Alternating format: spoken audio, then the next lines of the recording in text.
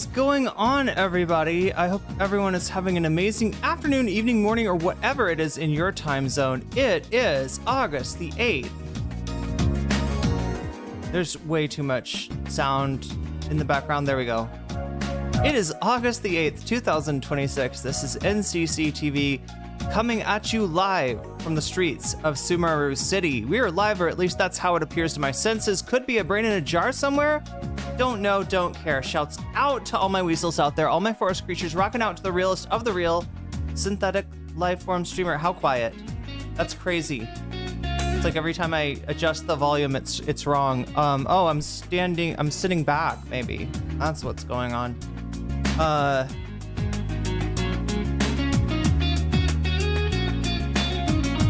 Trapped in a cyber-braining body like some kind of ghost in a half-shell in this late-stage hyper-capitalist dystopia, forced to exist in this twilight realm to pay off my student loans and my debt to society. I hope you're having a good day, whoever, whatever, wherever, and however you are. We're about to jump right into it here on twitch.tv, youtube.com. High risk, high reward, high on life, and probably a little high in terms of temperature as well. Yeah, I have a fever. It's wonderful. Or whatever simulation, simulacrum, simultaneous, spontaneous singularity of consciousness this is, was, or will be sometime in the cyber future. Okay, chat. As many of you may have guessed, although as I failed to communicate yesterday, I was sick. And it's still fucking with me. Like I'm listening to the music right now, imagining that I hear a second beat conflicting with the beat of the song, which as a former disc jockey, it's painful. It's the worst thing in the world. It's the most painful thing in the world. Nathan, your name seems familiar. You're not Nathan from Twitter by chance, are you?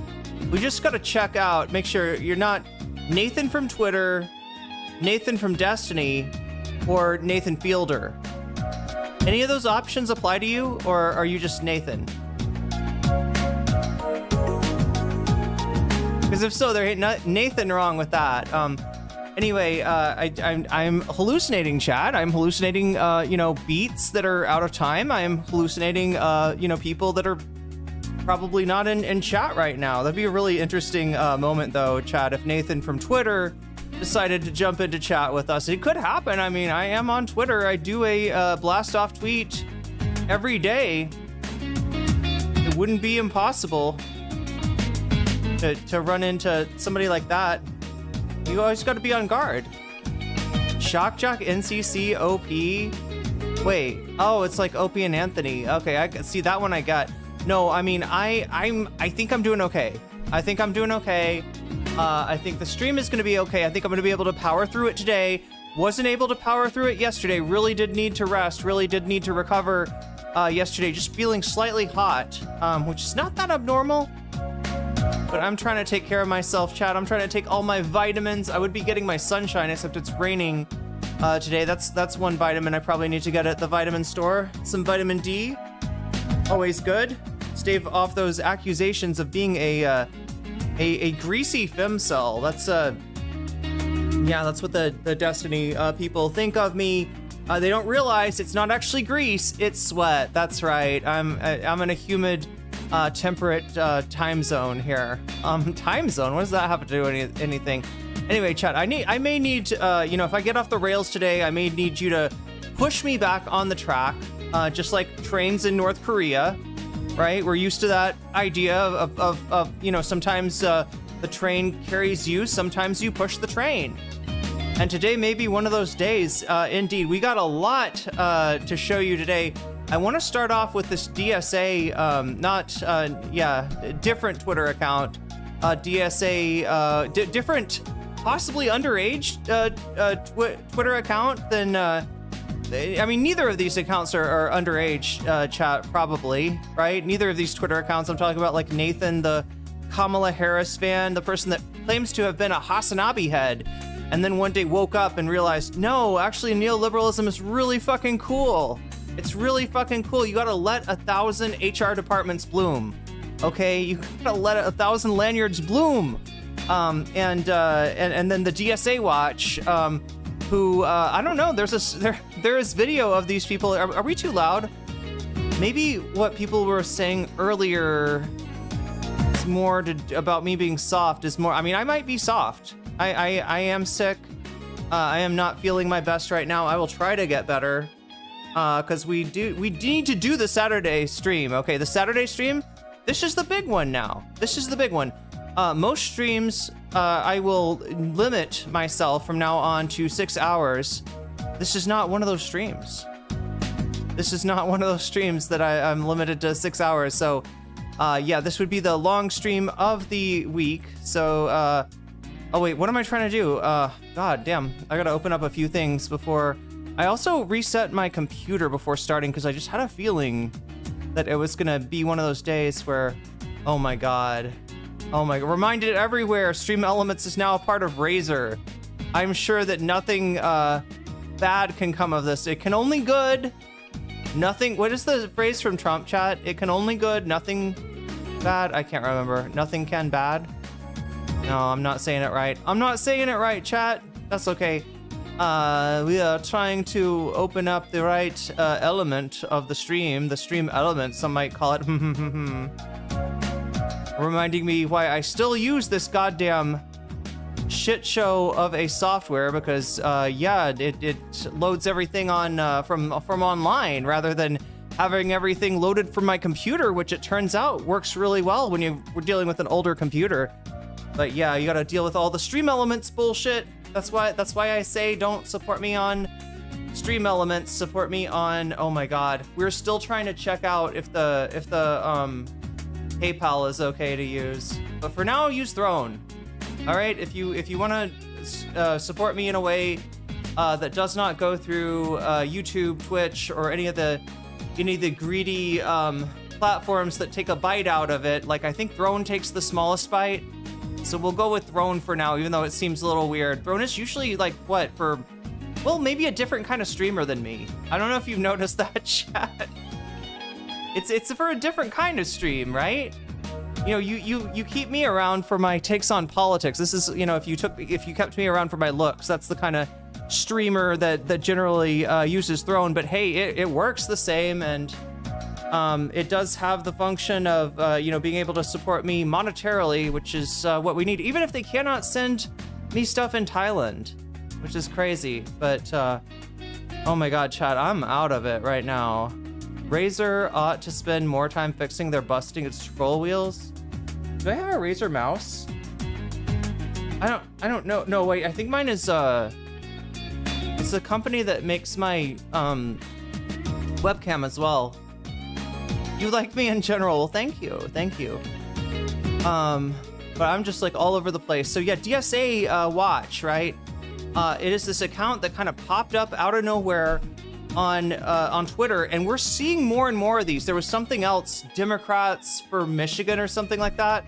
Somebody just made a fake Michigan Democrats account on Twitter, and it was made this month. It was made August. It is not even, you know, it's maybe a week old, right?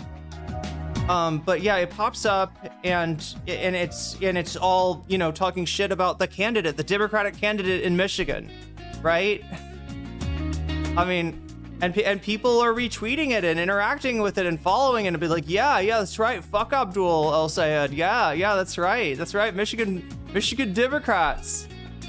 Obviously an op.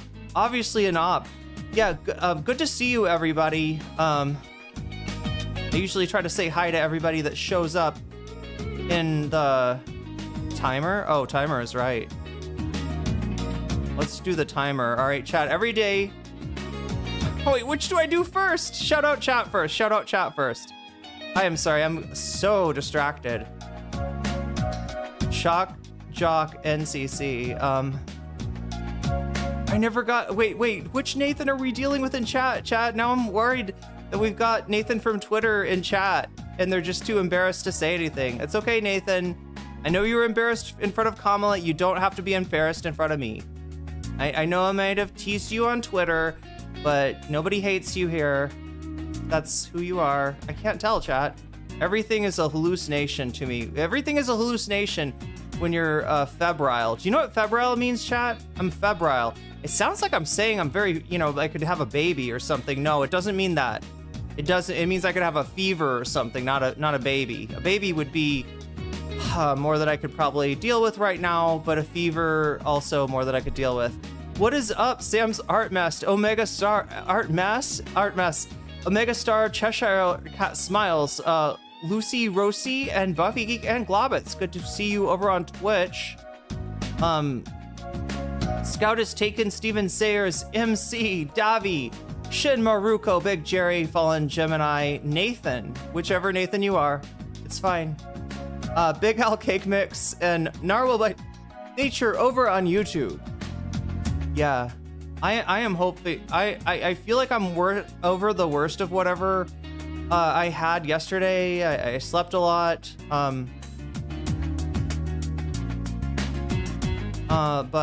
Yeah, still feeling a little bit hot under the non-existent collar, so to speak.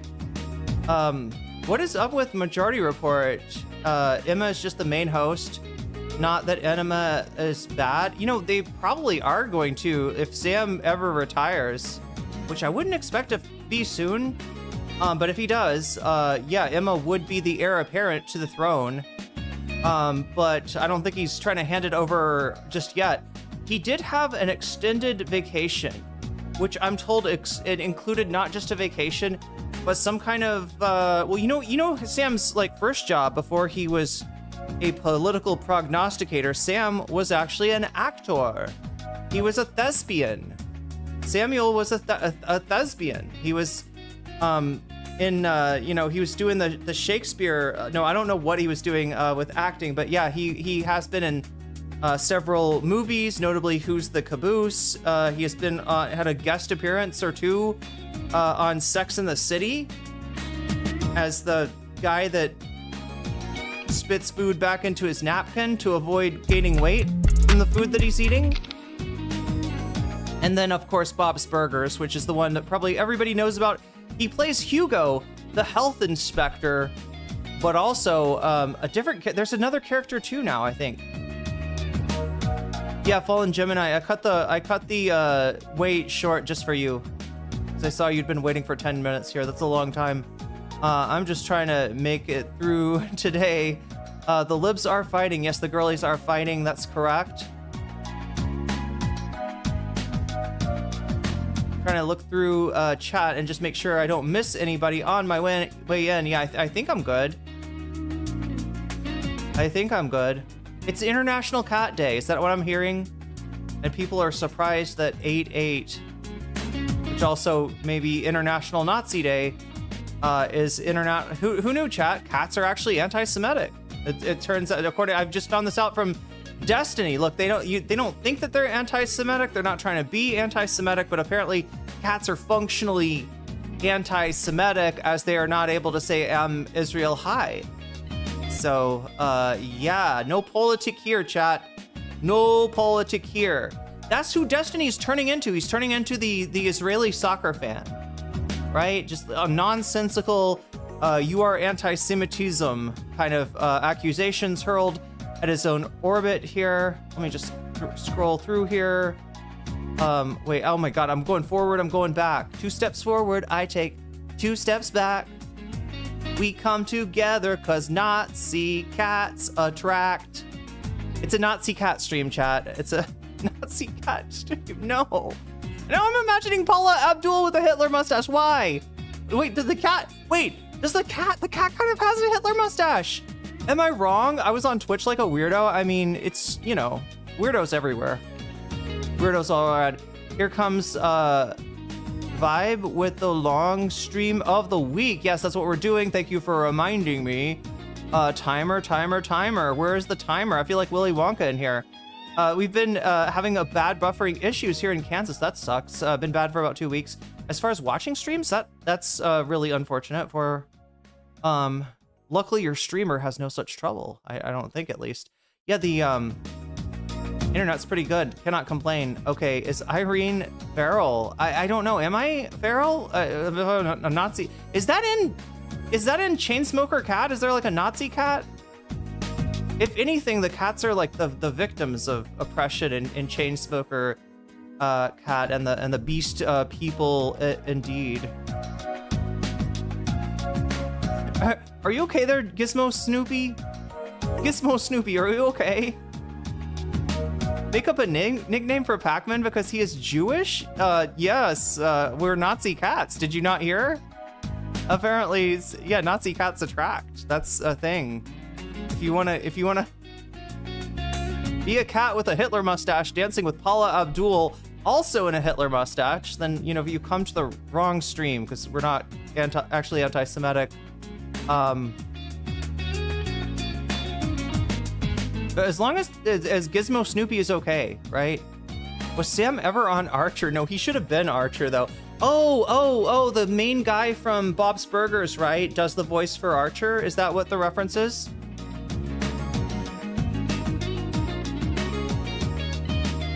Everyone who has never been in the IDF is anti-Semitic if you really think about it. Yeah. Paula Abdul did not have a stash. No, she put one on for to dance with the not. No, I think the cat. No, she kissed the cat and the mustache came off and stuck to her. I think is what happened because it was a stick-on Hitler mustache. You don't want to have Wait. I'm sorry. Wait, what? Wait, everyone is anti-Semitic now thanks to Destiny. I don't know what's going on. I don't know what's going on. Snoopy is anti-Semitic. Anyway, I missed whatever happened in chat or where? I'm missing everything that happens, chat, because I need to reset the timer. Yes, timer is reset. And the number goes down, ever down, okay? The only thing that stops this number from going down is this number going up. And chat, there's might be something weird going on with YouTube alerts today. I can see your chats, I can read your chats, so it's not an issue with that.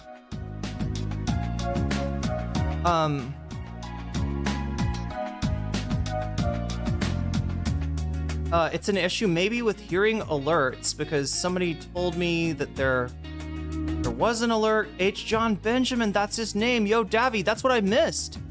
Did y'all hear Davy super chat? Or did nobody hear it? Oh wait, no, I don't have it on the screen just yet. But look, at least I'm looking okay. Like I'm okay. Like I like how I look today. I am not liking how I feel today, but I'm hoping that that's just going to be a thing that subsides and subsides and subsides, and we get over that. I get over that, and I feel better because that's important. That's necessary to me having a good time. Don't stop me now. There we go. Okay, we're almost to showing the super chat on screen. That did it make a noise? Did you hear like an Did I just miss it somehow? Let's try that again. Come on. Oh, there it is. Whatever happened to all the classic Trump early season characters like Gorka? Yes, that's what you're thinking. Davy, our minds are aligned. Yes, I was also. Oh, the Navy doctor. Oh, I forgot about. Wait, there's a Navy doctor named Jackson or Johnson, whatever it is. I remember. Yeah, Trump. And he was handing out fent prescriptions like candy. Yeah. He was. The Cash App does work. Yeah, nocommentchick on Cash App I think works. I just have to remember to. Cash App is weird because if you send money to somebody on Cash App, they have to be like accept it, and then sometimes people will troll and they'll make requests on Cash App. Like I've had that when I had my Cash App open in the what do you call it? The short stream. So it's kind of a fucked up system, right? Because if you gotta like really pay attention to wait, is this a request or is this the guy who looked like a doctor from Independence Day? Is that the doctor yeah, what, Ronnie Jackson or Ronnie Jordan, Ronnie Johnson, Ronnie something, right? But look, Ronnie, whatever his name, is not the only one that's getting called the wrong name now. We also have Scott Hannity. Does everybody know about the Fox News host Scott Hannity? It is Ronnie Jackson. And then Trump was always calling him the wrong name. Trump was saying like, this is the best doctor. This doctor proved that I'm the smartest president to ever exist. I scored the highest on the do you have Alzheimer's test? Do you not have Alzheimer's test? And it's Dr. Ronnie, and he said like the wrong name. He was saying like, yeah, I think he was calling him Johnson when he's Jackson, or Jackson when he's Johnson. Miss Jackson if you're nasty, right? Paula Abdul if you're Nazi. No, I'm befouling the name of Paula Abdul. Most likely, Ronnie, most likely Paula Abdul did nothing wrong. Wait, did she, chat? Like, tell me her sins.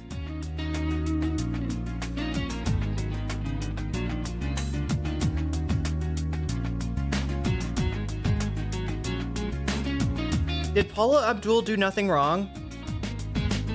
Is Paula Abdul clean? Oh my God, why am I hot? Sorry, I mean like, why am I sweaty is what I'm trying to say. But don't tell the DGGers, they think it's grease. They think I'm greasy like Anisi. And it turns out I'm not actually a employee of Denny's anymore. I got out of there soul intact somehow. It's very, very rare occurrence. Okay, I am just gonna put my hair up in a bun. As much as people hate buns, how hot is Thailand right now? It's not hot. I just am febrile, which is not fertile, mind you. Fertile means you can get pregnant. Febrile means you can get hot, and that's what I'm suffering with right now. It's just being, I don't know, having a little bit of a fever. I guess had it for the last 2 days, but. No, Thailand is kind of in the rainy season right now, and it's actually very cool. Not the coolest of the year, but yeah, it's a weird thing because it's cool, but it's also not that cool, and it's also very humid, right? So all together, was Paula Abdul in Space Jam? I tried to recollect Paula's face only to return Gilligan? Was she on Gilligan's Island? Is she that old school?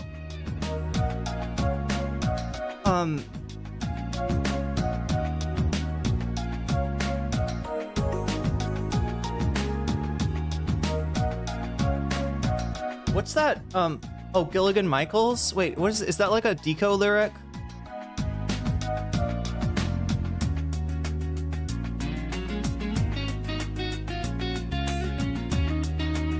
Chat, this might have to be like a pants off stream. I don't know, just to like deal with the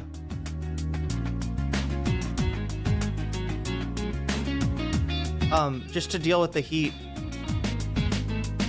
And you would never know, would you?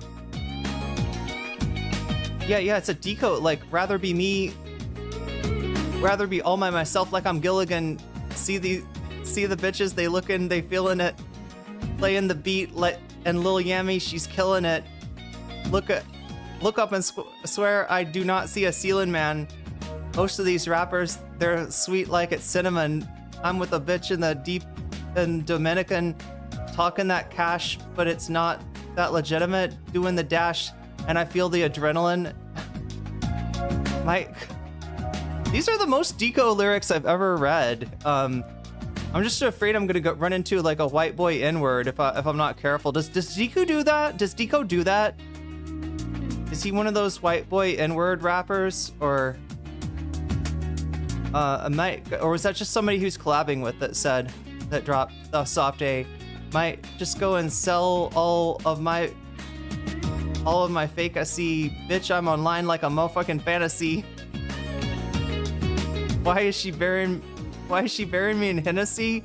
Wait till I get way too fucked up. Yeah, we finna see. He rhymed Hennessy with fantasy, chat. Oh my God, fucking Deco. This is why. Yeah, you know the rapper that sometimes appears with the Vocaloid Yammy? Like that. Are you coming with me? Feed my fantasy. Are you does anybody know what I'm talking about? I can't play it for you because it's we finna see. Cyber my life of the lights in the studio. Get a bag, fuck with a groupie hoe. Oh no, Deco. God damn, dude.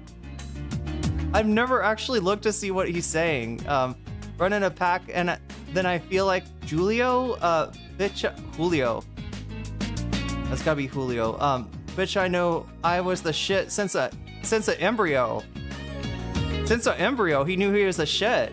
That's gotta be great, chat. That's amazing confidence. I need Deco's confidence. I need somebody that looks at me the way that Deco looks in the mirror, right?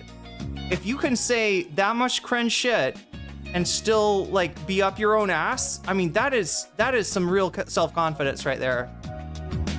And one in chat if you know the song, right? If you've got... No, I'm trying to think if, like, can I even show like part of the video? Because I feel like people would recognize this if they saw the video, and they'd be like, she's not just making up, she's not freestyling. That's what the one thing I really want you to come away with is a knowledge that I am not, those are not my lyrics. I'm not freestyling. I am not Deco. I did not invent Yami.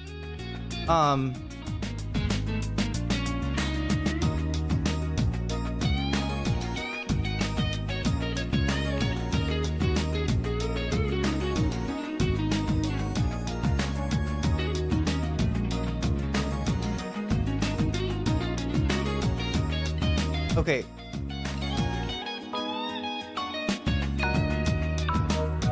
Can't play too much of that, can I?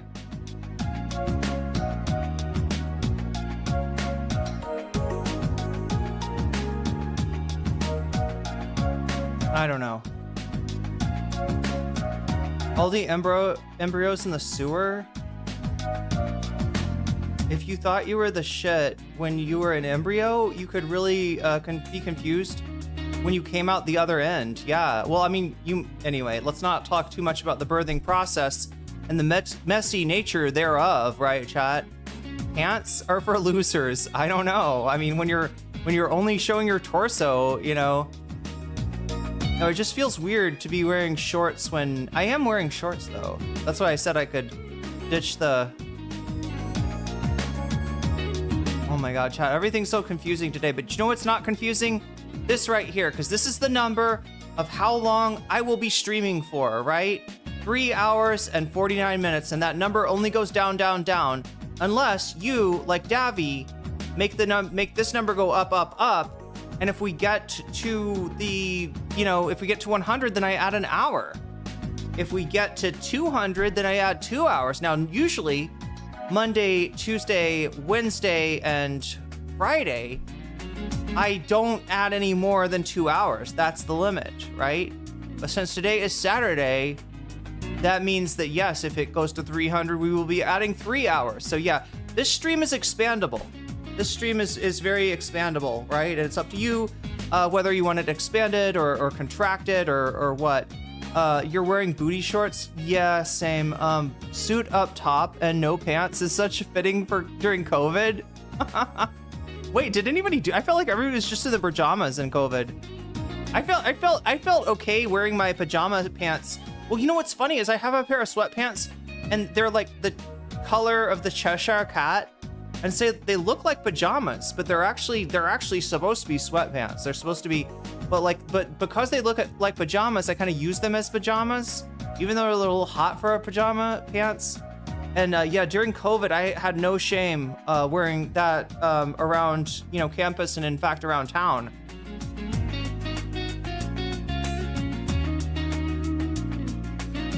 I had to speak to people, clients, trying. Oh yeah. Well, yeah, I guess you would have to do that. You can't wear the, yeah. Nobody wants to see their lawyer in pajamas, I guess, right? What if it was the best lawyer in the world, though? What if there's rankings of lawyers, right? You know, like that, what is that video game, No Heroes? Anybody ever played that? Where everybody's like ranked, and if you knock off the, like you raise in rank by knocking off somebody higher than you. I think you kill them, actually. Is it called, no, I think it's called No More Heroes or No Heroes or something like that. Oh my god. I worked from home before COVID, so I wore the same PJs as ever, says a Mixstar.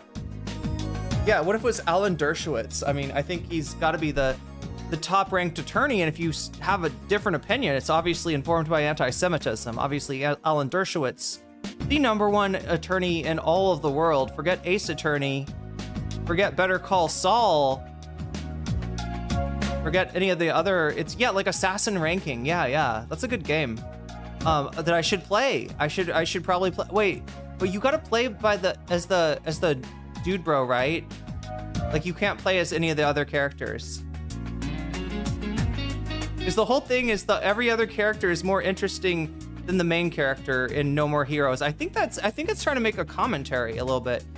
Phoenix Wright is the Goku of lawyers. Right. And Alan Dershowitz is the what is his name? The little Zeno? Is Zeno like the god of the universes? Like the little dude? No More Heroes is a Suda game. They are he is a Suda. He's a legendary game developer. So he's obviously trying to make a point. He's obviously trying to make a commentary. We're gonna do some commentary ourselves today, but again, just so you know how this works, the number goes down unless this number goes up, and then we can like add an hour. We can add, if we get to 100, we can add 2 hours. If we get to 200, we can add 3 hours. If we get to 300, and you know the deal, the things that make this number go up are super chats, super stickers. If you got yourself a membership, if you gift a membership, if you support me on Throne, which look, only do that if you want me to have like way more volume in my hair. Like if you're afraid of extra volume, if you're like, no, I love that your hair looks like it's painted on your head. I love that it comes down to the middle of your back. I love the split ends. I love everything about it. I love the overly fried nature of the coloring that you got. Like don't support me on Throne in that case. Only if you want my hair to look better, not worse, and have more volume in it. Maybe, start using some kind of a brush or some what am I saying? I always use a brush. I mean like a wand dryer. Yes, that's what I need, and stuff like that. You can support me on Throne. It's probably the best way. Although, yeah, we need to. I'm still trying to check and see if the Patreon is, or sorry, blah, blah, blah. PayPal. I'm trying to see if PayPal is okay to use. The safe bet is Throne right now, though. If you want to support me, and I have to put something up there, so I put the hair salon trip that I need to do, make a day of it. Get my hair cut, styled, and maybe some color. Maybe thinking about going a little blonde this time.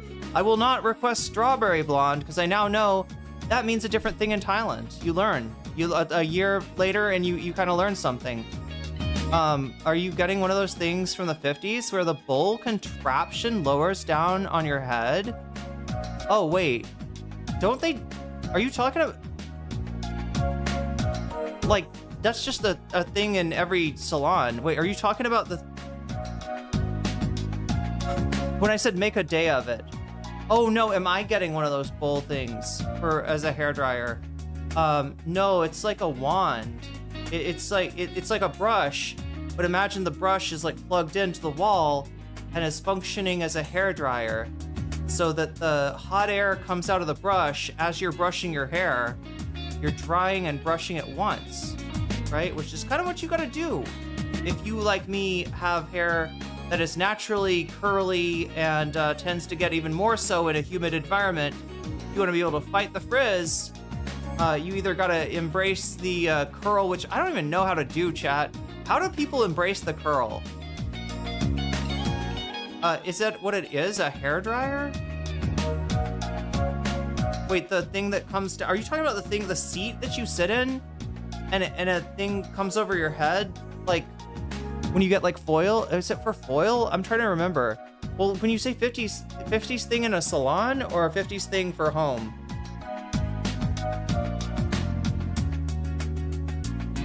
Wait, what do I mean by what?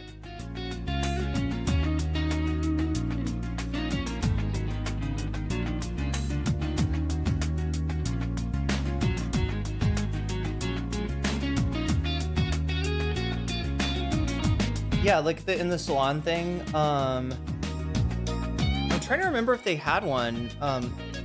Curls are complicated, true. Yeah, they're more the thing. Yeah, over your head, where for the foils, yeah, is for heat. Yeah, I think I've used one of those once. I'm trying to remember if the place I went last time had that or not. Well, embracing your curls, I'm told, means never combing through your hair again, which to me is like scary, because that's how you end up with beaver tail. You know, that's where all of your hair turns into a beaver tail, and we don't want that.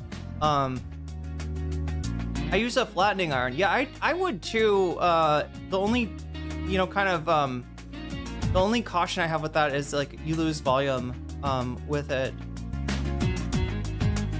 Wait, what's not true? Oh, that you never comb through your...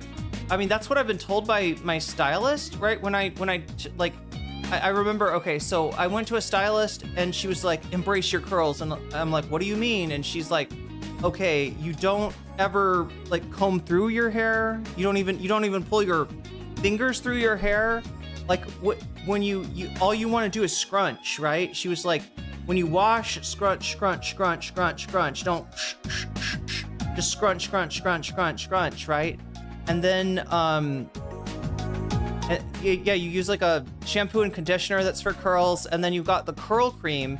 And so after you come out of the shower, you take the curl cream and you go scrunch, scrunch, scrunch, scrunch, scrunch, scrunch, scrunch, and you're just trying to scrunch it all up. Scrunch, scrunch, scrunch, scrunch. You encourage the curls. You lean into the curls, right? And I don't remember, how do you dry? Oh yeah, you dry. Oh yeah, this was the craziest part. You put a nozzle on your hair dryer that has these little fingers in it. Like it's like a nozzle with fingers, and the hair, some of the air comes out of the nozzles, right? And you just put it up to your hair and you go shh, you know, all over your hair, just shh, and then and it's supposed to like increase the volume and kind of, yeah, make it more go wavy. Yeah, wavy curly adds a lot of volume, right? If I use a flat iron, which I love because the flat iron does take care of, yeah, it's a diffuser, exactly. The flat iron does take care of it does take care of the frizziness, right? You don't, like, you know, if you flat iron your hair, you don't have the frizzies. But the problem is you end up with what I got now, which is where it looks like your hair is painted onto your skull, which I'm told is not a great look. I don't know. I don't think that woman was well-informed, NCC. You wash your hair exactly the same, and you comb through it. And then what, scrunch, scrunch afterwards? Oh, silk bonnet. Yes, I've heard this. Yeah, I need to get one of those. Or something like really, yeah, you wear a bonnet on your hair at night to keep it from getting frizzy. Right, I've flat ironed for like 20 years. The silk bonnet has eliminated that need. Wait, eliminated the need to flat iron, or? Oh my gosh, just a hair discussion, Metal, really is all that you've missed. Oh yeah, also Jesse John Short, thank you for the bits on Twitch. Yeah, no flyaways, exactly. But anyway, only support me on Throne. No, I'm just teasing about that. If you wanna a way to support me that does not take a bunch of that doesn't, like, they don't take as big of a cut as Twitch and YouTube. Although Twitch, I've noticed, right? Twitch does have a program. Apparently, if I have 100 people not get gift subs, but sub themselves. Yeah, here it is. August. Help me reach the +1 level. 7 out of 100. All right. We got that cannot be right. Seven like natural subs. I don't know. For some reason, they got this thing where if you can get like 100 people subbing to themselves, then they decrease the amount they take out of the cut, right? I use a leave-in conditioner for my hair, and my curls go fucking crazy. I don't use heat on my hair. Oh yeah, I think that's what the other thing that she was saying is you use the, like, you've got the diffuser and you turn it to like no heat. Yeah, everybody's hair is a little bit different. Good point, Adric. But yeah, we're gonna be talking about Pisco Liddy today. Do we all know Pisco, our friendly lawyer that used to be a DGG orbiter, and I guess he's getting out, although I really can't tell, chat. This is the thing, it's like, he's constantly having problems with DGG. He's constantly having problems with Destiny, right?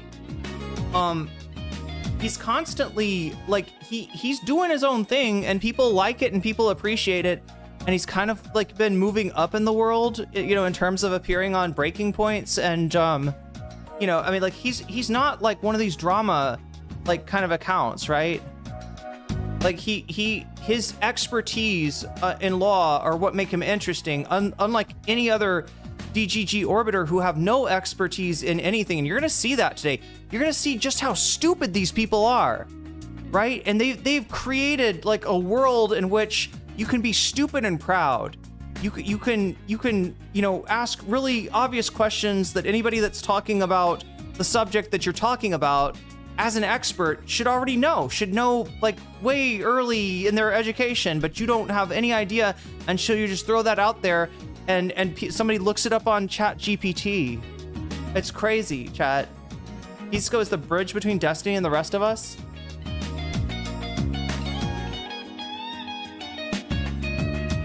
He's mainly out, but he's on, yeah, and I guess that's a Hutch problem then. Right, because does IRI go on Destiny? We're gonna see today, chat. Actually, like, because some of you may not believe. Like, I've seen some incredulity when I call Hutch a Destiny orbiter, especially on Twitter. Right, people will dispute that and say, actually, you know, Hutch hardly ever collabs with Destiny. I don't know what you're talking about. How in the world would you say this guy owes his career to Destiny? Well, obviously, I'm not saying Hutch owes his gaming career to Destiny.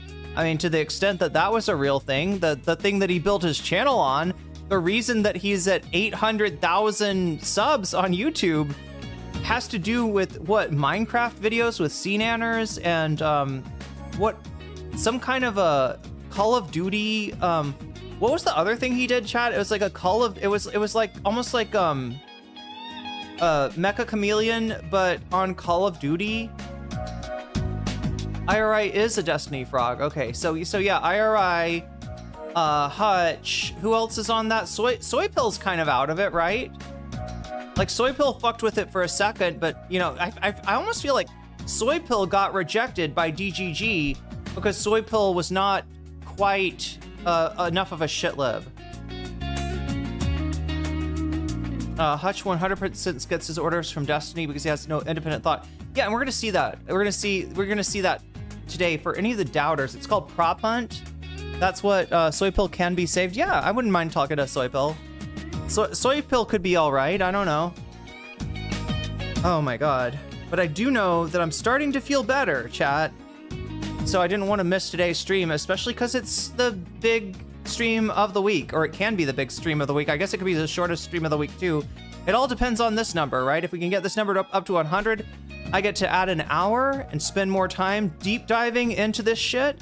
If it gets up to 200, I can add 2 hours. And yes, chat, today only, I can add more than 2 hours. So this would be the day to go for shit and see how long we could extend the stream. Of course, there's no guarantee, but it will give me more time to, you know, delve deeply into what's going on in DGG, which is a lot, a lot of shit. A lot of shit has been thrown at Pisco over the past week for very little. Now, granted, chat, Pisco, I'm not gonna say that he doesn't always know what he's talking about, right? We're gonna see that today when Lonerbox stops by Pisco's stream to have a conversation about anti-Semitism. And I really wonder, chat, was this a trap? Did Lonerbox set the trap? Yeah, because Lonerbox comes along and is like, hey, I want to talk to you about anti-Semitism. And they do, and now Destiny is saying, no politic here. I'm Israel High, and also, you are anti-Semitism, you are Hamas, to Hutch. And I'm pretty sure Hutch is not Hamas, last time I checked. Not Hamas. No, not Hutch. Pisco, what is wrong with me? Hutch is actually Hamas, no. Nobody is Hamas other than Hamas, but Lonerbox is also a toad. Like, is Lonerbox a lickable toad, or is this one of the toads that wants to get kissed and then turns into a crown prince of some kind? I'm not sure, chat. I would not try either of those moves on Lonerbox. I would leave the Loner box alone entirely. Destiny has been saying a lot of slurs, racial or otherwise, for years. What are they discovering? Like, I don't know, new levels of racism, I guess.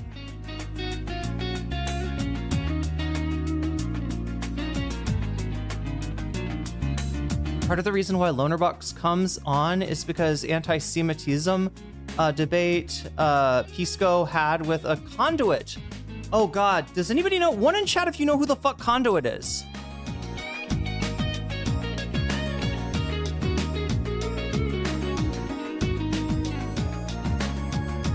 Yeah, not, I expected a lot.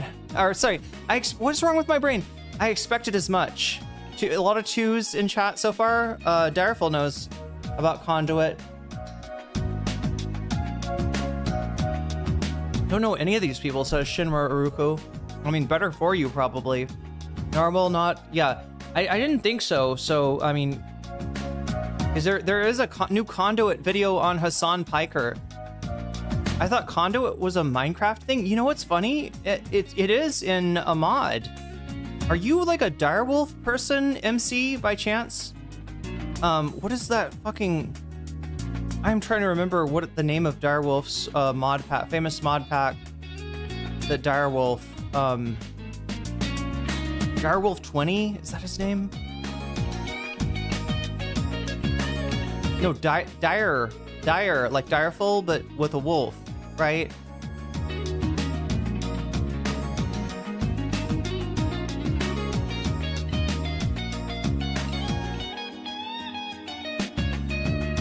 I can't remember. It's on the tip of my tongue, chat. There's a mod pack that... And no, it's not better than wolves. Better than wolves is like, I think you gotta be sadistic or masochistic to play better than wolves. There are conduits in Minecraft? Wait. Are you like in vanilla Minecraft? There's conduits?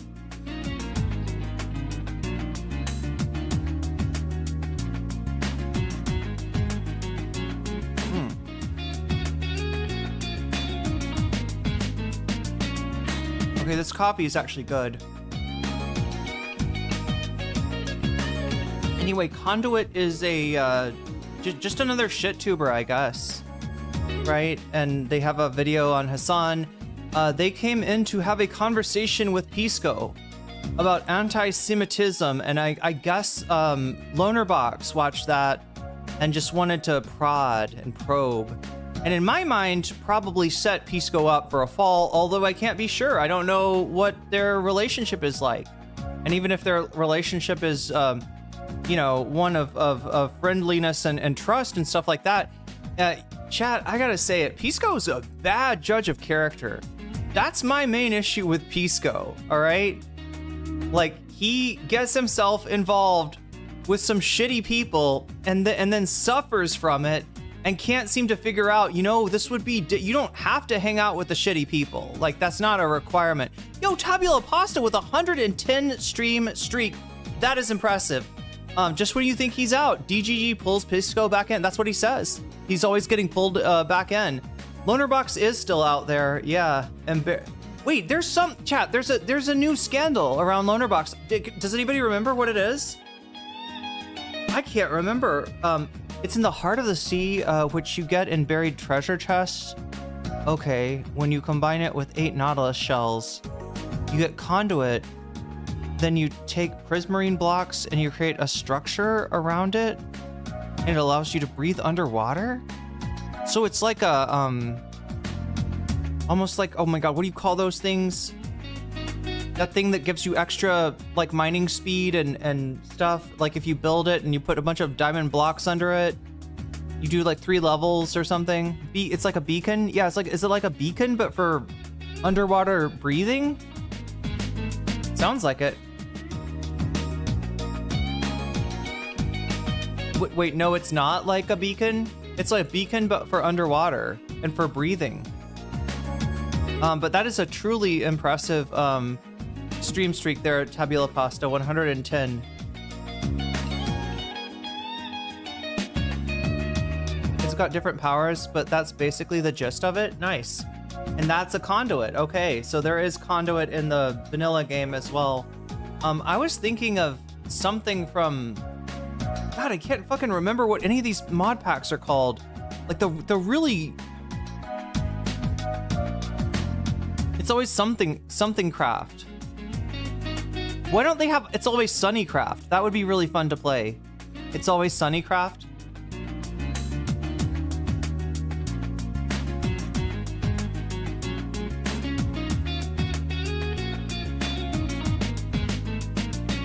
Okay, what is the Dire Wolf mod pack called? FTB. Yeah, FTB Feed the Beast. That's what it's called. Damn, I forgot. Okay. The Feed the Beast mod pack. Anybody used to play this? And then there was this other... There's like another pack that used like the same...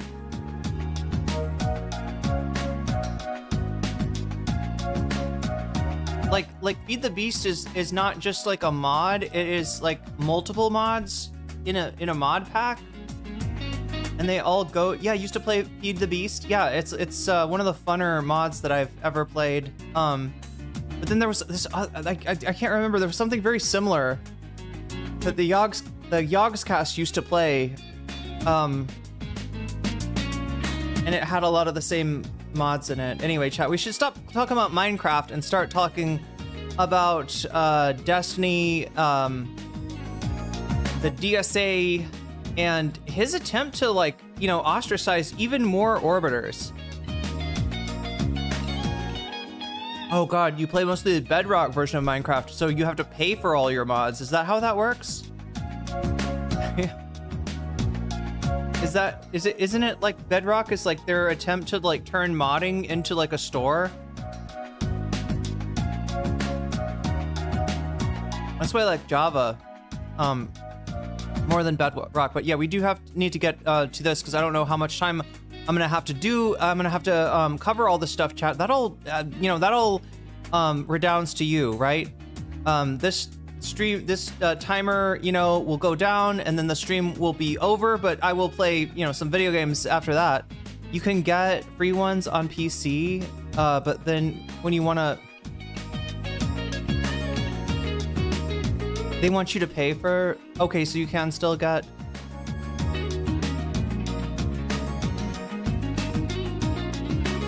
My adopted aunt, Matilda, is from South America. In South America is Lebanese. Her reaction if I thoroughly explain Lonerbox here, and it's like laugh emoji, laugh emoji, laugh emoji, laugh emoji. Yeah, he's hard to explain.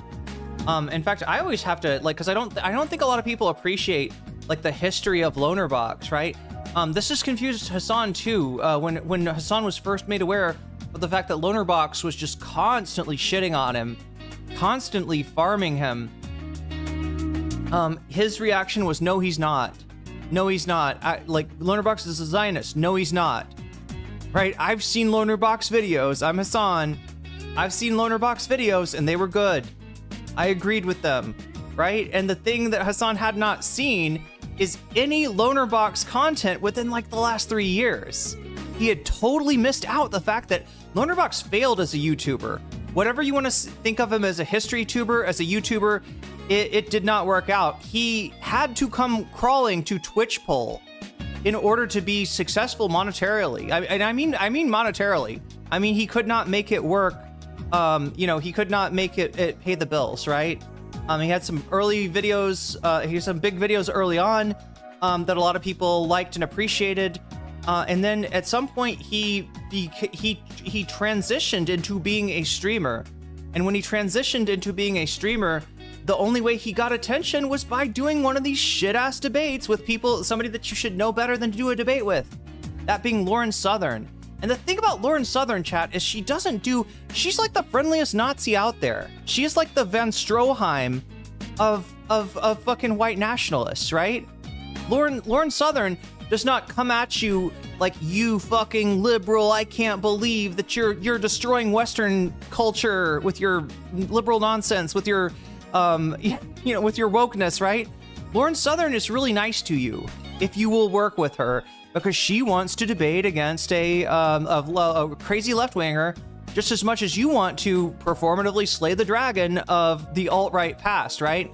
And Lonerbox fell for this deception, became fast friends with not just Lauren Southern, but also her her editor, Samantha Banana, and was just basically inducted. I mean, that is Twitchbull right there, chat. Samantha Banana is the secret key master of the gates of Twitchbull, and Lonerbox was let in. And the whole career that he's had has been based on that, has been due to that. So yeah, he made some real compromises of who he was as a video essayist, right? Both in terms of style and in terms of outlook, ideology, and he was just folded into the Twitchbull morass, which if you don't understand, it's well, how do I describe it? More social than ideological, yeah. And the hierarchy there is kind of controlled by some very anti-leftist people, right? So, and that's why Twitchbull is the way it is. Like, that's why you'll find, so if you meet, I always say, if you meet somebody that says that they're a liberal on Twitchbull, they're actually center right. If you meet somebody that is saying that they're a soc dem, they're actually a liberal. If you meet somebody that says that they are a socialist, they're actually a soc dem. And if you meet somebody that is I don't know, it's just adjust like one step to the right. If you meet with Twitchbull, right? Whatever anybody says they are, they're exaggerating their leftist bona fides, and essentially that has been a conscious strategy on the part of the masters of Twitchbull to purge the actual left from what was basically an outgrowth of BreadTube. Now, I mean, like, yeah, BreadTube's got a really bad name right now, ContraPoints, PhilosophyTube, etc. But the people that came from YouTube, that came from the BreadTube explosion over there to Twitch, are people like myself, Lance, and the Serfs, Non-Compete, right? I mean, and there's very few of us left, chat, and that was on purpose. We were all targeted, canceled, and replaced with streamers to our right, because people like Doobie, people like Destiny, they don't like leftists. I mean, I think we know this by now. I think we know whatever Destiny's like stated ideology is, he fucking hates the actual left and wants to do everything that he can to put it in a box and throw it away. But turns out, chat, that the one streamer that started maybe a little bit earlier than Lance from the Surfs, myself, etc., all these people, was Hasan, and Hasan has outpaced them both intellectually and as far as his reach and his content. What happened to PhilosophyTube? Oh my god, Cozy Gaming. What happened to ContraPoints? Kind of the same thing, right?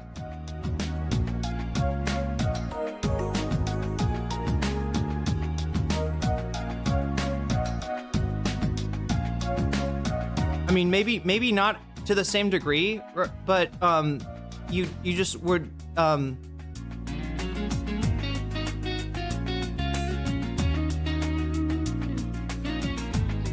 PhilosophyTube did do good videos back in the day, but at some point, like, it's like, the post October 7th world, right?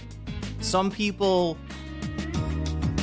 just didn't ever have the courage to go beyond what they had felt like they were limited to do, right? Progressive, except for Palestine, was an acceptable way to be, and nobody really noticed because Palestine wasn't much of an issue before October 7th.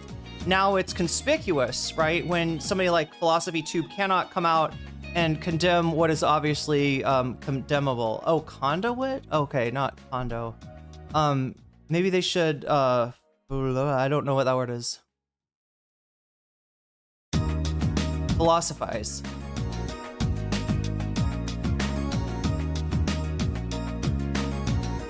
Direwolf the furry. I don't know if Direwolf the mod pack guy is a furry or not. All I know, chat, is we got 3 hours and 17 minutes left of the stream, and I am gonna have to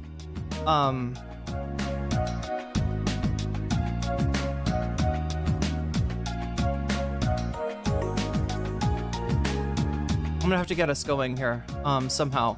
So yeah, I wanted to talk to chat for a little bit. Seems like check on talking to chat. We also have this DSA watch. God damn it. Good feathers, get off my balcony. Oh, get off of, I'm afraid they're gonna poop on my laundry, chat. The good feather, there you go. Get out of there. I see you. I see you. Excuse me, Mr. Bird. Mr. Bird, get off of my laundry dryer. Sorry, I have a thing to hang the laundry outside, and the bird, the pigeon, one of the pigeons, the neighborhood pigeons has landed on it. And I think I know this pigeon too. Get out. I see you. Hi there. I'm coming to get you. I'm big and scary. I eat pigeons. God damn it, get out of there. Sorry, chat, I gotta argue with a pigeon on the freaking, on the balcony. Oh no, now that, now the sun is coming out. Oh my God, chat, I'm not feeling great. We gotta get through this somehow. So yeah, I wanted to show you the DSA watch temper tantrum.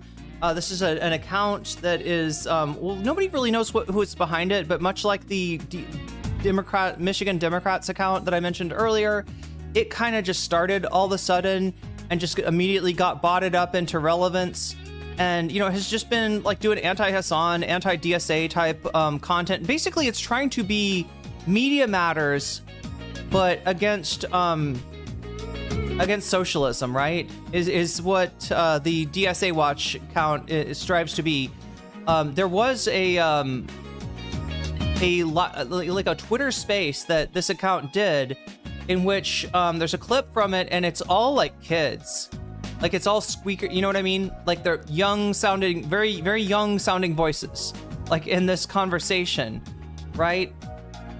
And so, you know, like much like Yeet, when he tried to stream, had too much of a, you know, was obviously like, you know, just kind of like the age of Yeet made that an impossibility. Nobody's watching a streamer that looks like they're in high school, sounds like they're in high school, unless it's Quimon, right? Quimon's okay, but no, nobody but Quimon's a little bit like he's got that Zoomer, like you know, the sort of it's like the quick aging. He's like a quick aging Zoomer, so it's okay for Quimon. It's not okay for Yeet. That's why Yeet sticks to just doing Twitter content where you can't see their face or you have no idea, you know, how old they are. So yeah, this DSA Watch account, you know, did a Twitter space, and everybody in the space was like really, really young. It was just like a bunch of kids like being like, yeah, socialism bad. And so Hasan has been making fun of this, and apparently this really got to DSA. I am not feeding the pigeons. I've only fed one pigeon, and it was sick, okay? The pigeon was sick. So I brought some apple. Oh no, it wasn't even apple. It was like a rose apple. I cut up a rose apple and fed it to the sick pigeon. Because I was like it was a pigeon that like came to my balcony and could not fly away on its own strength, right? Like it was unable to fly away when I came out. Usually the pigeons, if I come out, they'll fly away, right? This pigeon couldn't do that, so I was like, I brought it some water and some rose apple to try to nurse it back to health. How sick the pigeon is healthy pooping on your laundry? The sick pigeon, well, I mean, I don't know if I saved the sick pigeon or not. But I just knew that I felt bad for it, and I didn't know, like, you know, what to do. So yeah, that was the only one time that I ever fed a pigeon.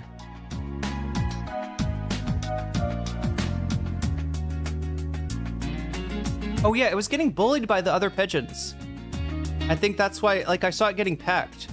Like another pigeon, a mean pigeon, came up and was like pecking on it and stuff, and I was like, whoa, whoa. I fed a pigeon once that was pretending to only have a leg stump and no toes. It got to me. There's no shame. Yeah.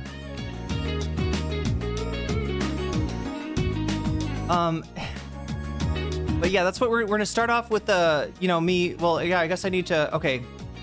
Order of operations here. I have yet to mention the poll. Okay, so Yeah, why do we want to add more time to the stream? Well, first of all, to give me enough time to fully talk about Destiny and the way he's attacking his own orbiters, calling Pisco anti-Semitic, how this whole thing started with the conversation with Conduit and then Lonerbox and then Destiny and Mouton. Just a person that doesn't belong doing political content. A person that's not very intellectually curious, that's the nicest way I can say this about Mouton. A person that doesn't know shit about shit. And, but yet, because they're Destiny's friends, they've been drafted to be one of his orbiters, right, Chad? It's a very low bar of entry these days. I mean, it's always been, like, come on, Stardust? Like, it's always been a very low bar of entry, if we're being real.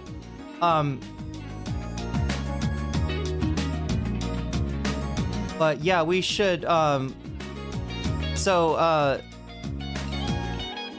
48 votes have been cast so far over on youtube.com, right? For bonus content. And we've got 4 items today submitted for your approval. Or not. There it is. There it is. All right, we got Steve Asark. Do you remember him? He's the guy that did the video, he talked to a bunch of Asmongold fans and went into the deep, you know, underworld of the Asmongold community, the Roach. What do they call it? The Roach Ranch? Yeah, he went into the Roach Ranch. He talked to some of the roaches, came out totally changed. And then he talked to some Hasan fans, a lot more cheery, a lot more upbeat, including friend of the VOD, Christina, Cosmopolitics, I believe, was in that video as well. And then, well, now he's got a hold of the legal filings from Canada, from the Ethan Klein defamation case against iDubbbz, right? Which was not settled as Ethan said it would after iDubbbz gave his apology, but rather Ethan was trying to extract still a pound of flesh. A pound of flesh. And basically, you know, he wanted iDubbbz to say all this shit on Snark. He wanted iDubbbz to be like, yes, Snark was a very real thing, and I got into Snark, and it's bad. You should stay away from Snark. Snark is evil. Snark is bad. Ethan Klein, actually a good guy, doesn't believe in genocide. Like, he just had all this. It's like Casey Tron on crack. The list of things, the list of complaints. Like, complaints about Anissa saying that, or I don't know if it was iDubbbz or Anissa saying that Ethan was a wimpy man, which is just, like, true. Like, I don't know how the fuck that becomes defamation. But yeah, Steve Asark got a hold of all that. He's made a video exposing what's going on, and that's, you know, an option for bonus content, which we'll only get to if we get to 100 on this number right here. We'll only have time for bonus content if we get to at least 100. So then we got Hutch checking in with his boss, Destiny. Like, I wanted to show you this because, chat, I'm not sure if people, like, I get a lot of weird looks. I get a lot of weird responses when I say that Hutch is a Destiny orbiter. I get, like, a lot of people do not recognize that not only is he an orbiter, he wouldn't have a career in political commentary if it wasn't for Destiny, right? Much like food shops. Hutch did not get there by himself, okay? So we've actually got a call where, you know, Hutch calls into Destiny, checking in with the home office. And it kind of shows you what their relationship is like. He's Hutch's boss, right? Hutch stays in good graces with Destiny despite having performatively distanced himself at times. He is still in the fold, right? Unlike Pisco, who's trying to make his way out. So that's the second option. Then we got Chris Kunzler debates a glup shitto. What is a glup shitto? Well, it's a Star Wars term, if you don't know. That goes back to a tweet. There's a tweet or something, chat, where, you know, so a Star Wars, like, you know, somebody's like, I can't wait to see all the Star Wars fans saying, oh boy, they brought back Glup Shitto. Glup Shitto is just like any random character from Star Wars that you can't remember. So a Glup Shitto is like a random nobody, right? That's who Chris Kunzler debated. Random Zionist nobody, I'm told. And yeah, I think did she run from the debate or something like that? Anyway, we got a Chris Kunzler debate if you're interested in that. We got CNN on Hasan Piker, the Donnie O'Sullivan documentary on Hasan Piker. So yeah, like I didn't cover this when it came out, because I actually couldn't even find it. I don't know where people found it, right? But what they've done is they've cut it up into pieces and they've put it out all over, like the CNN YouTube, like bit by bit by bit, right? Instead of putting out the documentary that aired on CNN, the documentary that was like a whole ass documentary by Donnie O'Sullivan about Hasan Piker and his controversies, right? So we're getting it in pieces now. This is one of the pieces of it. This is focusing, I guess, on the fight between Hasan and James Carville, who says that he will leave the Democratic Party. The party is not big enough to hold both of them, both Hasan and Donnie. It will not happen. So that's a possibility too, but all of this is academic unless we get to 100. We're at 10 right now, so we're 10% of the way there. Again, the thing that makes this number go up, and then by virtue of that, like, you know, as a secondary effect, makes this number go up, are super chat, super stickers. If you get yourself a membership, if you gift a membership, if you support me on throne.com/nocommentchick, which right now we're trying to make my hair pretty so I can put out more videos and grow the channel. Donnie O'Sullivan, or on Patreon or on Twitch. Which, did you know that you might not have to pay? You might be able to get a sub on Twitch without even paying for it. What do I mean? I mean, some of you have Amazon Prime, and if you do have Amazon Prime, there's no need for you to pay for a sub, because you've got a free one. One sub to use on the streamer of your choice. If it's me, you get all of the benefits, all of the privileges. You will get, you know, your little Persona 2 character next to your name, as well as all of the emotes. And you'll never see an ad in my chat, and you'll be able to turn back time. You'll be able to rewind the VOD. If you ever come in here, you're like, ooh, she's already done XYZ content I was interested in. You can now rewind the time if you get a sub, and you can do it for free. So I don't want anybody like wasting money when they already have a free sub. So I'm just letting you know that in case you're one of those lucky people that does not have to pay for a sub. The subs are $6. They cost twice as much as they do on YouTube, but I think people enjoy the premium watch experience over on Twitch. So, and yeah, if you get a sub, you will never see any ads. I've seen the ads have started to come back now, but they will not come back for you if you are subbed up. So that's one of the ways to get subbed up. The other way is to pay $6 if that's not too much money for you. If it is, you should be, you know, keeping that money for yourself. Take care of yourself first. Take care of your family. Take care of all those near and dear to you before you even think about trying to help me out.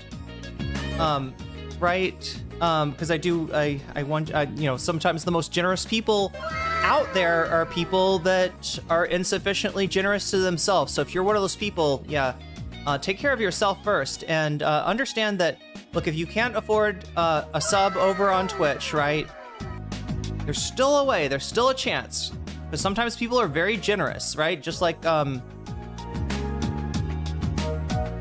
Narwhal by Nature is being right now over on YouTube. But this happens on Twitch too, that people sometimes gift subs. In fact, that's a pretty common practice on Twitch. So your best bet, if you want to get a sub and you cannot afford one, is just to be active in the chat. If you're active in the chat, people will see you. They'll see that there's no sub, and they'll be like, "Oh, I could make something better. I could help something, right?" And they'll choose you to help if you're active in chat, right? If you're not active in chat, they might not even realize that you're there. So be active in chat. You know, if you're here, if you have like Tabula Pasta, 110 stream streak, then yeah, very likely if you're active in the chat, you will be gifted a sub at some point. So that's another way that you can get it at no cost to yourself. I always try to point out the ways that you can support the stream that do not cost you money, because I know there's a lot of people in that position. And to them, I just say, hey, make sure to like the stream on YouTube. That actually helps me out a lot. All right. So like I said before, everybody that supports me on Patreon gets a fancy shout out at the beginning of the stream. Let's do that now. Oh, also, Narwhal by Nature, thank you for the 5 gifted memberships. We do have weasels. Real Midnight Rider, you just got weaseled. Ashley Moonflower, you just got weaseled. Katie Katori, you just got weaseled. The Furry One, you just got weaseled. And Breaky Time, you just got weaseled, and that's a good thing. So yeah, that brings us up to 25. We're fully 1/4 of the way towards being able to add an extra hour, which it seems like I might need today because I'm like not focused at all. I'm taking forever to get through things. Shouted out the Patreons is the next thing that we need to do. Yeah, so if you support me on Patreon at the $5 level or above, I give you a fancy shout out at the beginning and end of every stream. Let's do those now. Shouts out go to JMB. Shouts out to Emily French. Shouts out to Big Owl of the Cake Mix. Shouts out to Direful. Shouts out to Joel Silverwood. Shouts out to Sarah. Shouts out to Izzy Bandia. Shouts out to Steven Sayers. Shouts out to Animus. Shouts out to Infallible Fowl. Shouts out to Oral's Ellipsis. Shouts out to Nadia Yvette. Shouts out to Choki. Shouts out to Moe Noip. Shouts out to Temporal Insanity. Shouts out to Buffy Geek. And a fancy shout out to Rachel K, Omega Star, Crystal Saphira, and Zara Xerix. There we go, chat. Those are the Patreons. And you too can be on that list if you support me on Patreon at the $5 level or above. Carvile, not Lee Carvello's putting putting challenge? Who is Lee Carvello? A golf guy, maybe? Is that what that is? Because it's got to be putting, right? Not pudding. Pudding is different. Pudding is a dessert, and putting is a golf term, right? But what happens if you're putting and somebody's putting pudding in the hole, right? So that you try to get it to the hole, but it's blocked by pudding. Would that actually be, I don't know, that might be an advantage. Maybe the ball just sticks into the pudding and... first Gilligan and now pudding? No, it's... Oh my god, do not make me recant the rap, the Deco lyrics. I literally can't show you the song because obviously it's copyrighted. But I think I can just read the lyrics.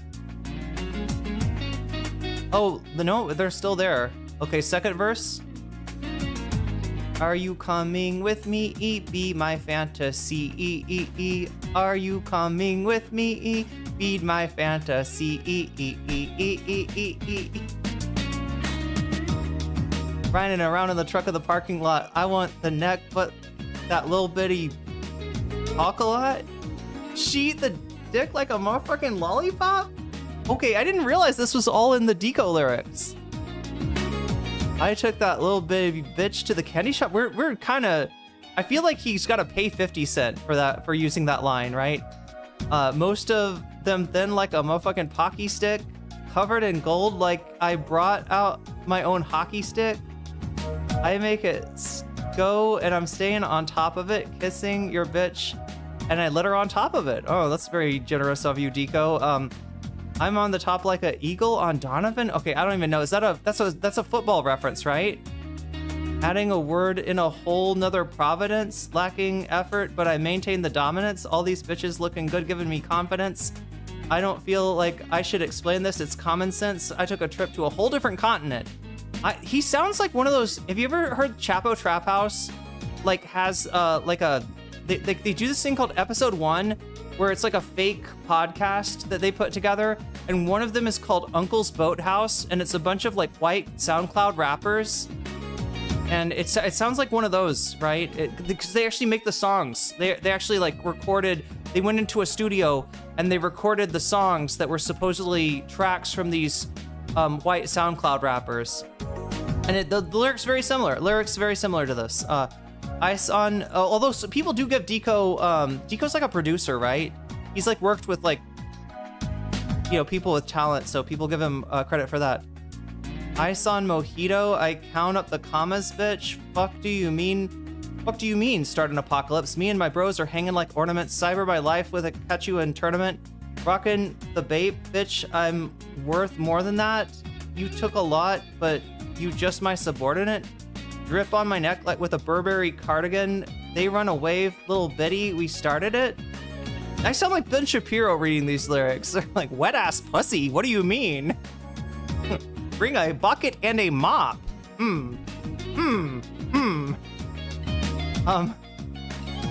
Got me fucked up. If you think you're a part of it, turn up the bass. I'm finna bombard a bitch. He's finna bombard a bitch, chat. That is Deco for us. Anyway, I haven't. I mean, it's a little bit of an older tune, but it's not that old. Yes, it's not 16 years old. So I do think that these some of them about these references were kind of like old when. God damn it! When is the 6 years ago? Is it 6-year-old song? 6 years ago, yes. Deco released the song "Fantasy Star Online" featuring Yami, the official Deco Vocaloid, who you may or may not recognize from Ocean World. But if none of these words mean anything to you, chat, it's probably because I am hallucinating, which is what happens when your temperature goes up because you have a fever and you're so, like, remember the trauma of Hasan reading J. Cole lyrics? Is that bad? Is it that bad? I didn't know this was an HX-rated stream. I mean, we're just talking about Deco's sex life. What do you mean?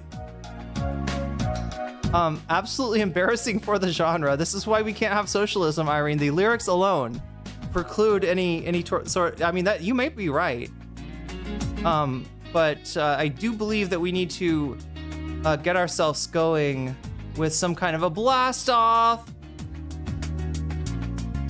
Blast off from the past off. Oh God! Now it's gotten into me, chat. Now it's got what's gotten into me. It's Deco. Oh no, I do not want Deco inside of me in any way. That's for Yami. Deco, I think, is in a relationship with the Vocaloid, I believe. Is that how it works, chat? Anyone know? Are Deco and Yami dating? What does that mean? What does it mean? What are the rules? Now people are dating Vocaloids?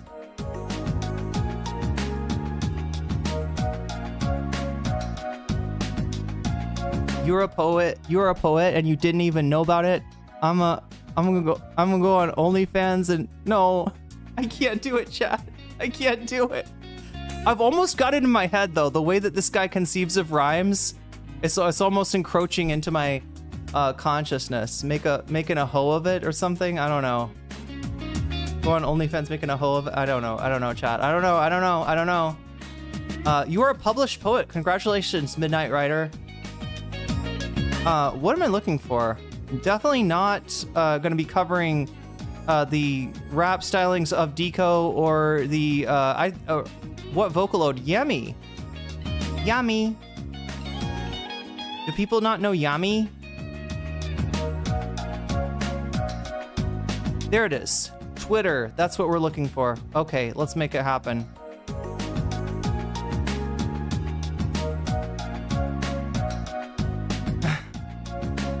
Watch out for the Hozone layer. Yeah. All right, so we're going live as streamer Destiny becomes a Zionist caricature of himself, accusing his own former orbiter of functional anti-Semitism. Is that anything like functional nutrition, chat? I think I have a certificate in that somehow.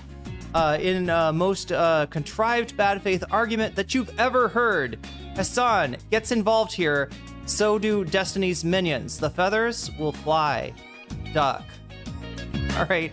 And if you want to help my duck out by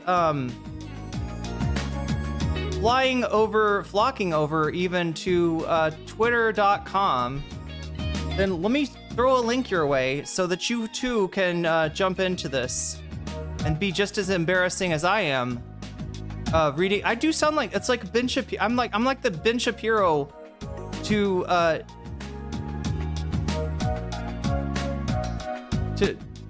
Deco here.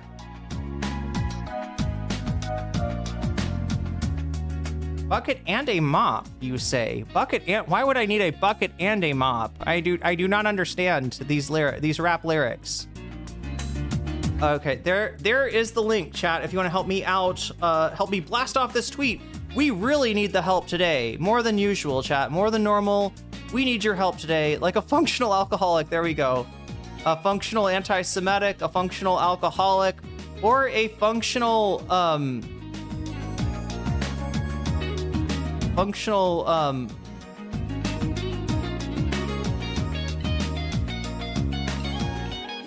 I don't know who that is either. I'll look on Spotify. I mean, look, I wouldn't say, yeah, we're not like, I mean, there's some questionable lyrics, right? By Deco, D-E-K-O, if you're looking. Functional carbuncle, is that even a thing? But anyway, we've got no politics here today, chat, because Destiny has become, yes, that guy, that Israeli soccer fan is just incoherent, calling Pisco anti-Semitism and telling him no politic here. And yeah, he's a functional, you are anti-Semitism, Pisco, so.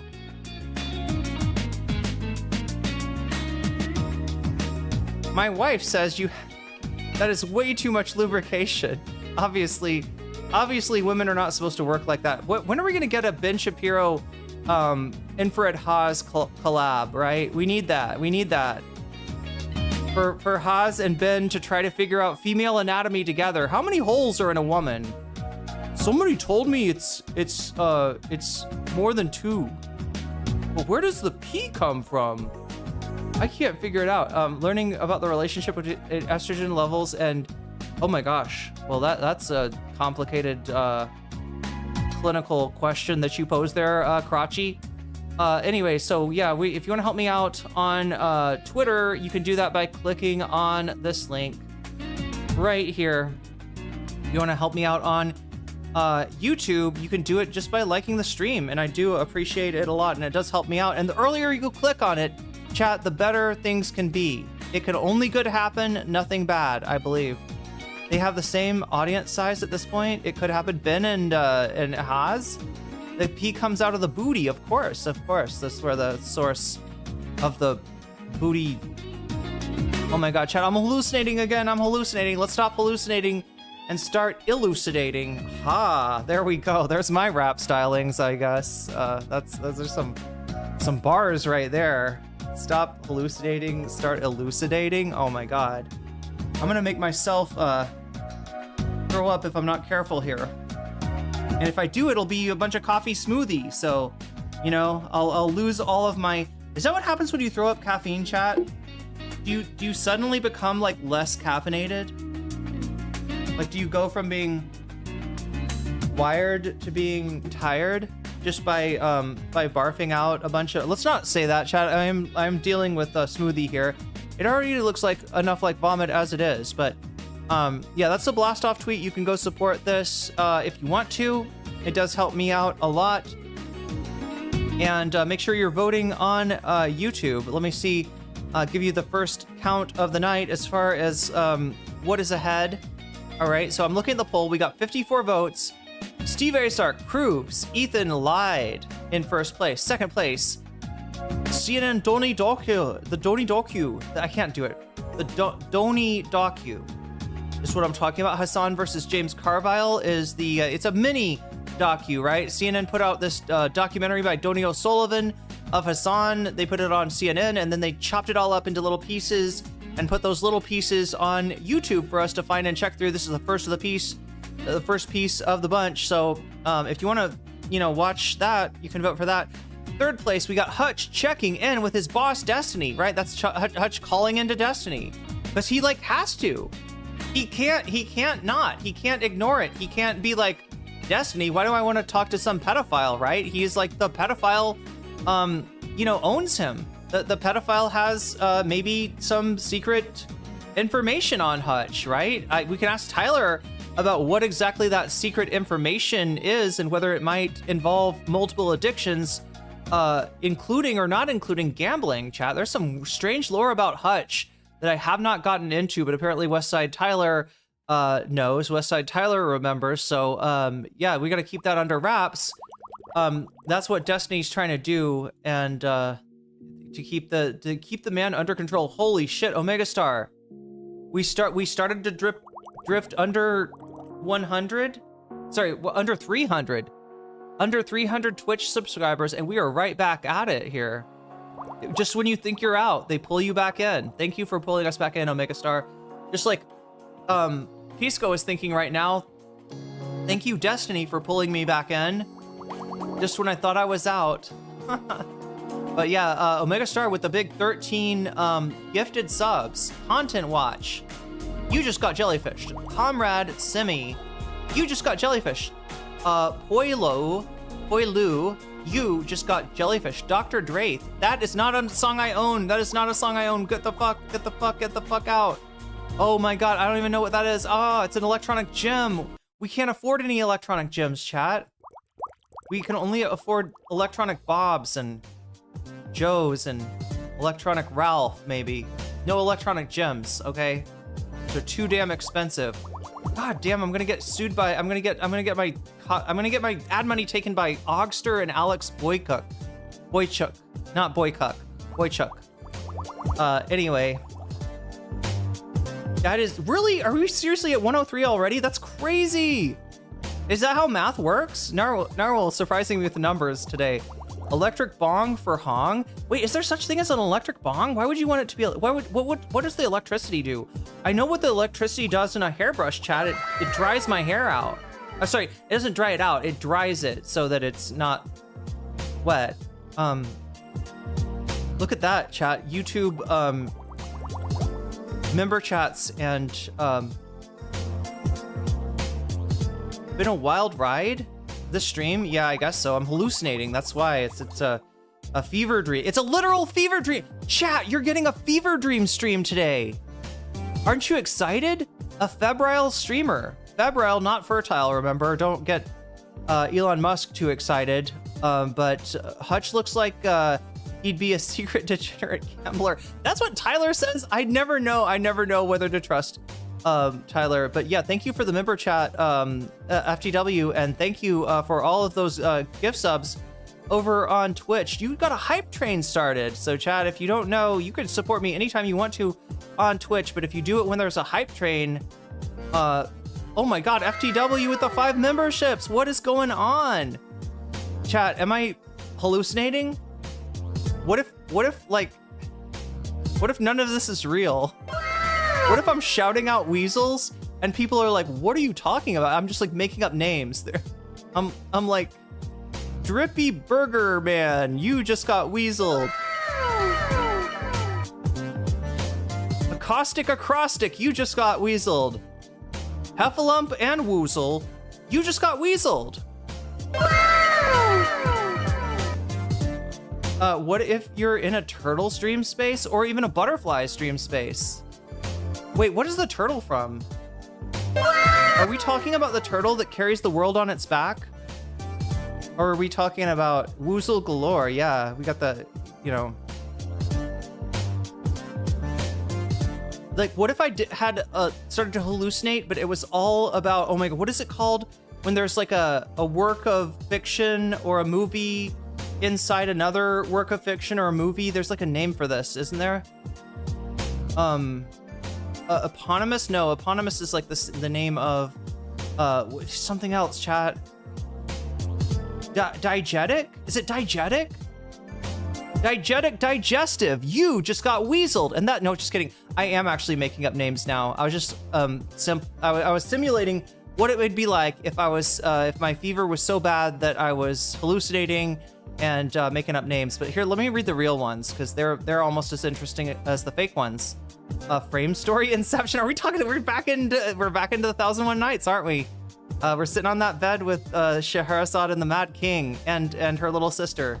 For some reason, she just wanted to bring Desianad. Is that her name? Synecdoche, New York. Am I saying it right? Synecdoche. I feel like everybody pronounces that city wrong. Sauce Sea Witch, you just got weaseled. Catch 3-0, Ina. Catch 3-0, Ina, you just got weaseled. JFO 4753, you just got weaseled. Hey you 2128, hey you just got weaseled. And Robert Butterfield, you just got weaseled. Did I read all? I think I did read all of the weasels, the woozles, the wuzzles. That's a good movie. That's the one I'm thinking of. Who's in that? Who's the? God, I always forget this guy's name. Didn't he die or something? The guy that's in that movie? The actor, the main actor? But anyway, 106 was where we were at when I last checked. I gotta add on something to that. 106 plus 15, 121. We're at 121 right now. Is that correct? 121 out of 200. Yeah, like I said, we can add an hour to the stream, which I'm about to do.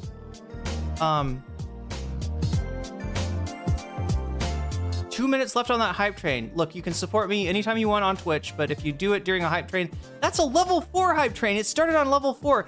You get a little something extra for your troubles. And what is that extra thing? That is extra emotes. So if you want to be the proud holder of exclusive emotes that you only get by, and you've got a, a sub that you need to need to renew, or you want to throw gift subs somebody's way, or if you want to just use bits, you can also, do it now in the next 14 seconds, and you'll get a little something extra for your trouble. But yeah, right now I'm going to give you a little something extra for your trouble, and that is adding an hour. Boom, look at that. Is it 3 hours? No, it's 4 hours. We're adding an hour already. There we go, hype train coming in for a landing. And maybe the next one will be successful, but thank you for getting us started. Yeah, that's a real opportunity. Show me. Oh my god, no, I don't know what it's doing. Hype train emojis, are these all? I guess I'll just spam some hype train. We got a lot of these, chat. Look at how many I got. That's crazy. Okay, cool emotes like this that I think you only get by jumping. Philip Seymour Hoffman, yes. Is he dead? Did he die? I thought I remembered something about him dying.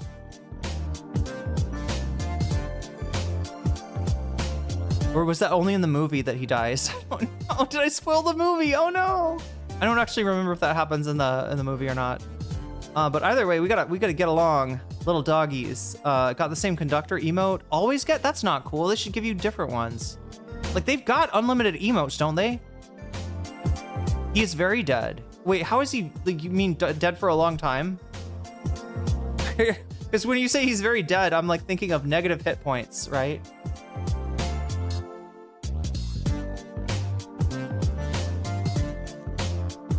He's been dead for a while? How long? It's been for a minute. Since COVID? Has it been? Because that's how I mark all time. In fact, I think we need to change our time system to be like BC now stands for before COVID, and then AC is gonna be after COVID. Since 2014, goddamn, way before COVID. Wow. Before I graduated undergrad, right? That's crazy. Wow. Okay. Well, I guess I don't know movies then. I do not know movies. Yeah, it would be 5 BC, and right now would be what, like 6 AC or something. Oh yeah, he was in the yeah, I forgot about this. It was before the third game, Hunger Games. He overdosed. Okay, that is sad. Robin Williams also died in 2014. Yeah, it was like a whole bunch of the, like, I don't know. There's like people that were popular during the 80s. What does that make you? Like a Gen Xer, baby boomer?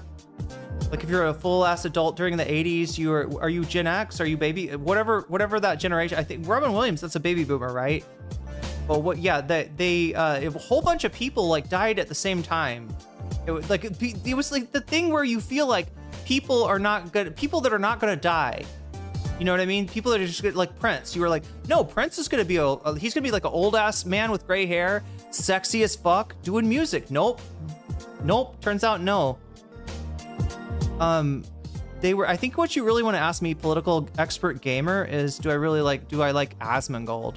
Because Trump is gonna die, and speaking of people that are not long for this world, Donald Trump is kind of moot. The point is moot. Donald Trump is moot. He is politically a dead duck, what do they call it? A wounded duck? No, there's another name for this, right? He's a lame duck. Yeah, he's a lame duck, politically getting rolled by his own side in Congress. The real question is, will Asmongold, Asmon Roach, Asmon Bold, Will Asmund Bold come along to take his place, to be the true MAGA king that he was born to be? That's my question to you, political expert gamer. If you are indeed a political expert gamer, then you could probably prognosticate Asmongold's political future. Will he become a warlock? Will he start the warlock party? Will OTK become a political party? Will Asmongold take control of it once again? Will they build computers for people? I don't know, chat. If you vote for them, maybe they will. Filet of fish are gonna do him in. Is he still eating those? But no, that's a thumbs up. So yes for Asmongold being the next political dynasty. I could see that. Maybe Asmongold and OTK could be the next political dynasty. Asmongold, kind of like the old man of the bunch, you know? He could have his 8 years, his 12 years, right? It's like, all right, we're gonna run for a third term, of course, just to trigger the libs. That's my favorite thing about running for a third term, is the way that it triggers the libs. They love to hear that you are, you know, gonna be running again in 2028. Asmongold could do the same thing. 12 years, then Asmongold dies of malnutrition and is replaced by, I don't know, Emeru? Somebody? Tectone? Yeah, Tectone. There we go. There's so many opportunities, chat. There's so many opportunities for a new political dynasty. And it's just waiting to happen. Anyway, we're gonna get going. I added an extra hour for us, so we will have more time to talk. We are gonna be doing some bonus content, but I gotta give you this whole DSA watch story. So are you ready for this? Because this is a Twitter story. All right, so next up, we got the DSA watch temper tantrum. And then after that, we are going to be jumping into Destiny.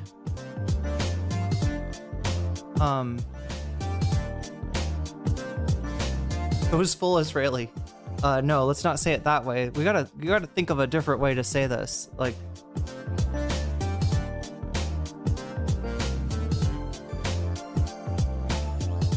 calls everyone anti-Semitic.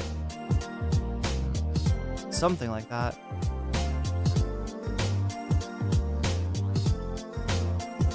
Okay, Destiny. Yeah, here's what we'll do to make this work. Destiny. Pisco. Pisco equals anti-Semitic. We'll call it anti-Emetism. Destiny says Pisco is anti-Emetic. He will stop you from throwing up, which could be a good thing today, chat. Because I definitely want to not throw up. There. Wait, what? What fucking happened? Here we go. DSA watch temper tantrum. Looks good. Looks good. Okay. So we're gonna start off with this. These are some tweets by one of my favorite new accounts here, DSA Watch, right? And as I say favorite account, I mean in the same way that I love the Yeet account, right? Yeet is some kind of a miner that DGG is grooming. You know, we should probably save Yeet. We should probably get Yeet out of there, stop them from grooming Yeet. DSA Watch, also a possible grooming victim. Must be protected. But why, chat? Why? All right, so here's how it started. This is how it all started. Oh my God. You see what we got to look forward to here? It's not gonna make any sense until I like I explain what's going on to read this out. But, well. You're a literal child. Why do all your haters sound like this? All right. So, how is everyone doing on the eve of America's 250th birthday? So again, this is an account. I'm doing great. You want to send me the... This is an account on Twitter that kind of popped up out of nowhere, got a lot of, you know, follows really quickly, because all it does is it posts like Hasan bad clips, DSA bad clips, right? Shit like that. Right, it filled a niche that was out there, and in filling the niche, they, you know, of course, the demand came for them to do a Twitter space, for them to have a nice conversation, hosted by DSA Watch with all these other people. And look who showed up. Co-hosting. You're a literal child. Why do all your haters sound like this? All right. So, how is everyone doing on the eve of America's 250th birthday? I'm doing great. You want to send me the co-hosting too? Let's make sure no one's muted first. Of those who intend. Millhouse ass motherfucker, bro. No, listen to that. Let's make sure no one's muted. Let's make sure. So yeah, not only are these like, do these sound like kids, but they sound like, I don't know, like Dungeons and Dragons Club, or I don't even know if that's like, I feel like everybody plays Dungeons and Dragons. So like, there's a particularly nerdy group of very young people here. Or people I don't know. Sometimes there might be. I don't know how Twitter spaces work, right? Maybe if you scrolled down, you'd see more people or something. I'm not sure. Come on now. Come on now. Tend to speak. Okay, so welcome everyone to this Twitter space covering the Mamdani misconduct files. And today we're going through the document that lays out the full Do I sound like this? No. pattern around Zoran Mamdani. This is going to be a deep dive into the receipts. We're going to read key sections, show the evidence, and explain why this matters for every New Yorker. I don't even know what that is. Is that just what you? Is it a retainer? It sounds like yeah. It sounds like somebody making fun of something or somebody. Like they're like a parody voice, right? But is this like a retainer that causes you to sound like that? Is that what that is? Or Especially parents, women, and survivors. We won't cover everything live, but we'll hit the most damning parts and link the full PDF in the chat. so don't think that just because this person has a young sounding voice that they're gonna go easy on Hasan. They're gonna hit him hard. They're gonna stick it to him. Okay, they're gonna stick it to him. 5, Zoran himself standing up in an official city event praising Prophet Muhammad as a moral example. The same Muhammad who, according to the most trusted hadiths, consummated marriage with Aisha when she was 9 years old. Now, this isn't smear or guilt by association. This is Hey, look. No Islamophobia here, okay? This is not me being Islamophobic, right? This is not me singling out one religion and pointing out, ridiculous things just about it, right? And pretending every other religion is totally fucking normal. Pretending that the first two chapters of the Bible, Genesis 1 and Genesis 2, are not literally contradictory. And in other words, you got to believe Genesis 1 is the creation story, or you got to believe Genesis 2 is the creation story. You in no way can take the Bible literally, as a ton of evangelical Christians claim that they do. That would be ridiculous. But no, let's pick on Islam. This is connecting the dots. He ChatGPT that speech, by the way. It's very clear. Yeah, these are our ops, man. These are our motherfucking ops. So you notice something? Hasan is not making the conclusion about which one of those voices is DSA Watch. All right, keep that in mind.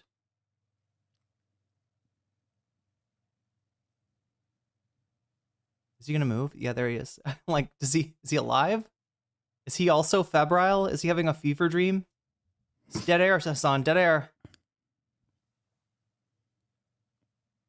Who are your intent? Okay, so anyway, that was just a little clip posted by a friend of the VOD, Socialist Adri.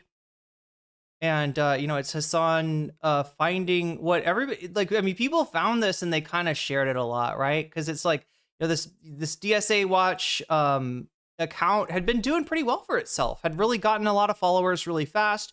They'd had a lot of posts, anti-Hasan posts, anti-DSA posts. that took off, right? And then here comes the Twitter space, and it does sound like it's all kids that are not just like, who's in control of the account, which you'd assume that they'd be in the, they'd be like in the mix, right? But yeah, the people that interact with it, the people that are fans with it, ostensibly the people that they coordinate with, right? It turns out to sound a lot like a, I don't know, high school, like an after school club from high school or something.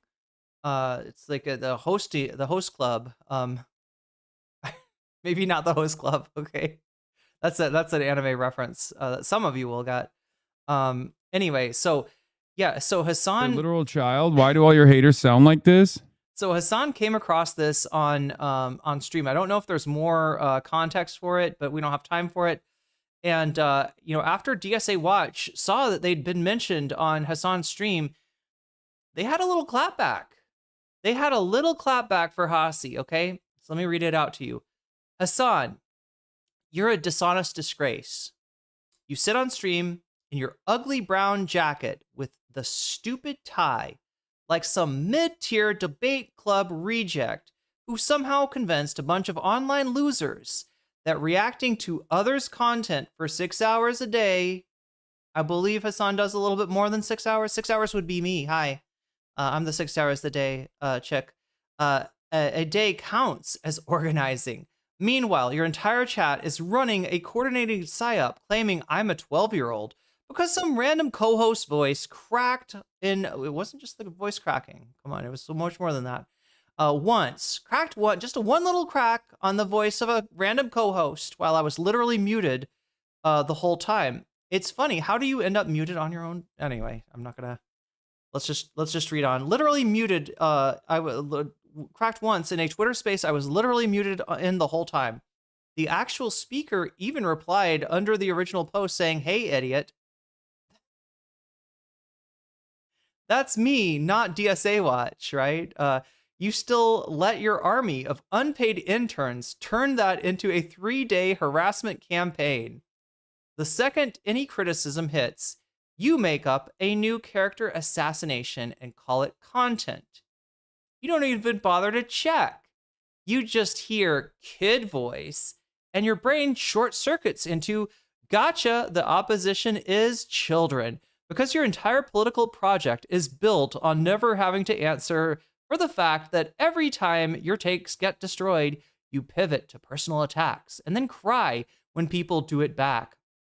It doesn't feel like Hasan's the one crying here, though. I'm just pointing that out. All right. I've already explained this dozens of times with timestamps, receipts, screenshots. This is not what you do. Oh my God. Oh my God. No, I got timestamps, receipts, and screenshots, and the actual speaker confirming it. Yet you keep posting the same clipped audio like it's the Zapruder film. Who watches the Zapruder film on repeat? That's some sick shit. Come on. Because admitting that a random Democrat account is making your whole orbit look like clowns would be too much. It's the same pattern every single time someone points out that your anti-imperialism stops right at whatever gets you the most donations.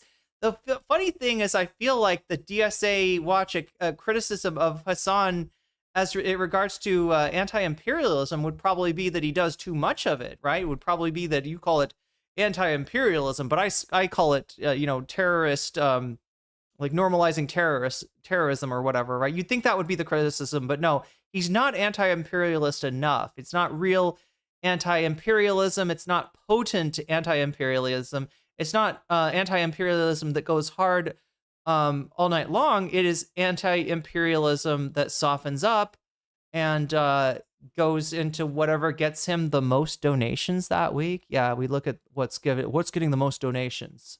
Talking about, wait, what were we talking about at the beginning of the stream that was weird?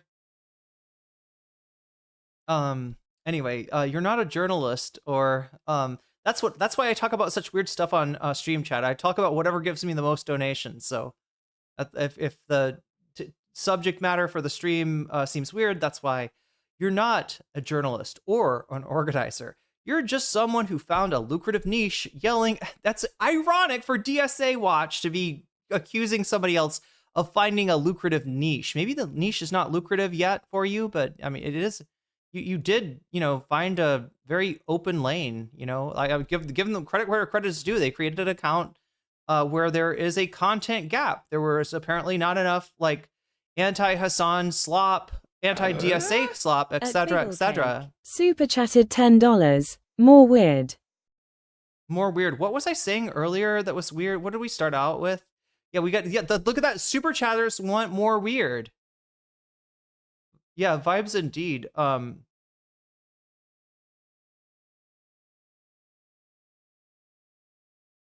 no, wait. Singapore won't let you watch my stream Rocco's live? That seems not right. What happens when the chess club joins the DGG Discord server? Good question. What was the weird thing that we started with talking about? We talked about Deco. That was weird, but yeah, it's a Cope manifesto, exactly. FDW. Thank you for the super chat, Big Al Cake Mix. Yeah, the delusions of grandeur. Well, I mean, look, this is probably my hair. Oh yeah, we started talking about curls versus, do you lean into the curl? Do you suppress the curl? Do you flat iron the curl? How do you handle the curl? I thought Paula Abdul with the Nazi mustache. That's right. Sorry. No, I think it was Scat Cat that had the Nazi mustache, and then he kisses Paula Abdul, and the mustache like sticks to her. Oh yeah, Nazi cats. Something about Nazi. I don't remember Nazi felines. How that came into. Oh wait, that's literally Mouse. I'm describing Mouse, chat. That's a graphic novel that I read in some college course, probably freshman composition 101 or something like that, right? Mouse, the graphic novel by Art Spiegelman. Yeah, it's literally the Nazis are cats, and it's a little. I mean, it sounds weird explaining it, right? It sounds a little bit anti-Semitic, but no, it's a Jewish author, talking to his real life dad who survived the Holocaust, right? But his dad and him are mice. And the Nazis in the story, they're cats. So that's the world of Mouse, M-A-U-S, Mouse. So where was I again? You're not a journalist or an organizer. You're just someone who had found a lucrative niche, yelling at clips while your mods ban anyone asking basic questions. Then you act shocked when people start treating you like the content farm that you are. Wait, I'm sorry. Is he the content farm as in you're lolcowing him? And you're making content off of him, you're farming content, or are you saying that he is farming content and that's what you think a content farm is? Because it's actually the former and not the latter. I'm not sure if DSA Watch understands this, but then again, we might be dealing with a high schooler here. Like, am I expecting too much of a high schooler that's just, found their burgeoning interest in politics and started a Twitter account? I don't know, chat, maybe I'm asking too much. Keep running the DSA Watch is a child bit, though. It's really boosting your engagement. It must be incredible. Chat. Anybody else say Chat GPT? Anybody else say Chat GPT? Does this feel like it's not? Does this feel like it's AI? This part is making me think. It's really boosting your engagement. It must be incredible watching you and your little poker table of failed streamers invent new lies every 48 hours. I think this person, if they were able to trade their paycheck from the internet content they do with the paycheck that Mike from PA takes home every month, I think they might make that trade. I think that might be a good trade, right? Like who are we talking about? Poker table, a failed stream. Look, you've got Destiny over there literally bringing on like Owlish, this person that knows nothing about anything. Right? Literally bringing on Alice Poole. Like, I mean, just like the most like unlikely streamers ever. And they can all just get around that platform and feed off of Destiny's, human centipede ass, right? It just poops out mana from heaven for these these nothing streamers, these nothing content creators to gobble up. Too bad that they don't even have the ability to really do the content, right? Too bad they're not worth watching, right? We've got food shops, come on, who may be a maybe more of a performance artist than a streamer. I'm seeing more and more. Anyway, it's really boosting your engagement. It must be incredible watching you and your little poker table of failed streamers invent new lies every 48 hours. That's what they do. They have a meeting every 48 hours. Get on the poker table, failed streamers. It's time to invent new lies. This time, let's say DSA watches a child. 48 hours because you're too boring of a person for the algorithm to stream about yourself?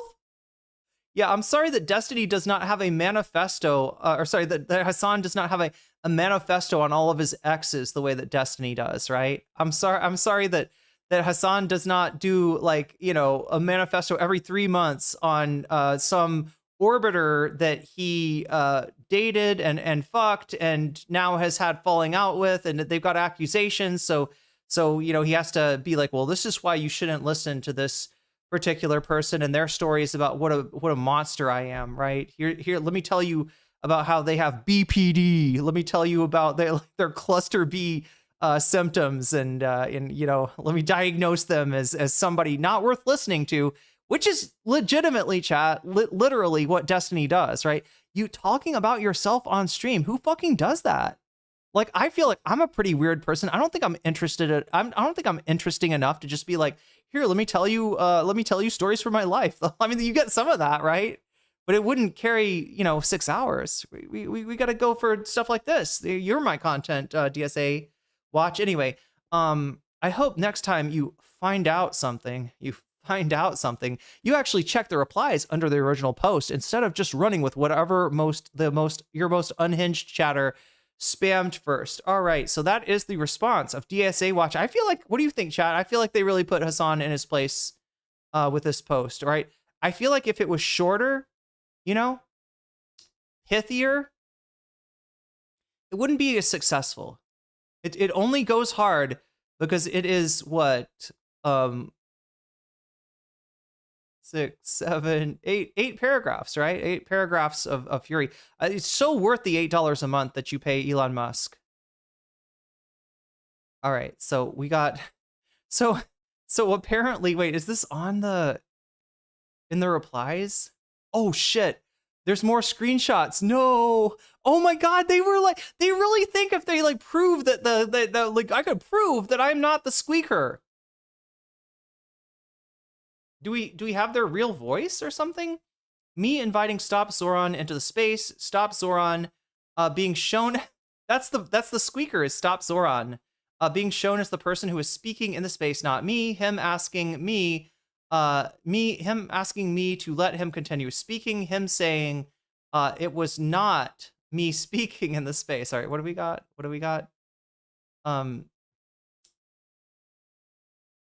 Wait, is this what? These are just DMs between DSA Watch and Stop Zoran Mamdani? Is that what this is?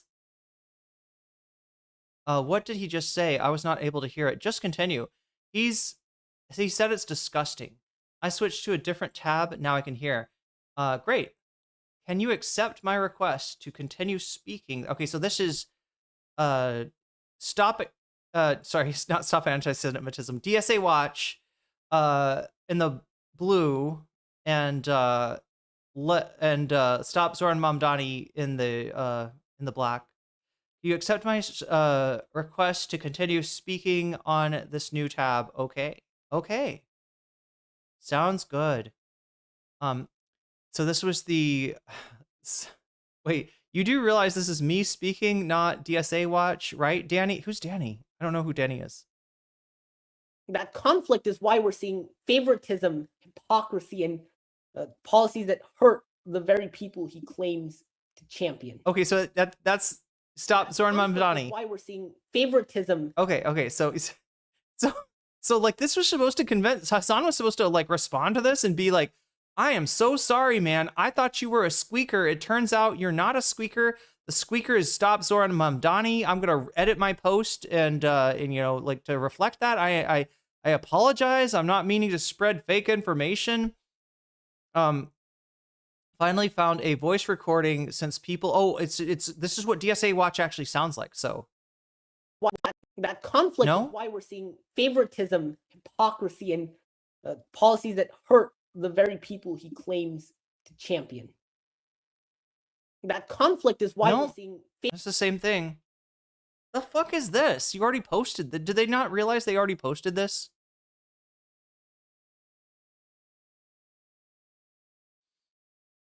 Okay, so Hasan responds. You seem mad, like a child. All right. DSA Watch responds, dog abuser. See that you're not beating the mad allegation. The problem here is that you're mad. Oh my God, they think they think that if they could just prove that they're not the squeaker, they're not talking with a retainer, they don't, that's not their voice, that everybody be like, oh shit, I'm sorry, we made fun of you for nothing. This is not how ridicule works, right? You do not like logic your way out of ridicule. You know how you deal with ridicule? You kind of got to take it on the chin, sometimes like lean into it a little bit. Like when I talk about you know, like all the files that I have on all the live streamers out there, you know, that are definitely being used as some kind of blackmail, or I don't know. This is why I'm treated so well by the streaming world in general. This is why all the debate bros love me so much, because they know that I've got their secret information. You got to kind of like lean into it. You cannot just be like, I can't believe they said I had files.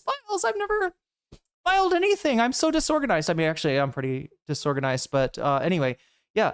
You seem mad like a child. All right. And then what do we got here? I guess that wasn't, they weren't, the clan ops thing was never like a, it's never like a, haha, no comment check. It was like, oh no, she's got five.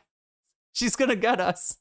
She's got all our information. She knows everything. She knows where all the skeletons are, all the skeletons in all of our closets. I guess that wasn't the same kind of thing, but yeah, if you do, yeah, when you get made fun of, you got to kind of like lean into it. You definitely don't want to be like, this is why your ridicule of me is absolutely unfounded. And especially when he's like, you sound mad like a child, and your response is dog abuser. Okay, so anyway, this is their response, right? So if dog abuser wasn't enough of a response for you, never fear. They took a little time, they took a step back, they took a breath, and they issued this pithy retort, right? It's very interesting that Hasan Piker looked at a detailed, receipt-filled explanation of how his chat spent days spreading a demonstrably false claim that an account is run by a child, a claim that was debunked by timestamps, screenshots, and a public confirmation from the actual speaker. You know, the real thing that you, like, if you're really going to go this route, you need to just record your own voice and be like, hi, I'm DSA Watch. Or be like, hi, I'm DSA Watch, right? You gotta, like, that's what, like, if you really wanted to do this track, like, the real proof would be like, here's what I actually sound like, right? But we got no such luck here, no such luck. That person was still speaking. I don't know if we heard their voice or not. You think it's Dan? Oh, who's writing it for him? You think it's Dan Saltman? Demonstrably false is an interesting thing to say. It sounds like a lawyer. Wait, is Dan a lawyer or something?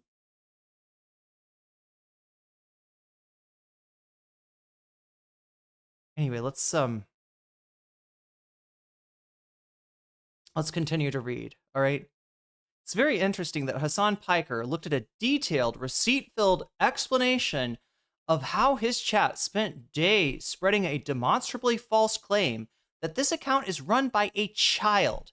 A claim, mind you, that was debunked with timestamps, screenshots, and a public confirmation from the actual speaker, the actual child that was in your Twitter space, one of the children that was in your Twitter space, one of the, you know, what sounds like only children that are in your Twitter space. See, this makes it a little bit like, do they realize, like, if you're a squeaker, if you're a high schooler, and you're super interested in politics, and you made a Twitter account and, I don't know, razzed some big streamer out there and got his attention, he actually responded to you, that's actually kind of a win.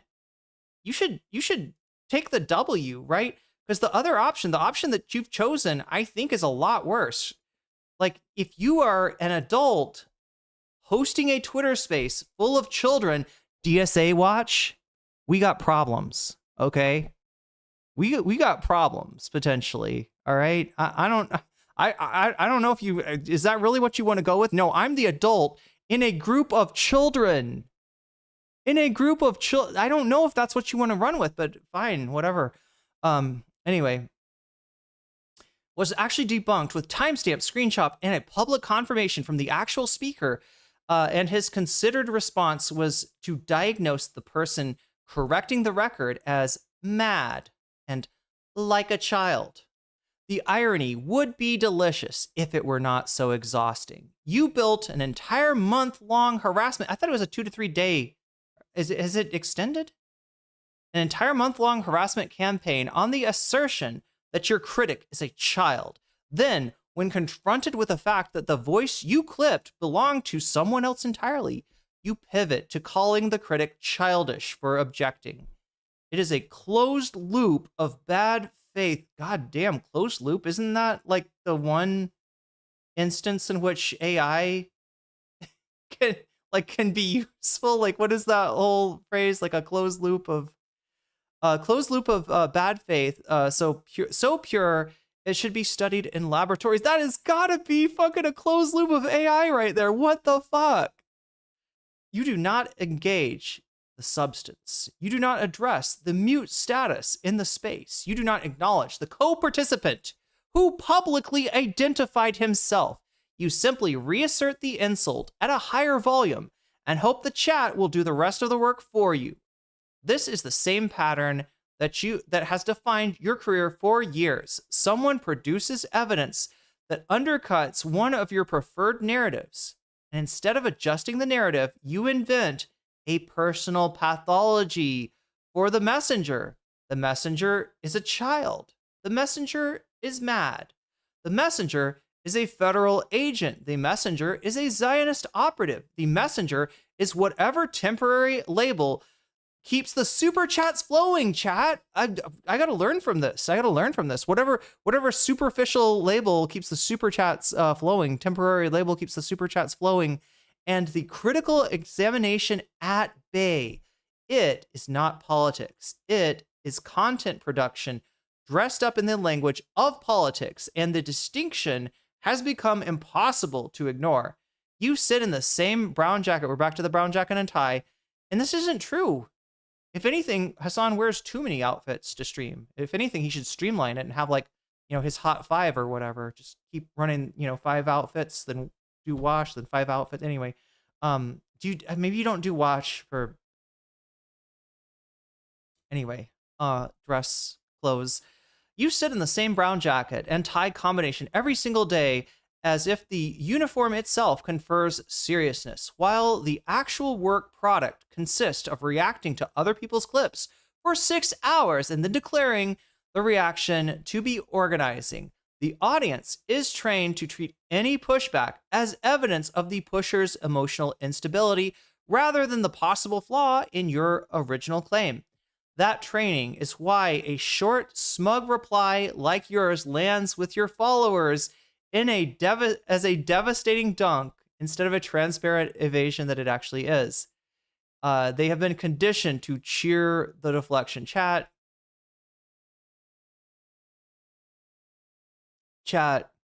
look.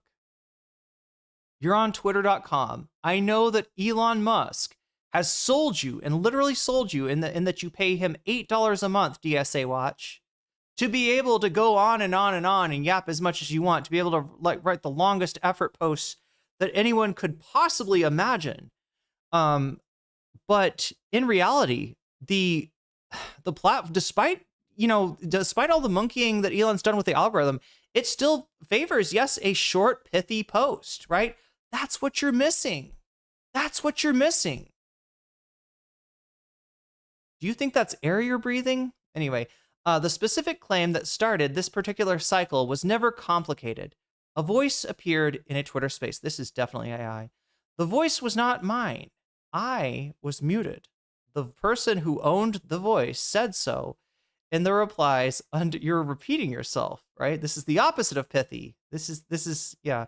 A person who owned the voice said so in the replies under the original post. Screenshots of that confirmation exist. Timestamps exist. Yet the clip continued to circulate under the caption that I am a child and you allowed it, amplified it, and now treat the person pointing out the fabrication as the unstable party.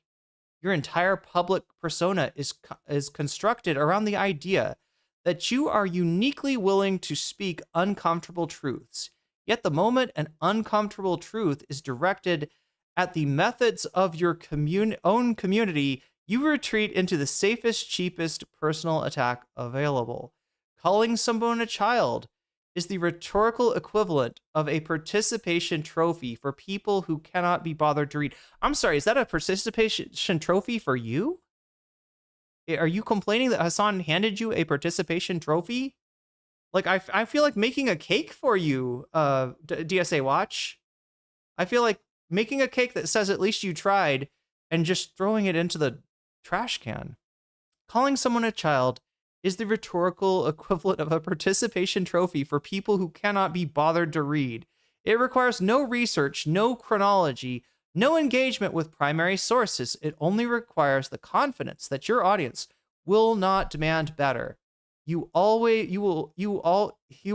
be nothing. Sorry, let me just, I feel like they ran out of their token on this statement right here, because this one is just like, the rest of it at least is like grammatically correct, if not a sentence that any human would ever utter. But this one, I think this is what happens when your token runs out, right? You always be nothing more than a stream whose politics, not a streamer, but a stream whose politics will never nationwide and have failed everywhere they are tried. What the fuck? What the fuck? DSA Watch, and they still haven't deleted this. That's crazy. Look at this, chat. Joined June of 2026, not that long ago, right? Accrued almost 200,000 followers. Not by mass following, obviously, as there's only 168 people followed. Oh, that's their AI graphic. What is this? Okay, wait. I'm trying to understand. I'm a liar? Is that supposed to be you? Is that supposed to be DSA Watch? Is this a DSA member? Is this Hasan? Who is that? Who is this supposed to be? I don't get it.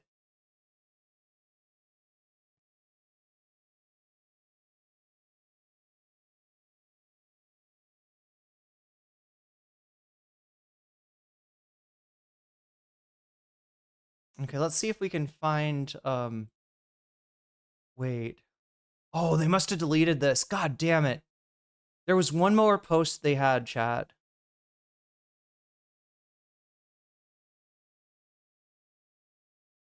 They had one more post that I think like it, you know, Twitter's introduced like blogging.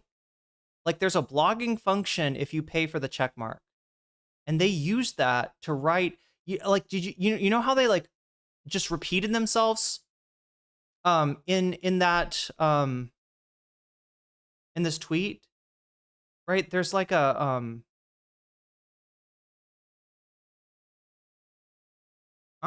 it must be done.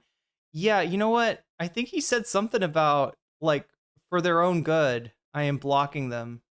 Oh no, that was Nathan. He blocked Nathan. I guess I didn't see Hasan blocked. Well, wait a minute. This was 12 hours ago, and then... Okay, this is more recent. Okay, they must have retweeted themselves or something. I don't think I'm going to find it. Oh, it's too bad.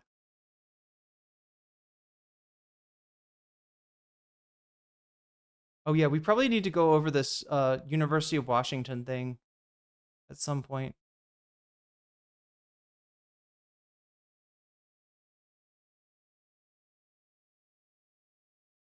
What is this? This is just a repeat. Wait, what the fuck? They're just highlighting some of what they wrote. Okay, I don't think we're gonna find anything else, chat. I thought there was one more. I thought there was like one more. I thought there was like a blog post that they made. Is this it? Okay, here we go. I think this is it. Wait, what the fuck? People have called me a Republican operative, a child, a real estate agent, an Israeli operative, APAC, Islamophobic, and a bot farmer. Not one of these claims has had any evidence behind it. I'm finally debunking it all. Please like and repost. 336 people liked. 84 people reposted. Wait a minute. I can't respond to this. No, I'm not blocked by them. I'm blocked by Tectone. I found this out yesterday. Did you know this? Tectone blocked me. Have I ever really talked about Tectone? I don't know why, right? Okay, there is a peculiar I don't know how much of this let's just see how long this is, right?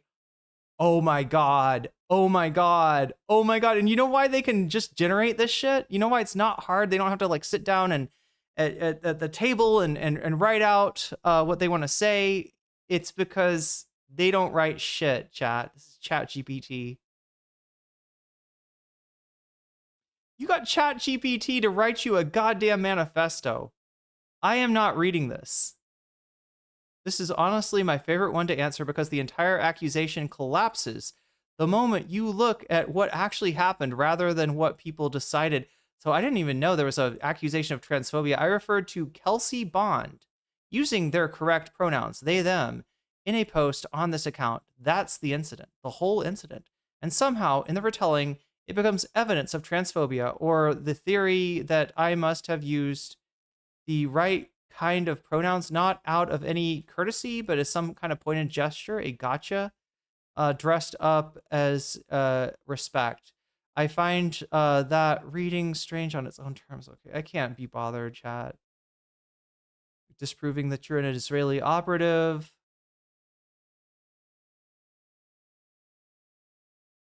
Watch buys bots. Or okay, how are you going to disprove that? God damn. This is a long ass post, chat. Oh, there's no way. There's no way. You were like, look, my 8-paragraph post did not seem to accomplish rhetorically what I intended it to accomplish. Let me then assign ChatGPT to write the same shit with the prompt, make it 6 times as long. And in closing, oh my God, the closing is very long too. Oh, want to publish your own article? Upgrade to premium. You too can be a writer.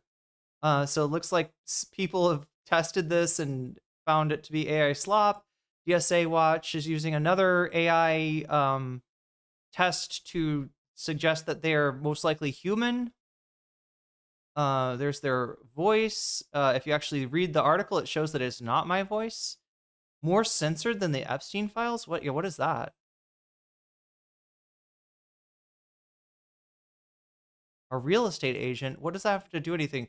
Leftist doxed a random man who got, oh my God, chat. Look, I have a feeling somebody might have gotten the I have a feeling that okay, you shouldn't dox people. Don't participate in that. Don't spread dox. It looks like he's gotten doxed and he's trying to deny. He's trying to just be like some random real estate agent was implicated when he had nothing to do with it. He's just a simple man who lives like, I don't know. It sounds like they got him. I do not approve of this, chat. I do not approve of this, right? We do not use this is Destiny shit, doxing people, cloak and dagger shit. This is not anyone to like be afraid of either. So I don't know. I feel like people are just taking DSA Watch maybe a little bit too seriously. Then again, I haven't really paid that much attention to their rise to prominence, which was pretty quick. I can see why people think that they are botted or some kind of an op, but nonetheless, chat, we must get going. Can we get good right-wing propaganda like Demolition Man, Death Wish, even like 24? Oh yeah, that was great right-wing propaganda. You convinced me that torture was okay. Yeah, I was like, yeah, I guess that's the only way to save us from the terrorists, right? You got 24 hours to find out where the bombing is going to be. You better torture the fuck out of that terrorist, right? Because apparently, according to the show 24, it really works. You got to go beyond what the law will allow. We are at 126 out of 200. If we get to 200, I'll add another hour. We need to get into our main content, though. I just wanted to make sure to read that to you, chat, because it made me chuckle to myself. I was chuckling to myself all day, honestly, after reading that, and I wanted to put a chuckle in your step as well. So, you know, consider yourself chuckled.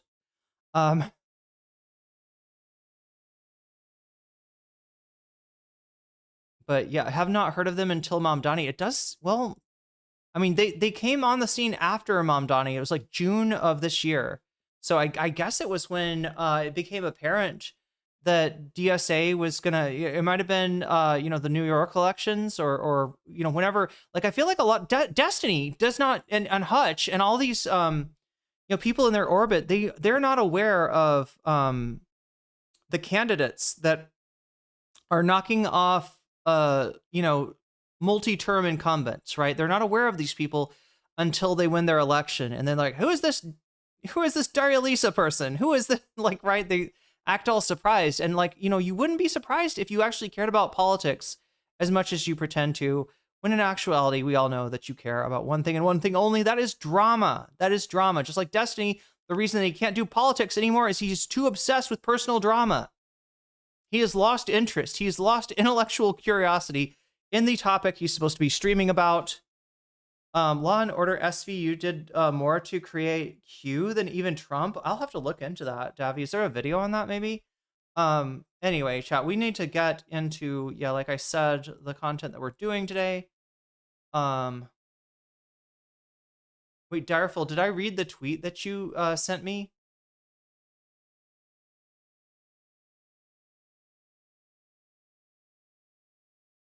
I'm guessing this is what I just read. Just let me make sure that there's not a tweet by DSA Watch that I'm missing somehow. Oh, God damn it. Oh,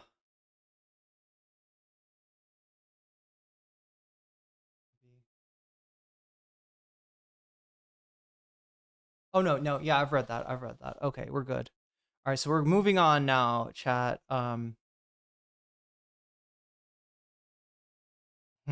Darful, I'm not sure about the order that you've got things, but I'm gonna trust your opinion today more than my own, just because I know I'm sweating. I am possibly hallucinating. I am febrile.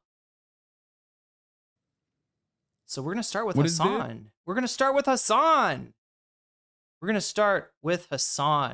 Okay, and I'm probably gonna have to take a break here. To somehow get more. I need more cold beverage. Wait, have I drank all this yet? Little watermelon juice. Trying to stay hydrated, trying to take care of myself, even though I am streaming while sick. Thank you for putting up with my fever dream stream, chat. It really does mean a lot to me that people are still here, even when my brain is not 100% here. Let us proceed, though.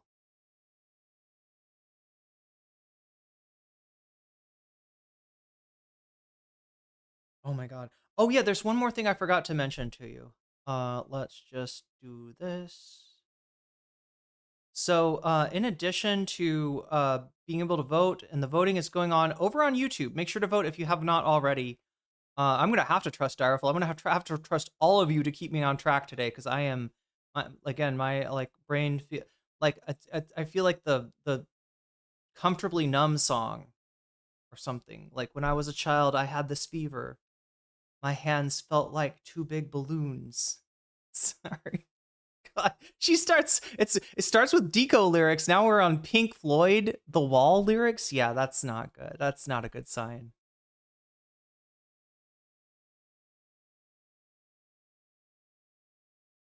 It's a good song though. Yeah, it really is. My favorite album, my dad was like a Pink Floyd fan, and he always had Dark Side of the Moon in the car. He said that that when he was in college, they would put this album on. Like they had like they would put it on to when they were hosting a party and they wanted people to leave. They were like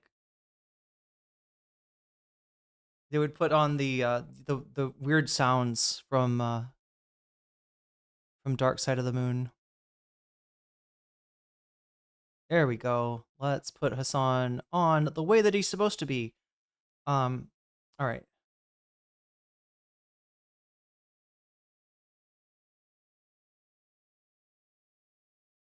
Damn, he's so good at this. It's such a shame he's wasting. Dude, stop. Dude. Kaylala, it's already been 2 hours. I agree, Kaylala. I should not be sick. Sorry about that. Dude, guys, no more. No more of this person, please. I don't want to hear Oh, this is what I was talking about. Yeah. So chat, this was the Nathan that I was afraid was in chat. Right? Luckily it's a different Nathan, I think. Yeah, Nathan not Nathan Fielder. Let's see if I can find this. This Nathan. Come on. Not Nathan J. Robinson. Oh my god, I can't read what's on his. Okay, we gotta find Nathan somehow.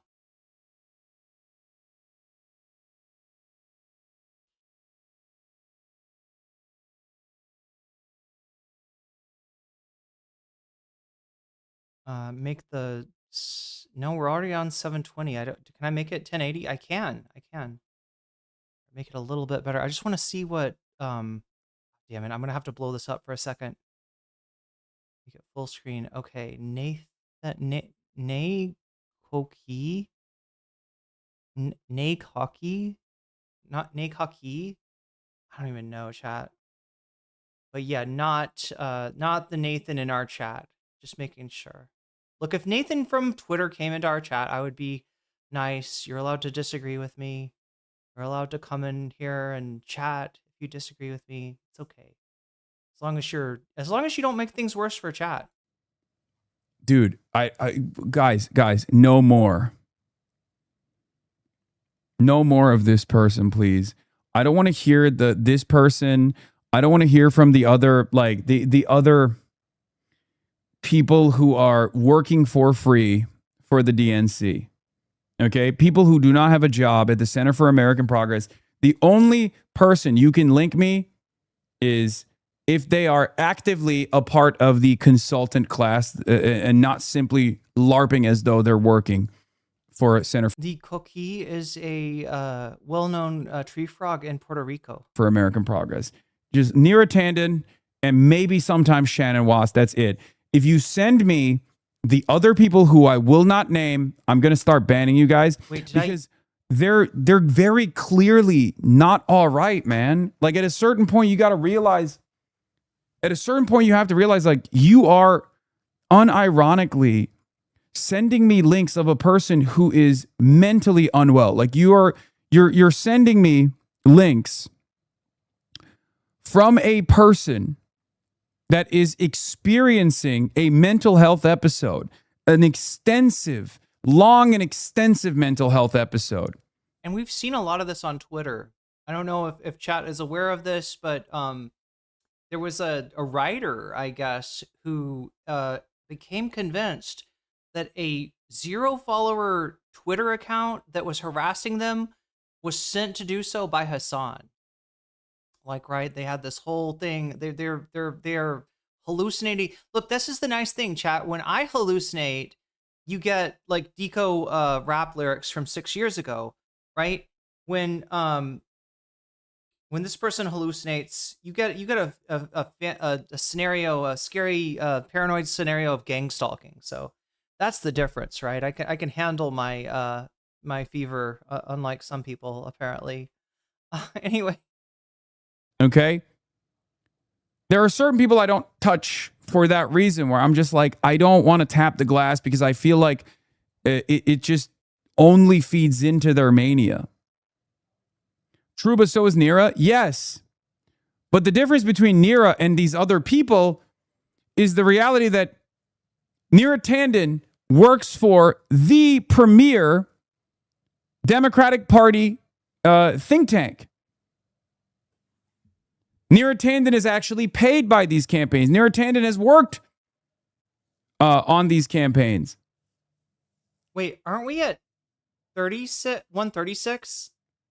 Like, this my person math, should chat. never be mentioned ever But I think again. we're at I don't think 136 here. They're not all right. You guys are looping in random Twitter users thinking that they work with campaigns and candidacies. Like, that's not the case.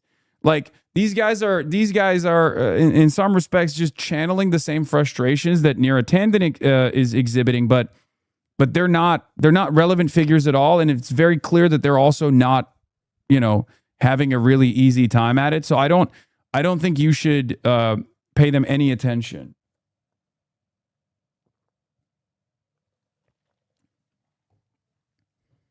The other thing that this Nathan account was doing, and if you don't remember Nathan, God damn it, let's see. I gotta show you this, right? Because like I bet a lot of you out there right now are like, who the fuck is Nathan? If I type in Nathan and Kamala,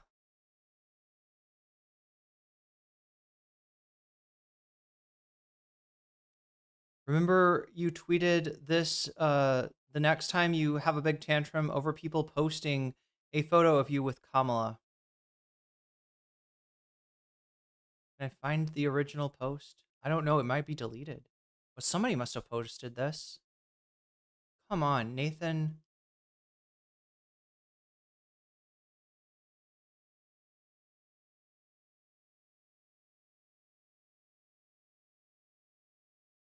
Why is this hard to find? I feel like it should be bringing up one of my tweets. Okay, fuck. Oh yeah, there it is, chat. This is what I was talking about. So now this is the AI summary.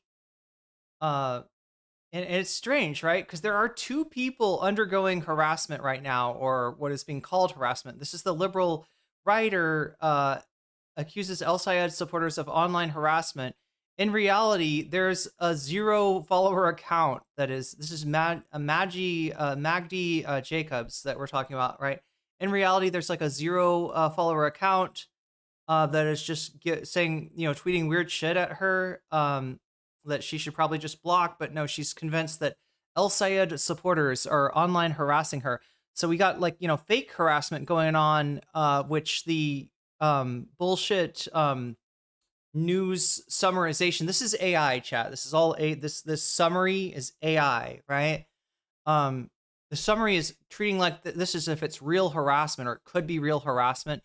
Jacobs detailed abuse from accounts linked to the streamer Hasan Piker's circle, including doxing, body shaming, anti-Semitic harassment tied to her Jewish identity. Wait a minute, isn't she not Jewish? Is the Grok thing, is Grok misidentified?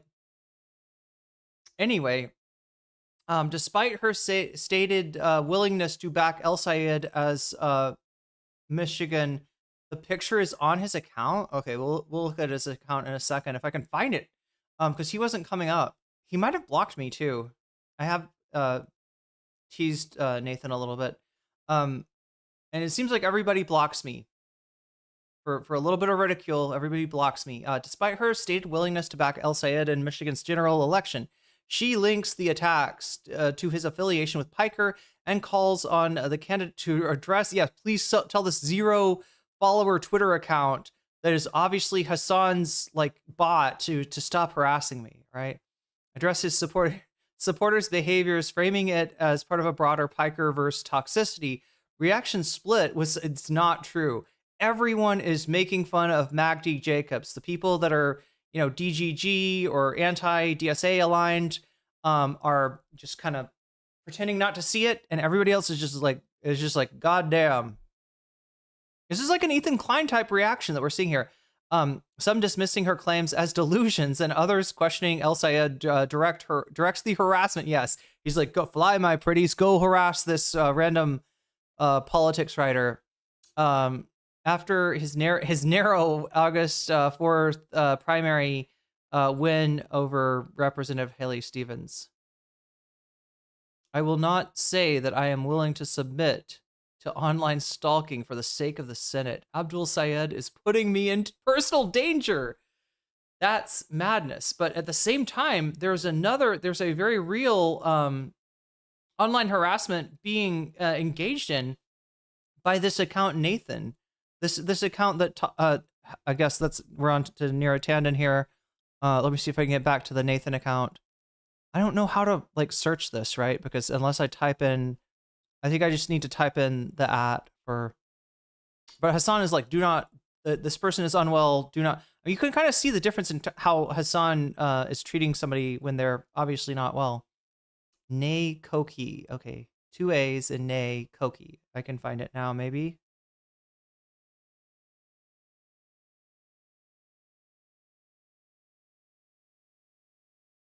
Am I pronouncing the name of the frog correctly, at least? Okay, yeah, there's a Puerto Rican flag in here, along with a coconut and a coconut tree, and some Ukraine, and some NATO, and some Canada, and some Mexico, and yeah, a bunch of stuff here. Little pride flag there. So yeah, this is the, I mean, this is what set it all off, right?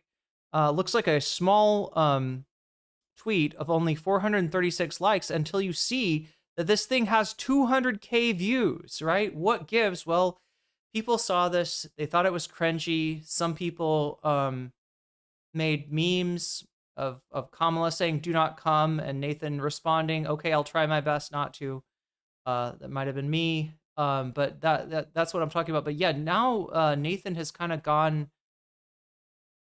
The harassee has become the harasser, and Nathan is the one person that seems to not get that this UMitch voter is not like has been fucked with enough.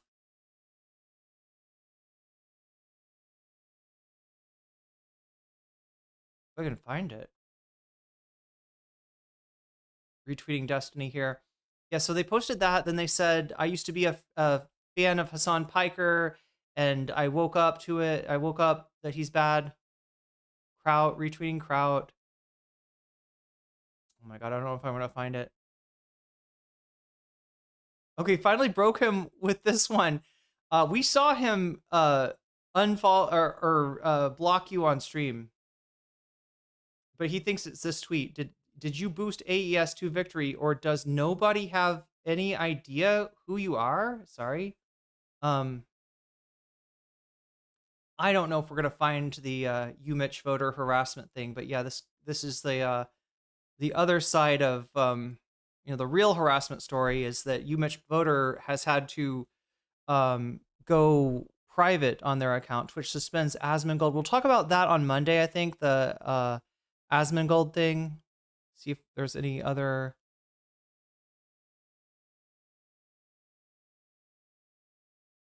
Yeah, this is still going strong, even though this is an unwell person reacting with paranoid delusions of gang stalking over a random account, tweeting bad stuff at her. Dude, I guys, no more. No more of this person, please. I don't want to hear this person. I don't want to hear from the other, like the. We almost had content. Yeah, again, Kaylala, I'm sorry for being sick. Here, let me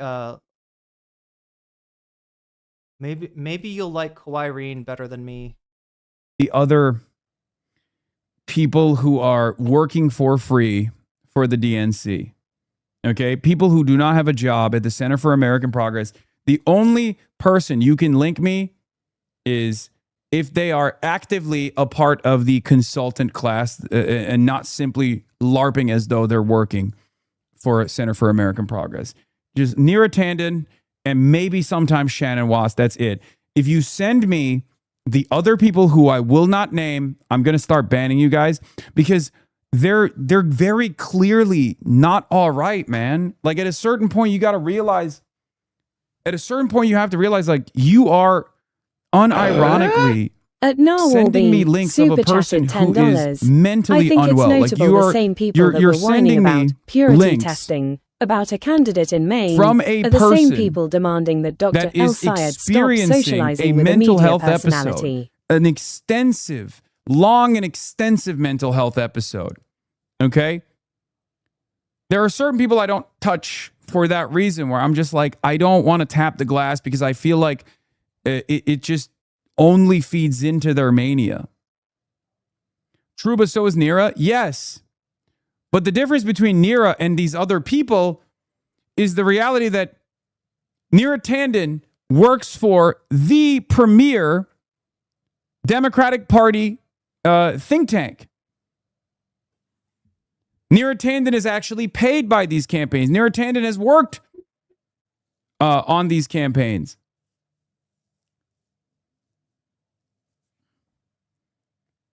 Like, this person should never be mentioned ever again. I don't think they're not all right. You guys are looping in random Twitter users thinking that they work with campaigns and candidacies. Like, that's not the case. Like, these guys are in some respects just channeling the same frustrations that Nira Tandon is exhibiting, but they're not relevant figures at all, and it's very clear that they're also not, having a really easy time at it. So I don't think you should pay them any attention.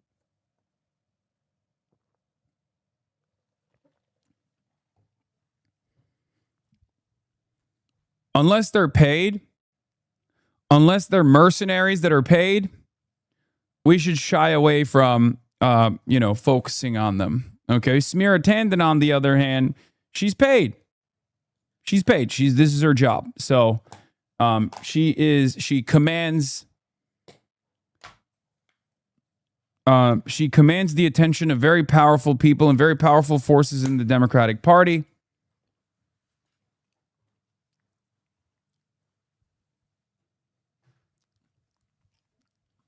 Random teenagers on election Twitter do not.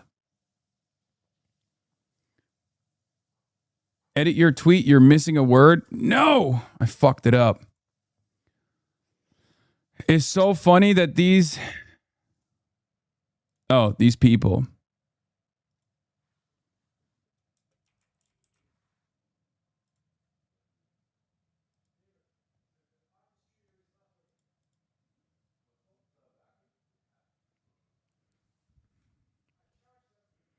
Anyway, like, this is look, they're in here. Like, this person probably watches. Look at this. They fucking responded to me. Did you boost AES to victory? Does nobody have any idea who you are? Like, I think for the sake of this person's mental well-being, a block is what is necessary. That's the former fan, right? That's the one. That's the one that was that took a photo with Kamala Harris. We're going to put this to bed. We're going to put it past us. I think I'm helping potentially save a life here,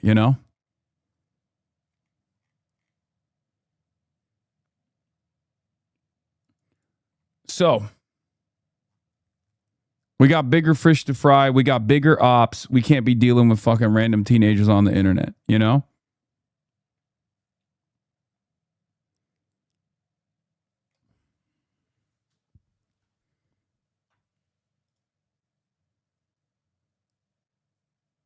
And I think some liberals get it.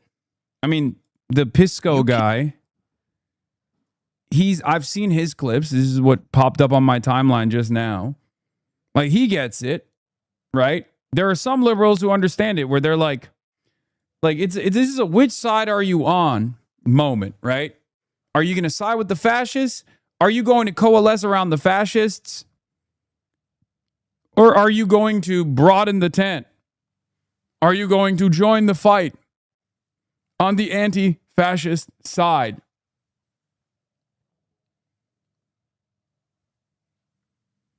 Bro, you're falling for it again? I can say this is a big fear, but there are Look, man, I'm not asking you to hug and kiss every goddamn liberal who recognizes the danger of Trumpism, okay? I'm just saying my expectations are low My expectations from liberals oftentimes are low. And when they actually outperform my expectations, I'm going to give them credit. That is the fucking environment that we're in. We can't just like cast aside people, okay? I'm not saying become a liberal. I'm just simply stating that there are some liberals who understand the danger, who understand the danger of fascism, who understand the danger of Trumpism, and are saying like, you guys are being fucking ridiculous to other liberals who do not. Because the reality of the matter is, I am fine with people who I have significant disagreements with as long as they recognize the real danger of Trumpism, as long as they recognize the real danger of the Republican Party. I know that's a low bar to set, and maybe the bar will get higher as the environment changes, okay? But we need all the numbers we can get. We need all the numbers we can fucking get. We need it. We can't do it on our own. And that's precisely the same reason why I say, like, you know, the Kamala endorsement is good. It's not a bad thing. It's a good thing. It's great. Now, I wouldn't say the same thing about, you know, fucking Liz Cheney or some shit, right? But it's not necessarily, this isn't about, like, movement building isn't about developing an echo chamber. It's about trying to build the broadest coalition possible. No, they are attacking your character. It doesn't matter. They can attack me all day. That have shown themselves to be effective in this country, actually, and that have addressed these concerns to the extent that they exist. And as well, the track record of moderation and collaboration from these types. And so the threat and magnitude is low. Both. On both those grounds. And just saying communist Hasan Piker is not moving the ball even 1%. They're trying to distract you from the traitorous enemies who are currently beyond the gates and holding power. Don't be fucking marks.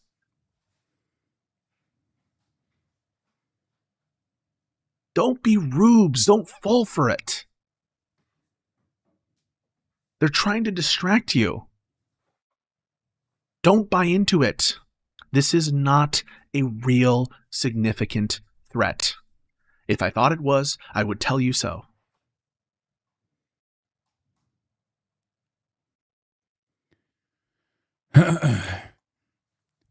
That's it. Right now, in this moment, if you think the true danger is coming from your left flank and not your right, you're a fucking idiot. You might as well be a goddamn collaborator of the Republican agenda. That's it.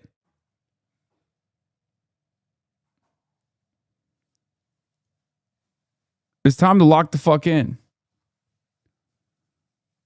We can have we can issue our disagreements with one another later.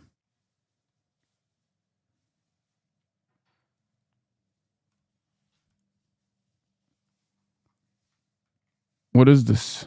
When the midterms are done, Republicans are not going to stop trying to elevate Hasan Piker and make him the face of the Democratic Party. This is going to go on and on and on. Very non-zero chance that Piker's name will come up in televised 2028 presidential elections. If Hasan actually cared about the movement he's trying to foster, he would text every candidate he appeared with and tell them to fully toss him under the bus if it would help him win their elections. There's a really big if, considering dude's a narcissist on the level of Trump. And as partisan Democrats who want to stop MAGA by actually winning competitive races and flipping red seats, we have an obligation to pressure the leaders in our party to loudly and unequivocally condemn Hasan in his rhetoric. He is toxic sludge, and the right's efforts at the time to the party is going to work on a lot of people. Hasan Production says, hey, it's a serious question. Is your midterm strategy just to cry about Hasan and DSA every single day until November and while boosting certain clips in hopes that it would hurt Democrats? Yeah, that is the strategy for a lot of these like wannabe consultants. Wannabe consultants. That's their entire goal here, is to get a nod of approval from some of these fucking losers. Some of these fucking losers that have a very merciless. I'm sorry, a nod of approval? No, nod. I'm sorry. Wow. Wow. Okay, he's into Hutch now. Wait. What did I miss exactly?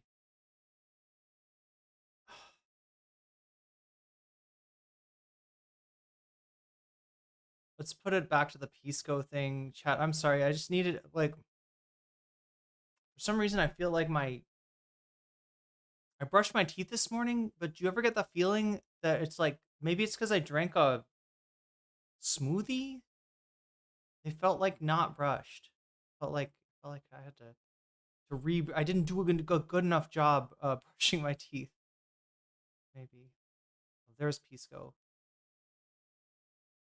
Right, that's the one. That's the one that was that took a photo with Kamala Harris. We're gonna put this to bed. We're gonna put it past us. So that's where he blocks Nathan, right? I think I'm helping potentially save a life here, you know?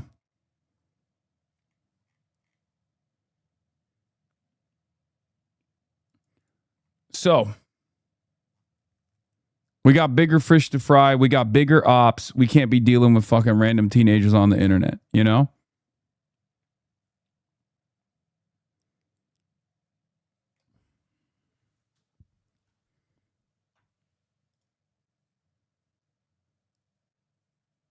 And I think some liberals get it. I mean, the Pisco guy, I've seen his clips. This is what popped up on my timeline just now. Like, he gets it, right? There are some liberals who understand it, where they're like this is a which side are you on moment, right? Are you going to side with the fact? It's a fucked up thing. It's a kind of a fucked up position that Pisco finds himself in here because, him getting a shout out from Hasan, it doesn't help his situation with Destiny. It possibly just makes it worse. And yeah, although Pisco might get it in a way that Destiny and others do not, he's not on Hasan's side. I don't think he's going to be on Hasan's side. There's just like, we heard what Pisco said in response to like the idea that like, hey, maybe the resources that corporations are pulling out of the ground that are making the environment worse, enriching them, maybe we should get a piece of that. And Pisco's like, that sounds like socialism to me. I mean, there's a lot that he's missing, right? But yeah, on some level he gets it that we got to win the Senate, right? Gotta take the Senate away from the Republicans, give it to Democrats. The Democrats might still fuck it up. In fact, given the members of the Democratic members of the Senate, there's a very good chance that they're not going to do what we want them to do. But I mean, things are going to be objectively better if the Republicans lose the Senate. There we go. Right? And Pisco gets that. Yeah, Pisco gets it. That's right. Yeah, DGG's gonna hate that. That's right. This puts more. And the thing is, look, there's a simple solution to this, right? What does it involve? Leaving live and learn. Does Pisco still just have this, weird sentimentality about like Hutch and an IRI that will not let him move on to bigger and better things? Does he not? Does he think that live and learn is like I guess they could, right? They've had fairly, high profile guests on there before, but honestly, these jokers are holding Pisco back. He doesn't need them. Now, obviously, I don't think he wants to become a Hasan orbiter because, like I said, he doesn't agree with, socialists on a lot of issues, right? But yeah, let's see what Hasan says. Are you going to coalesce around the fascists?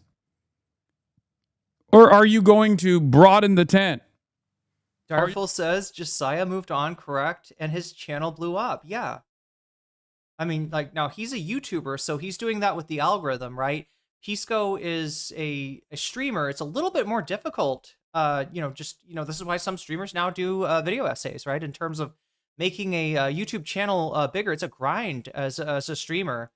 But yeah, Josiah doesn't really even do. In fact, are we going to listen to some Josiah commenting on, his experience streaming versus his why he's kind of like receded and done more video, and I mean, like, he does same kind of formula as like Midas Touch or Luke Beasley. A lot of these, it's a very simple formula, and Josiah has been able to, increase his channel size pretty quickly. Are you going to join the fight on the anti-fascist side?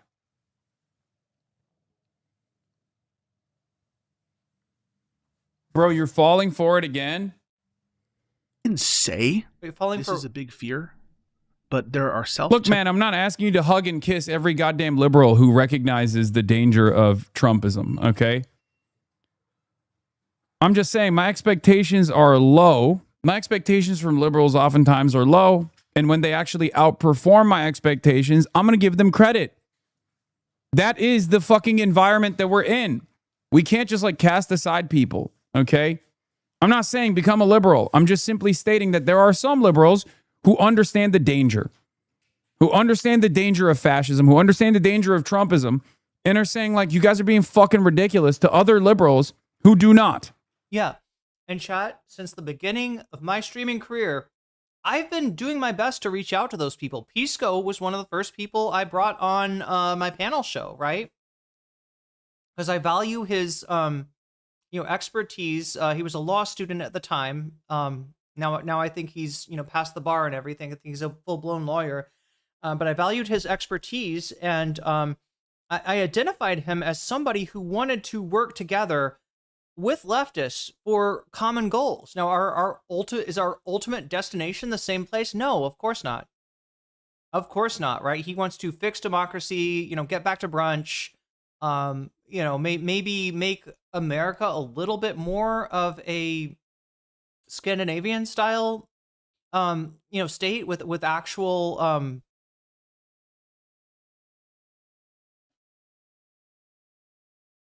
with more social programs, right? I think that's a step in the positive direction. I don't think that's where we need to end. I've seen, what happened in American history, even after the New Deal, even after a massive expansion of the welfare state.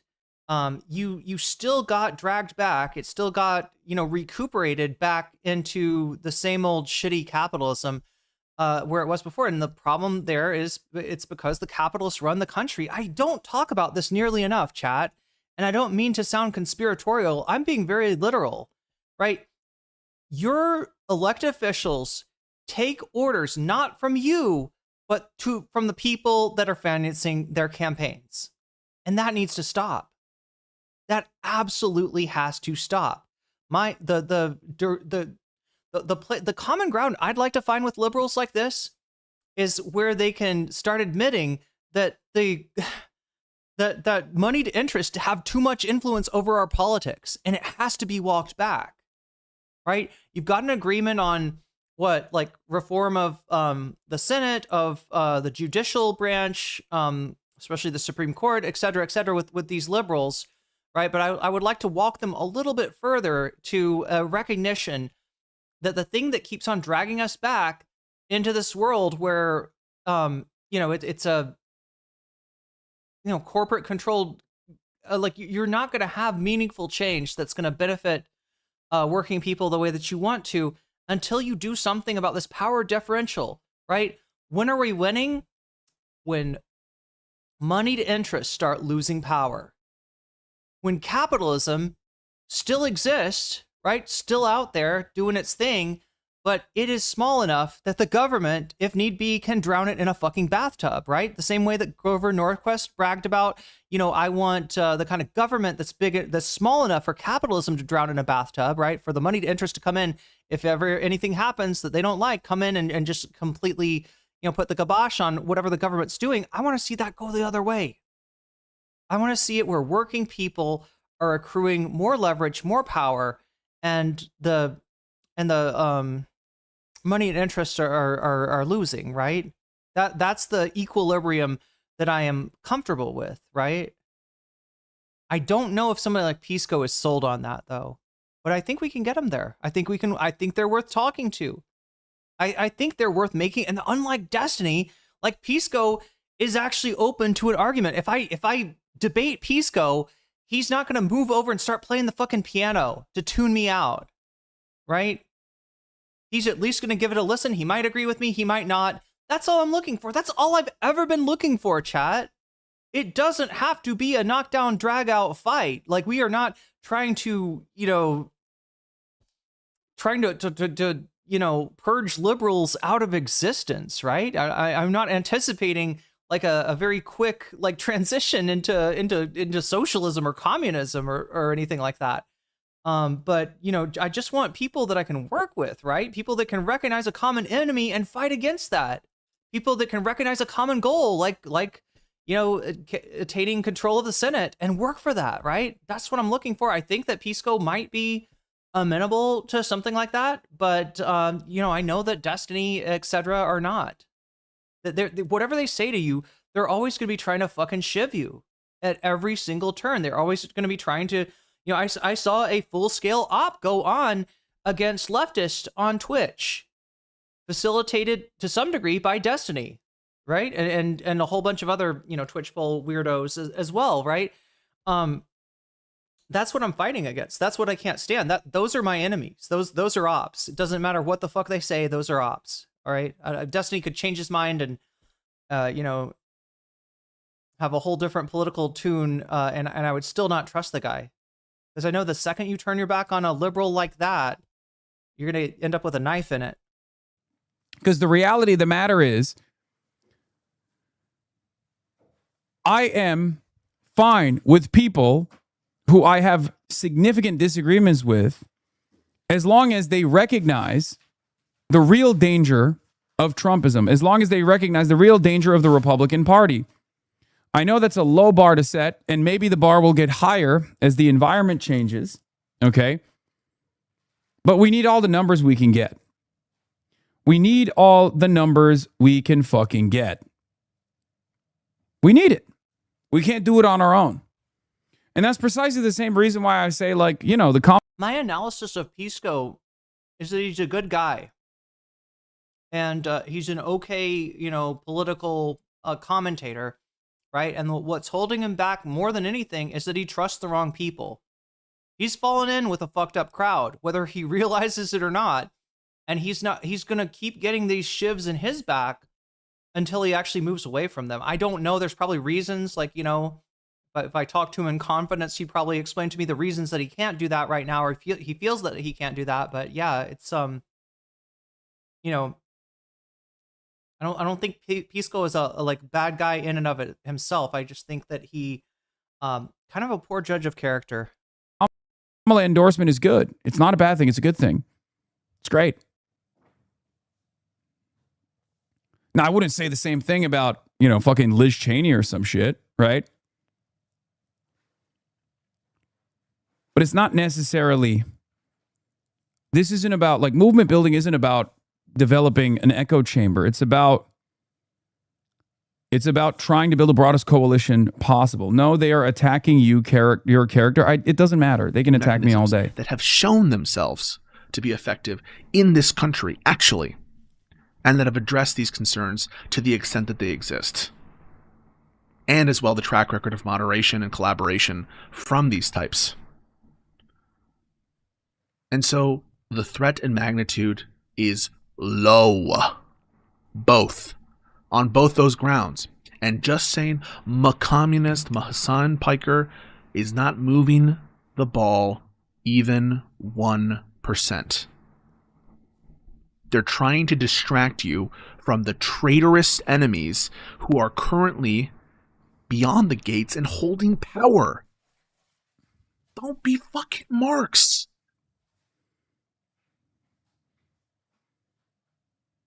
Don't be rubes. Don't fall for it. They're trying to distract you. Don't buy into it. This is not a real significant threat. If I thought it was, I would tell you so.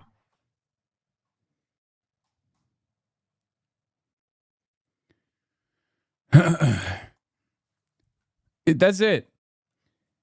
Right now, in this moment, if you think the true danger is coming from your left flank and not your right, you're a fucking idiot. You might as well be a goddamn collaborator of the Republican agenda. That's it.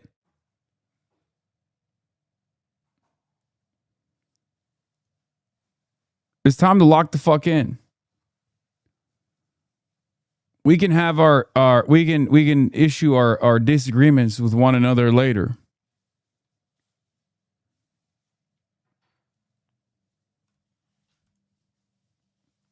And honestly, chat, if you make real material change, if you make real change in the power differential between working people and moneyed interest, you're going to find that some of these people that are really hostile, right, once they see the change that we're talking about and recognize that it is not a fucking power grab, it is not an attempt of some, vain,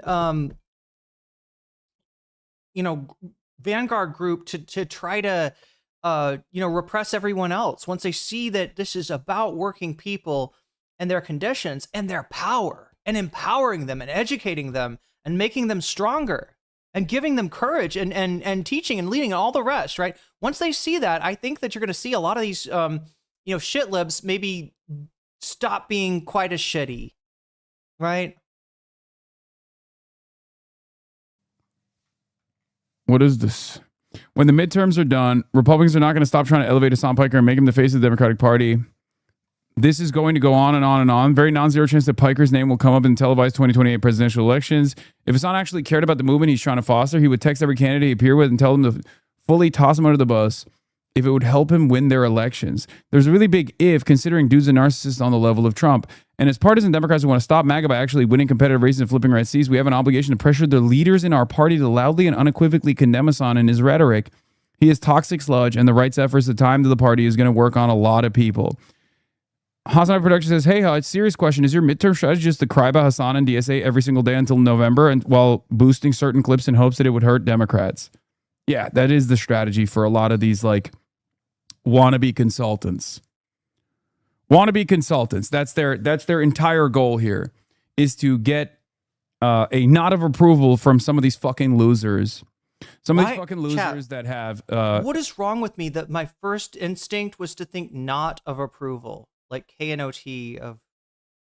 Have I been reading too much of the Omega-verse? Is that my problem? That have a very mercenary understanding, that want to do everything in their power to erode the left flank. That's it. This is who I'm speaking to when I say it's time to fucking lock in, dude. Shut the fuck up. Just shut the fuck up. Unbelievably pathetic. You are a piss baby, crying, pissing and shitting in your diapers, demanding that people make me the primary fixture of their candidacy. It's very stupid. Why would they fucking do that, dumbass? Not only is it unhelpful advice, it's bad. Because this is not about my popularity, as I repeat over and over again. I have limited popularity. Do I need to just put ice in my cup? Will that help me? I feel like I need an ice pack on my head. This is what it feels like. Under 45, we bring those people out. It's fine, right? That's good. I think Hutch and Destiny are getting money from Chorus. They're definitely getting money from, some places that they're not divulging. And yeah, BTC does come up today, I think, right? Am I right, Direful? We didn't cut that part, the BTC part. I think Hasan maybe mentions him, and I don't know if it's in this. I know Hasan mentioned BTC today, and I think so did Destiny. And it certainly does help. In elections, it helped with Abdul's, clearly, and numerous others. But if someone were to come out and be like, oh yeah, I condemn this guy after fucking, doing campaign rallies with them, that makes them look weak. That makes them look hypocritical. That makes them, you're leaning into the same liberal sensibilities and liberal optics focused tendencies that cause Democrats to fucking lose. It's no different than Kamala Harris saying the wall, build the wall is a stupid, racist, expensive idea that we must oppose, to then 4 years later say... You think, as a liberal, often, people like Kamala Harris, that you're gaining credibility by being reasonable, I don't know, reading the room and seeing, oh yeah, it seems like people really are worried about this border thing. Yeah, maybe we should build a wall, right? You think you're going to get credit for that? It makes you look so fucking disingenuous. You said this wall was racist, right? If then you turn around and embrace the wall, who the fuck is going to trust you?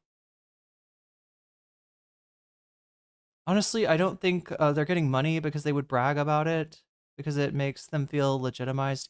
Yeah, maybe not so much from an official source. I would guess with Destiny, it's more to do, you know, with stuff like his Israel trip. And it might not be Davi, right? Because there is something that Destiny can gain. Apparently there's like a lot of Hebrew posting in some DGG spaces.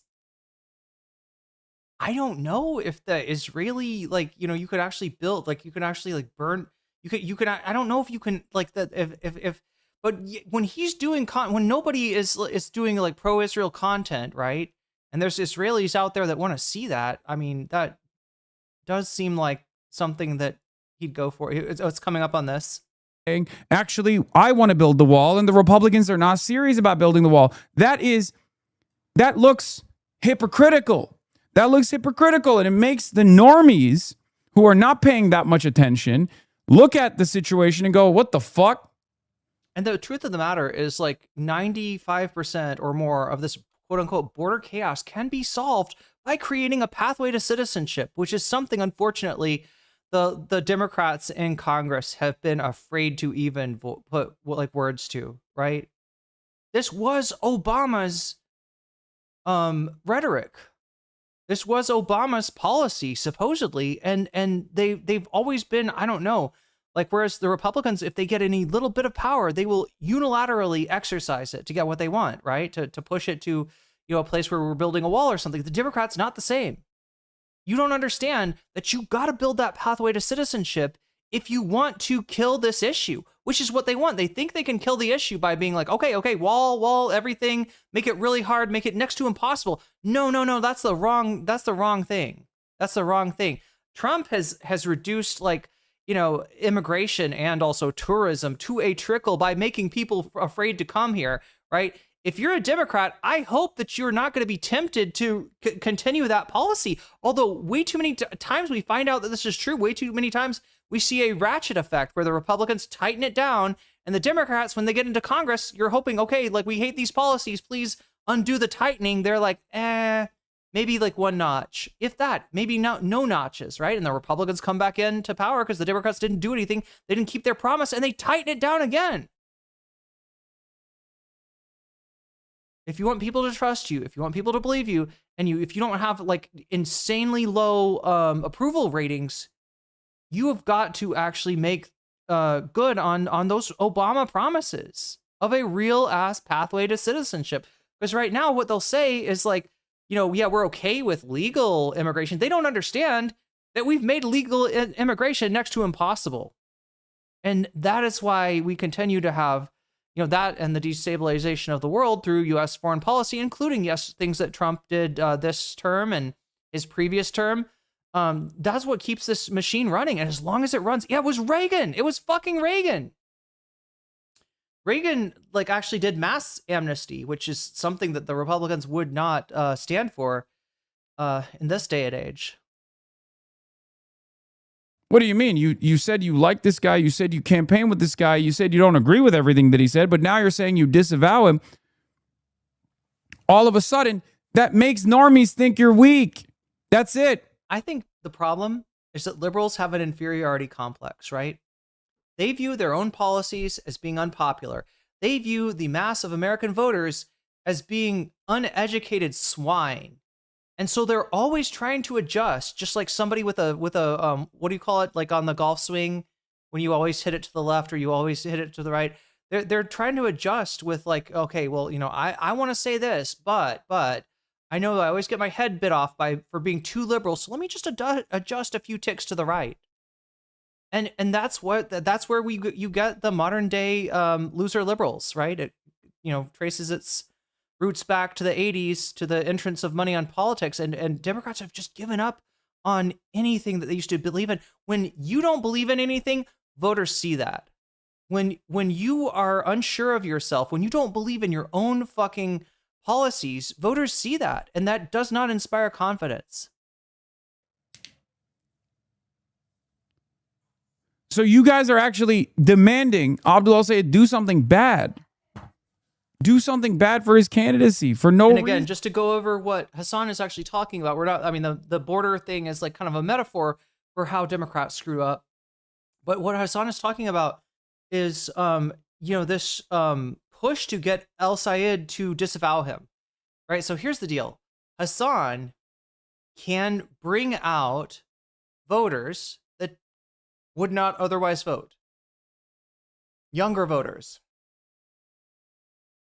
who kind of like never vote in big numbers. And, it's part of the whole democratic inferiority complex, I guess, right? They look out at the mass of the American people. They think that, okay, this is where people are, right? But when it comes time for the election, if young people don't vote, then everything skews to the right. Oh shit, I thought people were here, but look at this election that we just lost. I guess people are over here, right? That's the effect of not having younger voters getting involved in the process, right? He can do that for you. He can also, and this is his big power, I think he can incite volunteers. He can bring in volunteers for you, and that's where you're able to overcome $70 million. And yes, Destiny, the number keeps moving, you dumb fuck, because these assholes keep spending. They're trying to make a big deal about how, first it was 40 million and then it was 50 million. Now you're saying 70 million. Yes, because they keep on spending. Yes. Just like the number of Palestinians killed in Gaza, the number keeps on going up if you don't do anything to stop it. They will throw good money after bad. And that's what they've done. And that's why you see it, increase. This is how much AIPAC fears an Abdul al-Sayed in the Senate, right? And they're not done spending either, right? They, I guess this next amount that goes to the general election will be like a separate amount from the 70 million that they spent on the primary, right? But that's just the same fucking organizations that keep on spending. And what is the common thread? Not that they are worried about communism and radicalism and Islamism and blah, blah, blah. No, the common thread is that they want to, put pro-Israel candidates into the, they want to maintain that. It's so fucking stupid. Just shut the fuck up, lock in. If you were sincere about this shit, Yeah, exactly, Davi. I don't think Gaza was a massive loss of voter 1-to-1 in 2024, but it was a massive loss for volunteers, which causes a 20 million voter drop. Yeah. Volunteers, it's a X factor. It is a multiplier effect, right? Getting volunteers excited. And it's the only way that you deal with being outspent. And guess what, chat? The DNC is broke. They don't have any money. Ken Martin fucked that whole thing up. And so you're going to need that again. You're going to need volunteers. So you are literally shooting yourself in the foot by doing what they are asking, Abdul to do.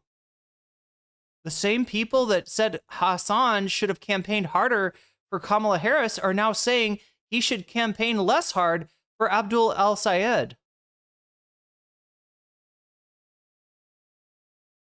Sincere about winning these races, you just never would talk about this ever again. You would never highlight the Republican attacks.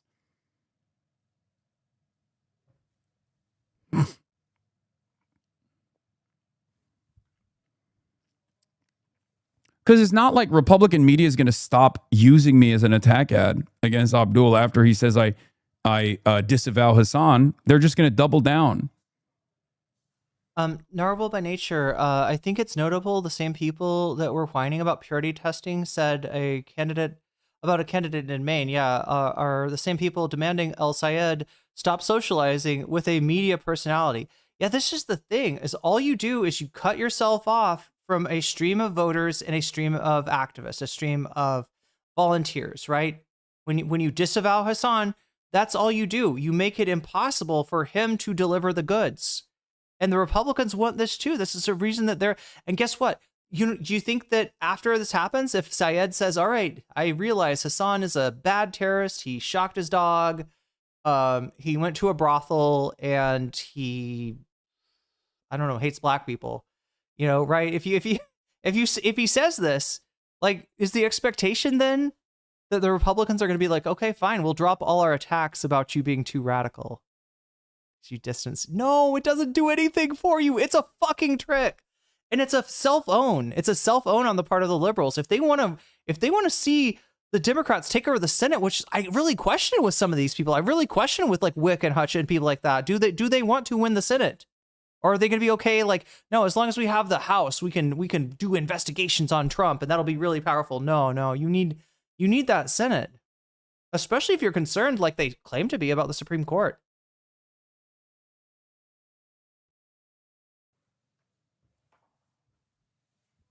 They're just going to double down and say, see, why did you bring this terrorist? Yeah, that's right. Narwhal by nature. He's a terrorist. He shocks his dog and he's bald.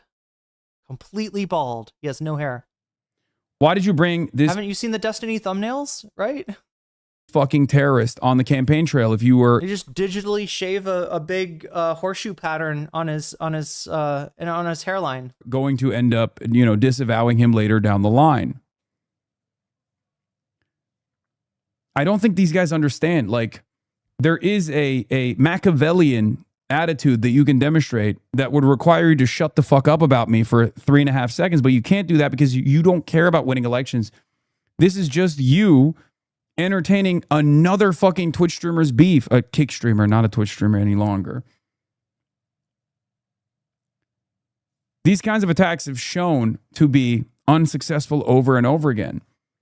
You just want it to be successful. That's it. You don't care about Abdul al-Sayed winning, or you are fine with him losing as long as he just fucking... El-Sayed is not going to reject Hasan Piker because that would be a Muslim rejecting another Muslim, but some people say that Hasan needs to be in the background, helping instead of up front in the media. See, here's the thing. Do you know who has control over that medal? Or better question, you know who doesn't have control over how much he's centered in a campaign? The guy we're watching. Yeah, that's not his choice. That's not his choice. As long as they think that there is hay to be made, and look, responding and clutching your pearls when Hasan is mentioned is given. It's just like when I dealt with harassment on Twitch, right? The more I am like, holy shit, we just got this hate raid and people saying terrible things to me. Wow, I'm actually really hurt by this. The more I do that, the more I'm going to get fucking, harassed. And as hard as it is, and as much as it doesn't immediately yield, visible possible results, you got to ignore that shit. And, Democrats and lefties of all stripes need to start learning to reject that, start learning to ignore that, start learning not to jump when the Republicans bark, because that's how they're beating you. Becomes another vector of attack against me. It's very strange. Why is it, chat, that Democratic candidates are not centering Nick Fuentes, right? They've got a Nazi on their side that's gone mask off. They got a lot of Nazis on their side that have gone mask off. What's that guy's name in Florida that's running against Donald's? I always forget the dude's name, right? But the Democrats don't do that because it doesn't work, because the Republicans are smart enough not to be like, oh, geez, I guess we should really distance. Yeah, Nick Fuentes. Yeah, no, I don't like that guy. He's really bad. I'm against that, right? They know better. That they don't get anywhere with that. Same could be true of Hasan Piker, but unfortunately, there's a lot of liberals with their panties in a bunch. Yeah, it's Fishback. That's right, Davy. It's Fishback. Very strange behavior. I was about to say Fishbone, but I think that's a 90s... No, they understand. They're just caring about their own clout. If you go down, it means their influence goes up. It's quite transparent. But it's not. It's not going to go up. Their influence is never going to go up. As a matter of fact, their influence stays marginal, tiny, minuscule, irrelevant for this reason. Because while other people are focusing on putting food on their table, and that's their... Yeah, unfortunately, the requests that they're making of Hasan Piker, when it is addressed to Hasan Piker, are requests that would prevent him from delivering the goods, right? primary concern, and those who are actually interested in politics are looking for campaigns and candidacies that will address those desires. These fucking idiots are locked in on simply just attacking me. It's so stupid. That's the reason why nobody fucking cares about what you have to say, man. And it doesn't matter. It doesn't matter what I say. These guys hate me so much. They 100% hate me more than MAGA. They've admitted it. Many of them have said that they would rather vote for Marco Rubio over someone like myself in a hypothetical matchup. And that's the kind of shit that just demonstrates your insanity. The average person hears that and goes, what the fuck are you talking about? A guy who's like pro-Medicare for Wait, it's MAGA now? What is this about, Miku? all and anti-Israel over Marco fucking Rubio? What are you, insane? What do you want, fucking crack cocaine? That's their reaction. And their daddy, Sex Pestany, going through his own current revenge porn court case, has even gone so far as to say Trump is a less damaging force in American politics than someone like Hilala says, as far going back to what is fueling the Destiny orbit these days, right? It's dark money. Yeah, that's the whole thing. As long as dark money is allowed, as long as this is, you know, as long as like until there's some meaningful election reform that outlaws dark money, that's always going to be a potential factor, and that would be the easiest way to, you know, support people like Destiny without him having to acknowledge like where this is coming from. I do think, like, so yeah, to Kaylala's point about dark money, I do think that this is,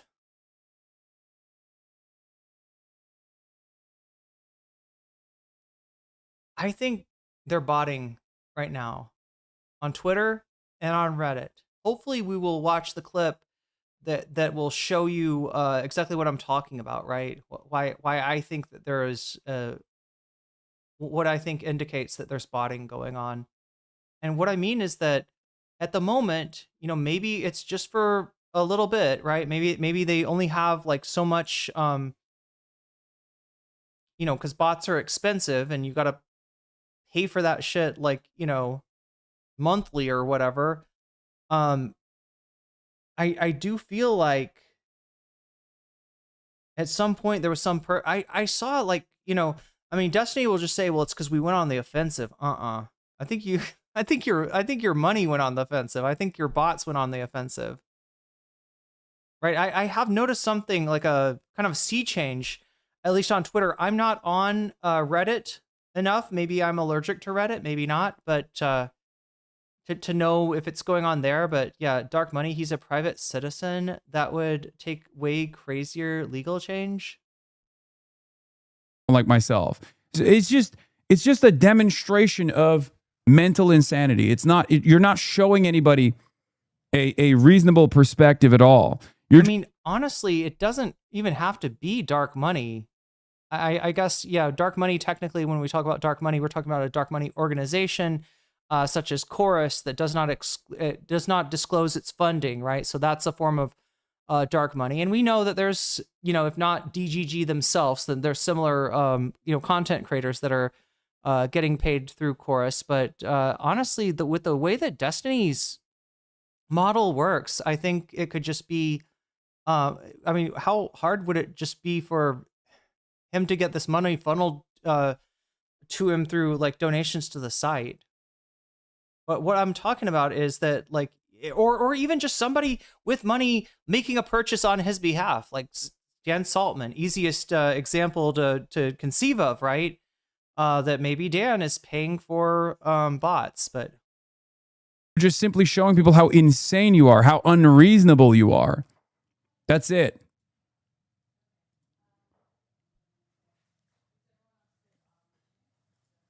Yeah. When you say stuff like it's a 50-50 coin flip between AOC and JD Vance, you're not going to win any liberals to your side. You're actually not even going to win, you know. I said it's almost a 50-50 split between Peter Thiel's fascist blood boy versus progressive. Is insane. Like, these guys just need mental health treatment. That's it. That's what they need. You should have said yes. They need to fucking log off. Well, I do think that you should have said yesterday when Pisco moved it on you, JD Vance or AOC. I think that that's a pretty easy answer. The thing is I don't actually know that. Like, in a vacuum with no political influence, I don't know what JD Vance's political opinions are. Like, the guy was a more moderate. You don't know what JD Vance's political opinions are? He's Peter Thiel's blood boy. That's it. The fuck do you mean you don't know? Don't you think you should know? He's the vice president. He's trying to say that JD Vance has been all over the map. And that's true. But that is some crazy hope to be putting out when you say that JD Vance is so weird, Narwhal. You're on my multi-chat, your emojis, they look like smiles. And on YouTube for some reason it looks like the face where there's like no, you know what I mean? The like no expression, like eyes closed and like mouth flat. It's like a completely different emoji there, but yeah, good night. Oh yeah, Metal says they attack Hasan Piker because it will scare older people, Xers and older, into voting for Republicans and not voting. They're using Islamophobia to scare people into conservatism and fascism. Yeah, and that's going to be something that they do with or without Hasan Piker. They're gonna find something, right? They could find anything, right? Anybody that seems like they're on the left saying something in 2020 that seems too radical, that seems like, oh my gosh, they're gonna cancel the cops, they're gonna get rid of crime is gonna be legal, they're gonna make crime legal again, they're gonna let all the prisoners out of jail, and they're gonna come and rape and pillage everywhere, right? They will find something, right? So the whole thing that you got to do is not unilaterally disarm in response. Hasan needs to deliver these goods. All right? Because whether or not he is involved, whether or not he is visible, whether or not he is fucking alive, you're still going to get these same kind of attacks. They just will shift their, the focus that they use. President. Don't you think you should know? You fancy yourself to be a political commentator? Republican type person. But the problem is JD Vance, like AOC, seems to have no capacity to deal with his own side, right? In that he's fully bought on to co-signing whatever crazy dick sucking shit Trump needs. Mm-hmm. So I mean, like, it's not like I would trust, even if Vance was more moderate, I don't know if I would trust him to govern more moderately if there were extremist voices in his camp. I also don't know how much he is actually like a crazy fucking crypto loony fuck after getting brainwashed and mind fucked by Peter Thiel and everything. So he might be like that might just be like way too far fucking gone. But I don't know for AOC. So what people don't consider with JD Vance is that maybe his mind was changed, right? A lot of people like to say it's like that he was an anti-Trump Republican. In Trump's first administration, definitely in 2016, and for most of Trump's first term, JD Vance was on the right, but he was more center right. And kind of against, the crazy excesses of the Trump administration. What they might not have considered is that Peter Thiel and company offered him more than just money, more than just donations, more than just greasing his wheels and putting him in the right place. They might have offered him an argument that he agreed with. They might have preyed upon his insecurities, his fear of cancel culture, and all the rest, right? That he could have just been radicalized, right? And the money is just icing on the cake for him. It might not be about him being, compromised, bought off, etc. As much as it is wild to see somebody compare Trump to Hitler on one hand, and then support him and run as his vice president on the other hand, right? I get where people are coming from with this, but I think it might be a lot simpler than people realize. And people don't get the machine that is out there turning, like, especially this is the Kasperian effect. There's a machine out there turning, fairly wealthy centrists and liberals into right wingers. And yeah, it could have just, his path to leaving the left could be similar to Anna Kasperian's for all we know. AOC, like, I just don't know with any of these people now, like, given your opportunity to like abolish all private enterprise, and if the people backing you were for it, I don't know what her answer would be there. I'm not sure. I don't know at this point. I'm not sure. But the problem is that since these people I'm willing to take my chances with AOC. Sure. I mean, I guess, yeah. I mean, like, this is the one time it's the one time tonight that Mutin's going to sound intelligent and pragmatic, right? It's a one time. The one time. I probably would, but it's a coin flip. How do you have such an extreme view of AOC? It's not like a 90-10. That's like a He's lost. 55-45. Like, the problem is when nobody... Lemao, I'm out of here. I mean, God, I hope he's losing followers over this shit. I hope he's losing viewers over this shit. I hope there's some people in GGG that at least, but here's what I feel like. I feel like they might say that in chat. They might freak out. They might even leave and stop watching for a few days. But somehow, because these people have nothing better in their life, they seem to always come back, just like the Orbiters, right? Hutch actually at one time distanced himself from Destiny, even food shops, chat. Even the pedo in training distanced herself from Destiny when the charges came down, but they just cannot, they can't stay opposed to him. Omega Star says, I think Vance is fucking crazy to have agreed to this. He has a 5-letter last name that ends with NCE. Wait, what? Oh, because the nonce also? Wait, I don't get it. So he doesn't know where, Ash Bradford says, so he doesn't know where JD really stands because he's all over. What part of anything JD said is good? Like, what the fuck? I mean, you got to go back to like 2016 to find that. Oh, like Pence? Oh, geez. I didn't even catch that. You're right. You're right. He's in that same, spot. Although I don't think I think the difference is that JD Vance will fold like a cheap chair, like a Temu chair, like a Temu lawn chair. There we go. He's like Pence without the PE. Nobody has the ability to say no to anything. I just have to look. Do you ever have this, chat, where you like brush your teeth and it feels like, I don't know, maybe it's just, you know, I'm imagining it, right? But I keep on feeling like I didn't get like, I don't know. I keep on feeling like my teeth aren't clean. It's weird. It's probably something I should just like, I need to, yeah, I rinsed and I always like, you know, because the water is questionable here. Yeah, flossing might be a good thing. I mean, it is a good thing and you should floss. But look and see who's around you that's going to be pushing you into shit, because I'm just going to have to assume that you're going to go along with the crazy motherfuckers on your side, because apparently nobody can say no. Yeah. Geek streamer Destiny crashes out after watching Hasan help candidates win their race and announces he's becoming a conservative, and he blames younger black voters. This is the guy. Oh my god, dude, I'm ready, dude. I'm ready to become MAGA. I want to become a conservative. I just want to become a conservative. At least they're honest about like their racism and everything. Like, I'll never take any of you wokey motherfuckers again. You know what we need to do? This is what we need to do. Wait, when I had COVID, I had the urge to brush my teeth a lot for some reason. It was weird. Oh no. God, because I think that's what I got last fall. I think I got COVID. And look, I haven't been you know, around a lot of people. Like I've been, you know, kind of doing stream a lot. But I don't know. I mean, like could I catch it from like, you know, ordering takeout and stuff? Brian Tyler Cohen ended up taking down the Hasan post from yesterday after being messaged by D. Wait, really? That's so sad. Yeah, here we go. This is what Direful and I were talking about a second ago. That's such Not a second ago. More than a second. Several seconds. Situation. Epstein is so obsessed with Hasan that he messaged Brian Tyler Cohen to take down a quote of Hasan, which says Republicans Brian Tyler Cohen removed the quote. Oh, I also...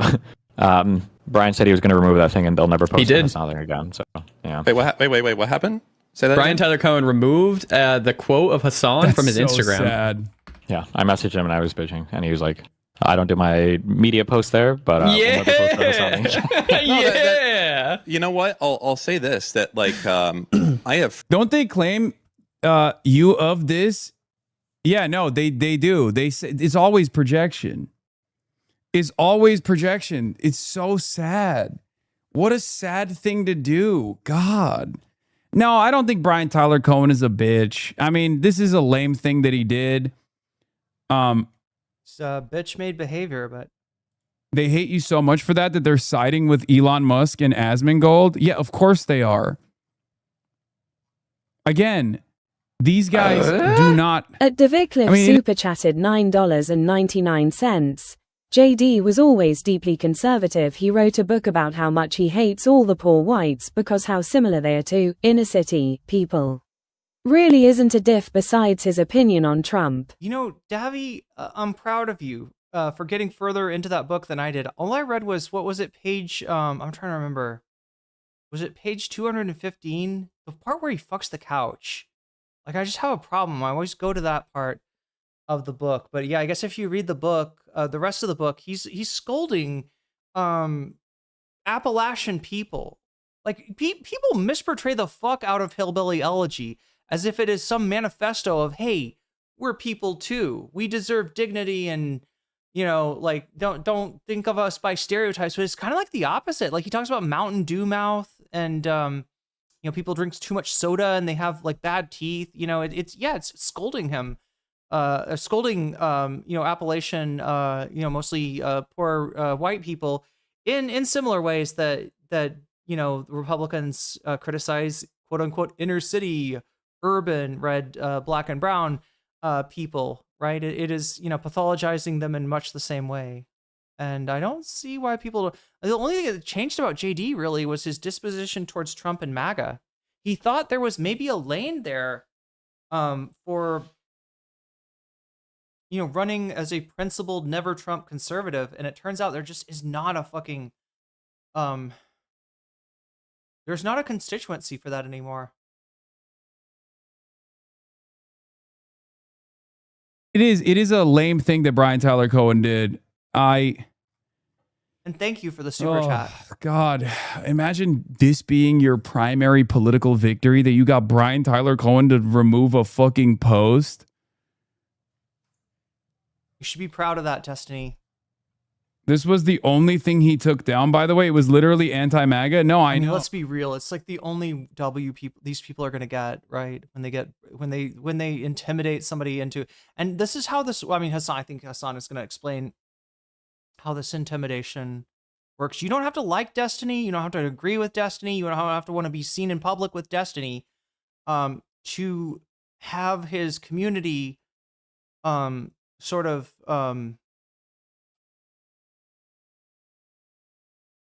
to have his community pointed at you as a weapon, and to be, you know, for them to try to intimidate you into just disassociating themselves with the people they don't like. And I have seen this, chat. They don't. It's not just a threat, right? Or it's not always. It's not usually just a threat. There's different ways that this kind of harassment works, right? Sometimes it is, yeah, you know, scary shit. They sound unhinged. They sound like they're crazy, and they're willing to, you know, go unlimited distance, you know, to put it unlimited effort into, you know, ruining your life, fucking with your friends and family, shit like that. And sometimes they will come at you as if you're doing something wrong. You're a bad person, right? You need to stop this bad thing that you're doing, or else what we hit you with will be justified, right? And I would guess with BTC it was the latter rather than the former, because yeah, the former is bully behavior, as Ash is saying, and the latter at least can sort of hang its hat off of some you know, pretended moral outrage. And yeah, they you know, and when I say they, chat, I don't mean necessarily like the Destiny community, but related communities did the same thing towards, you know, people that supported me. Made them feel like they were doing something wrong. Oh, this is the, yeah, I said it's not Islam that's subjugating women in this country, it's Republicans. And he posted that. I think Brian Tyler Cohen is still, at the end of the day, he's not in opposition to Zoran. He's not in opposition to Abdullah Sayed. He's just a fucking straight up establishment Democrat who is way more comfortable with left flank candidates than these other fucking guys are. So if their only goal, if these guys' only goal is to literally come after me, then that's fine. Who cares? Let him be fucking distracted. Okay? It is also very funny that this was in Epstein's community and it's in Hebrew. I was like, why is this why is this posted in Hebrew? And then someone was like, oh, they took this screenshot from the Destiny subreddit.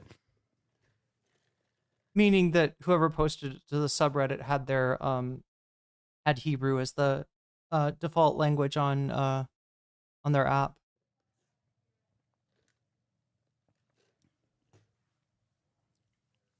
No, I literally went and brushed my teeth again. When I took a little break. But yeah, you were I too charitable, man. rebrushed. No, I just look, man. It is what it is. Okay. It is what it is.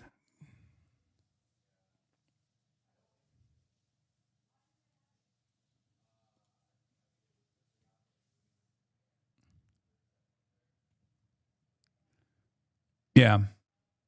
Good morning, Vamps. I think a lot of these people like Brian Tyler Cohen just don't want to be in the middle of internet drama because that's what D's community is. Yeah. Brian Tyler community's reach is so much bigger than Destiny's. Yes. But he's terrified. Here's the reality that we know. Okay. This has been the MO of Dan Stalkman and Sex Pestiny the entire time, DMing everyone they possibly think they can in order to get 1 or 2 victories to post on Reddit. These victories include collabing with Republicans. These guys have been collaborating with the Republicans the entire time. Okay. And they are going to continue doing it in much more meaningful ways. That's why they're like retweeting Elon Musk and shit like that. Are you aware your chat is full of offliners who not only spend their entire day watching your stream, but they spend the rest of the day in your stream chat? This is not a healthy way to live your life. There are definitely people that are in the chat offline talking to one another about a bunch of different shit. It's like a way to, community build. I don't know why you're very frustrated by that. They're not like talking about me. They're playing games and shit in the chat. Yeah. I don't know why he's talking about the offline chat. One in chat if you ever hang out in the NCC offline chat. I know we got at least 2 people that like to do that.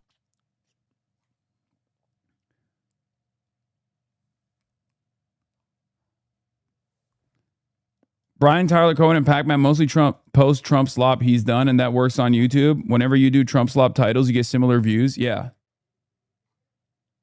We should actually sneakily title all of it like Trump slop style, because that kind of like anti-Trump liberalism works so well. But anyway, as far as the Brian Tyler Cohen situation goes, like, look, I'm fairly certain, as long as he's not a setback, as long as he's not like literally directly opposing candidates like Abdul al-Sayed, which I know he's not because I was at an event with Abdul and he was there, early on, as a matter of fact. So he's that kind of guy. As long as they're not in opposition to left flank candidates, which I know they're not, which I know Brian Tyler Cohen is not, I'm fine with it. It's the same principle that I have for the Pod Johns. I don't always agree with the Pod Johns, or at least all of the Pod Johns. But at the end of the day, I understand that they are... What is that one asshole named? Wait, there's JVL is the guy from the Bulwark, but who's the Pod John, the most like... It's the Pod John that Destiny like loves. I'm trying to remember what his name is. It's not Tommy... Wait, is it Tommy Vitor? No, wait, there's one other guy. Maybe I'm thinking of JVL. Who is like the one guy that Destiny loves from Pod Save America? And he's had him on.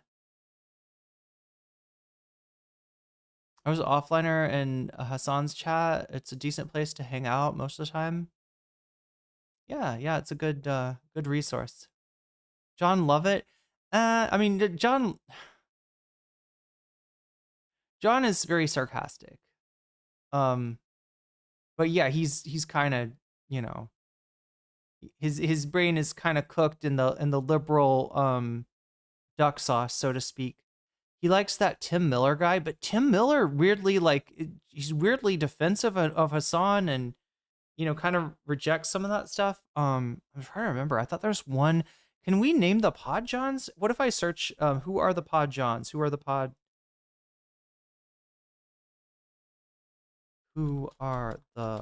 Pod Johns?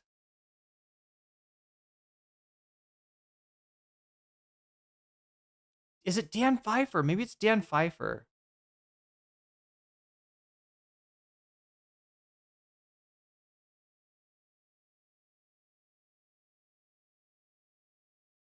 Yeah, I think it is. I think it's Destiny loves Pfeiffer.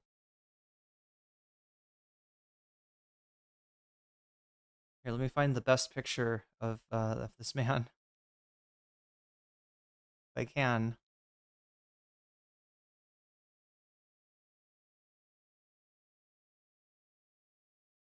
Okay, this is a weird picture. I don't know why it cuts his like half of his head. Wait, is it just too blown up? Is it, do I just need to zoom out maybe? Nope. That's how they I don't know why somebody took this picture, but yeah, this guy. You recognize who I'm talking about?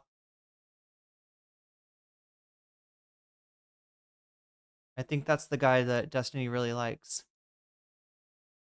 Are invested in a broader coalition, and that's what matters most to me. What matters to me is actually creating some kind of defense. Which Podjohn called Obama the N-word on Twitter by accident? I don't know. When did this happen? I think it's John Lovett. It's the other two that have interviewed. Actually, Lovett did interview Hasan. When was it? Was it like right after the election or? Against Trumpism. Right now, we have no. There was a lot more side eye from Lovett than I think people realized. I think a lot of people were just like, yeah, it's two bros talking it out, you know, and it's like, yeah, there's a lot that Hasan said that like Lovett straight up rolled his eyes towards, but he didn't want to, because this is the thing. The Podjohn audience prefers Hasan to any of the Pod Save America casts, right? If it ever comes down to, you know, we got Favreau on one hand and we got Hasan on the other hand, they're actually going to choose Hasan. And I think the Podjohns know that, and that's why they sort of handle him with kid gloves. You can tell. I mean, you can see, like, even just in random like mentions of Hasan on Pod Save America, you can tell that there is certainly from Favreau and yeah, probably Lovett is like a friend. Like Hasan, I think, goes to the same gym as Lovett. Is that how they met? Lovett, or maybe there was some live in the same neighborhood or something like that, right? Lovett, somebody he knows personally, but you know, still you can tell there's a lot he doesn't agree with. Tim loves Hasan now. Oh, he fully heel turned. You mean Tim Miller? I don't even know, Davy. Is that like am I missing a joke here? The Podjohn that called Obama the N-word on Twitter by accident. Defense against Trumpism. Right now, we're literally, like, I don't think a lot of people understand this. Like, right now, I mean, I agree, Alice on Fire, that Lovett disagrees with Hasan a lot. I mean, my understanding is that they're, you know, he's probably the Podjohn that Hasan is best friends with. Only have the courts, okay? And the courts are holding by. But the way I see it, the Podjohns will take what they can get. Like, they're just making rational choices, and as much as they might not like what Hasan says, as much as they might not even like his presence on the left or what he's doing, like his effect on the party, right? They know that they got to at least nominally kind of stay in good with Hasan, which is an interesting power for him to hold over the Podjohns, right? My first knowledge of Pod Save America was actually from Chapo Trap House. At DeVicliffe super chatted $9.99. One of Podjohn's was comms for Obama and was talk about how Obama's getting bigger deals with like 2 hours of sleep and kept using an N instead of a B the entire tweet. Oh no. Oh no. Look, I almost want to look this up, but I feel like I'll get in trouble if I look it up on if I show you on Twitter and it says like Obama keeps on getting bigger deals, except the B is replaced with an N. Jeez. That actually does sound like what a racist Republican Tea Party member would say about Obama. They used to call him, like, there's a word, renege, right? And it means that you say something or you make an agreement and you go back on it, right? You reneged. And if you were to turn that word into a noun to describe a person who reneges, you would sound very much like you're saying the N-word. And so they made a song calling Obama the great, and it's just the N-word with RE on front of it. And they were so like entertained by themselves, the Tea Party members, right?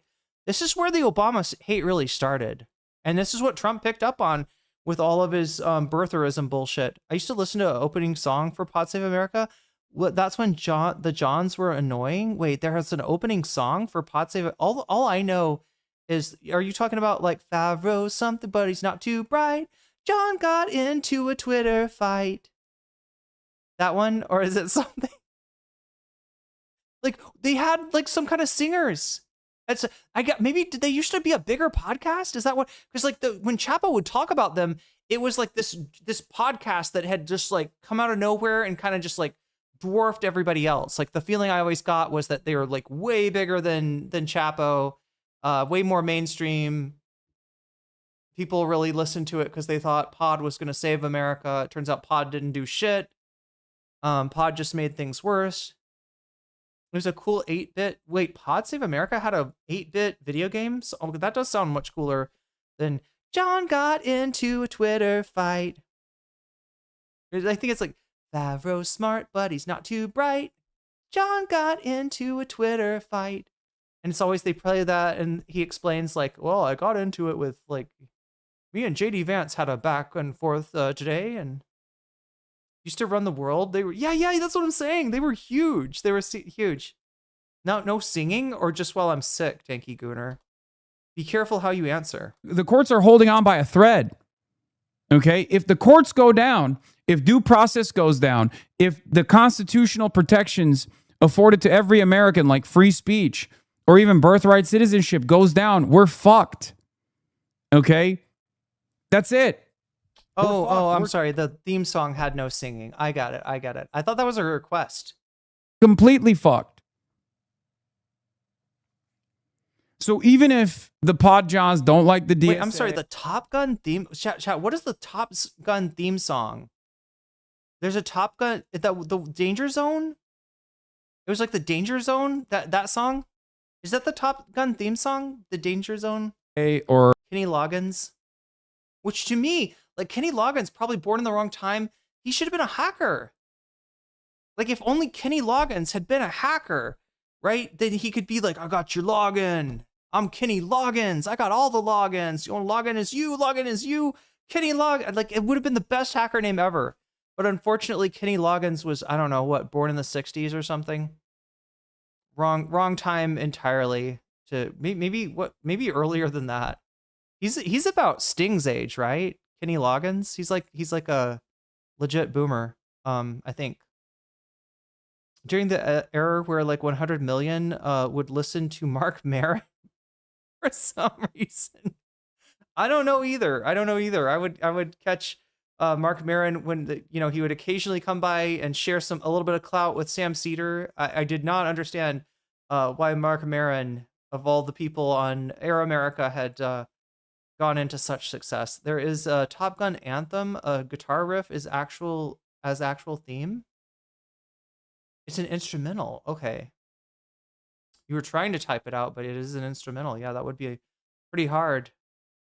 You have to go like, it goes da da da da da da da da da da da da da da da da, and like nobody has, but in your mind it's like, you're thinking of the notes that all those da-das are on. But it's not the Danger Zone? What is it then? He should have been a lumberjack in the 1800s. Yeah, that would have worked too. Kenny Loggins. Pod Save used to go hard as fuck? Really? Like, in what way? I'm so curious now. I do have this, like a video that always comes up on my recommended is from 8 years ago. Oh, I'm trying to remember. It's one of the Pod Save. I could almost remember the title of it, right? Oh, shithole countries. It was something about shithole countries. It was when Trump said that whole shithole country thing, right? They had it was like, I think it's from like 8 years ago or something. You Got the Look, but by Roxette the other day is a series of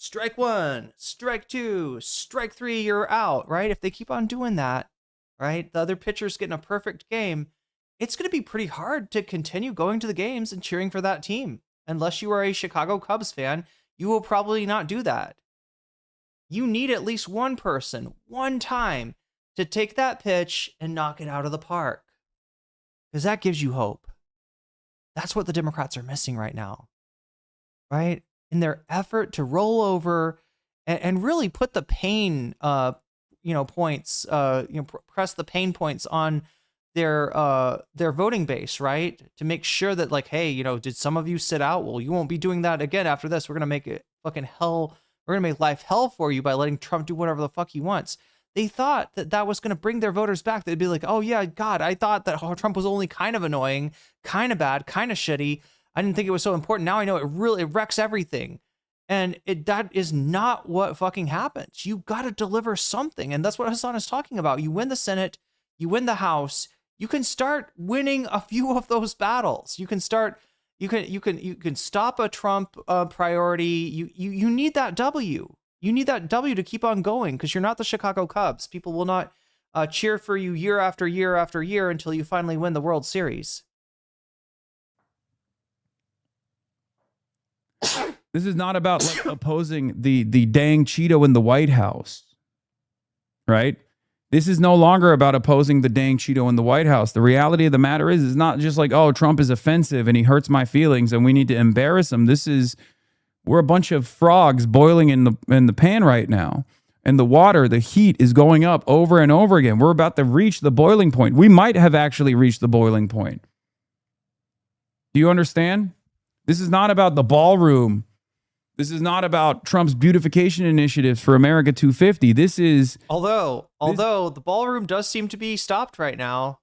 That's like, I mean, I'm kind of... the ballroom does seem to be paused at the moment.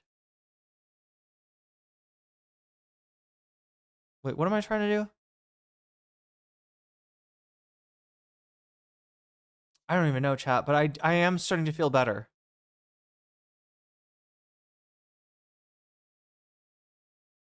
Oh no, it's not this. I was trying to change the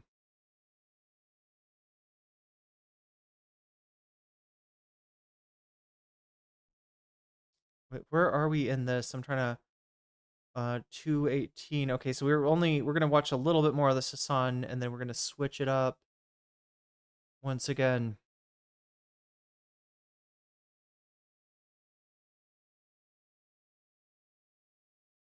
This is triage. We have to do everything we can to set up opposition to the administration. Okay?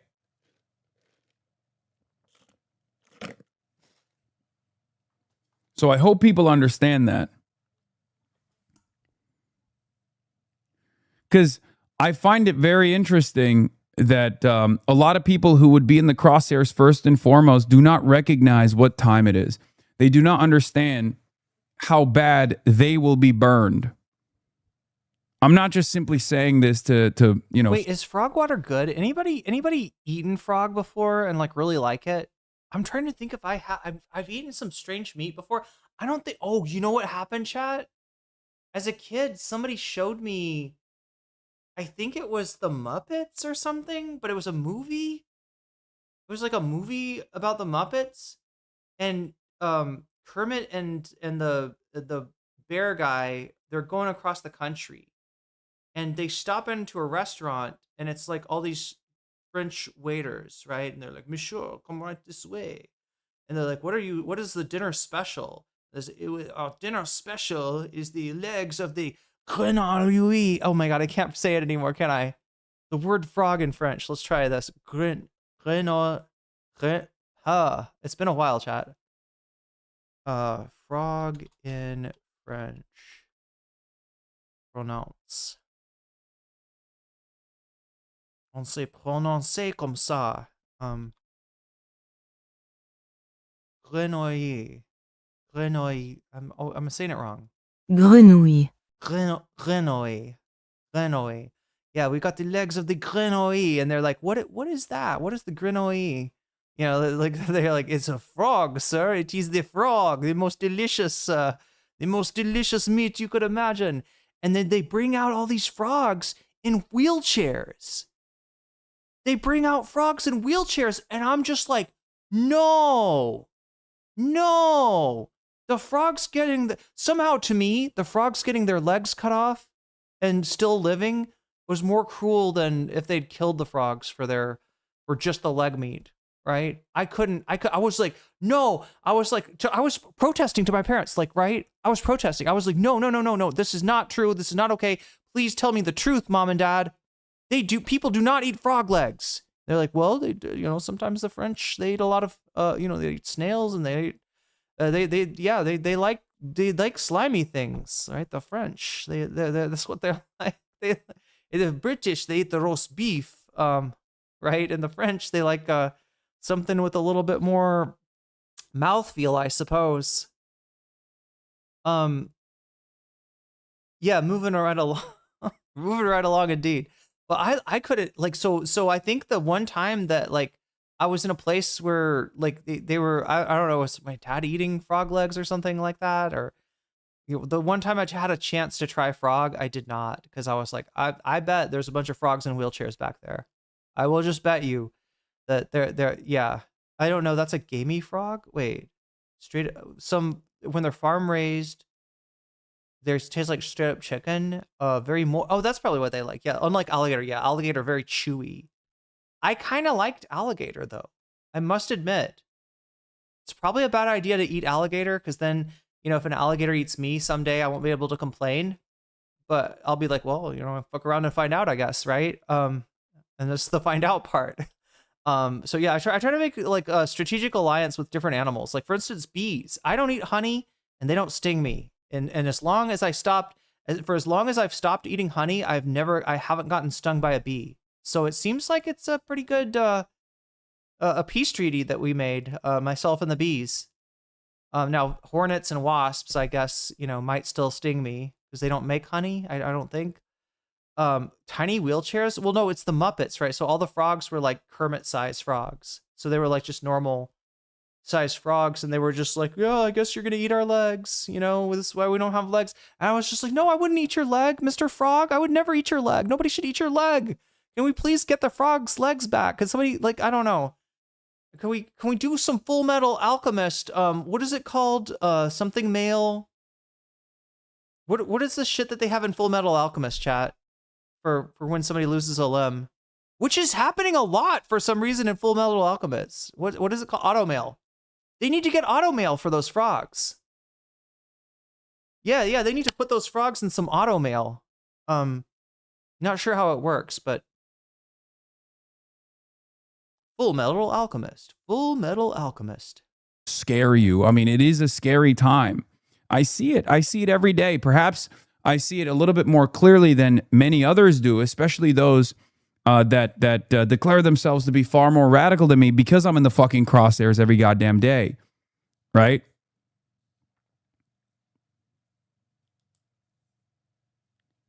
Like for me, this is very real. I mean, I'm the primary target here, so I see it, I feel it.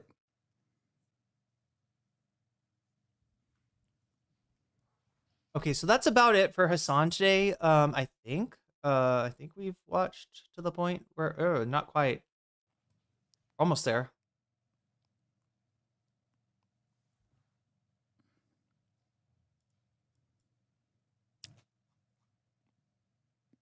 Anyway,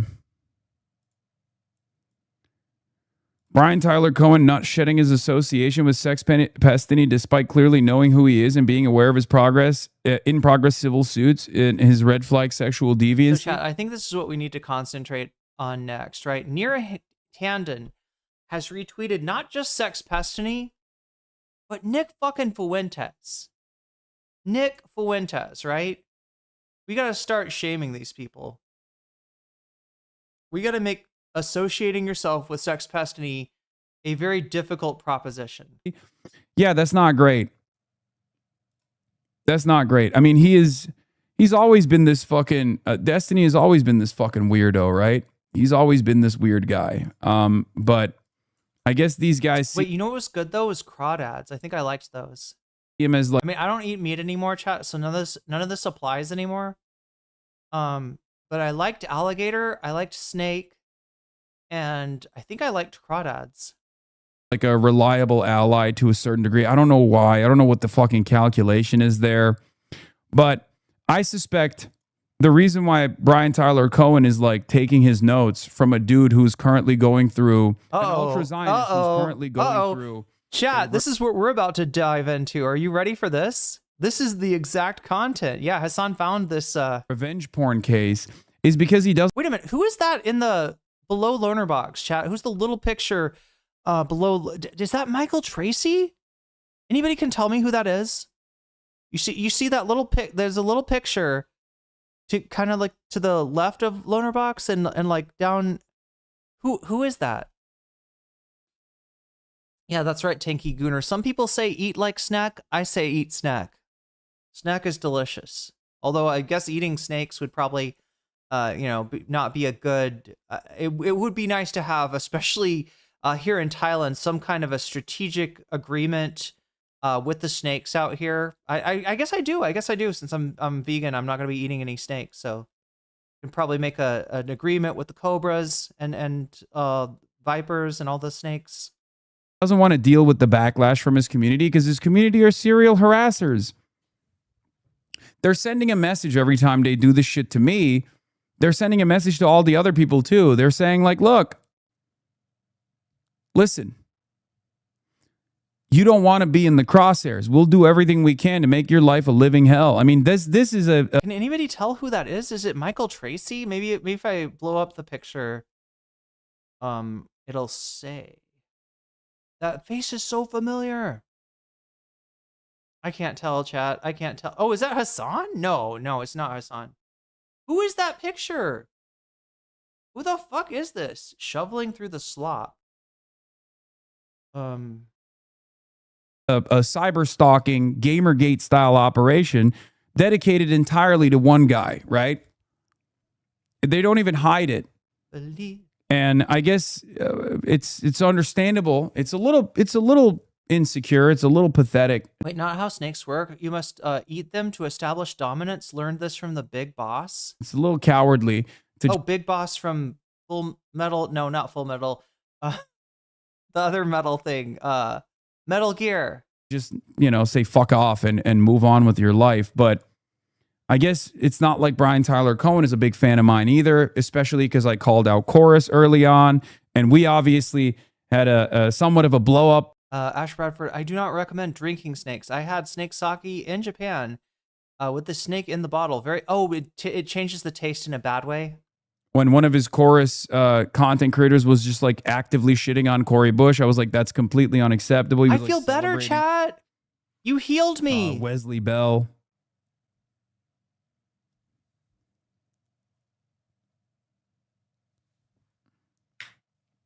Cohen removed the quote of Hasan from his Instagram. It's just sad. I messaged him when I was speaking, and he was do. like, "I don't do my media post there, but Did somebody in chat use alkestri on me? Did somebody in chat do like the? What do you do? You got like this, and then you slap the ground or something. You know what? It's somewhat pathetic for Brian Tyler Cohen to like respond to Sex Pestiny in this way, but it is so much more pathetic for these guys to just like fucking celebrate this as a major W. Like, who gives a fuck one way or another? I didn't even know that he had posted me. I'll say this, that like I have friends and they're not plugged in, and I'm like, well, what do you do for politics? And they all say like Brian Tyler Cohen. That's it. Yeah. And it's like, okay, this guy is an important guy to get for. So it's even worse than I thought. Ash Bradford says the musty is a combo of mold and dust, so it tastes like old dust mold. Oh, okay, yeah, I could not handle that. I'd be freaked out too. Like even there's like a dead snake in the bottom of a bottle of alcohol. I'd be worried about it coming back to life. I would be worried about it somehow. Like I'm trying to. Well, I mean, I guess you don't drink the alcohol right out of the bottle, right? You usually pour it into something, but if I had to, I wouldn't drink it out of the bottle just because, like, I'd be afraid. What if the snake comes back to life, swims up, and bites me on the lips. Could be bad. Armies like on Yeah, see, they're like, we did it. We fucking did it. We All right. fucking did it. Well, on that note, chat, I'm gonna say we fucking did it and got through the Hasan segment. Let us move on now. What do we got next? Destiny. We're gonna watch this thing that Hasan has brought up really conveniently, I guess, for the transition. And in the meantime, I'm gonna check on the poll. Right, 81 votes so far. Make sure to vote if you haven't already. Even if you're watching on Twitch, feel free to come right over. Walk right into youtube.com/nocommentchick. You'll have to click on the live stream. Then you'll have to click on the chat. And then once the chat is open, you'll see at the bottom of the chat, there is a poll that's for you to vote on. You got these 4 choices that are above me. Steve Azark proves that Ethan lied. That's in first place. Second place, we got CNN Donnie Docu. Hasan versus James Carville. So it's a little section from Donnie O'Sullivan's Hasan documentary. That's in second place. Very close third place. We got Hutch checks in with his boss. That means Destiny. And kind of will show to any doubters out there what is actually going on between Hutch and Destiny in their relationship, right? Who is the, that this is, because all the time people will try to say, why do you think that Hutch needs to distance himself from Destiny? He already disavowed him. Motherfucker, he was in Destiny's chat checking in like not a week ago. Okay, so don't give me any of this shit. He's a orbiter. Like, and the only reason that I guess they get away with it is like he comes into the Discord. You don't see his face, right? You don't see him on stream, on video or anything like that, but he's there. He's in the Discord. He's checking it. He's got responsibilities. He's got duties. So yeah, make sure to do your duty and go over there and vote on youtube.com/nocommentchick. While you're there, make sure to also like my stream, like the live stream. It helps a lot. And it's something you could do at no cost to yourself. Katsune Cavalier saying, I'm very glad that you feel better, Irene, but doggone it, trying to lurk here, and you've got me to go and get the scene from the Muppet movie. Is that what it's from? Is it the Muppet movie? There's like several, aren't there? There's like oh my god, I'm trying to, in which Kermit the Frog, Jim Henson is doing the voice, meets Fonzie Bear voiced by Frank Oz. Wait, is this voiced by or puppeteered by? And the Muppeteer's adversary for the movie, Doc Hopper. Charles Dunning. That sounds familiar. At it's called the El Slizo restaurant? I thought it was a French restaurant. It should be called Le Slizo. Peut-être. No. I gotta stop with the French stuff, chat. I gotta stop. Yeah, cowardly box indeed. Denial box. Genocide box. I have a video of me drinking the snake sake years ago. In bars, they keep the same snake for years. Jeez. No wonder it's moldy and dusty. I wonder if you get a fresh snake, is it different? Or what if could they cook the snake first, maybe? Anyway, chat, we gotta move on and ask ourselves, is there anything else? And by anything else, I mean, oh my god. So this video, Darfell titled it, Hasan has bigger fish to fry. We're talking about frying snakes and frog legs. Do they fry frog legs? Or how do they cook them? Don't tell me the French boil the frog legs, because that's just... Like, I would feel like you'd have to fry it, right? If it's going to be a slimy meat, wouldn't you want to fry it? Or maybe I'm just thinking of reptiles, chat. I guess a frog is an amphibian.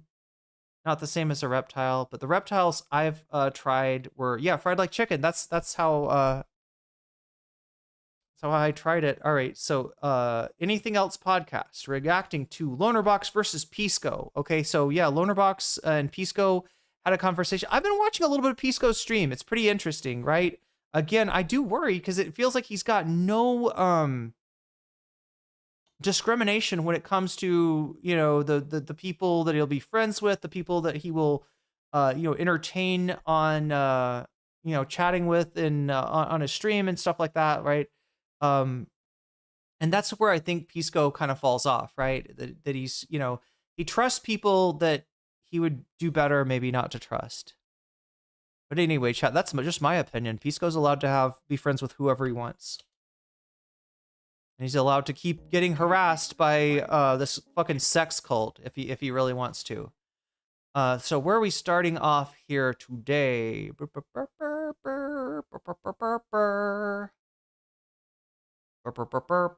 Oh yeah, we're starting off at the beginning, I guess. Wait, it takes them 1 hour and 37 minutes until they mention the concept of functional anti-Semitism. That's crazy.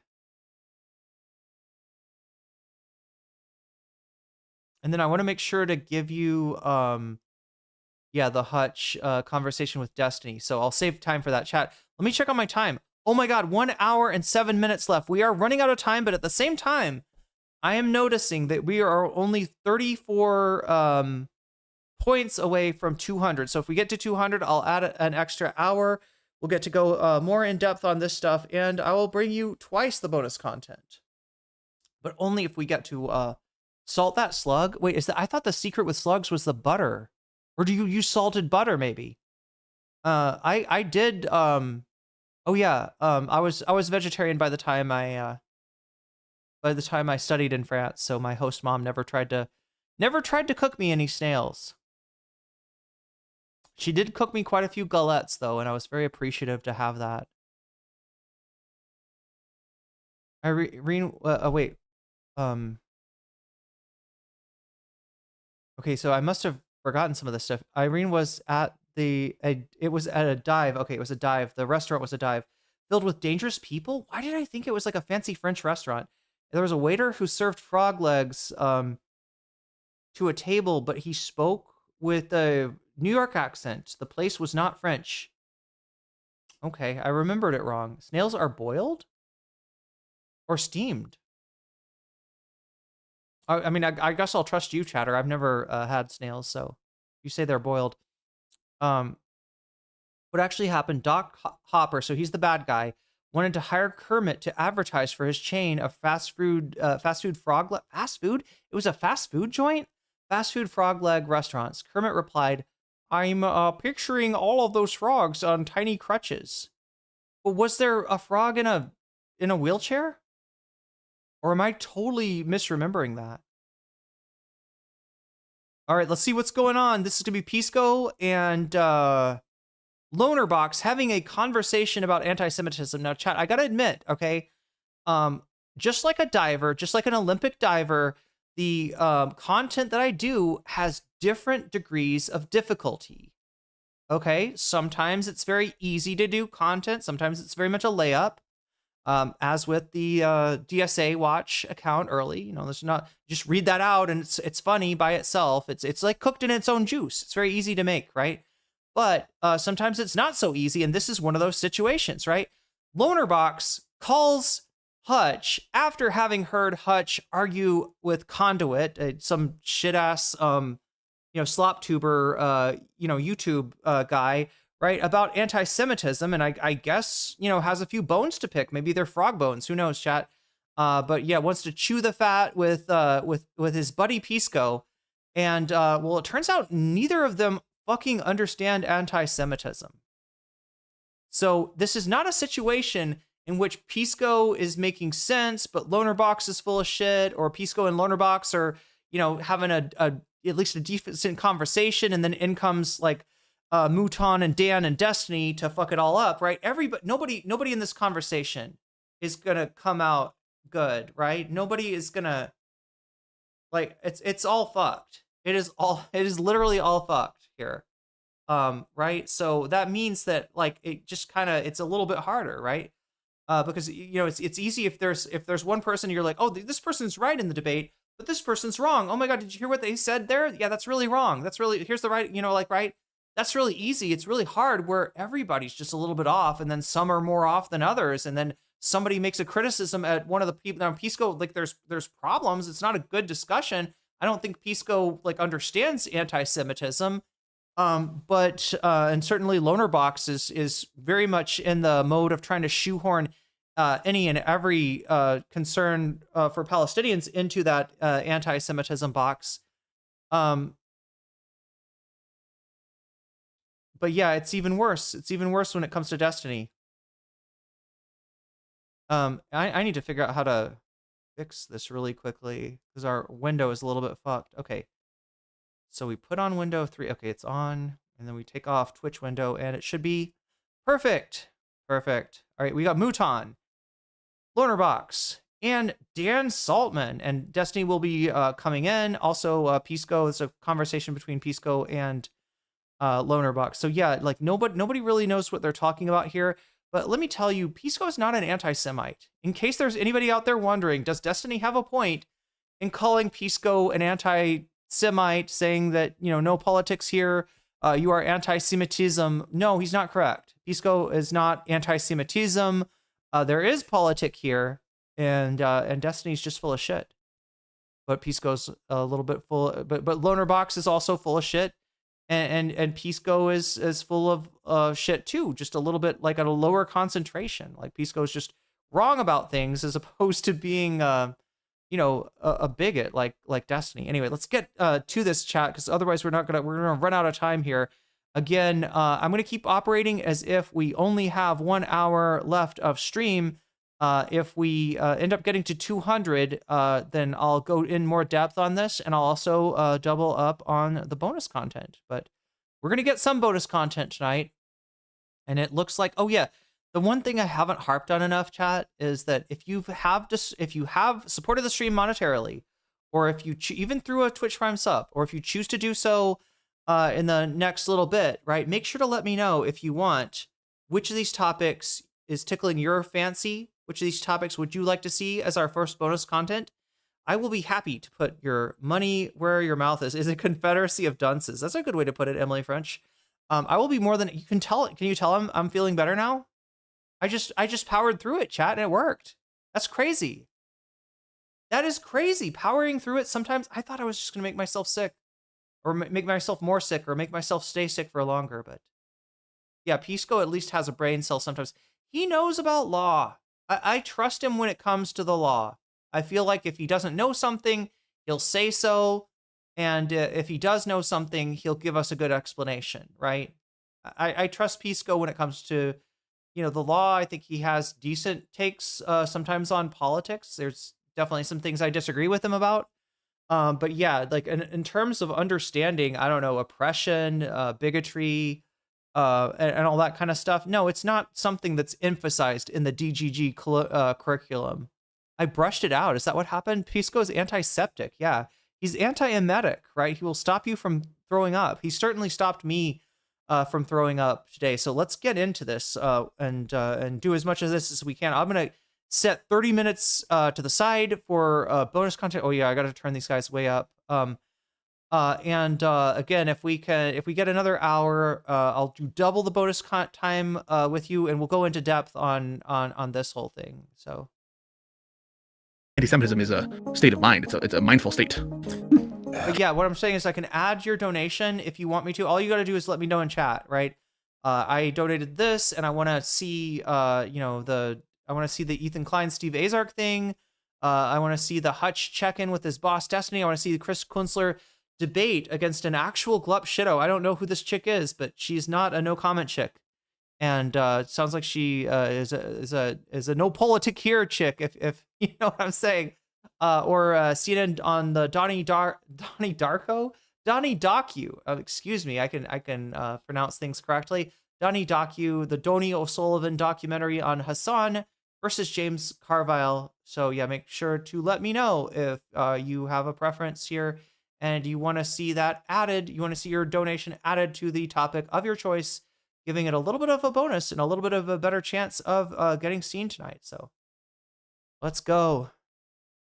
Mostly, I would probably draw a caveat in the sense It's that such a maybe stupid. It's like so funny to say it. It's like I'm in that anti-Semitism state of mind. Okay, I gotta read this chat. Lonerbox is a loner of his one brain cell, loner of the lonely brain cell. I'm in my. It's a lifestyle, man. It's where's like the background? The person who thinks in their life, let's say, they love. At some point, chat, this editing style is gonna die. Fucking glitch editing, especially when it's combined with, I don't know, VCR like 1980s VCR aesthetic. What's up, Kairos? Good to see you. In their life, they're married to a Jew, but they really hate Jews in Israel. You wouldn't call that person anti-Semitic, would you? Why are you rage baiting me? Like, there were black slave people that like they're slaves and and had like a fetish and everything for them too. I'm sorry, what? There were black slave people? What? I think he's trying to say there was slave owners, right? Or plantation owners, I think is what he's trying to say. Black slave people. That's one way to put it. That is one way to put it. When they're talking about Jews, they have like this cartoonishly arted definition of racism that starts from like, you have an evil. The other thing about Destiny that I want you to notice is how much he slips and slides around on his own ideology, right? Does he believe in intersectionality? Because he will try to apply an intersectional viewpoint and put that on Pisco. Now, I haven't really heard Pisco talk about intersectionality. I mean, I don't know if he believes it, has read anything about it, but he will hold Pisco up to a standard where he comes up like, deficient of like, well, Destiny's straw man of what an intersectional leftist would say does not comport with what Pisco is saying. And then he tries to turn it around on him as like a hypocrisy, well, you're not being very woke now, Pisco. At what point did you think that Pisco was like Mr. Intersectional? Right? I don't know. I've never heard him talk about that. Regardless, wait, is that a picture of Pisco? That's an old Pisco. I think they just have an old. Wait, is that right? Do they just have an old photo of Pisco up there? Is that? I can't tell, Chad. I can't tell. Let's go forward. In your heart, and then you hate the other race because no one wants to be like racist or anti-Semitic. They just don't want to, but they want to do these things, so they have to like create a new definition. Yeah, they want to do what things? Keep Palestinians from getting genocided? Yeah, I think so. And no, you don't have to be a fucking anti-Semite to do that. Right? And no, you should not make this about Jews. You should make this about the fucking apartheid state of Israel. You should make this about the Zionist entity. You should make this about the IDF and all the fucking criminal gangs that they were born out of, right? That they carry on the fucking proud tradition of that's what this is about, right? Just like rolling back, apartheid in South Africa was not about how much the Dutch fucking suck, right? Rolling back apartheid in Israel should not be, you claiming the Jews fucking suck. Come on, this is not that hard. But they do want to, he wants to confuse you. He wants to make this like a trepid, and essentially what he's trying to do is like, he makes the argument out there for the intersectional leftist in the audience to be like, oh, gee, I guess the guy that I am favoring over Destiny actually is not living up to my standard of how I think prejudice and power and all that shit works, right? When Destiny himself is putting forward a bastardized version thereof. Yeah, IDF equals ICE dudes. I mean, that's sucks for the same reason. Oh, God. You said you want to call me. Oh, yeah, okay. Hello. Test. How you doing, man? Can you hear me? You're insanely quiet. Wait, maybe, did I turn you down last time we spoke? No. Maybe. You're at 100 now. Okay, well, listen. Oh, it is Pisco. Okay, so this is Lonerbox's picture of Pisco. This does seem to be an older, and it doesn't matter. It doesn't matter. I have some Japanese. It could just be, I don't know. It could be anything. I don't know, Chad. It's a picture of Pisco, skinny Pisco. I don't know when this was taken, but there it is. These like neighbors right now, and so I don't want to be that loud. Okay, that's fine. Is that cool? I'll double your volume. It's okay. Sick. I'm drinking a beer. I hope it's all right with you. I'll make an exception. Okay. Oh my God. Hell yeah. 1 second. I'll be right back. Okay. I'll be right back. Holy shit. Anyone want to guess what just happened? This is a How long is he going to be in Japan? I don't understand, man. huge problem. Just 1 second. You could say I kind of did. You could sort of say that. You didn't get it on your equipment, did you? I got it on everywhere on my equipment, man. I gotta say it's everywhere. But I'm dealing with it. Anyway, you want to talk about Jews? Yeah. Given that definition, you'd say like Destiny comes from a family of quote unquote slave people. If that's the like, it's a weird way to call like slave owners or plantation owners. Yeah. Oh my God. All right, Are you okay? Yeah, I'm good. Okay. Jesus. I think I'm good. All right, what's up? So, yeah, so No I listened to Jews, your no conversation news. with Conduit, and I got a little bit whiplash from here. Pisco said, I believe, Dan, to quote him, he said something along the lines of, it's not anti-Semitic to do Holocaust denialism. That sounds retarded. He said something along those lines. My own words. How could you possibly say that? What would it be otherwise? He said it's not necessarily anti-Semitic to be a Holocaust denialist or something along those lines. What would be the other? They were ignorant, right? In fact, Lonerbox matches. That's so fucking ironic. I'm gonna have to give you some spoilers for this chat because I don't know how much of we're actually gonna be able to watch. I'm gonna try to make sure to give you a fair shake on the bonus content and as fair of a shake on this as I can. But again, it's 2 hours of video. We're gonna have, oh my god, 22 minutes kind of like, yeah, I'm gonna pivot over. If we don't hit 200, I'll pivot over to bonus content when we get down to 30 minutes to make sure that we do that too. But if we do, I'll stick to this a little bit longer and give you a little bit deeper of a dive. But just to explain where this take of Pisco that they're saying Pisco has might have come from, I didn't hear him say this, but Lonerbox describes himself as having met an older guy when he was, I don't know, in high school or something.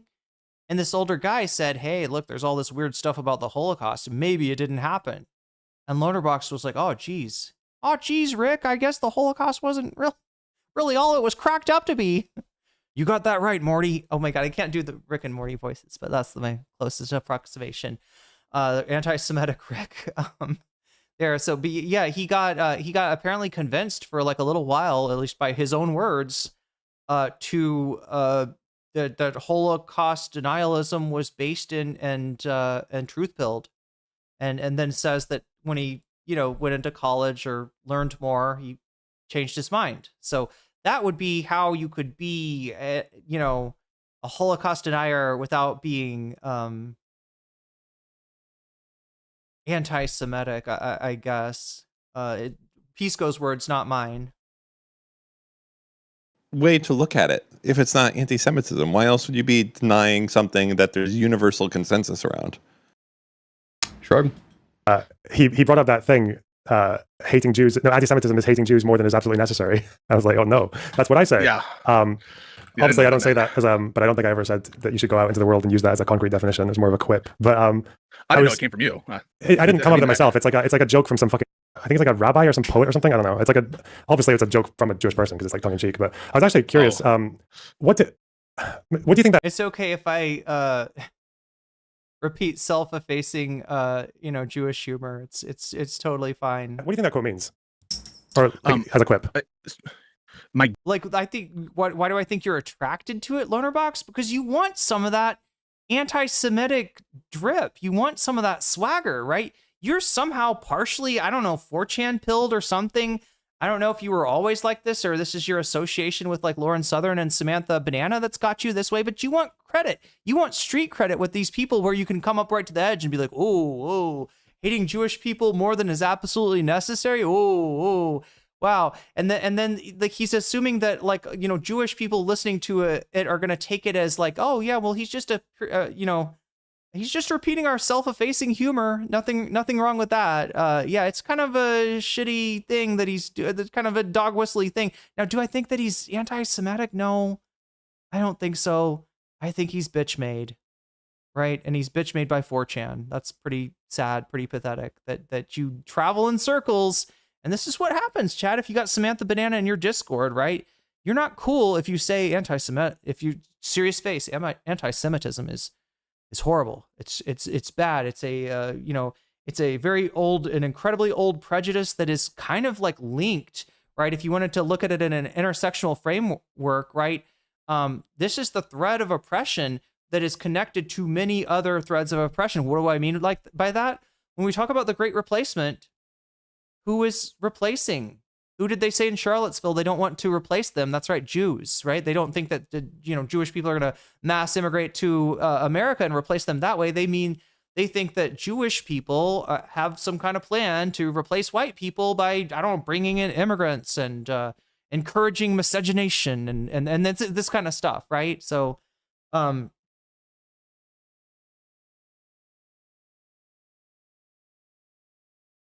and yeah, like a lot of times, you know, during civil rights, Southern racists noticed that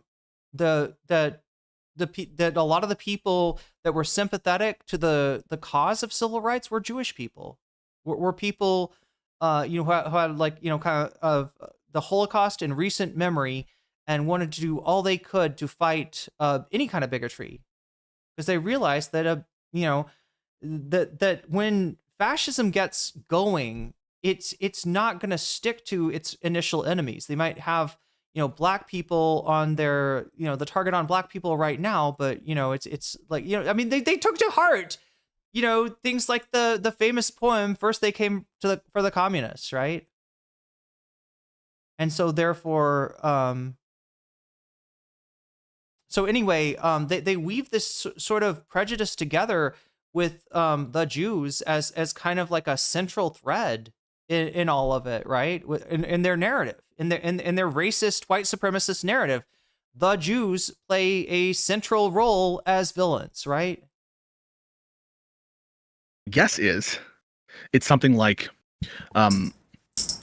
that disproportionate critique of someone who is Jewish is an indication of anti-Semitism, but again, maybe it's equipped. It's kind of like there's a lot of like I don't know, hatred, or like, it's like self-deprecating. What's it when you like not really rag on yourself, whatever that term is? Rag on yourself, self-ragging. Self-deprecating humor among the Jewish community and stuff like that. So I don't really know what it means. I'm gonna be honest with you. Maybe it's like just indication that like Jews themselves are highly critical of Jews. I think that's maybe like where the joke is probably like the fact that it's self-deprecating, but I think the concept that it's speaking to, and the thing that I seem to notice quite a bit, is that, and it's probably the case with other forms of bigotry as well, is the idea that like if someone from X ethnic group does something bad, you can rag on them, you can hate on them, you can criticize them, whatever. But there comes a point where someone can be taking a particular issue, even an issue that like everyone is on the same side of, but they are clearly taking it to a place that is not really concerned with the issue itself. So I don't know. We've had this discussion with Drew Pavlov actually about grooming gangs in the UK, right?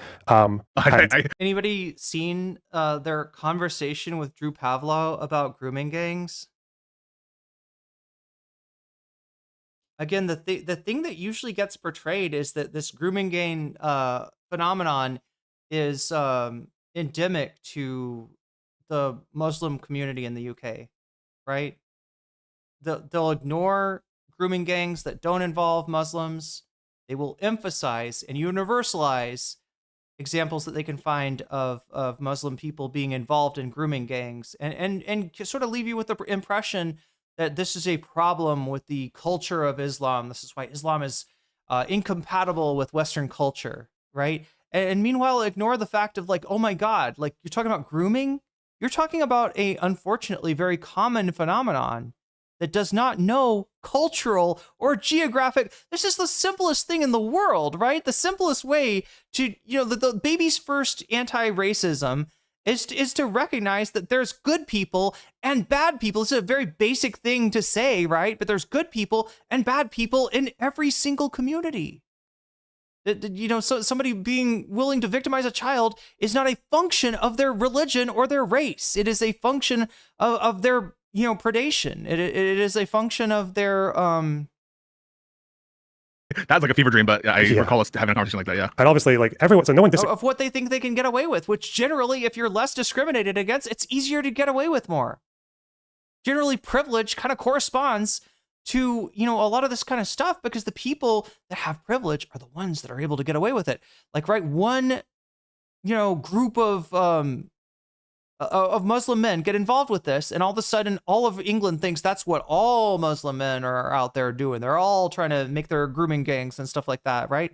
Whereas, you know, a British white Christian person does it, and it's just like, well, you know, that was a bad apple. I mean, this is very central to understanding racism, which unfortunately, chat, nobody in this conversation does. Agrees that the grooming gangs are real. We know who they were, and no one disagrees that they were allowed to get away with their crimes for a very long time. No, I don't think. I'm a groomer. So now the thing you didn't sort of say was, like, did you think that they were able to get away with what they did because of wokeness, right? Because that is the way that a lot of you know, racists in the UK will portray this, right? That there was a obvious grooming gang. They were doing bad stuff to little white girls, mean Muslim men doing horrible stuff. And the cops were like, oh, geez, oh, gosh, oh, golly, we really would do something about this, but we don't want anybody to think that we're racist, right? If we punish the groomers who happen to be Muslim, people will think it's, you know, we're being Islamophobic. So let's just let them cook. Let them cook. Let them predate on our children. No, I don't fucking think so. That is such a... Anyway, he hasn't filled in the blank, so I don't know what Lonerbox actually thinks. And this is not me trying to be a fucking bitch to Lonerbox because we've had, you know, harsh words in the past. This is just me literally, like, I don't know where you're coming with this, Lonerbox. I don't know how prejudiced you actually are, right? It's a non-zero quantity, but I'm not going to rush to judgment and be like, oh, Lonerbox is just selling this narrative. It does feel like this is irresponsible, though, for you not to like kind of quantify exactly what you mean, and acknowledge that this is a phenomenon that is not, you know, limited to race or culture or anything like that, and that you don't think that the British cops were too fucking woke to want to you know, go after these guys, right? So I don't know. Are you, you know, endorsing a little bit of Islamophobia or a lot of Islamophobia? I literally don't know. Behind this What? operation. Hello Dan, I am talking to you and only you right now. Go make a cocktail. But I do think it's very convenient of you to say shit that like call me crazy, as you have in the past, as a way of not having to deal with questions like that, questions that you don't want to answer. Questions that you're a little bit afraid of, right? You can just dismiss that out of hand of like, oh no, she's crazy. She's woke. She's Ale and drink it she's got files. in the middle of the day. You have worked hard on buying that wrench. That's what Samantha told me. Lauren Southern's producer. That's what Lauren Southern's producer told me about nocommentchick. And deserve to get day drunk. Yeah, maybe next time. A little early, you know? A little early. Boo. Them. But obviously there's a difference They want him to be the idly wealthy monster that they dream they would be if given Dan's wealth. between someone who acknowledges like who those guys were and what they did and everything is very different from someone who like makes that something like front and center, like an obsession in their politics, right? Like someone who talks about it like all day, every day. They just seem strangely uninterested when the same crimes are being committed by white people. And then they don't have to exaggerate. Wait, so this is more about the what is this one? Is this the Muppet movie? Waiter at the restaurant that Kermit and Miss Piggy go to, Steve Martin, German mad scientist that Doc Hopper hires to use their device to brainwash Kermit, 100-year-old oh, Mel Brooks, damn. I forgot about the used car salesman, Milton Berle. Wait, Milton Berle, the comedian? I think that's who that is. Oh God, I should know who this guy is. I think his assistant was a large Muppet named Sweetums. Jack, not name Jack Job. Wait. Reception for the president at Famous Studios, Cloris Leachman, and finally the famous president of the Famous Studios, Mr. Lord Orson Welles. Oh, a lot of talent in that Muppet movie. And they do start to exaggerate as well, or they start to inflate numbers and things like that. And usually, even without the exaggerations, we can quite safely infer that people who put such a small subset of sexual abuse crimes in the UK to like front and center of their politics and have that level of obsession with it are doing so out of bigotry, or are they doing it in a bigoted way? Is Lonerbox Jewish? Yeah, so I guess what you're trying to say is that there are certain trends or patterns that constitute circumstantial evidence for If he is W. If he's not, then L. against Jews, right? That He's doesn't change what Lebanese. anti-Semitism is, as I understand it. I think all you're saying is there are some things that we would take as circumstantial evidence of discriminatory belief. And I think that the problem that we were having in that conversation is one of getting the full scope of what anti-Semitism is, not what would constitute evidence of anti-Semitism. Hope that distinction is clear. Yeah. What do you think anti-Semitism is? I take anti-Semitism to be dislike, prejudice, or hatred on the basis of someone's Judaism or someone because they're Jewish, in other words. Yeah. So like either the religion or the ethnicity, right? Sure. Yeah. Okay. And I guess when we're defining other forms of bigotry, How about if we said because of their association with both Judaism and the Jewish identity, right? Could expand it a little bit more to fit the way that anti-Semitism fits is often kind of a companion piece to other kinds of bigotry in the United States. Again, I don't think I think this is just people talking about something they don't understand very well, and something that is important, despite what Bad Empanada will tell you. Anti-Semitism is very much alive and well in the United States. I don't think that it is alive and well in the pro-Palestinian movement, but I do see actual Nazis, actual anti-Semites try to use what Israel's doing in Palestine as a justification, as a permission structure, which is wholly different than somebody who has misgivings about the Israeli government, Israeli society, and the Israeli manifest destiny project of achieving a greater Israel as problematic and as something that needs to be fought against. Right? That's where somebody like Lonerbox falls down in an absolute ridiculous way, that his former self, the the woke, I guess, content creator, the woke video essayist that he used to be would scorn. But again, he's playing a different game now. Yo, Skyeb, thank you for the super sticker. GG indeed. There we go. It's so complicated. It is, just because of the way that anti-Semitism is kind of like the centerpiece of American racism, right? Not that it's the worst. Not that Jewish people in the U.S. have it worse than any other marginalized group, but that any sort of prejudice, any sort of racial prejudice, usually is related back by it's understanding. Really, what we're trying to understand here is white supremacist ideology in the U.S., right? Would there be anything like And thank you for the super there was a bit sticker, of a dispute, I guess, Sky. about how exceptional anti-Semitism is compared to other bigotries. 171. Is there anything that you would comment there on that? Like, do you agree with that, or do you have or what was your opinion there? I view it as tangential to what it is. I mean, it could be true, it couldn't be, and it could not be true, and it wouldn't change my understanding of what it is. Could I be just true, understand could not be anti-Semitism to true. be hatred, dislike, prejudice, etc. Who knows? Of someone. Oh on my the basis God. of them being Jewish. These disingenuous fuck asses. Like, seriously, yeah, you think Pisco is like, I don't know, maybe there is anti-Semitism, maybe it's all, he's not Bad Empanada, okay? He doesn't think that anti-Semitism isn't real, or that, like, the way that Empanada would probably say it, that it's not an active prejudice in the United States. It's not systemic in the way that anti-black racism is.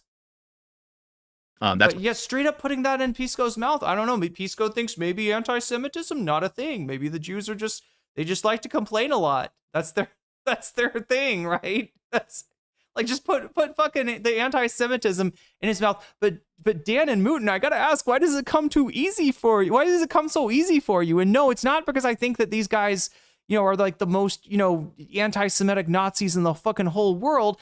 I just think that they swim in those waters. And just like Lonerbox, they want a little bit of that drip where they don't seem like they're too concerned about it. They're able to joke about it. They're able to, give, oh, hey, you said as long as anti-Semitism is when you hate Jews more than they deserve. Like, what do you think how much do you think they deserve to be hated?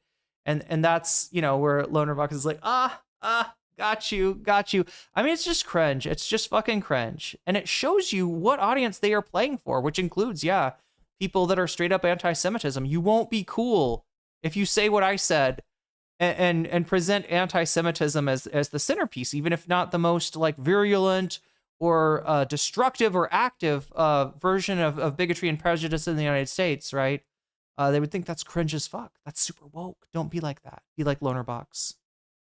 what I understand. Or you can tease the idea that maybe you like to tell some jokes about ashtrays and falling off the guard tower at Auschwitz and shit like that, but you're not actually trying to trying to cause a pogrom. Did it come out yet? Yeah, I'm gay. It could be true that there's some exceptional aspects of anti-Semitism, and I think that there are. If you want to know my opinion, but there's also exceptional. Okay, so chat, we are getting into the time period. Look, we're at 33 minutes left. I know we just started, but I'm probably going to have to switch over to the bonus content pretty soon here, unless we get, what is it, 29 points. We are only 29 points away from 200. If we can add another hour, I'll stick with this and do it in sequence. If not, I'll go to the bonus content. If we make it to 200, then I'll come back to this. But if you want me to just keep plowing through this, right? This is your time to shine. This is your moment to save the stream. Because if we can get to 200, we'll get to do this like, consecutively, like, right, without me going into something else and then coming back. And if not, we're gonna have to do the going into something else and coming back, just so that I'm sure that I can give you what you're voting for, which right now looks like it's Steve Azark, proving that Ethan Klein lied. Make sure you remember that it is Super Chat, Super Stickers, getting yourself a membership, gifting memberships, supporting me on Throne, or supporting me on Twitter that makes this number go up. And if this number goes up, 29 more points go up, then this number goes up.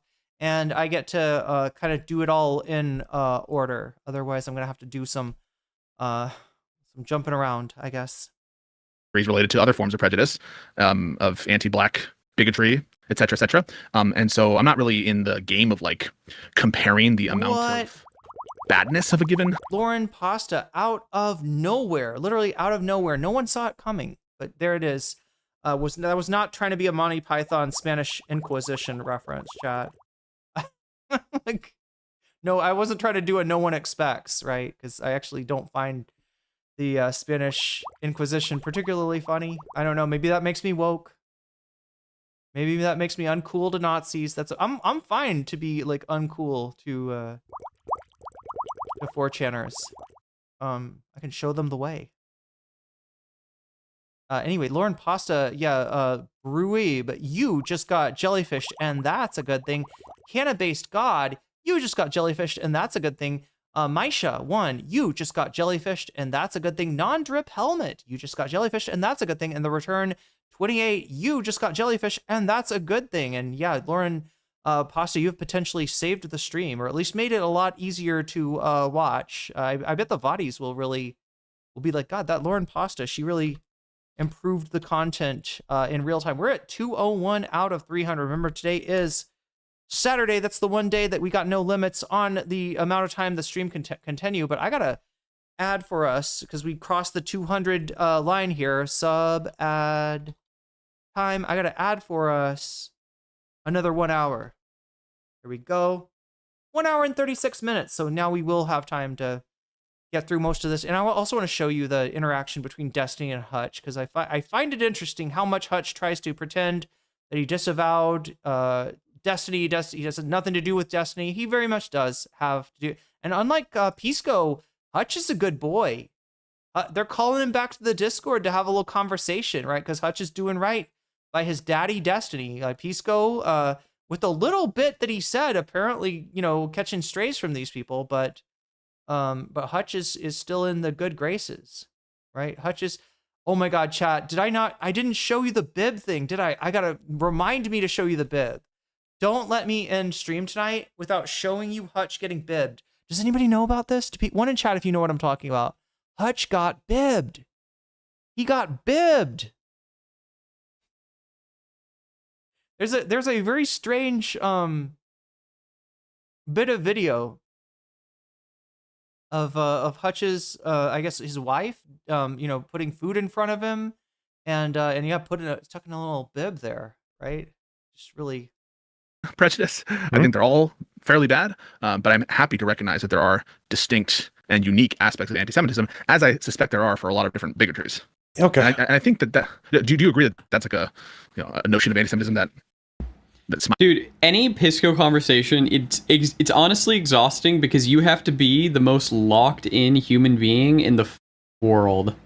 Miles with you that you Mooten, you really shouldn't self-report like that. You really should not self-report like that. Look, I don't want to be mean to Mooten, because I don't hate the guy. I don't have anything against the guy. He should, he made one bad choice in life by being Destiny's friend, right? But he doesn't belong in this or really any of these conversations. This is not his thing. He's not an intellectually curious guy. for him to say that, like, oh man, anything with Pisco, it's just like, whoa, it's like, nobody understands you. Bro, you're understanding less than everyone around you, okay? Not that you agree with it, but that like makes sense to you. Yeah, I think I was going to add, like, the exceptional part to me is not so much the weight of it. It's more meaning treated like a baby. No, when I say that he got bibbed, I mean like this, chat. Imagine that this was a napkin or a bib, and I just like tuck it in, right? He got bibbed, right?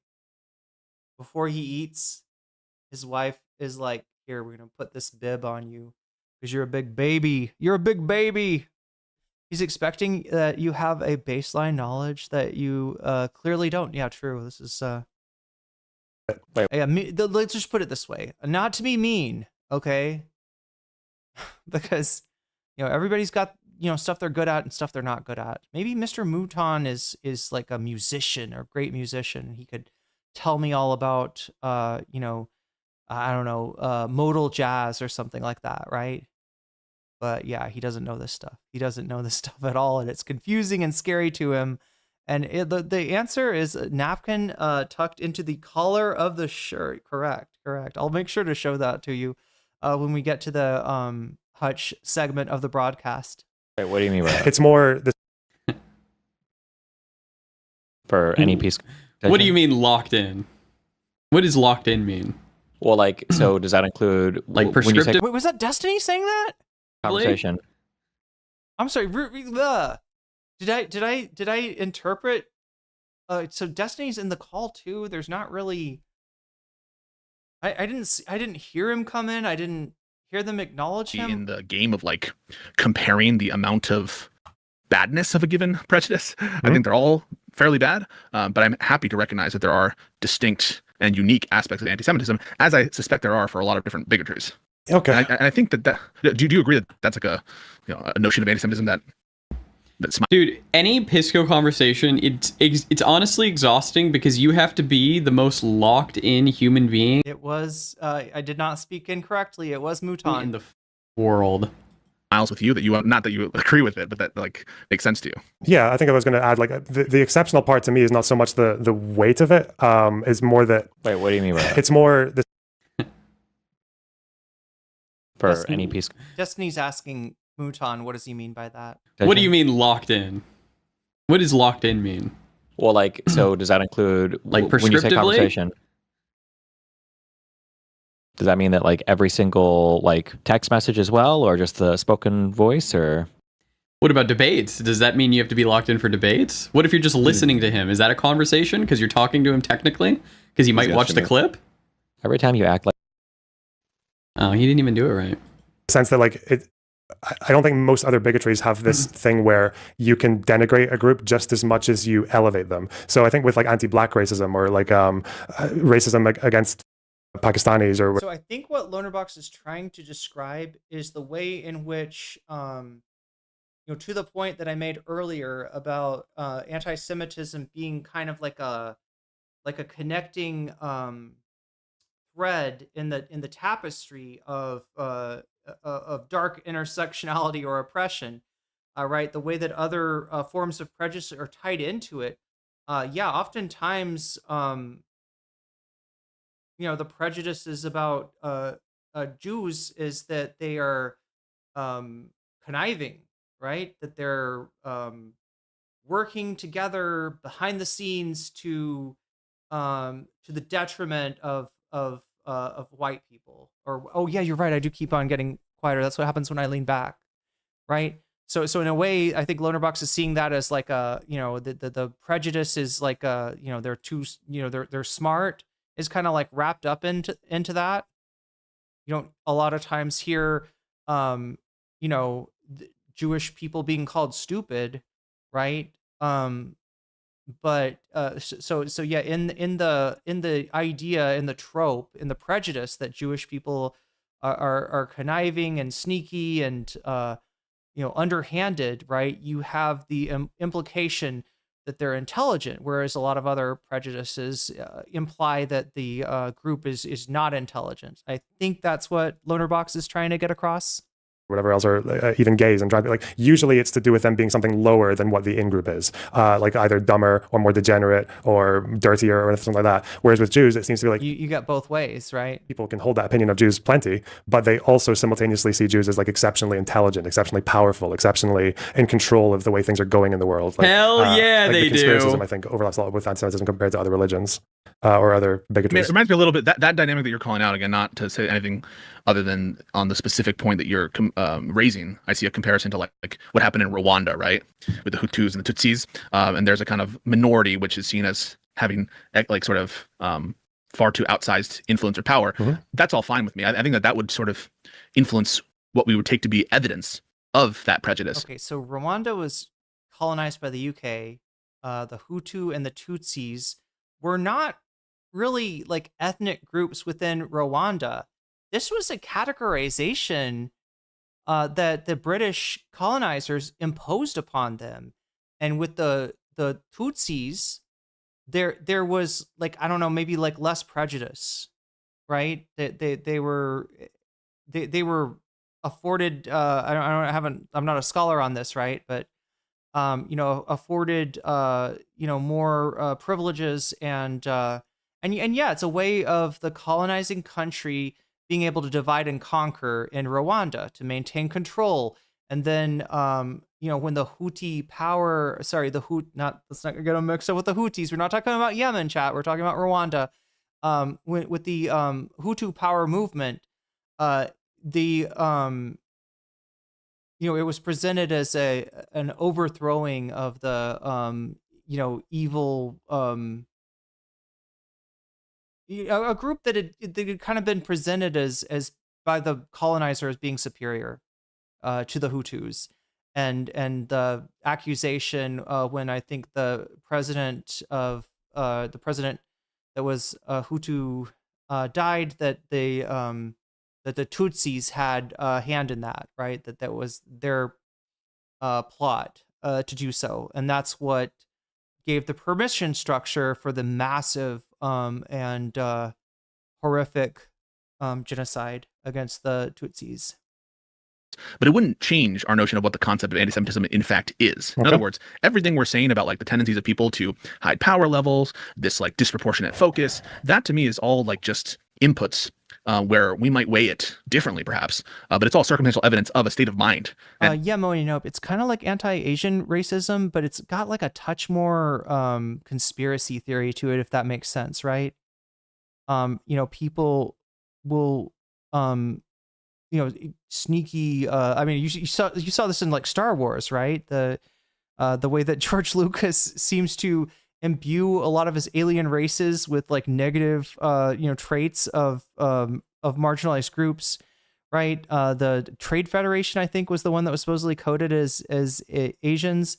And I mean, I guess in that one there's a little bit more coordination, but yeah, how I would differentiate anti-Asian racism versus anti-Semitism is that there's a little bit more collusion sort of implied in the anti-Semitism. There's a little bit more of they're in league, they're planning, they're plotting, whereas the anti-Asian thing is usually trying to insinuate they're lying or they're deceiving, rather than they're in cahoots. Yeah, they're in cahoots is the kind of what different the trope that's attributed to Jewish people. Yeah, Asians are too mysterious to be in cahoots according to Orientalism. And I want to know if you agree with me. Do you agree that by and large, anti-Semitism is a state of mind? It's a mindful state. Mostly. I would probably draw a caveat in the sense It's that such a maybe stupid. It's like so funny to say it. It's like I'm in that anti-Semitism state of mind. It's a lifestyle, man. It's where's like the background? Where's the background music for this? It's like kind of a chill, jazz. He's literally thinking of I'm in a New York state of mind. I think he's expecting, like an ambient, almost like to a rap song beat. You know what I'm talking about? Yeah, there's I something wish I good there. did. I don't know what you're saying, man. Okay. I'm not even trying to snark you. Can you? Mouton does not listen to jazz. Okay, I was wrong about that. I was like, maybe this guy's a genius in modal jazz, right? Nope. That's not his subject either. What I'm saying, chat, is that there's multiple kinds of intelligences, and when I'm, calling Mouton not particularly knowledgeable or intellectually curious, I am not insinuating that there's not some realm of knowledge over which he is master, right? Most people have certain interests, certain things that they're into. Mouton, on the other hand, had a friend named Destiny that desperately needed the appearance that people support him, and who brought him back in despite him not having the really skills that it would take to do political streaming. But if Destiny's able to hold him up with his clout, and Mouton's then able to hold Destiny up by saying, hey, look, not everybody has abandoned Destiny. He still has supporters. He must be okay, right? That's sort of the trade that they make. Can you explain better? No. Sorry. We'll get into this in a minute. Sorry. I think there is a way that Was Mouton out? I think Mouton did. There was a large period of time that he just didn't stream, didn't appear with Destiny. They might have still been friends behind the scene, but just that Mouton was not involved in any of this shit for a few years. And then after the court case dropped, a lot of people dropped Destiny, like Lonerbox did, Hutch did, or even Food Shops. Even Food Shops had 2 Destiny bad videos after that stuff came out, before realizing that the only way that she could survive as a streamer was by literally deep throating the boot of Destiny. people can not necessarily Despite the fact that he's a little old for her, honestly. He's not 12 years old, so have the state of mind, but they can be so reckless with regards to the stuff that so they're Lonerbox kind of agreeing with him on the state of mind thing, which I don't know. I don't know if that's useful. Anti-Semitism is a state of mind. But he's they're doing, or the information that they're putting out, or the things that they're saying or believing, that it's a very predictable outcome of what they do, and they're doing it with a particular reckless disregard for whether or not what they're saying is truthful or holds merit, or whether it's proportionate or that kind of thing. So he's going to add to that maybe you don't have the anti-Semitic state of mind, but the mindset, I guess, but you could be doing something reckless, right? Example would be I want to push on that Yeah, I want to see what the example is. a little bit. Yeah. So sorry. Go ahead. You can finish. My bad. So if I I think when I was 13, some older charismatic dude in World of Warcraft convinced me that the Holocaust numbers don't add up, and I was like, oh yeah, okay, I suppose that makes I sense. thought this was about to go someplace. Yeah, man, check out this 4chan thread. Right.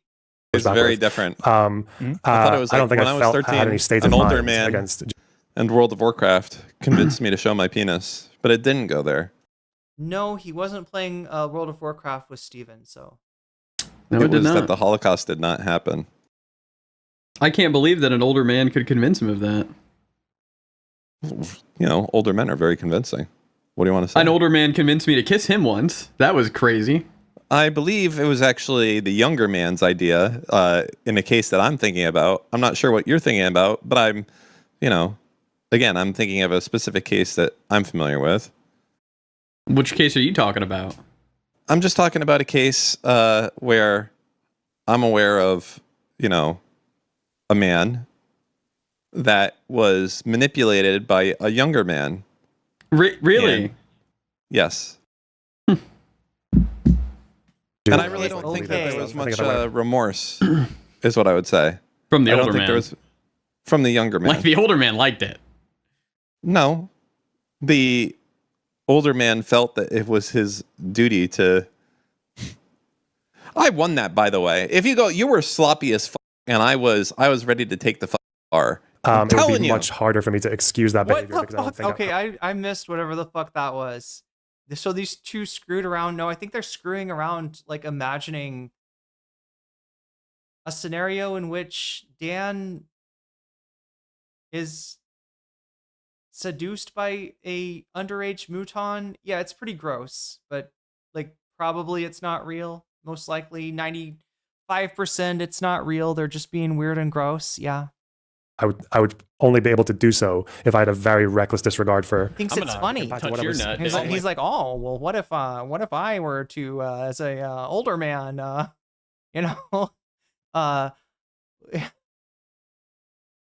do inappropriate things to a underage Mr. Mouton, and but then blame Mr. Mouton for being the one who came up with the idea of doing these things in the first place. So I don't know, guys, I don't know. So a certain kind of comedy, very very low tier, low bar comedy, but And believing I'll or link the it. Let me get truthfulness the of what link. they're saying or believing. Yeah, so like, so sort of just what you're saying. I think we would apply different, weight to evidence as relates someone on a forum when they're 13 and like a fully grown adult who presumably you're being exposed to all manner of anti-Semitism, I'm sure, and these tropes, and you're dealing with a lot of these international issues where, anti-Semitism and related charges loom large, right? And so I certainly think that everything must be considered in its context and the totality of circumstances when we're running this analysis. But again, I think that that's all just getting to what we take to be different culpable states of mind, right? And I don't think it's changing fundamentally what it is we're measuring. And the example I want to push on that is like, let's say that you take an action that you know will increase anti-Semitism. You know it for a fact. And the example I used that unfortunately was never answered in the conversation with Conduit is suppose that someone is in good faith without harboring either a conscious or unconscious bias and of Jews or of someone who loves Jews, releases an expose that they know will have the practical effect on, let's say, some action that Israel has conducted, leave it at that. They know this will increase anti-Semitism. That will be the effect of what they do. Mm-hmm. You would never call that person anti-Semitic on that basis, merely because they know to a certainty that their action is going to increase anti-Semitism. Yeah. You wouldn't, would you? No, I wouldn't. No. I would maybe ask one question.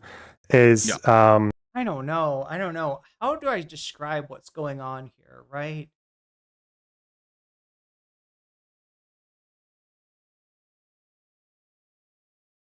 I think that if you state the truth matter-of-factly, you're not being prejudiced. And, what somebody else does with those statements or how they interpret them is not on you. But I think that both of these guys have got like, look, there's like,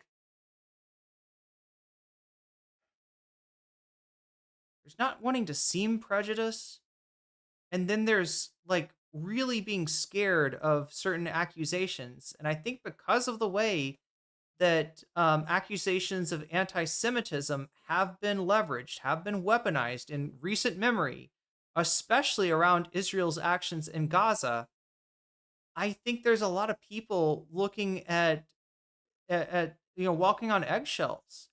And honestly, when you're walking on eggshells about, not wanting to appear, as having a certain kind of prejudice, I feel like that's not anti-racism. That is your dumbass trying to prevent yourself from being canceled. And that's what we got to move away from, right? There are a lot of think about,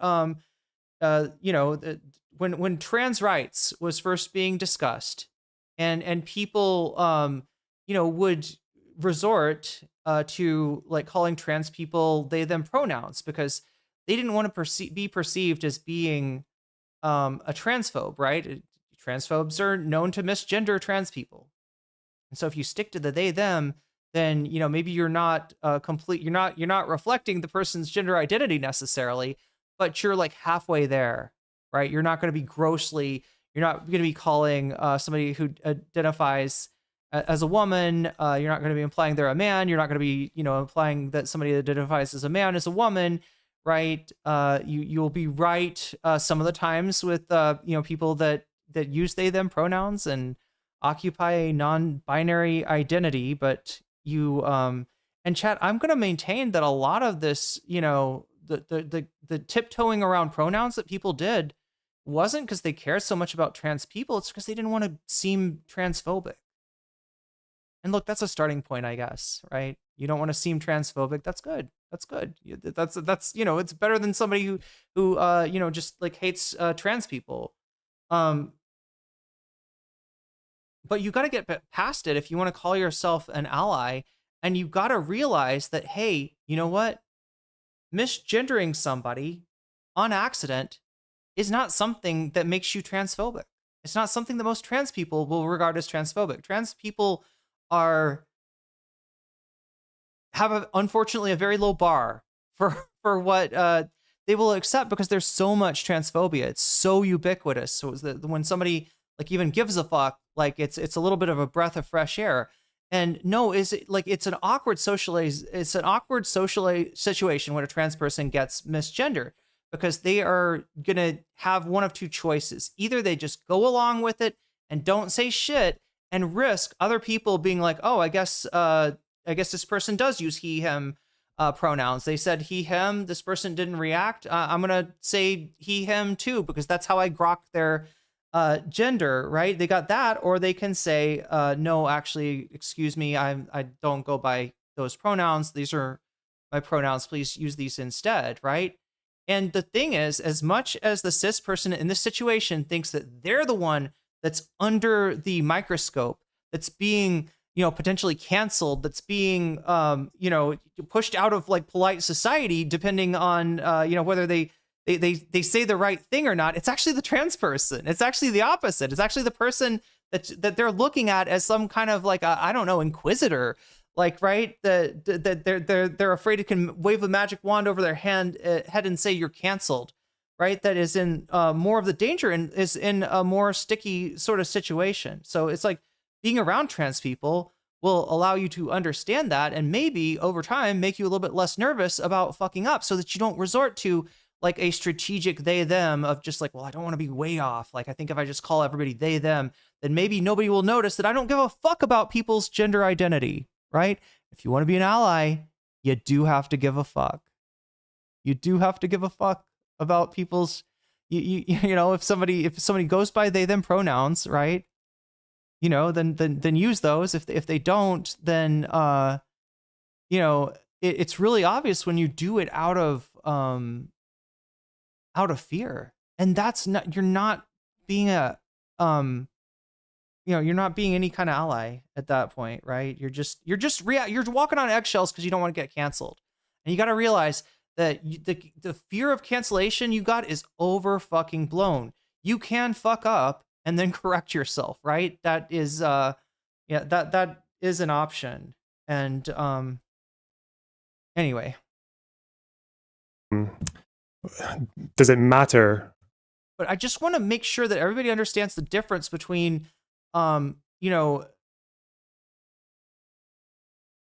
performing, certain allyship because you think that you're going to be in trouble if you don't, and like, doing it because you care, and actually being like, in community with marginalized groups. That's what it is, right? If you actually hang out and you're in community, right, you're not, the danger of being canceled, the danger of being thought as a bigot, it's not as big as you might think, even though you might carry some of that bigotry with you. And the real danger is for the people that you are trying to support. One, how truthful the thing that they're saying is, and two, like how much regard they've had for the truth when they've said that. Pronouns mostly distinguishable when they refer to you to third parties. So misgendering, a lot of time misgendering probably goes on, behind the back of the person, on the receiving end of that.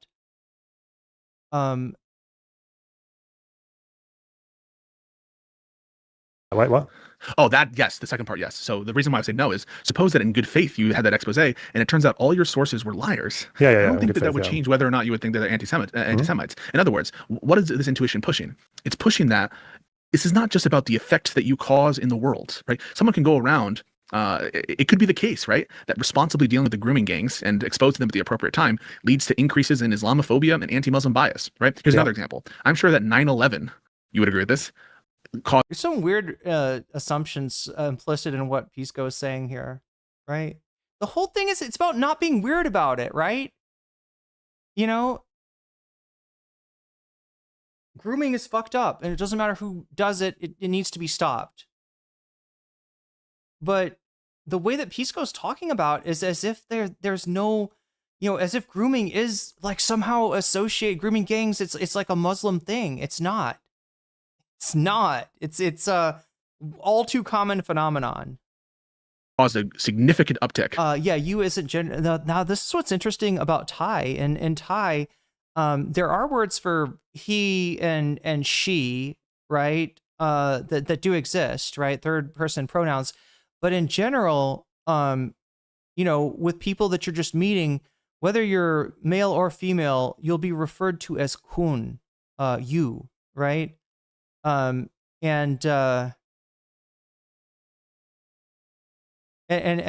what's the third person word is cow,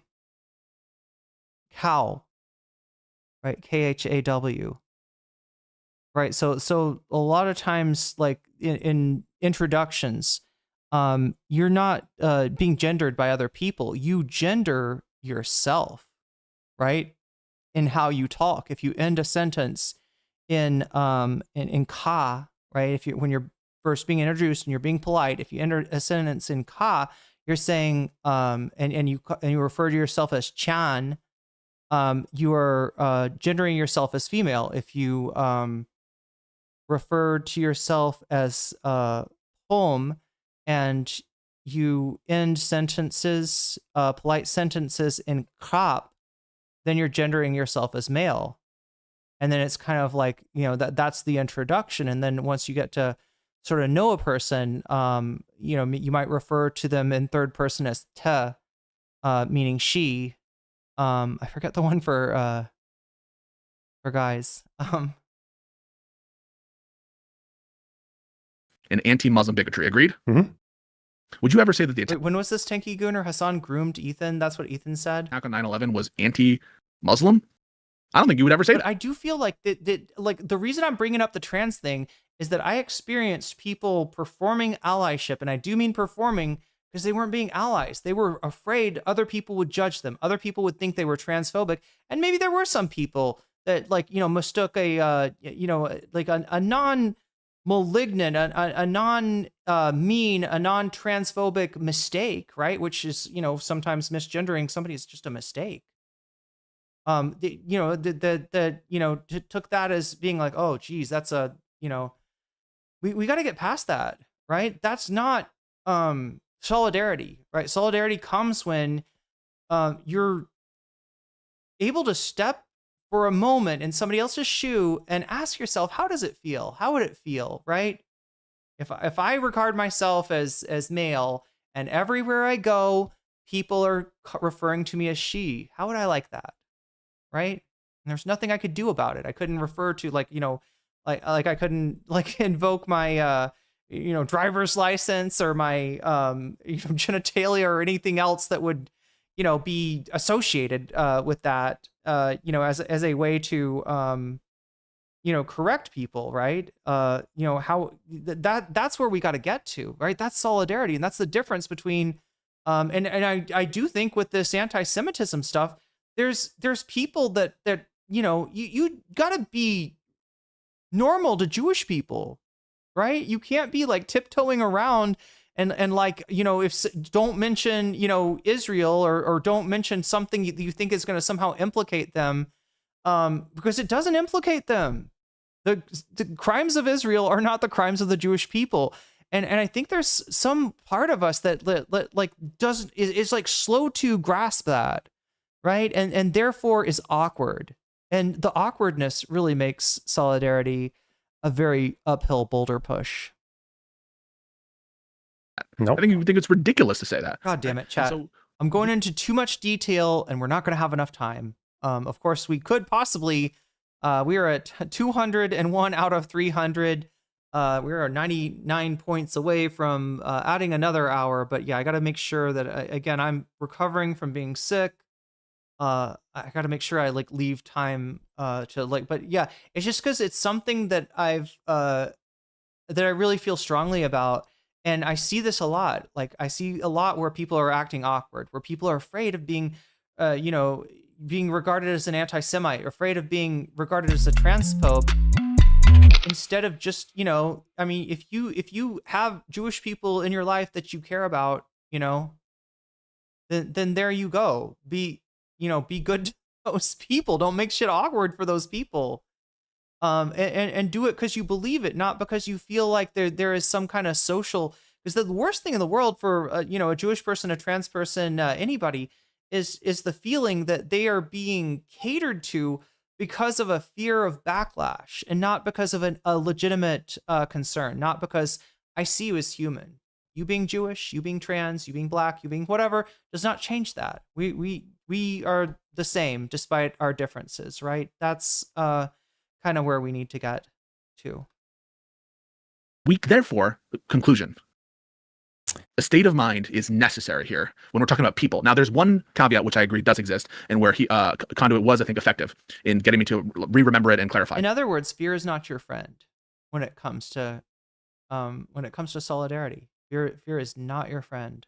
And that is when the action you take is in and of itself discrimination on the basis of Judaism. So let's say you have someone who really doesn't harbor hate, any hate in his body, but whatever action they're taking is just by definition discriminating on the basis of anti-Semitism. That's a different concept of anti-Semitism, but I think it's sort of pushing on different things. But I would grant that would be a state of anti-Semitism just because the action you take is. Okay, I do want to give you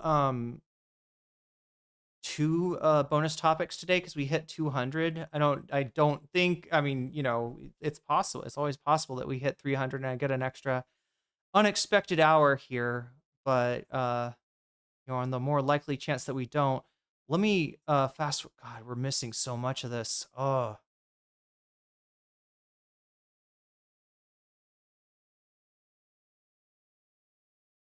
$137. We want to make sure to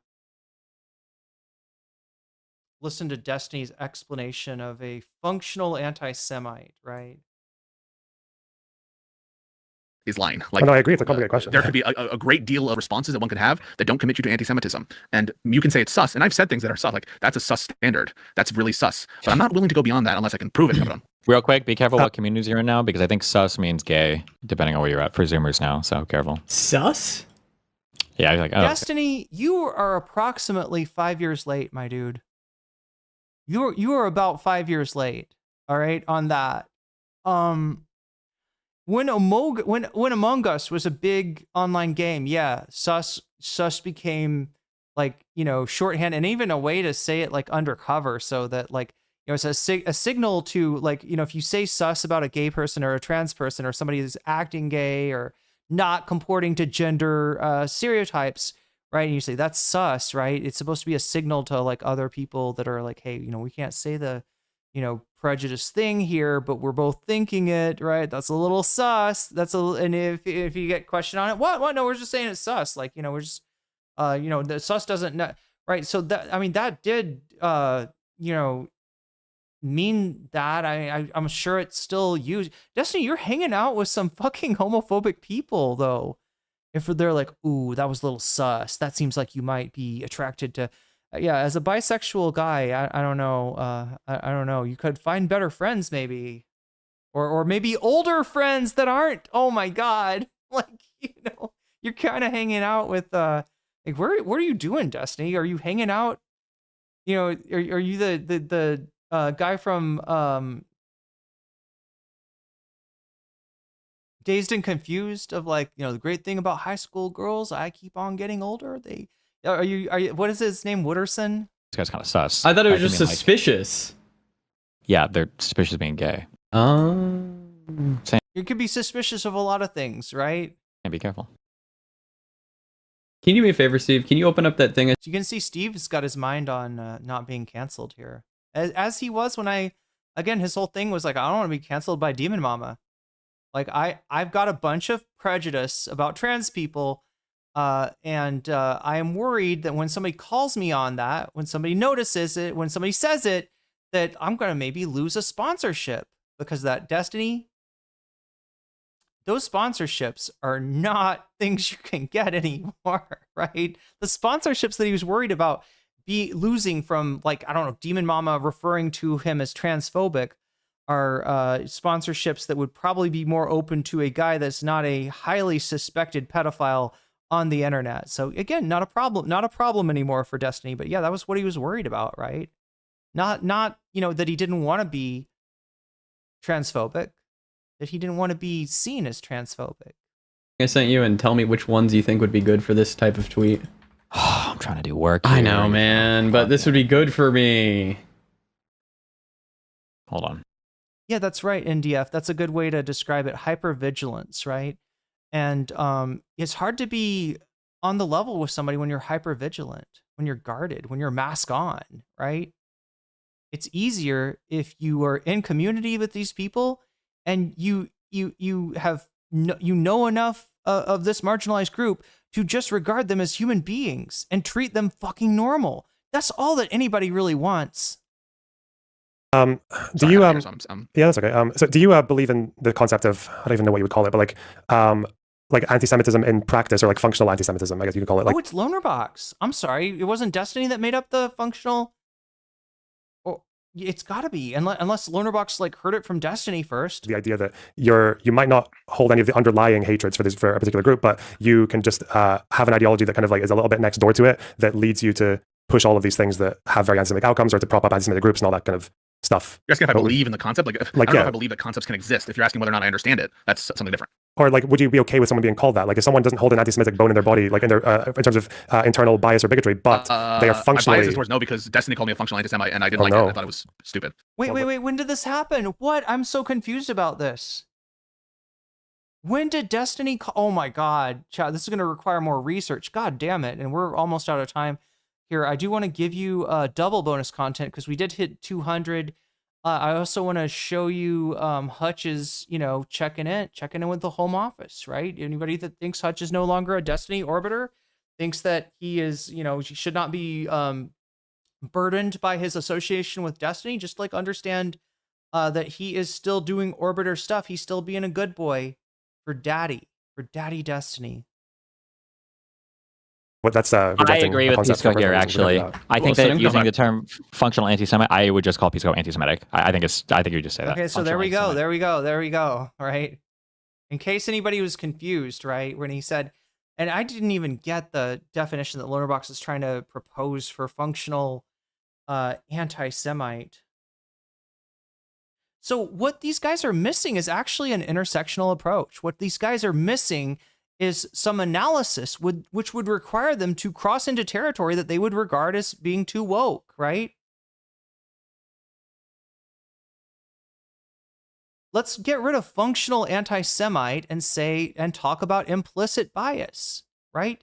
You could be a person that does not see yourself as anti-Semitic, does not see yourself as anti-Black, does not see yourself as anti-trans, and still have internalized, without even recognizing it, some beliefs that are that are bigoted, right? That is a very common thing. The point of implicit bias is not to go after well-meaning people and like hang a racist card over their neck, right? It's not to go out to well-meaning people who have only the best intentions for trans people and call them transphobe, right? The point of implicit bias is for you to acknowledge that and get past that, because it's only by acknowledging your implicit bias, which we all tend to have, right, around groups that we are not familiar with, right?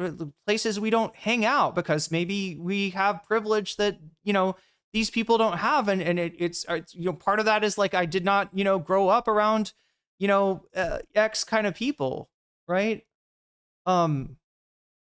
Yeah, you need to start talking about implicit bias versus explicit bias, right? It's something that you know that you're being a bigot if you're a groiper that says like, well, so and so is too much of a coward to ask the JQ, right? That's an explicit bias, as opposed to somebody that was like, I don't know, I'm trying to think of what would it be like, maybe, I don't know, like you don't I'm trying to think. You don't trust somebody.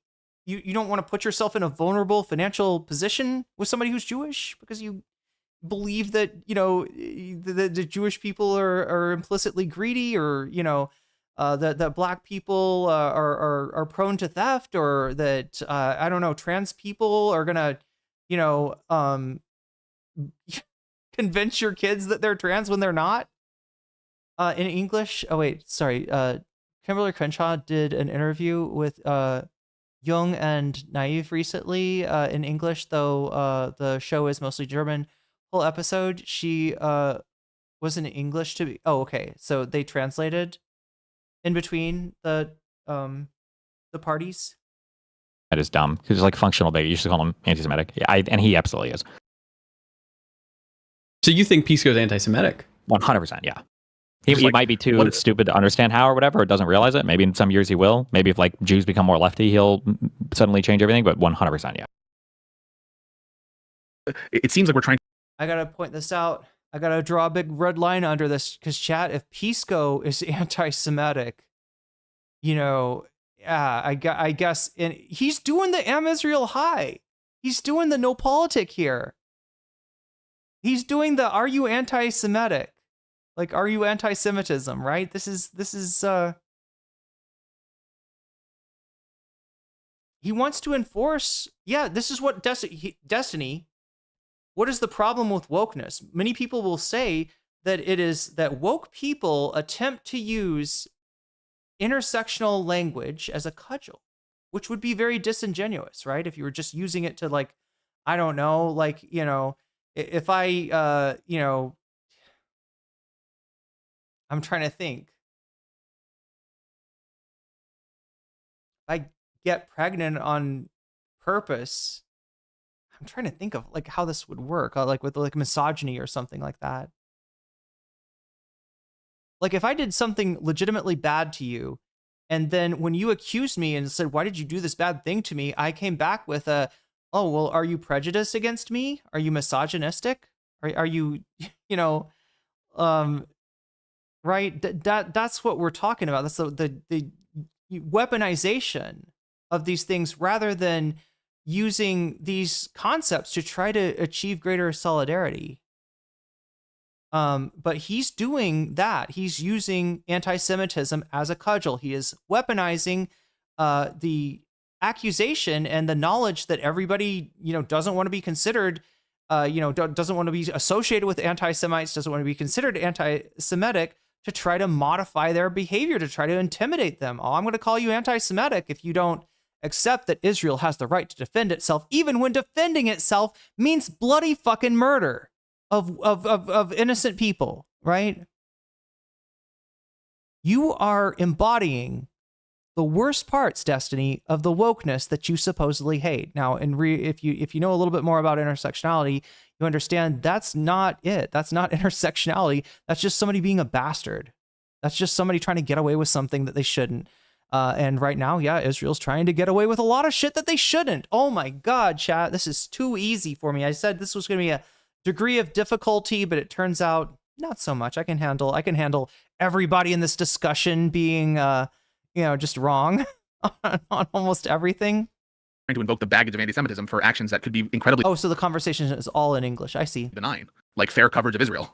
Well, I would like to think that if someone does fair coverage of Israel, then they wouldn't get called a functional anti-Semite. Even if they cause a rapid increase in anti-Semitism? Yeah, because if it's fair coverage, then you're telling the truth. Like, you're not, as in, like, it's... But the problem we have, Lonerbox, is in accurately reporting the situation, a lot of times you will have, you know, disingenuous people weaponize the specter of anti-Semitism against you, wield it as a cudgel, not because they have some earnest desire for Jewish liberation, right? But because they want to continue to do a genocide, right? They are involved, they are invested in a settler colonial project, and they know that you're weak. They know that you respond to fear rather than being a good person, rather than understanding people, viewing Jewish people as people and not as some secretive cabal, like out to, you know, undermine everything that you hold sacred, right? That's the difference. That's what these guys are missing. And it's really fucking simple. All right, chat, we're getting to I want to leave at least 45 minutes to do 2 bonus content items. So I guess, oh my God, even though there's probably more, I'm sure Direful will tell me all about, like, no, I'm sorry. I'm saying this in a way that it sounds like I'm not complaining. But Direful's watched this whole video. I have not. So I'll talk to Direful later and find out, you know, what I did not have time to go over. And All right, Destiny debates Hutch. This has been on my agenda for a while now.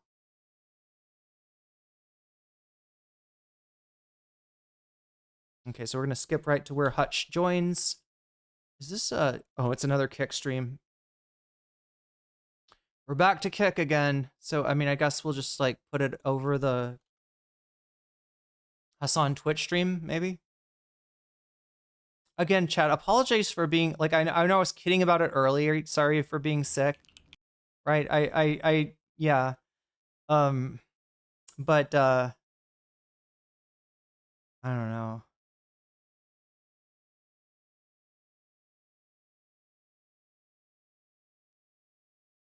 I'm still a little bit out of it. I'm still getting like momentary, not like hot flashes, but you know what I mean? Where I'm like a little bit like feeling a little bit febrile. All right. 454 is where we're going for, just to see this little conversation between Hutch and his boss. It's the old reliable. Oh, hello. Oh, hi, what's up? Oh, it's our boy. Wait a Well, we only minute. have one. Wait a minute. Your boy? Why would you call Hutch that? The worst part of Israel? Not only do they want to commit violence beyond human comprehension, they demand you applaud them for it. Yeah. They demand you look at fucking genocide as liberatory, which is the sickness that unfortunately Israeli society has right now, that is certainly the Israeli government has. And you know, if you don't agree with this, you are on the outs as an Israeli, right? There are Israel. Let's just make a point that there's Israelis, there's Israelis in Israel that don't believe in this. All right, didn't get a chance to actually go over more of the conversation between Lonerbox and Pisco, but the Zionist reading of history is not a mainstream Jewish view of things. It's very out of step with interpretation of Judaism historically, right? The interpretation was that a Messiah will come someday and lead about the return of the Jewish people, you know, to some kind of a home, right? And here, I gotta switch this again. And the thing that Israel, the project that Israel is engaged in right now of you know, of settler colonialism, and yeah, continued incursions for the Greater Israel Project is sacrilegious to a lot of Jewish people, at least historically, right? Maybe not so much in Israel, but there are Jews in Israel that still believe that Zionism is fucked up. That the desire to bring about the conditions that you got to have faith in God and faith in, you know, the Messiah will come.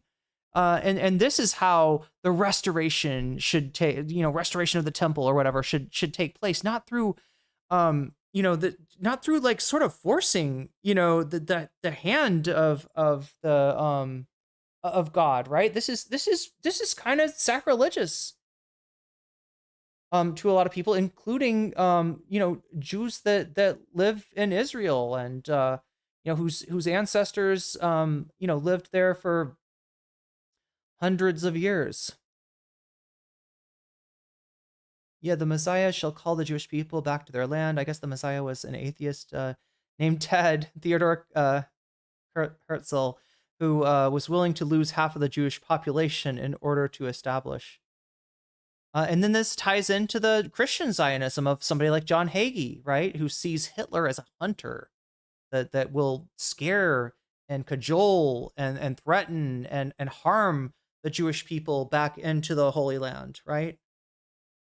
Yeah, I just always want to make a point of that, because I feel like I need to, when the accusation is that opposing settler colonialism in Israel is somehow anti-Semitic, I gotta point out that this is not the way all Jews think.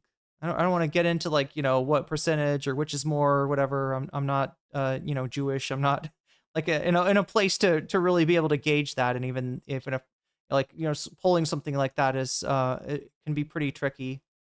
Polling in general is tricky. What are we? Oh, Twitch window. Yes, there we go.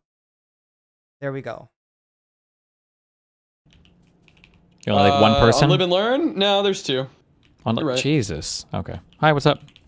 Nadia Yvette Jabotinsky was involved too. Edwin Black, the transfer agreement covers this well. Black being Jewish himself. Hey, so are you guys memeing with the blue no matter who stuff, or are you being serious with it? What do you mean? No, I'm pretty serious. Like, well, I haven't even seen what you said. I've just seen people posting about it. But you guys would support the Republican in the Wisconsin governor's race? I don't know about support, but maybe be indifferent. But the thing about Again, if this guy's a fucking creep and a predator, why do you fucking care what he says, Hutch? Why do you need to try to change his mind? Vote blue. I mean, that's best case scenario. Hutch is going to try to change his mind. Worst case scenario, Hutch is going to adjust his takes to not be out of line with Destiny, as to not put himself in the same place that the Soy Pill and Pisco found themselves in. Blue no matter who was supposed to be that MAGA and the MAGA and Trump were like such an existential threat to the country that, like, regardless of which candidate gets through, we have to support them. People rejected that in the last election, and Trump and MAGA won that election. So the fight against like MAGA and Trump, in my mind, is like largely over. And so now we move on to the next election things. But if the people that we were especially pushing to vote blue no matter who completely and totally abandoned it, and already have to some extent in this election cycle, or it seems like they already have to some extent in this election cycle, there'd be no point in us continue, or in my mind, in me or anybody related to our electoral project continuing that mantra, because it's just a one-way exploitative mechanism by which people are on the other side forcing us to vote for their candidates while they refuse to vote for ours. I think it's a one-way, not good thing. My opinion, Hutch, is I will not be supporting, stumping, or anything for anybody who is a DSA candidate for the House of Representatives. I will support any single person for the Senate because I feel like it's way too more important to lose. For Wisconsin, if you push me on it right now, I'd say you should vote for the Republican over letting a DSA member get more and more power and further legitimize people who are trying to like ruin my party. So if you're going to push me, I'll say that. Otherwise, I'd kind of be indifferent of it. So notice how little Hasan has to say to put him beyond the pale for Hutch versus what these guys are saying, which is basically telling you we're not on your side. Our personal grievances, right? Our hatred for the left, it outweighs any concern for wanting to fight back against fascism. This is a secondary concern. Yeah, ruin my party. That's a party that doesn't even want him anymore. I think the strongest version of your argument is the idea that by electing Hong, you could imperil other Democrats from the cover. So let's steal, man. That's Hutch's first inclination, right? Talking to Destiny, talking to Daddy, talking to Mouton. I don't know, his brother, so to speak, in the DGG family, and here let's steal, man. What they're. I mean, I heard something that's pretty fucking reprehensible, which is like, hey, we want to rat fuck these DSA people so bad, we're willing to risk not controlling the Senate. We're willing to risk handing over control. And that's if you lose one on purpose, right? If there's a self-inflicted wound from the, from liberals and centrists in the Democratic Party, like not voting for somebody who's got a very good opportunity to get a Senate seat. I mean, that is very, like, if the Democrats win the Senate, it's not going to be like by much. So, giving up on a Senate seat in order to, I don't know, rat fuck your ideological enemies, or let's be real about it. What's this really about? It's about Hasan. DSA bad because Hasan equaled DSA voting MAGA instead of for a DSA candidate to make Hasan angry, to frustrate his attempts to attempts to do something for the fucking Democratic Party, which somebody could, you could really have. In fact, a lot of people to Hasan's left do make this criticism of, what are you trying to help the Democratic Party out for? And it is a very practical concern that, they are the lesser of two evils. And there is some chance if you give the Democrats power in the House and in the Senate that they will push back against this impending fascism of Trump. Coverage that she would get on Fox News, which is already starting. Like, I don't know if you guys saw the betting odds for her went way down in the general versus the Republican, just in the days after her Fox News. I think we should definitely trust the Kalshi bros, right, Hutch? They're definitely on our side politically, right? His appearance. And so, I think there wouldn't be any kind of manipulation through there. No, the only manipulation, chat, is coming from you, Mitch Voter. You, Mitch Voter, said that relayed a rumor about Stevens' people saying that she doesn't have a pathway to victory, right? That's voter suppression, not this. It's always about Hasan for these weirdos, says Vamps. They are fairly obsessed with him. You could make an argument for that. I still think the Republican Party are so uniquely bad, and they will continue to be so post-Trump that, for me, I couldn't justify doing something like that. But I guess, like, do you acknowledge, at least, this is the thing that I have an issue with, you cannot exist in any long-term solution with one-way exploitative mechanisms, right? Will you offer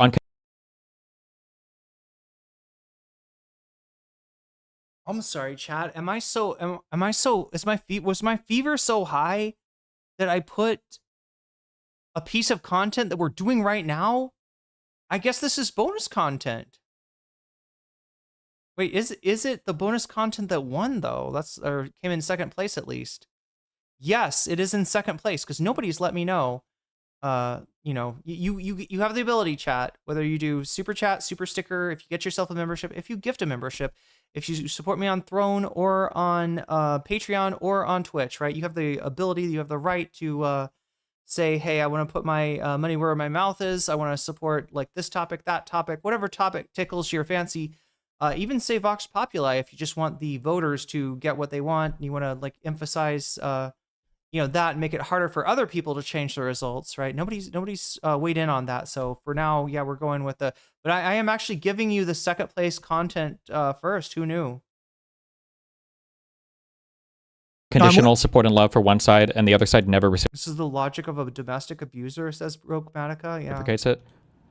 Well, I'm with you on that. And what I was going to say was that I think that I do want to think that, like, even though just really quickly, chat, I do want to play some video games with you. I do want to continue our Persona 2 playthrough. I know this next dungeon is a longer one, and I'm like in and out of like feeling feverish, right? Feeling too hot and then feeling okay and be like, hey, looks like we're through the worst, everybody. Hey, yeah. I should have knocked on wood even harder, right? Because yeah, I'm in and out of it. But I do really want to, like, I don't know, chat. I don't want to. I'm considering maybe not doing gaming tonight, but like I would rather do it. Maybe if I get myself a drink, some more cool water, and some more tea, maybe I'll be okay with it for that. Let me just put it on. I'm gonna put this on. I'm gonna listen to it on my phone, and yeah, I hope nobody thought I was like going on break because I was mad at chatters for saying, "Oh, finally some content," right? I was kind of like, I'm not mad. But here, let's go forward with this. I'm gonna try to just make myself okay to be able to stream a little bit longer because I really do want to do this. I want to get further in Persona 2 with you. But I'm gonna have to make sure I take care of myself if that's gonna happen. Destiny once tried to steelman the theory that if you unalive someone while they're asleep, I forgot about that. That was crazy. What a crazy argument. And it's just like almost like, the Jurassic Park thing. Like, just because you can make an argument, maybe doesn't mean that you should make an argument.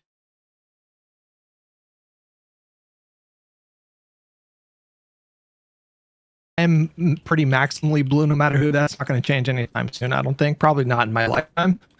What I'm not going to do anymore, and I've done it a few times in the past, is give any oxygen to people that were never blue no matter who, pressuring libs to vote blue no matter who when it's their candidate. So like if I see a lib online, saying that El Sayed's going to have to earn their vote, or they're not sure if they can support him, I'm not going to lecture that lib, and I'm certainly not going to jump on a dog pile like joining other progressives that are doing it in such a blatantly disingenuous way, if that makes any sense. Sure. Yeah. Although I will say that, like, I mean, even with that, even with that rule, they're still way more aggressive on our candidates than we are against theirs. Like, I think that the rhetoric that they engage in with regards to other candidates it forces you to you can't realistically support them. Let's just say this, like... Oh, wait, do you agree with that, Hutch? That, like if you're calling somebody like a pro-APAC genocide supporter, there is no coming together in the general to support this person. Like, you're making this person... No, not with anybody that's using that rhetoric. Yeah, no. Which is basically everybody, right? Like, the APAC genocide shit I've seen all over the place for Stevens. Like, you're an APAC bot candidate. Like, how the fuck can you... Like, I think that you can do as much as I might have an issue with it, like, I think you can have room for, like, this person is, like, kind of owned by corporations. They're bought out by corporate lobbyists or whatever. But when you're on, like, APAC-owned Diet MAGA... I think El Sayed called her... Did he say she was the least capable legislator in the whole country? I think. Did he say that? I feel like at some point it's like, well, how the fuck can we ever... Like, Kyle Kalinske and them are not going to be supporting her in the general. They'll probably just stop talking about it if she were to win against El Sayed. So, yeah, I don't know. It's kind of annoying. Well, he's got that locked up. The amount of discourse we're getting over me saying I wouldn't vote for the Wisconsin governorship for Hong is insanely 10,000 times the amount as people gave Kyle Kalinske for not voting or supporting any of the Democratic nominees for president over the last 3 elections. Oh, you're right about that. So it's really funny to see this when we're talking about like DSA members. But anytime you press them about like, oh, well, how did you feel about this? They were like, well, yeah, that's bad. And then they just leave it there and then they move on. Yeah. But there's no like, there's intense pressure on our side to capitulate because obviously libs don't want to see Trump succeed, but there's no pressure on the other side for them to like support the party or whatever, because it's epic and based actually to shut on moderate Dems. So I don't like that. I just don't like that one-way system. And I think it's facilitated by a lot of the bullying online about having to support the socialist, communist, whatever fucking candidates. I was just about to say that I think the bullying is the reason why people don't apply that same standard in the same way to that crowd, is because like that crowd is just pretty unbelievably vicious. True, but like I've been doing, it's effective, right? It's good. They do it for a reason because it works, and they've had great success with it. Yeah, it's also easy if you guys want to have a little fun trolling to flip around. Your Twitter's been amazing. It's so perfect, man, because El Sayed endorsed Kamala Harris, and so it's so easy to like fuck with them on that. So you just ask them, like, did Kamala Harris do a genocide? Yes or no? And they say obviously they're going to say yes, and it's like, and he endorsed her. So you want me to support a candidate who endorsed a genocide enabler? I mean, and then like I've been doing that unironically, or I've been doing that ironically, like in my replies.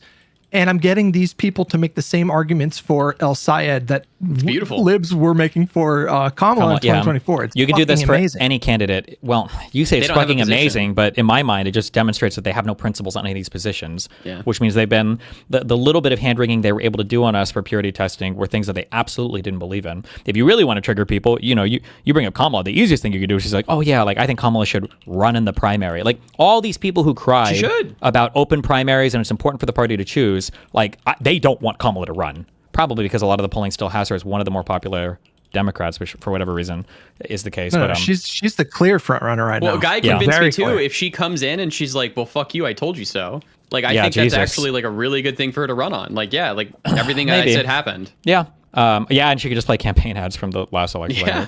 But it's annoying. And this is America, man. We love a good comeback story in America. I mean, it's going to infuriate them.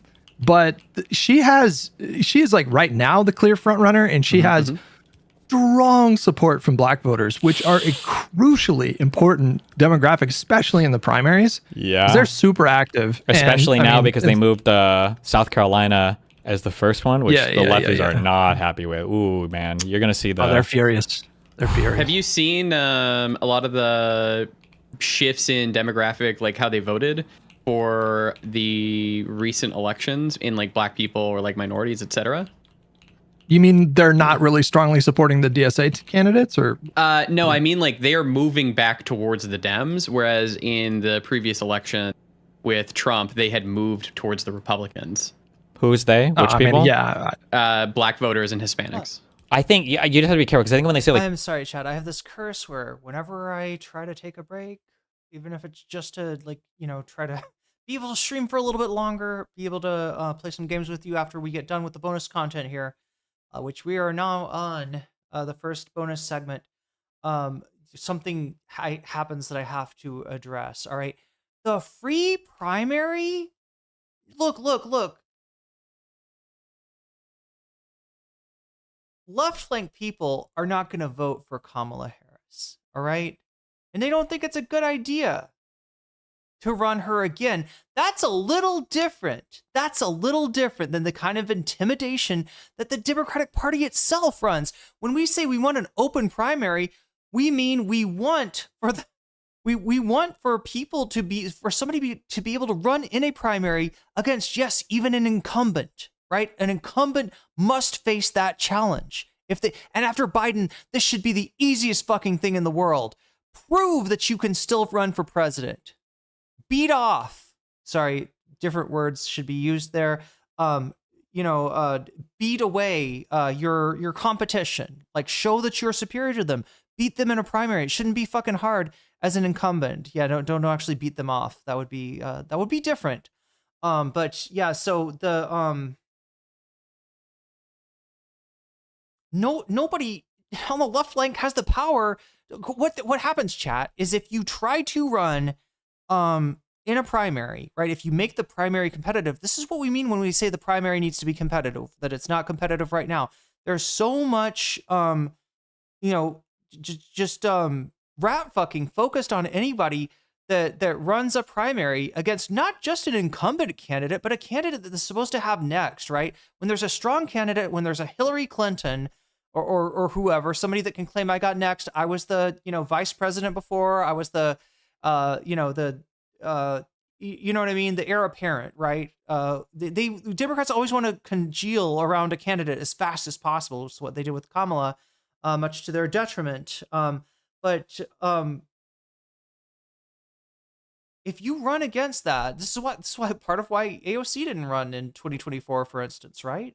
If she'd run against Biden, she would have been rat fucked out of ever being able to run for president in a year where maybe there is not a incumbent, right? So as a result, she doesn't end up doing that. I say we got to change this, right? So yeah, he's just being really disingenuous about what people are asking. They're not saying, like, what the fuck? Like, they don't have the power to stop Kamala Harris from running in a fucking primary. What a fucking and this is my biggest, one of my biggest criticisms of these people. These people, I mean, Debate Bros in general, Destiny, Vosh, etc., etc.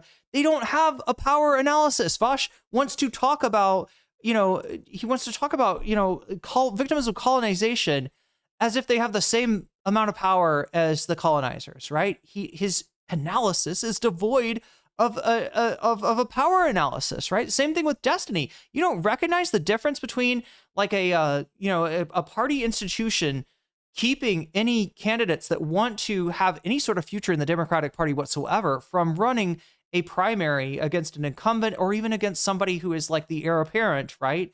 With the knowledge being like, okay, you can do this, but you're not gonna go places in the party anymore, right? That's what needs to be stopped. The left flank doesn't have the ability to do that. The left flank does not control the party, but they want to turn this around and be like, oh, it's kind of hypocritical of them. They say they want open primaries. They want to be able to primary Biden. They want to primary, whoever. But at the same time, they're telling Kamala not to run. No, it's not. It's not fucking hypocritical at all. You guys are fucking mentally in.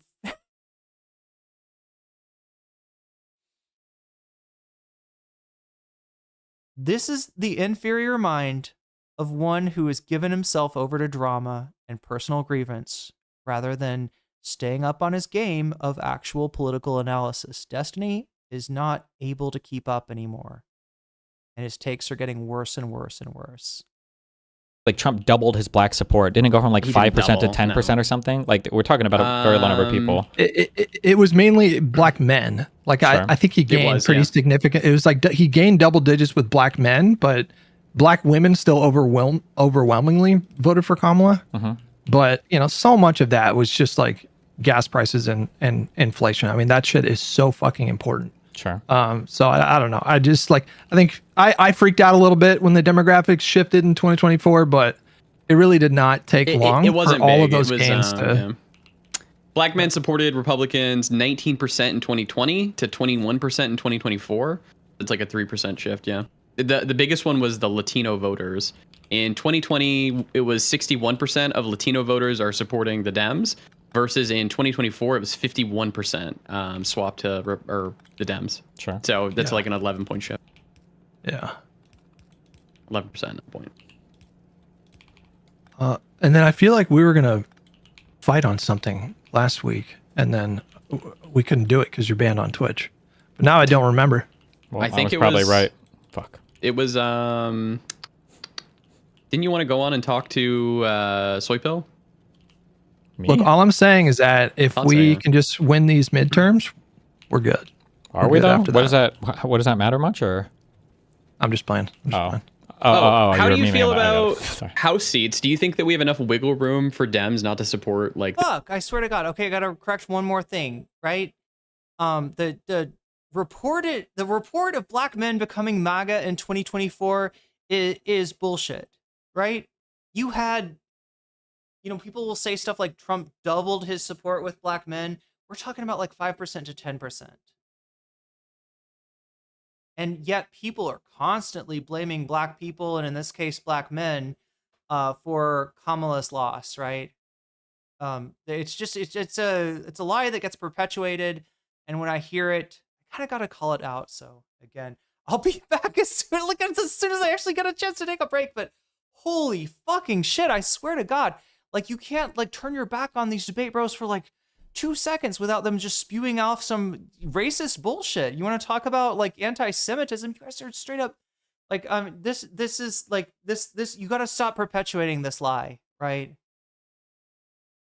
Black people are the most reliable demographic for Democrats. They always have been. So since the party realignment. Oh shit, chat, are they going to talk about the party realignment here? This was another dumb thing that they did. Fuck. I can't get away. I can't get away. I really need to just like get myself into a, like, I'm trying to get things together to be able to stream for, I don't know, another hour and make some real progress in Persona 2. But the second I walk away is the second that I've gotta God, I'm trying to remember. These guys don't understand the realignment, right? They don't understand it enough to really be able to push back against Dinesh D'Souza, which kind of should be scary, since I believe Destiny debated Dinesh D'Souza. The DSA members?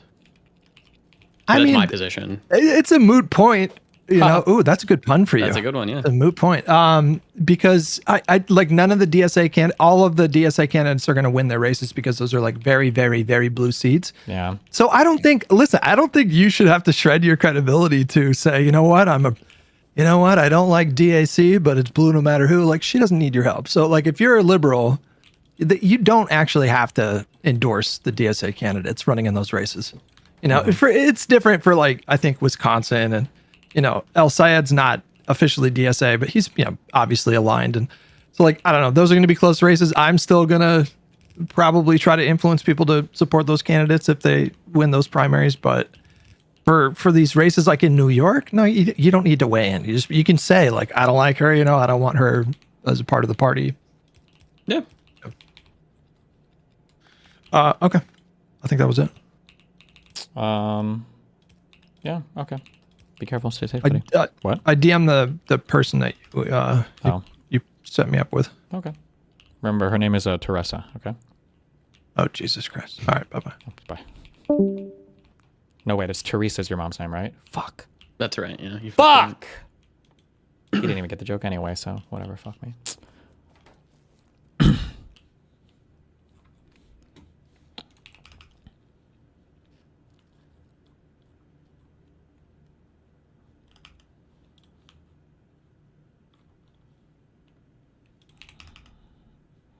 Okay, people keep spamming this. Republican beats his wife or something?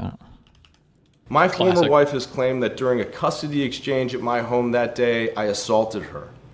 Here's what actually happened, and I have the Ring doorbell footage that backs it up. She came to my home in a good mood, and we have text messages to prove it, which you'll have, to pick up our daughter early for a friend's birthday party.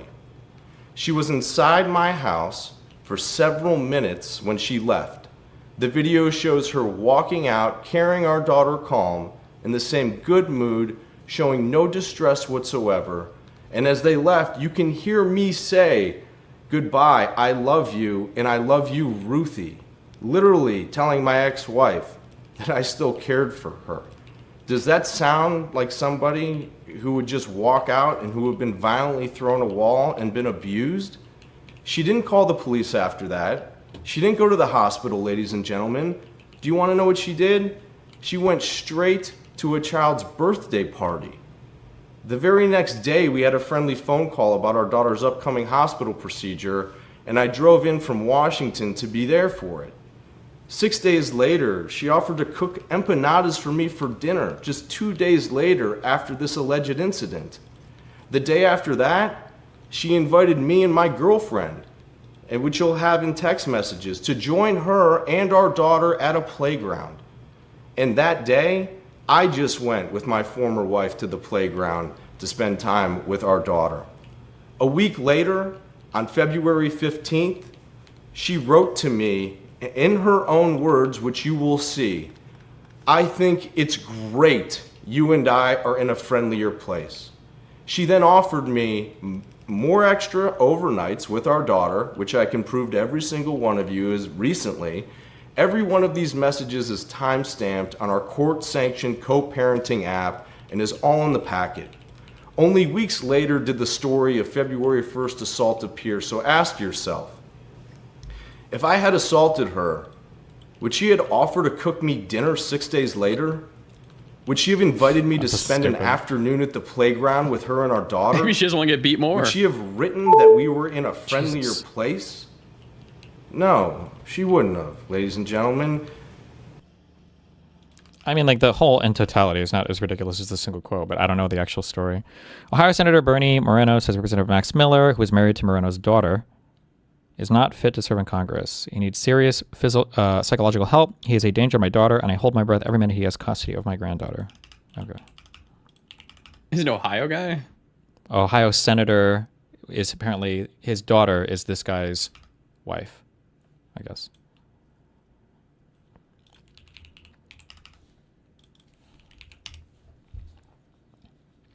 No. Oops, we thought this was Haley Stevens' office. What? So this is what $30 million from APAC buys. 3 copiers. Here we are at Haley Stevens' campaign office. This is the address God. listed on her website. She's in there, and we're going to go talk to her. Yep. Hey, how's the campaign going? Campaign. Oh, Haley Stevens, campaign. How's it going? Is it going well? She's not here.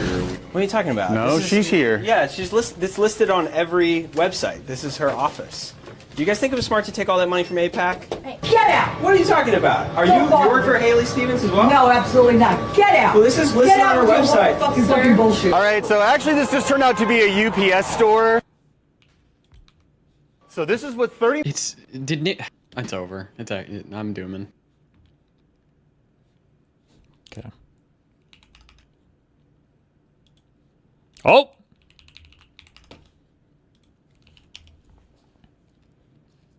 Francesca Hong rallies with Ilhan Omar and Hasan Piker at Milwaukee. 1,822 comments in the Wisconsin subreddit. I bet this is the most commented post Maybe of all time. The week. Unless there's like a Bernie Sanders rally or something. In a week? Wow, Moot. Fuck. Okay, chat, did they talk about the realignment? My phone was like...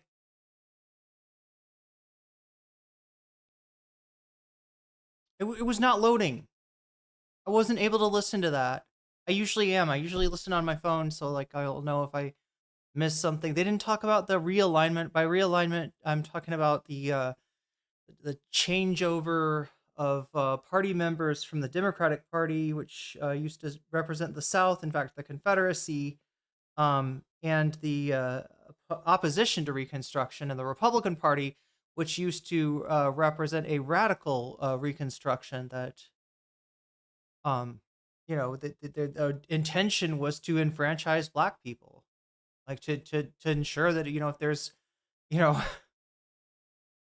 the Black elected officials can take office. Obviously, that got massively derailed, and the Republicans did not stay radical for very long.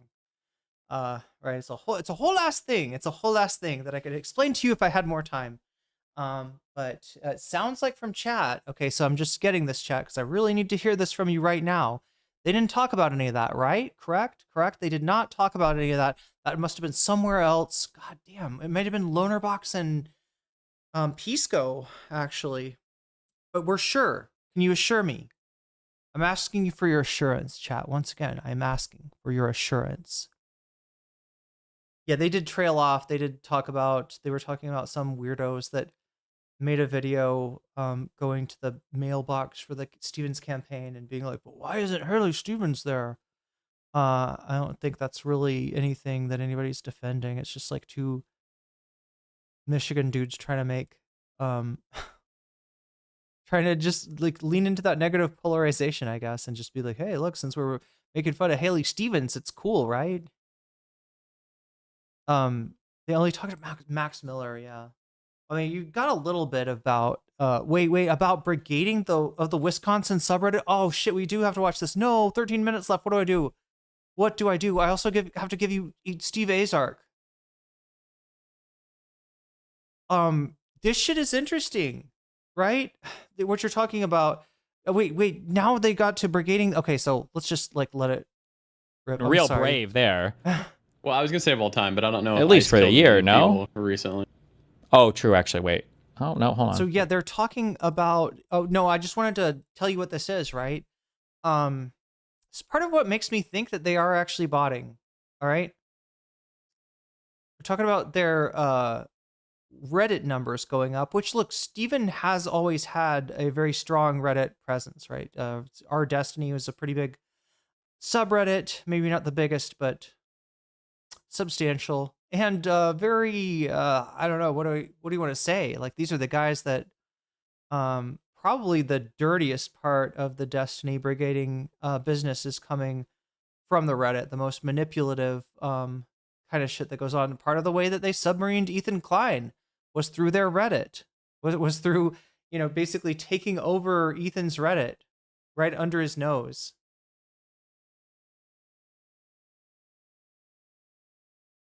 But yeah, oh my God. That's a very fizzy soda. You know the soda that you drink and you immediately have to burp? It's like that kind of, it's that level. It's that level of soda. How is everybody feeling? I am actually feeling better. Yes, for now. Let's hope that it lasts. Knock on wood.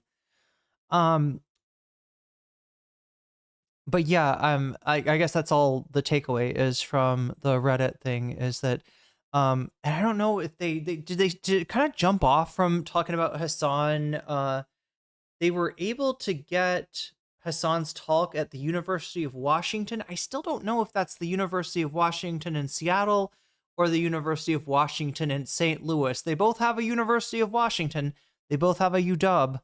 But I'm assuming it's the Seattle one that Hasan was scheduled to speak at, and now will not be speaking at it because of just a whole bunch of, well, you can imagine what happened. And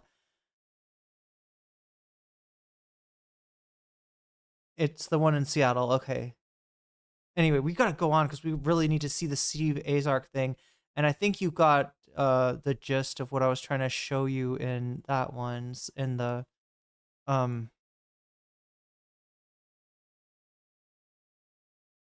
I want to give you as much content as I can. So yes, I am suing my especially the bonus content. My former bestie, iDubbbz. And I'll shortly explain why. So I've managed to get the lawsuit documents between Ethan Klein and iDubbbz. And it really wasn't hard. All right, first of all, you're awesome. That is some incredibly online shit, but you're awesome. We love you. Ethan had every right to be angry enough to file a lawsuit, even if you think he's a rich bully and I'm he's. sorry, we didn't say he has every right to fire off a lawsuit. You say he has every right to be angry enough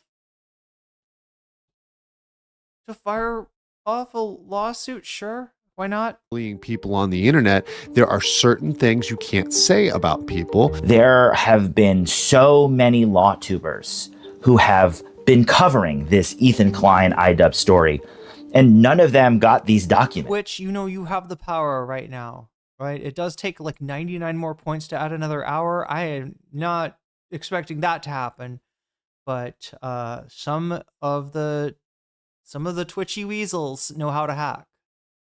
They can put more time on the board nonetheless. This is your moment to shine. Ethan says Ian and Anissa do not uphold an agreement they already signed, resulting in the lawsuit continuing for the time being. So it looks like everyone on both sides is looking forward to see what this missing piece of information is. So let us know what you think it is in the comments. All I had to do was spend $25 to the Calgary local court, who gave me a list of documents. And then I had to send that list of documents with another $25, and I got all the documents.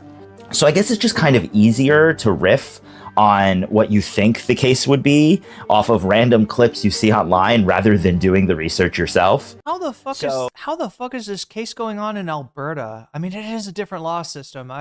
But don't they live in like somewhere north of there? Is it Ottawa?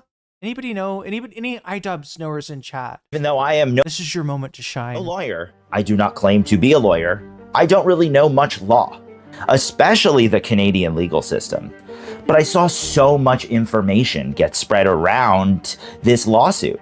And I was like, I know how to get legal documents. It's not hard. So I just decided, okay, it's now my time and I'm going to try to do it.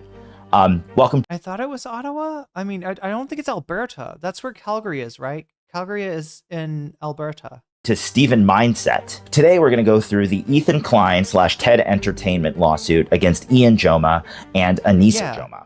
Now, before... Where do they live? Does anybody know? Like, there's been so much content like, that's... Just for sure, because I'm not like 100% sure it's Ottawa. Oh, that's where Ottawa is? I thought it was like up. Okay, so it's not like a small place like that's like up north. It's like, wait, what city? Yeah, wait, they're in Alberta, but that's where the lawsuit. Oh wait, they are in Alberta. Okay, maybe it's not Ottawa. Anyway, we're not trying to dox Ian and Anissa, even though I'm sure Ethan already has. Sort of played out in the public sphere when it comes to this story. The lawsuit itself first broke when Ian shared in a live stream. Wait, Ottawa is in Ontario? Oh, Ottawa's in Ontario. Okay, so Ottawa's the city and Ontario is the province. See, I got it right. You thought I was going to say county. You thought I was going to say county. You thought I knew so little, or I was going to say state. In the state of I know it's a province. That Ethan Klein was suing him. It is official. I am. We gotta finish this, Emily. Yeah. In the courts of Calgary, Alberta, for defamation. While pretending to be a dragon, Ian... Why are they getting pulled to fucking Alberta? Did Ethan go judge shopping? Did he find the chuddiest judge out there in Alberta? Guy that's like a stakeholder in Buc-ee's. Shared a statement from Destiny and questioned its validity. I mean, it's like the only fucking content they have over there, right? Like, that podcast is full of talentless hacks. Because of that, and you know, I feel what we're missing here, and for anybody that didn't get this and they can watch the original clip, he also says he thinks this statement is untrue and it's very bad, right? So he's not out there being like, oh, does Destiny know something about Ethan? Is Ethan doing da-da-da-da to his kids? No, there was none of that. There was none of that. That was not the intention. The intention was to finally get Ethan to fucking stand up and fight against the people that are actually shitting on him, instead of just like picking on random like female streamers like all over Twitch. That's what it was about, right? That's what and Ethan is trying to, you know, convince some chud judge potentially. I don't know if he'll get the chud judge or not. Maybe there's a non-chud judge. Maybe you can opt for a non-chud. You pay extra, but well, it's Canadian dollars, so it's even more. But also it's pronounced Alberta, like an old couple's names. Oh, Alberta. It's not Alberta or whatever I was saying. Oh, is it Edmonton? Okay, no, I'm so confused about where they actually live. I thought it was Ottawa, but I could be full of Alberta.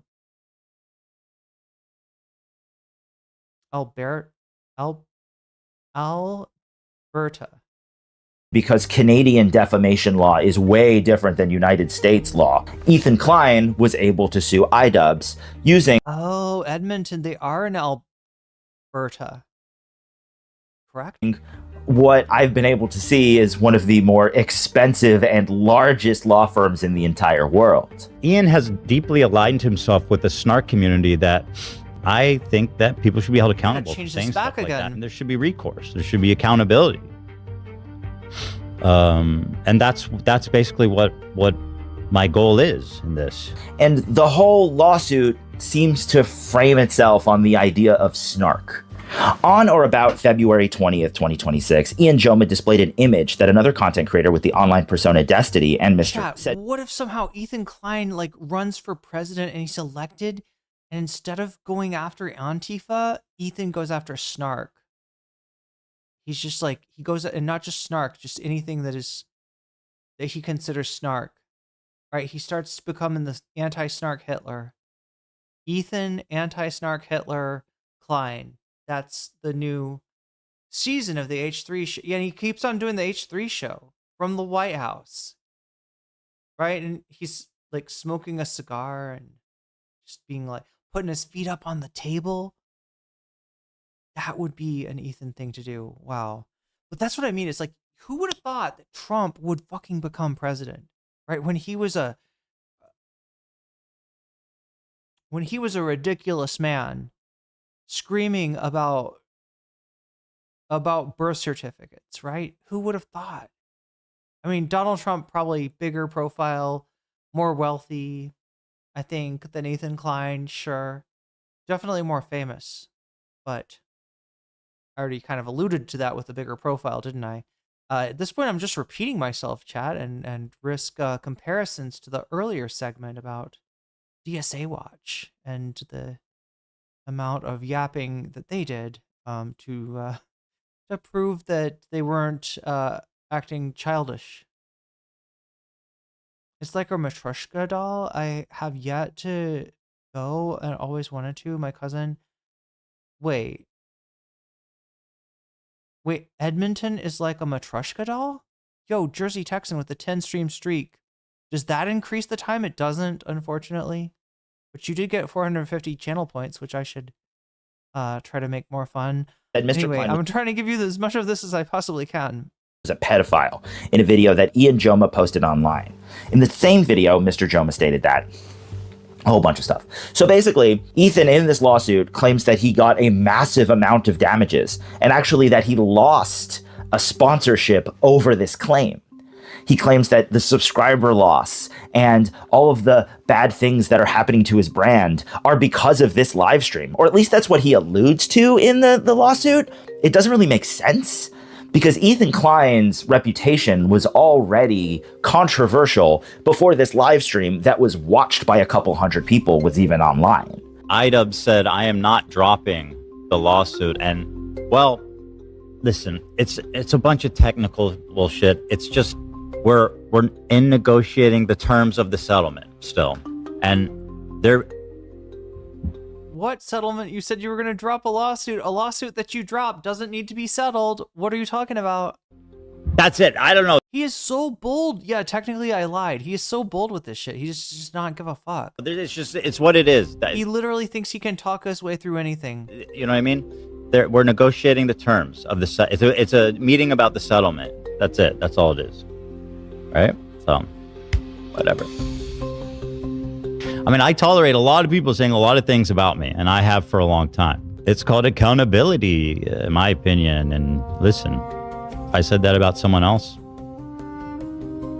I would probably just apologize and beg them not to sue me. I think it's more to do with all of the what I believe to be reckless lawsuits. Don't come after me, H3 fandom. That is the perfect emote, Morbart. The goose. Why would dropped case have a settlement, Ethan? The goose will follow you all the way to hell. True story. I believe both the iDub side and the Ethan Klein side are kind of iffy in this story. I don't think he could have sued him the way he sued him here in the United States. I think it had to be in Canada. Also, a big... Wait, who's Goose Giggles? How did you get the giggling goose? That is a based emote.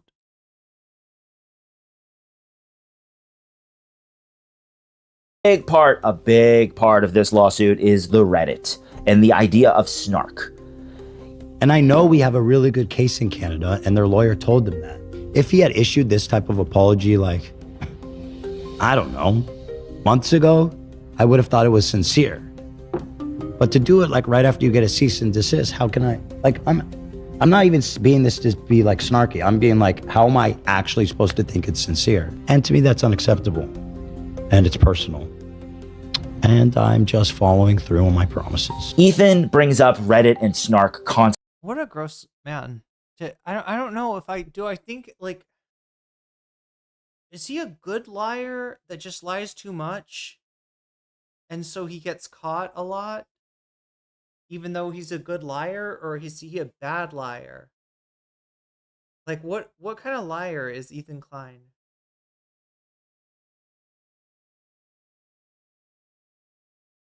Zetetic, we got to the, like, money shot on that one. Oh my god, that makes it sound so bad. No, there was no money shot in between Pisco and Destiny, chat. Get your minds out of the gutters.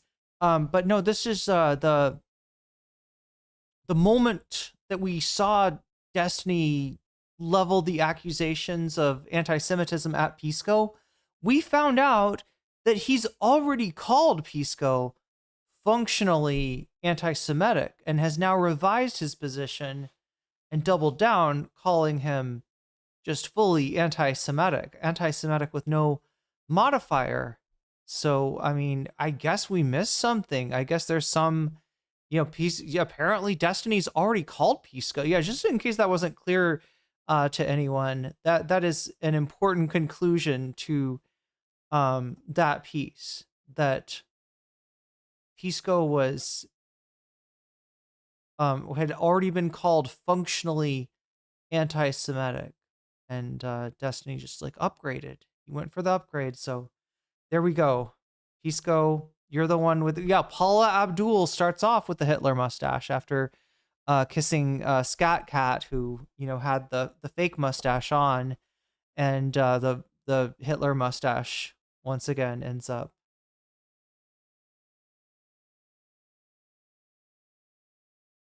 on Pisco, which is crazy because that's literally a mustache on a mustache. I didn't even think about that. You can't really Hitlerize. Is that a word, chat? Did we make it? Oh, no, we should not make it a word. We do not need that to exist.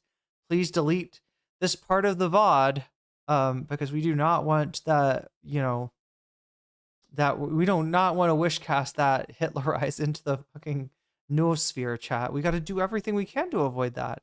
Edmonton is a lefty cell. Oh, okay. So amongst the province of Alberta, Edmonton is a lefty safe haven. No wonder my cousin feels safe enough to never come back to the States. Yeah, I wonder how the chuddy parts of Canada compare to the regular parts of the USA. Walter Masterson is a good liar. Constantly over and over. And it's even part of the settlement that eventually is the reason that the whole thing kind of falls apart. So, in general, Ethan Klein is suing for $1 million in damages over this, which is like, the live stream was viewed by a couple hundred people and iDubbbz was a dragon. iDubbbz is not a successful live streamer. He's not popular right now. So the idea of kind of blaming him for all of this stuff just makes no sense to me. So basically what happens is the lawsuit gets filed and sent, and Ian puts out an apology. It's very Wait, is there more or less poutine in the chuddy parts? Are the chuddy parts poutine heavy, or is poutine evenly distributed? clear that it was never the right thing to do. It was a comment about Ethan and his children, and it was disgusting. I said at the time in the stream that I don't agree with it, but still sharing it and broadcasting it to people for 40 minutes, that was an irresponsible and reckless thing to do. Ethan writes in the comments of the apology saying that, okay, I'm going to drop the case. But that isn't exactly what Ethan Klein wanted. From these documents, it was clear that Ethan didn't just want to drop the case, he wanted to get a settlement out of it. And he wanted iDubbbz to have to follow a few key things. And in these documents, we have the settlement that they tried to do. Ethan's and Ian's lawyers are talking. I'm going to say it, right? Some people question, like, why this guy? Why has this guy got so much negative attention, right? There's a lot of bad guys out there with terrible views on Israel.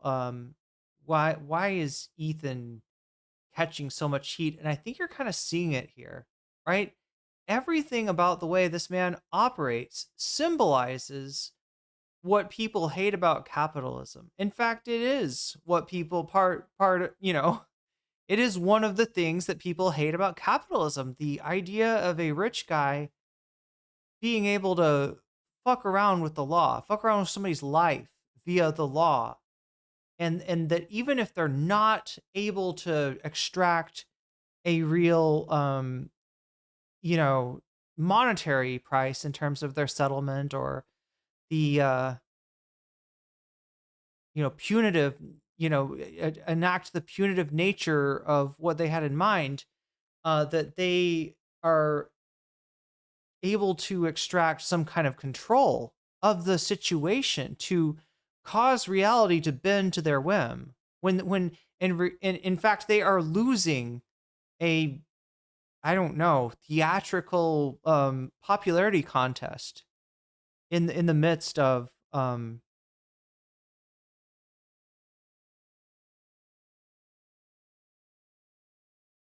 like if you could just conveniently shut somebody up.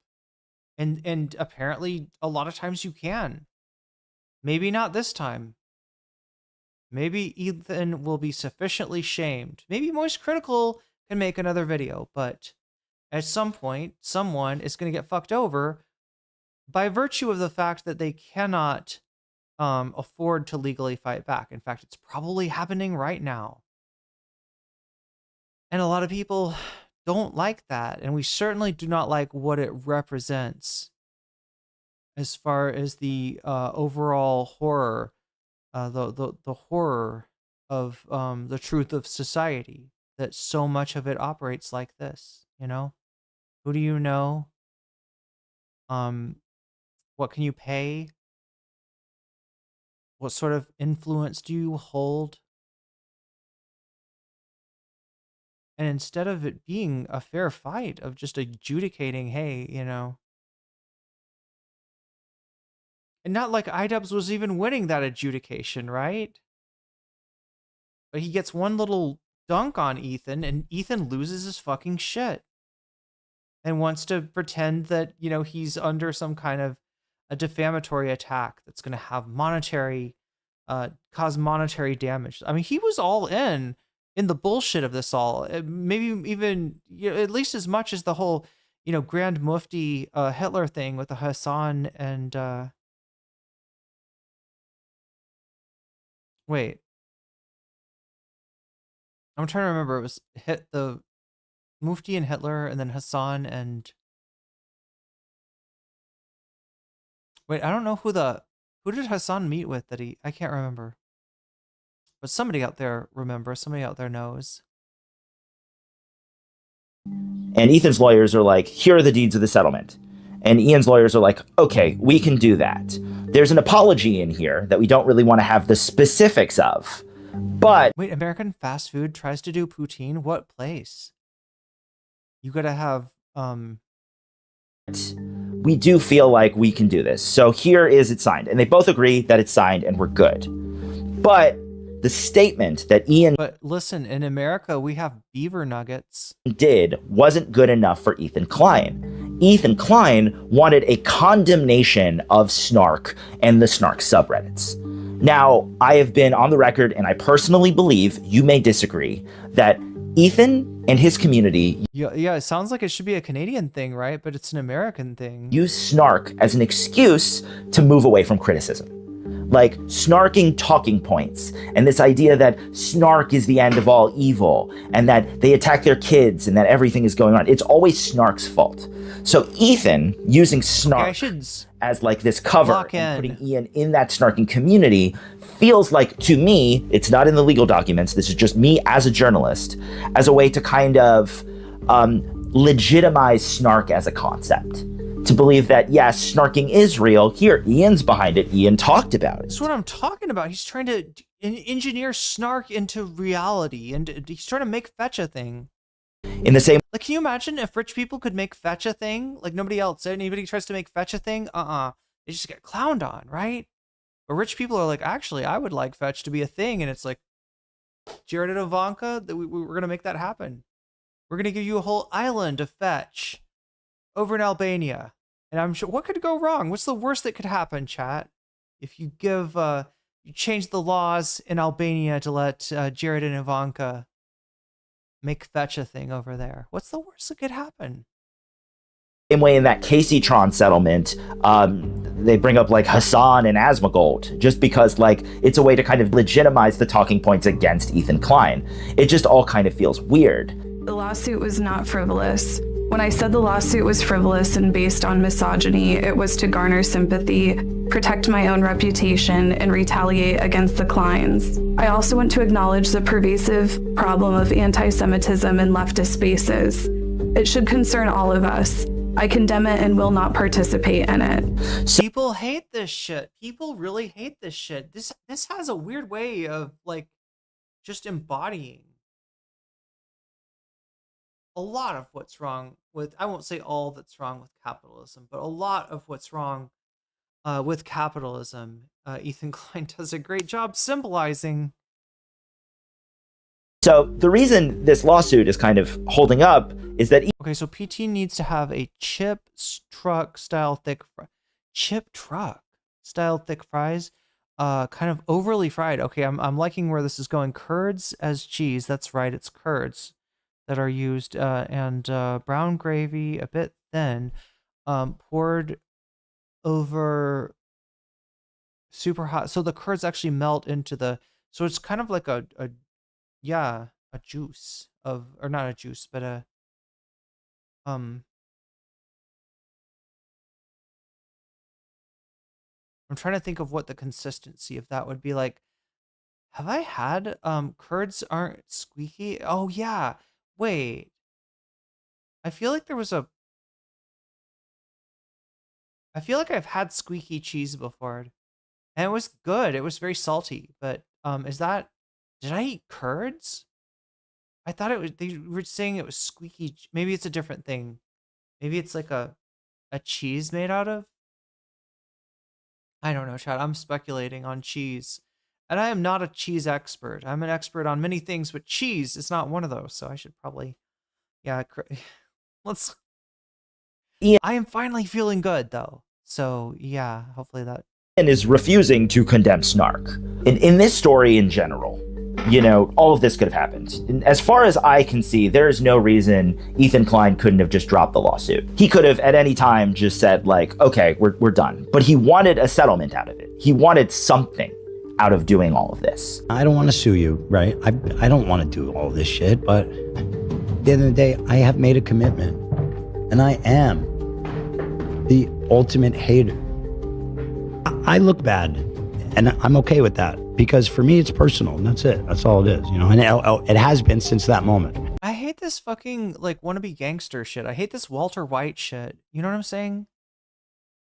Like, that Ethan does and that Destiny does. Like, I think they're talking at this point. I think it'd be pretty wild to say that they're not, right? And I always wonder, like, you know, no, Ethan has always been like this. This is not like a new thing for him. I always want to kind of put it on like he got corrupted by Destiny. Destiny submarined his Discord and fucked with his mind. But when you sort of look into his history, and Gokanaru can tell you this better than anyone. Wait, were you thinking of Oju? Wait, I mean, that's a very watery gravy, right? What even is Oju? Is it just meat juice? Is that all Oju is? You're putting meat juice on meat? Is that what that is?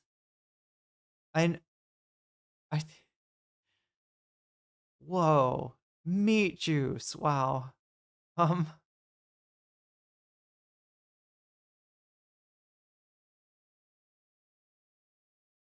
So wait, is it like how is it cheesy? Are the melted curds actually cheesy, or are they more like just, I don't know. I'm trying to think of the name for this consistency. Oju is ruining Thailand. Very cheesy, but yeah. So it's not like, it's not fully, it's not like sticky. It's like the curds like melt into it and just thicken it up, right? Kind of, or something. Why am I'm just like, I'm gonna have to make a vegan version of this. You know that, like, I'm gonna have to. Can I do that? I can get potatoes. I think there's this like whole community of legal tubers who have kind of popped up and love to talk about the law when it has to deal with YouTubers, and they never like actually follow through with anything. None of these people found these court documents. It was not hard. Okay, French onion is really good too, but there's like a lot of oil. Have you ever made French onion soup? I was surprised at how much oil goes into it. It's like the soup is almost like it should be a dip. I feel like you should just get bread and dip the bread into the soup, because that soup is, very oily. Like, how much are you eating with? Because I love French onion soup, but I never realized until I made it how much, like, you just are like glug glug glug glug glug glug glug glug glug glug. I don't remember. It was a lot of oil. It was a lot of oil that went into the into the soup, and it smelled delicious cooking. But once a year won't kill me. I mean, like, I don't notice anything. Like, I don't feel like I ate like a crap load. Probably could word that differently. I don't feel like I ate too much after eating French onions. In fact, I'm like still hungry. I'm like, okay, so let's get some bread, maybe some potatoes. Yeah, and I like now thinking about it is like, no, that should be the meal in and of itself. That is enough food already.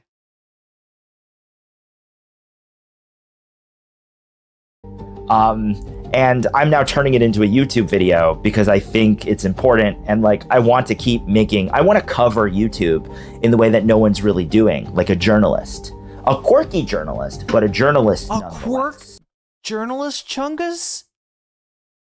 Chat, we have a new guy unlocked. This is a quirk journalist. Journalungus. Journalungus. The quirk journalungus. Steve Azark, welcome to the world, my friend. Welcome to this world, anyway. Yeah, Quirk Chunga. I want to kind of change the feel. Wait, I don't know, like, And I would love if you could like the video and subscribe to my channel. I'm thinking of dumping all of these lawsuits as a membership perk. Let me know in the comments if that's something that you'd want. There's a lot of stuff in here, and there's a lot I didn't even go through. This is Stephen A. Sarge Talks. Yo, he did stop animation for his... Bye. How did you come to this, man? Okay. No, we cannot have copyrighted music play. There it is anyway, though. They're bonus tracks for a reason. No, that makes it look that makes the game look... has anybody ever finished Valhalla? I started playing this on stream a long time ago. I never got past like the first few nights, but you know what we got to do now, chat?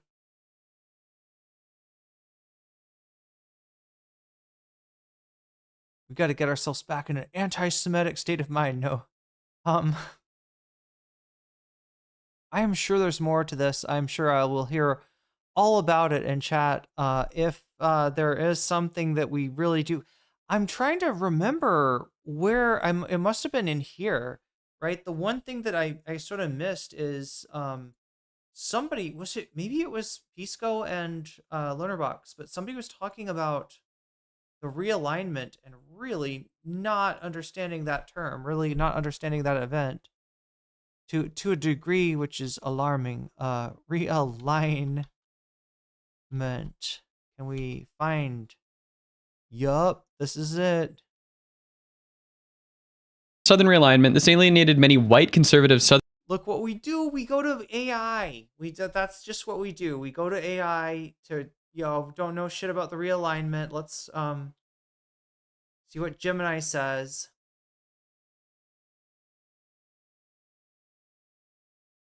And again, this isn't even Destiny, Dan, and Mouton. I think it's, wait, is it? Oh no, I think it was Mouton. I'm assuming, chat.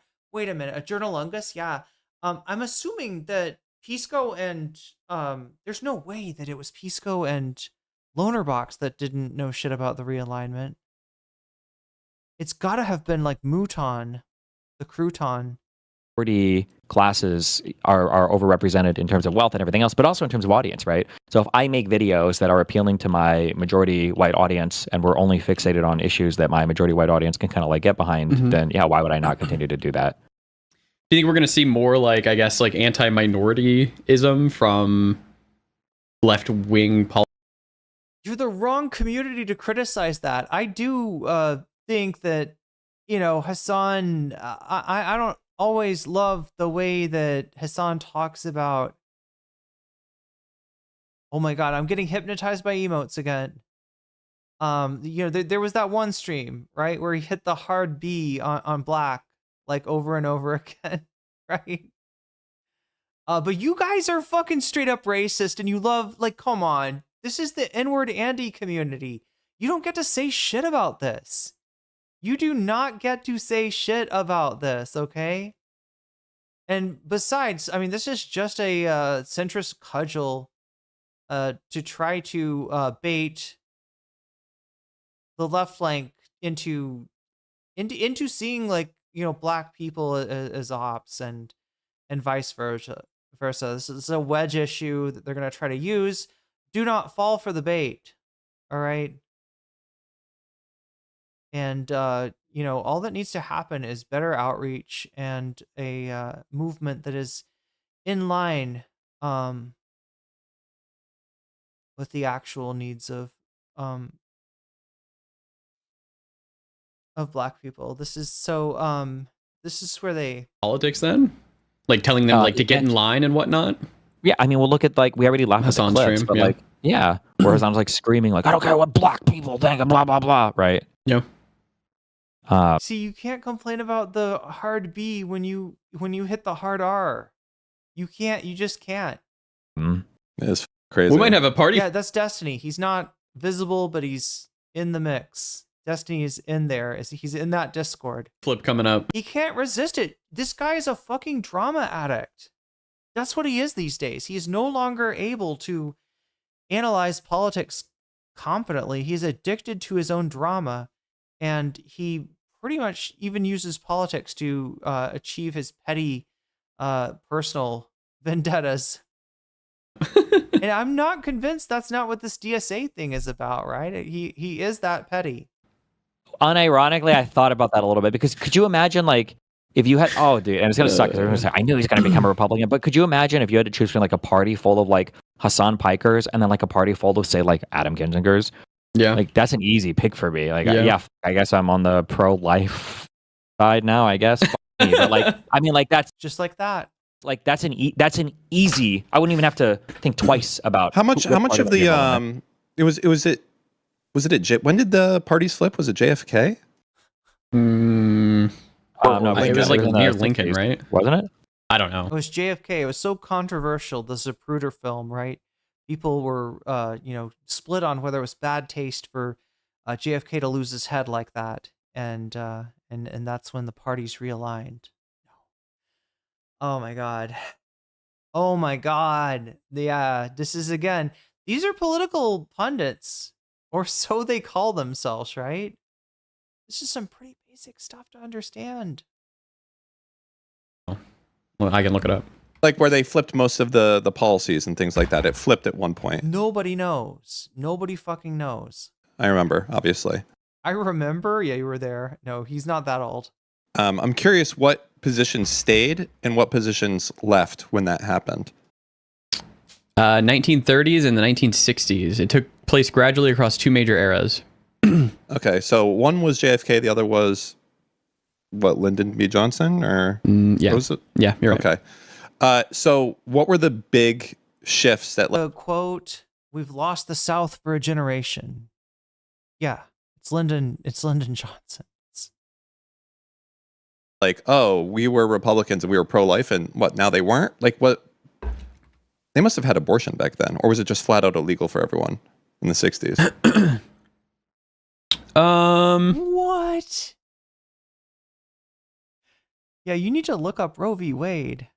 Like, they must have still had like gun control issues and things along those lines. I'm curious. I'm just on AI overview. Okay, yeah, anyway. Republicans shifted towards opposing federal intervention and championing free markets and business conservatism. I just had to look it up on AI. There we go. That's the other part I wanted to get. Now I feel some level of satisfaction in this, right? To the point that I am tempted to, if I can spell it right, I'm tempted to summon from the depths of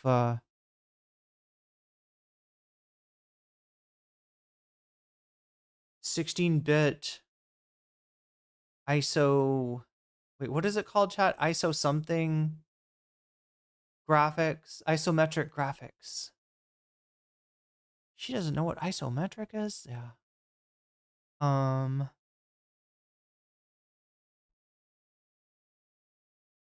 We gotta open this.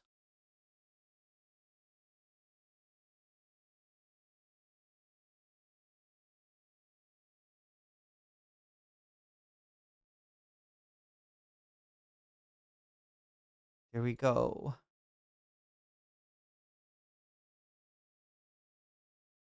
It is duck time, chat. Are you ready? I should be playing. Well, Democrats became associated with modern liberalism and a larger federal safety net. That's the 1930s economic shift, and then the civil rights shift in the 1960s. The Southern realignment. This alienated many white conservative Southern voters who had historically voted Democrat since the Civil War. Over the subsequent decades, the Republican Party's Southern strategy successfully courted these voters, turning the American South into a Republican.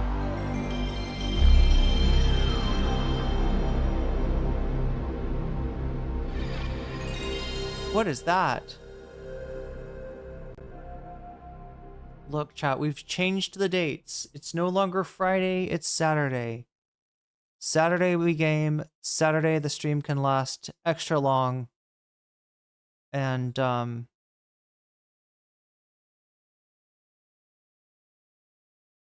it's like, wait, you're sick too? Wait a minute. Is this a thing now?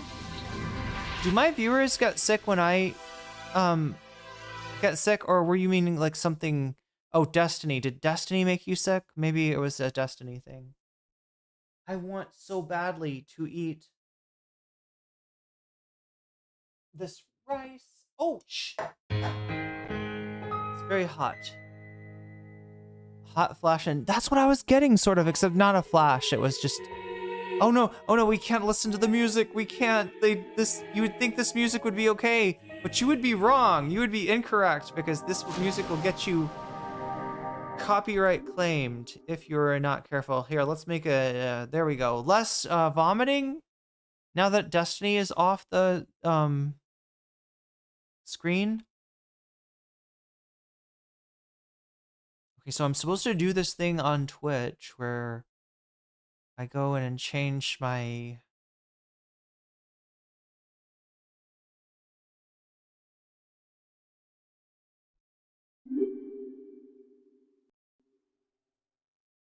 Change my title.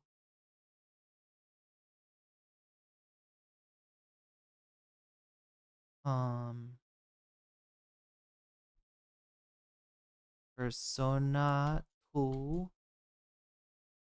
Innocent. Sin. Japanese.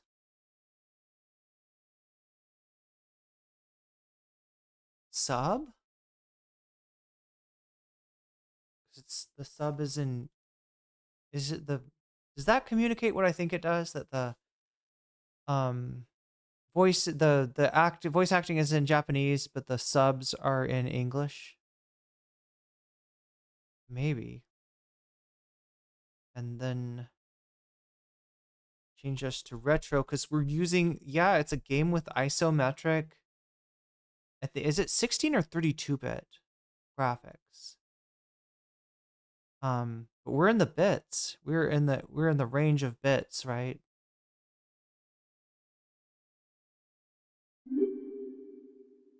I always forget, are we technically in the previous millennium? Is this a 1999 game or a 2000 game? There's a new plague sweeping my state every week. There's a new one that's a fungus candida. Wait, spreading, just people are getting, fungus?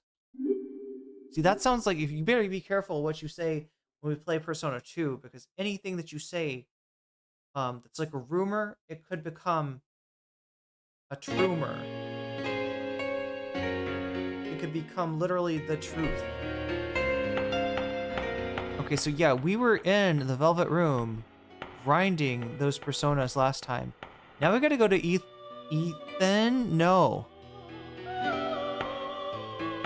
We are not doing H3 content right now. We are doing Persona 2 content. We got our demon artist over here. We have our Belladonna opera singer over here. We've got Nameless playing the 88 keys. Is that how many a piano has, or are there more? It looks like there's more on that grand piano, but yeah. The man of the hour is Igor. Welcome to the Velvet Room. What can I do for you today? All right, so we gotta swap and return, I think, some type of antibacterial resistant fungus that can be treated with an antifungal, antibacterial. Yeah, I haven't heard of that either. Oh yeah, so it looks like we did sort of load up on, yeah, it looks like we've got the stronger. Does it really say party velvet stock? So you can keep up to a certain number in the Velvet Room. I wonder if we run out of spaces at that point though.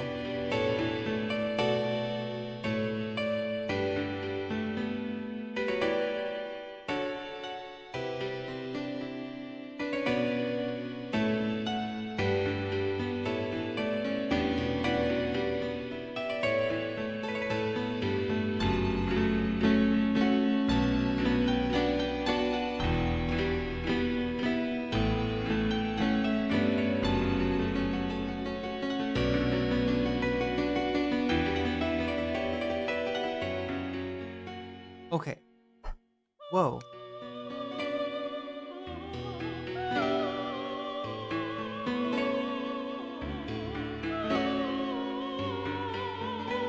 Okay, so let's get going and like I think I don't know. We got a very tough set of battles ahead of us.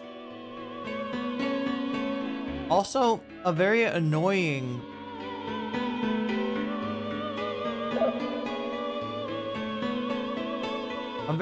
dungeon.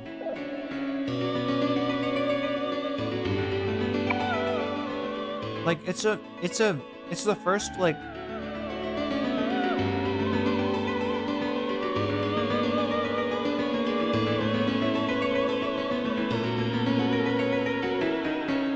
Wait, I'm trying to remember exactly how annoying the dungeon is, because in this game, dungeons do get pretty annoying.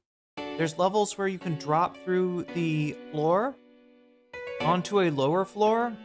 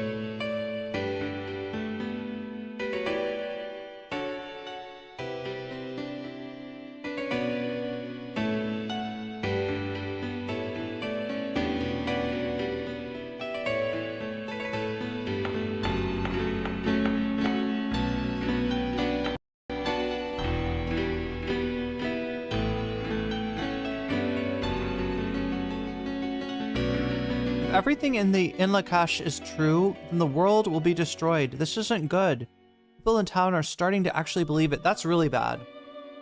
That's you gotta watch for that, right? When people start to believe rumors, they start to become true. We do not want the inlet cache to become true. Humanity is responsible for their own destruction? What if it's not just a dream? That'd make us responsible too. Could there ever be a person in the world that didn't feel something like pain or fear?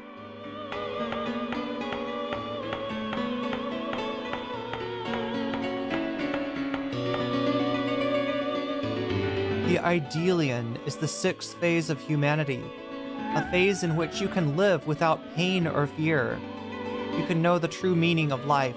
It's an existence closer to God than a mortal. Even if the oracle is true and the world is destroyed, that's simply the law of nature. Okay, so yeah, very normal response there from Maya. Very normal eye color as well. Totally didn't notice that.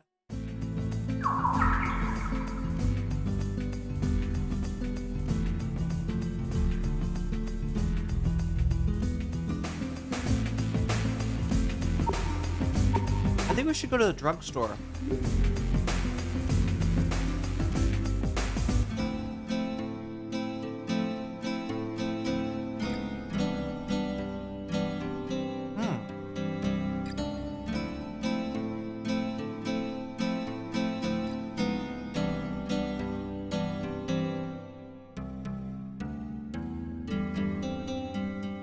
Who would know that a drugstore could have such vibes?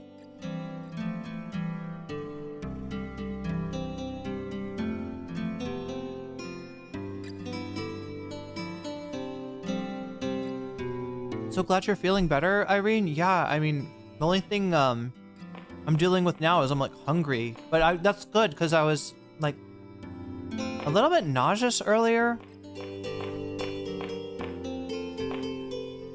I mean, it didn't get really bad. It didn't feel like I was gonna like throw up or anything. But you know, I was just getting yeah, I think I was just had sort of a fever still. But hopefully this is the end of it. Hopefully this is the last day. Welcome. Oi, oi, oi, oi, oi, oi. Welcome to Satomi Tadashi's Conan branch.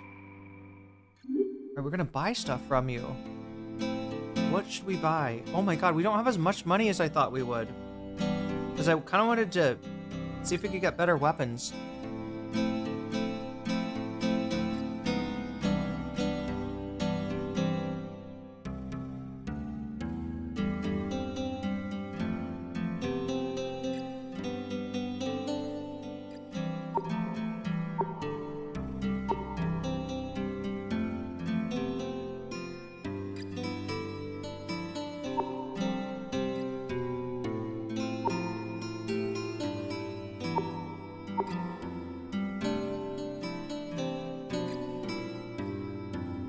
Would be 6.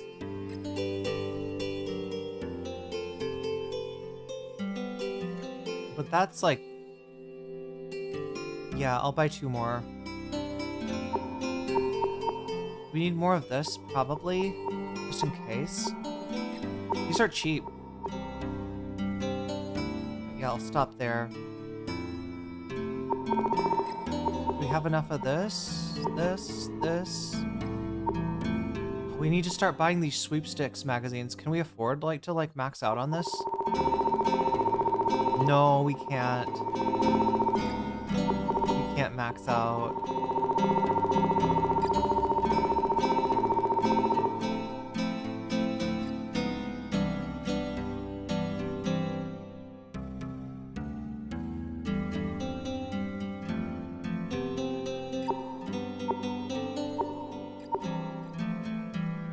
I think we've got enough of everything. Let's just cash out.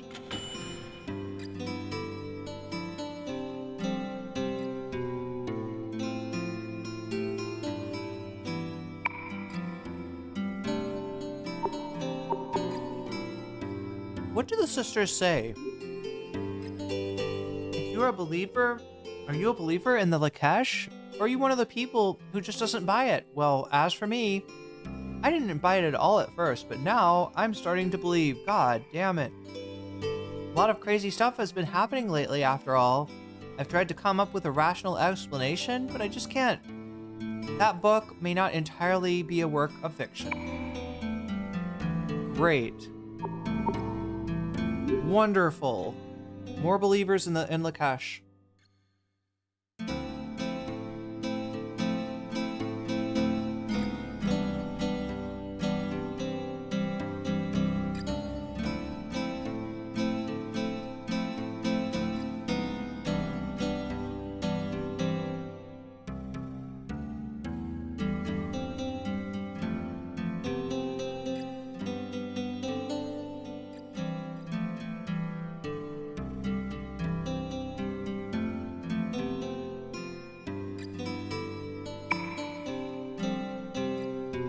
To the uninitiated, Inlakesh Alaken is, I believe, like a Mayan saying, and it basically means, I am another you.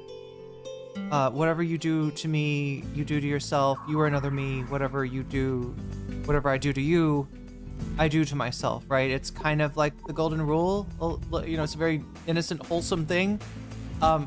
In this game, things exist in a different way, right? And because of the influence of rumors being able to change reality, in this world, the Inlakesh actually is a kind of sickening prophecy about like certain people ascending to godlike state by sacrificing someone called the Maya Maiden. And yeah, just so happens we've got a Maya in our party, so that's a little bit disconcerting. Who is maybe even a maiden in the sense of not having... Should we go in here and try our new powers out, chat? See what's in the cooking in the abandoned factory besides deindustrialization.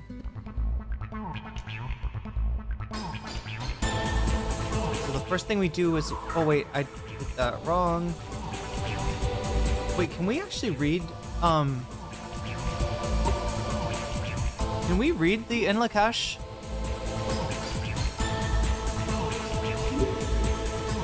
Okay, Zippo lighter, mag light. It's Maya's flashlight.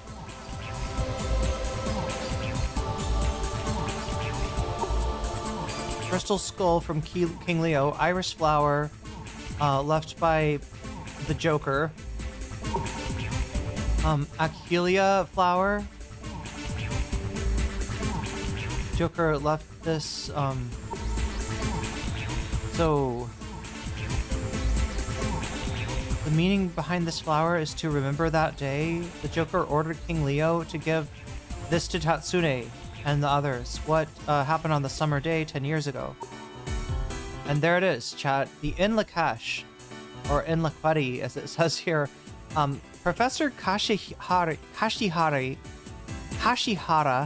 and Professor Ideal recorded this. It's a ridiculous book claiming Sumeru City is linked to the Mayan civilization. The Mayan oracle is a transcription of the voices that Pseudo heard. Wait, we can go down? Okay. Wait, no. Is there... It almost looks like we can... read more, but I'm not sure what button to press. We go like this. As the stars shine... Oh, there it is. So, this is the oracle, I think. As the stars shine in the sky above, the time was frozen. The time was once frozen come to pass. A dance of pleasure, a feast of shadows, and a foreign song. The fires which beckon atonement illuminate the heavens. The roar of the lion resounds far and wide. Deep in the underworld, 5 skulls gleam, and in the heavens above shines the holy cross. When the stars stop moving, it will ascend. The throbbing of the Maya maiden will also cease. The heartbeat. All that remains is a paradise, and yet time will repeat itself. So there it is, the book recorded, written down, published by our 2 of our teachers, one of whom killed himself in the clock tower, and the other of whom is a weird conspiracy theorist, also named Maya.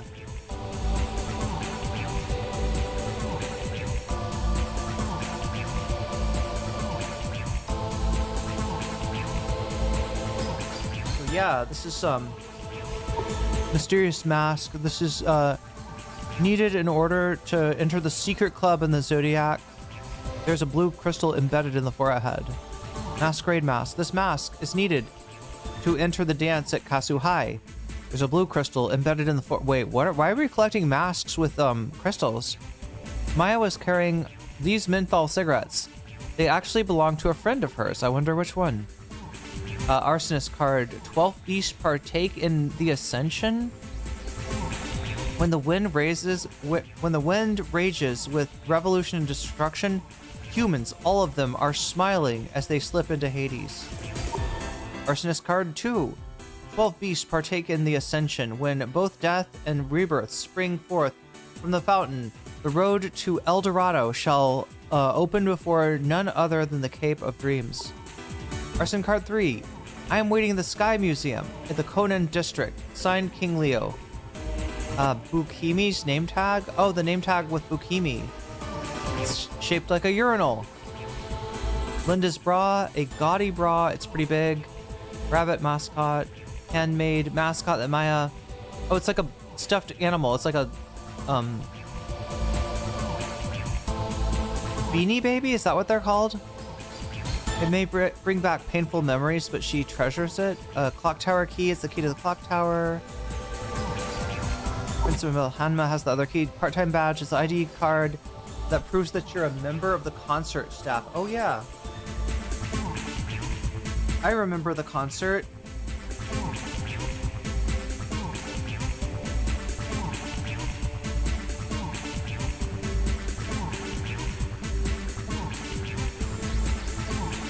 Anything else? No, that's it. That's it. Okay, so that's everything that we have.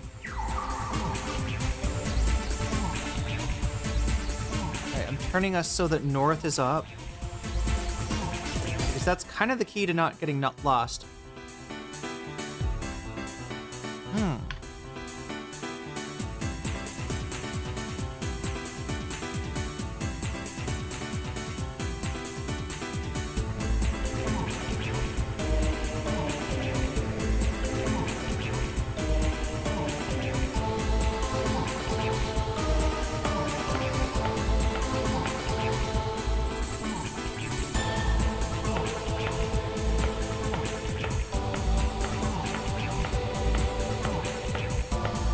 We're kind of looking for places that we haven't been yet, but there may not be any.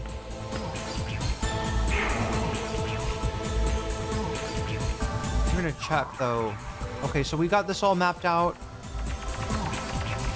meaning that we've already been here, and I don't think there's any further that we can go. Although we could check down here, yeah. Yeah, we'll see if we can get into the warehouse down there. And immediately I'm getting attacked by monsters. Who do these monsters think they are? Oh my god, really weak monsters. That's the problem with this area.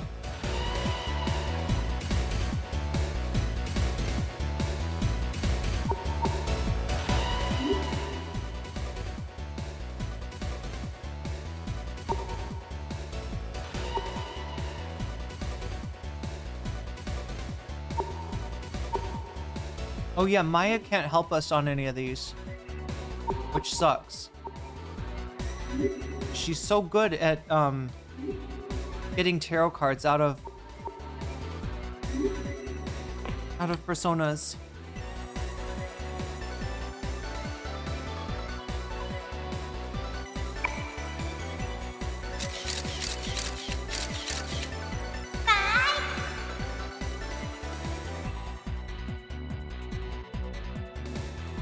Problem is, we don't need her to be green. We need her to be yellow.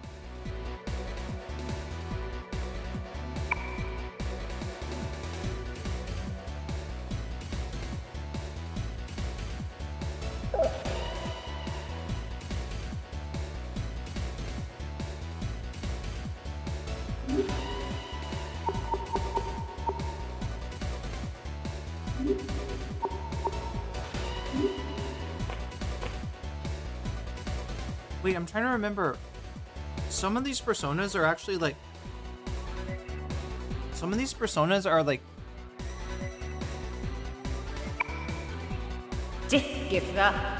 Like respond differently to like male or female characters. I'm trying to remember if this is one of them. Okay, so that's not a good thing.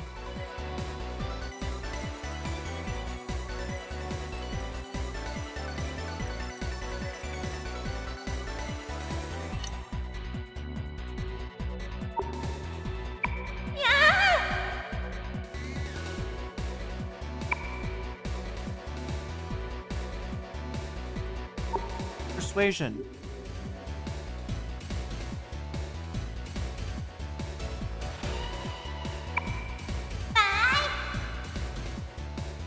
Oh no. Yeah, see, they're like...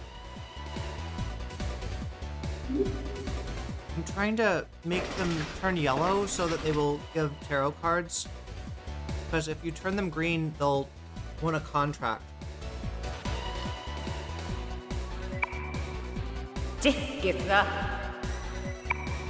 Hmm.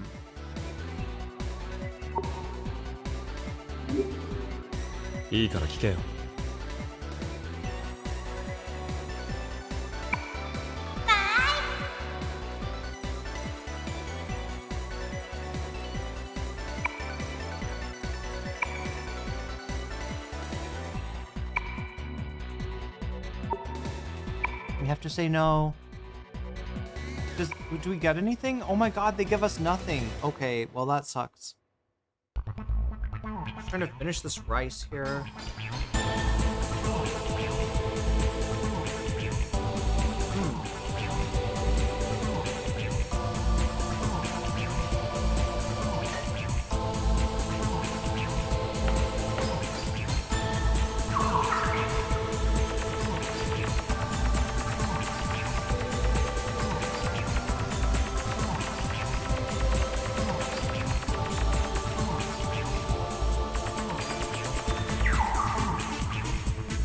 I went the wrong direction.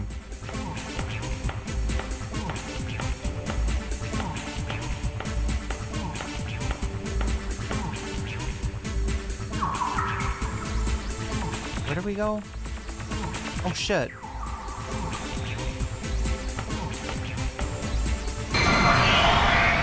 Okay, I think we just fight. There are some arcana here that I could use, but they're not going to give us very many. Okay, moon, we've got plenty. Lovers, we got a lot.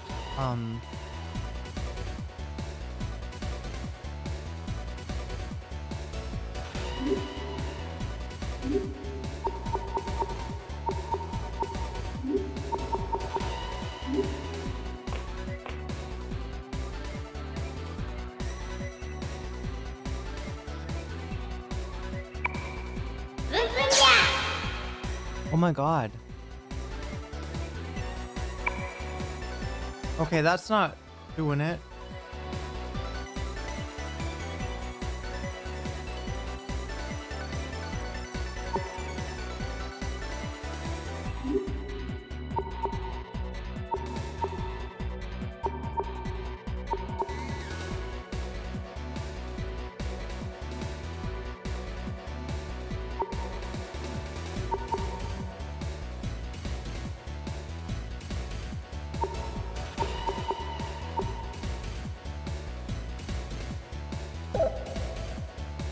I really should just like fight these for experience, but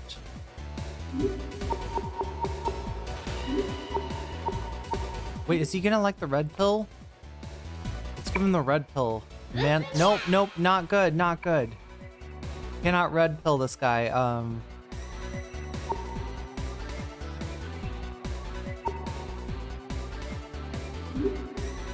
course this is not gonna work.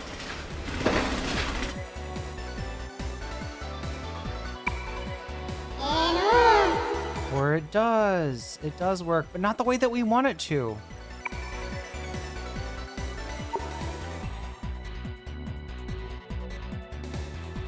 Manly chat doesn't work, does persuasion work?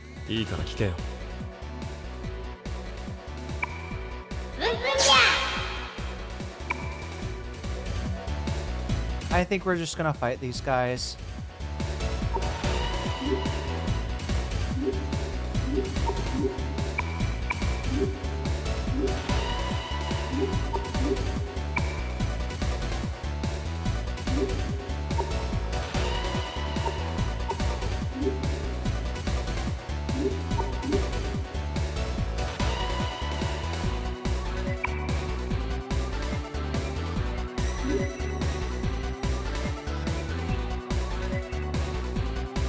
Who needs enhancing?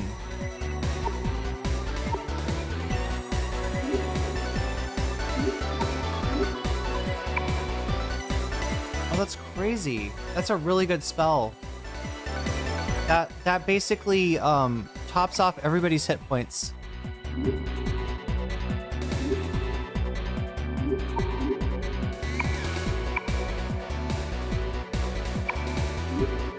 Okay, let's just try with this. I know this is like just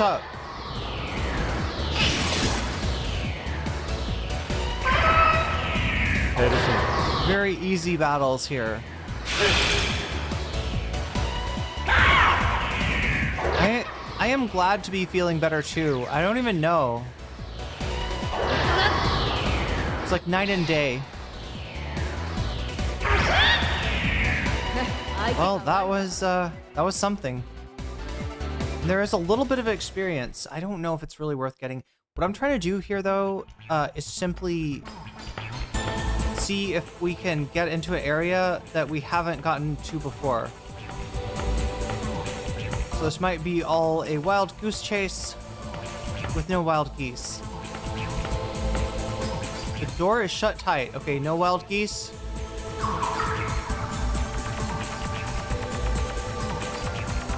Yeah, we did not need to come in here. Okay, well, I had to check it out.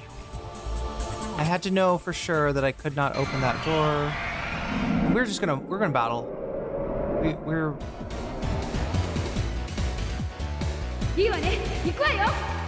There might be some personas I need here, but I don't.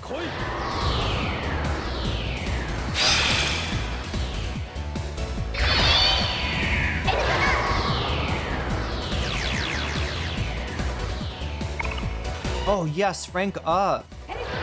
See, this is what we need to do actually. It's just stuff like this, trying out new personas and unlocking new skills. Rank up. Tiny amount of experience.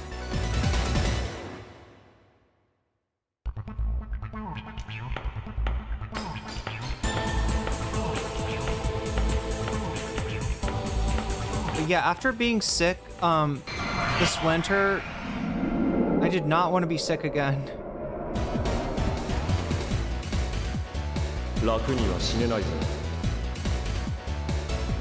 Let's hope that they're all weak to water. That is the one thing. For some reason, we are a water. Okay, that's not weak to water. But yeah, we are a water heavy build.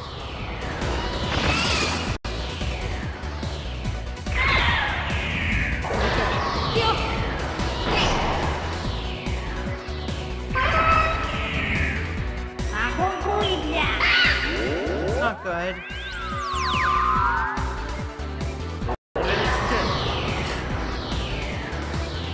I love it when fusion comes together like that. Look at that. All right, I'm feeling pretty strong. I think we're ready for this next dungeon, chat. I do want to walk around here a little bit and just see if there's any areas that are new that we can get into. But yeah, then we'll just go to the dungeon, which is actually the dungeon is a mountain. We're gonna go to a mountain overlooking a shrine, and we're gonna unlock some childhood memories, as one does. As one does.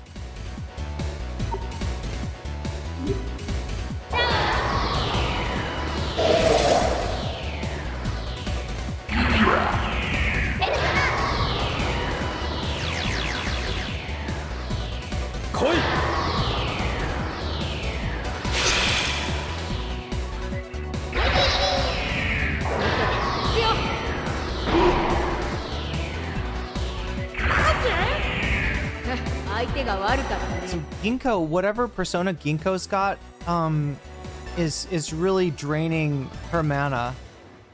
And look, that can be worth it if it's. I'm trying to remember what hers does now. But in general, you want to try to put the persona with the person that it costs the least to cast a spell with, because that means that they're compatible and you're. Yeah, it's all this weird shit you have to remember. Door is shut tight. Okay, so we can't get into the warehouse yet. But we have been to this factory. Wait, Seinfeld inspired merch in 2026? You know, you could do Curb. Like, what is the point? What is the point? What is Ethan even? I don't. No, we did. We went in there. We went in there. It was open and we went. We have been in there. All right, just no. That's the entrance. All right, yeah. There's no other place to go. So we have cleared this area. Although, if we really want to do more battles, this might be the place to do it because I think it was pretty. It might have been the last area we unlocked. There's one area up here.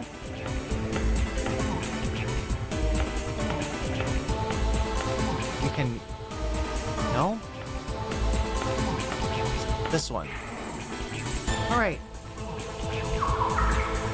Taking a look. Oh yeah, I should stand. I forget I can't sit back or else it's hard to hear me. Taking a look around this level. Just trying to see if there's anything that I missed. Anything that might be unlocked now that was not unlocked before. And yeah, ooh. So now we've been in here. Oh, that's where you go from. That's the factory door. Right there, that's that door that we looked in that last place. It just goes to here. That's all it was a treasure chest that was inaccessible from here. So yeah, we're good on this as well.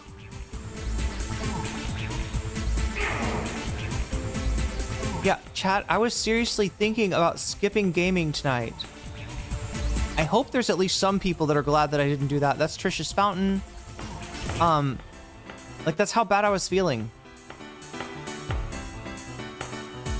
Control office. We've been in here. No, we have not, I guess. The door is shut tight.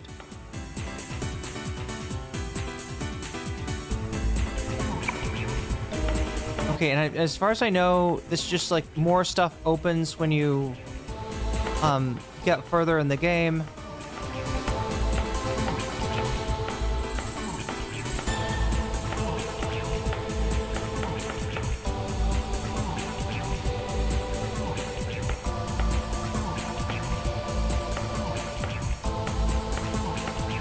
I haven't seen a lot of stuff that's like items that you can interact with, but that kind of like looks like something that would be. It doesn't seem like this game really does that very much though. Okay, yeah, so there's no place else to go except for here, and I'm pretty sure we've explored. Have we explored?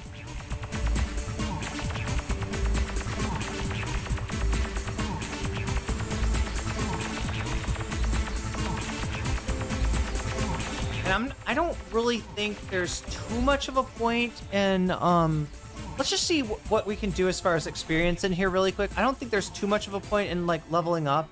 Yeah, there's nothing, there's no other areas to access, I don't think. It'd be nice if there was like secret stairway or something, but no.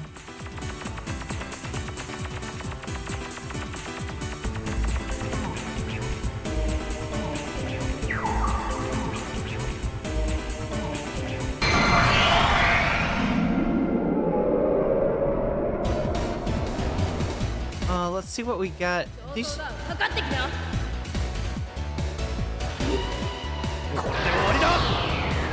Wait, no, that's the wrong thing to use on that dude. He's gonna like absorb that or something.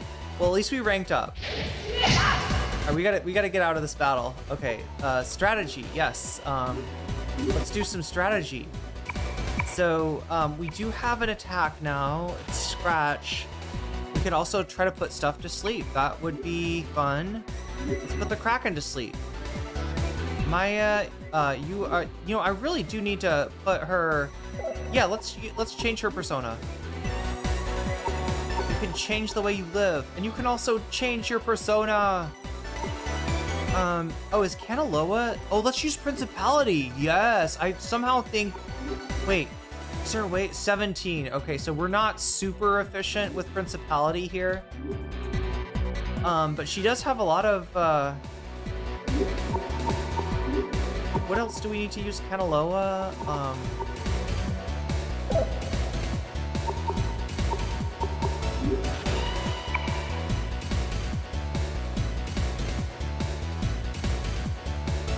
It's all like water magic. Let's switch to I think Kanaloa does water magic too though.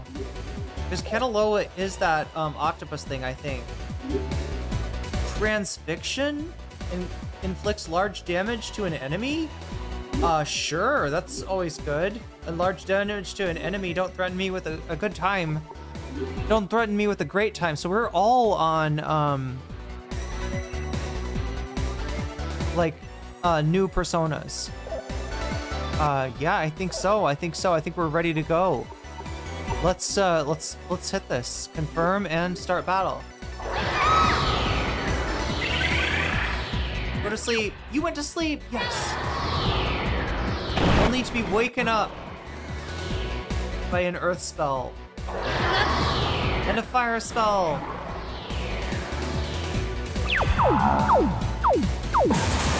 Ow. Ow. Hello, baby. Use transfixion. Wait, who are you attacking? Wait, who are you fucking attacking? What are you doing? Oh, there it is. Okay. I was like, wait, what? Yeah, I don't know if water's good against you. It kinda, that's all right.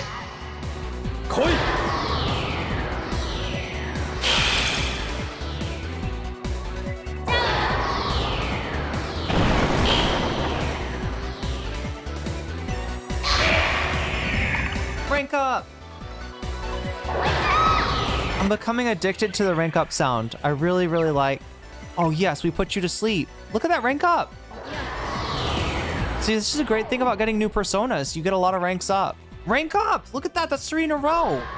You should get some kind of a... Wait, is the Kanaloa the same as the... No, I guess it's a different octopus.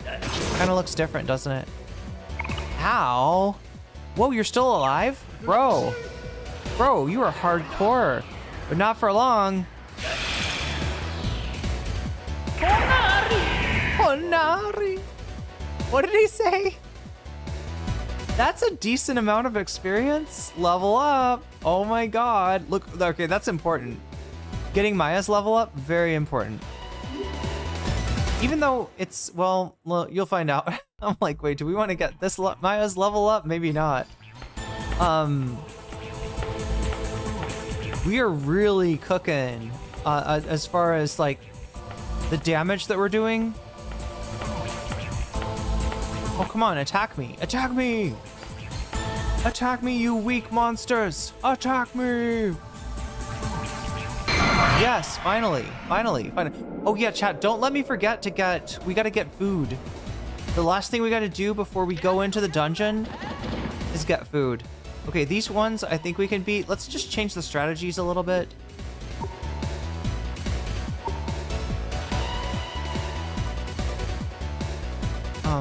Can we do another...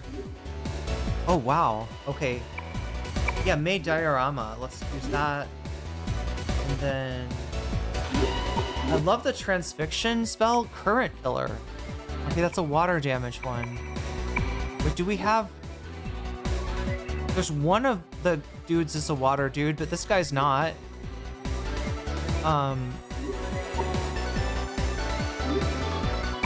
Oh wow, current pillar on this one too. We get a lot of water. I don't know why we're so water heavy. Wait, if we do 2 current pillars at once, could that like make a mega current pillar?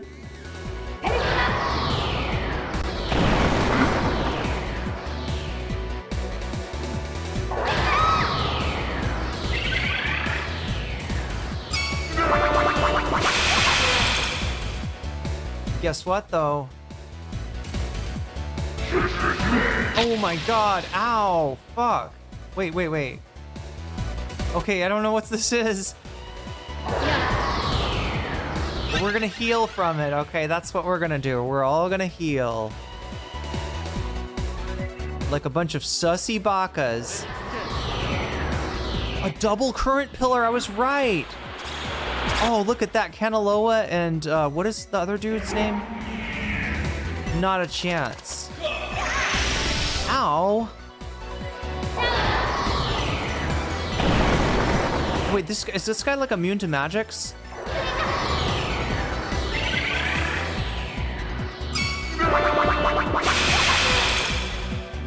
It's pretty cool sound design, man. That's pretty cool. All right, strategy. We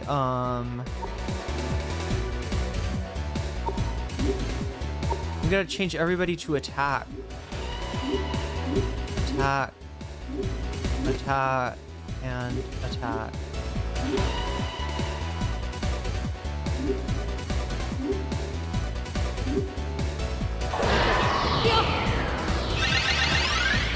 That's a very powerful persona right there. Okay. Look at that. Oh, hell yeah. Can we just beat this fucker into the ground? Ow. Hey, you missed. Oh, do I get a free shot at you because you missed? Damn. And she gets a free shot at you too. You gonna bite me? I'm gonna heal. I'm gonna heal. That's what I'm gonna do. Ora! Yeah, chat, if I was fighting in Japan, I would say ora a lot. I would definitely make that part of my fight vocabulary. Ginkgo going up over 200 hit points. Yuki going to 265. Oh god, her tech is not all that high though. I always think Yuki, I mean, I guess she's more of a physical attacker or something. I don't do you. If you can see, yeah, you gotta have that fight vocabulary. That's what Joe Rogan told me. Fight IQ and fight vocabulary. Are you gonna say ora or are you gonna say muda? Muda da da da. Are you gonna say what is it? Doyan? Chat, what's that other one? It's like doyan or something like that that you can say when you're fighting. These are like Japanese fighting words, literally. We are cooking. Absolutely cooking here.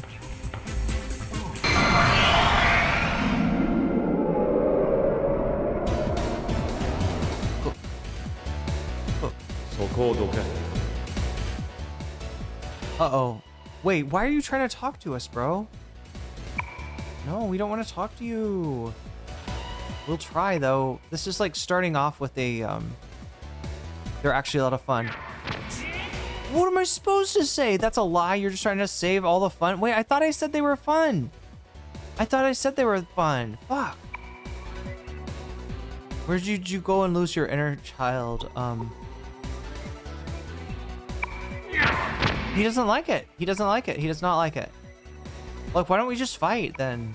I am totally down to fight. If we say no, it's not all that great, he's gonna hate it. You're smarter. He also hates you're smarter.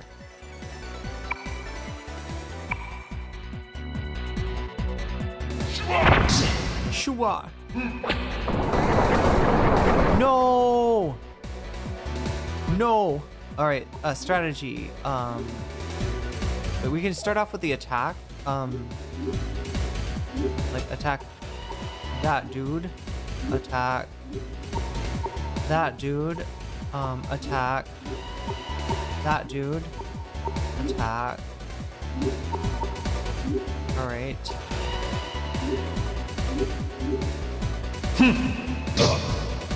Nice job.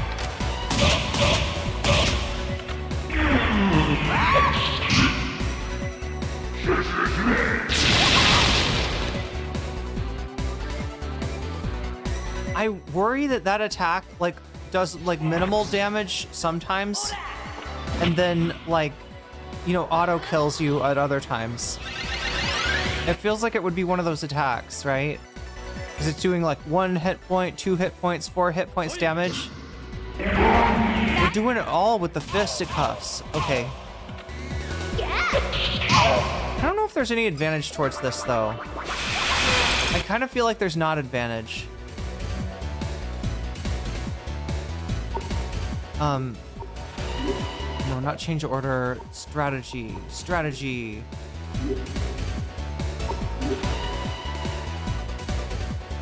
Do transfixion. Do, oh, it's the same, I'm attacking him with him as a persona. I guess bite works. Still only have Magnus with Maya. We really need to level up that persona. Do a little scratch. And finish and confirm and start battle.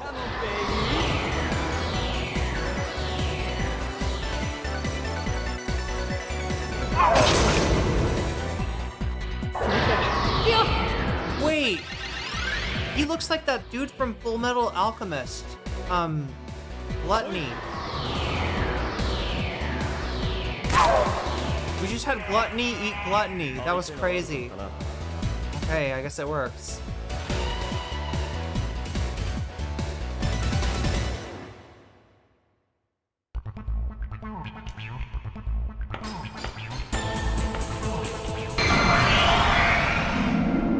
Don't have to walk very far at all to get in a fight.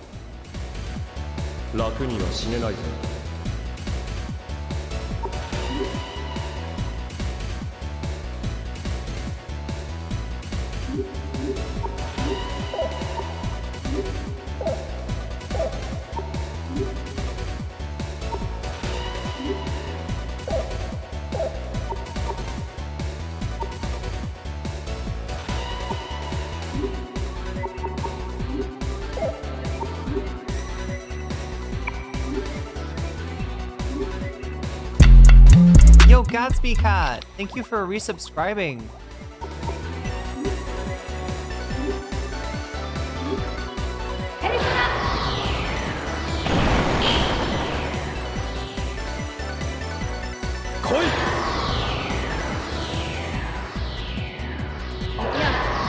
Wait, the physical attack doesn't work.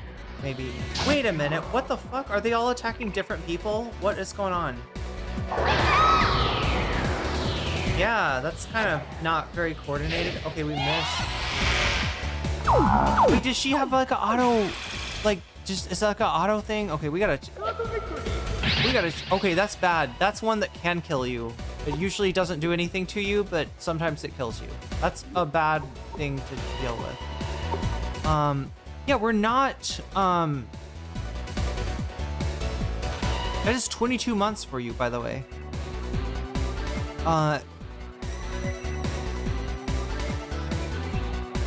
The physical attacks aren't working. Maybe key change.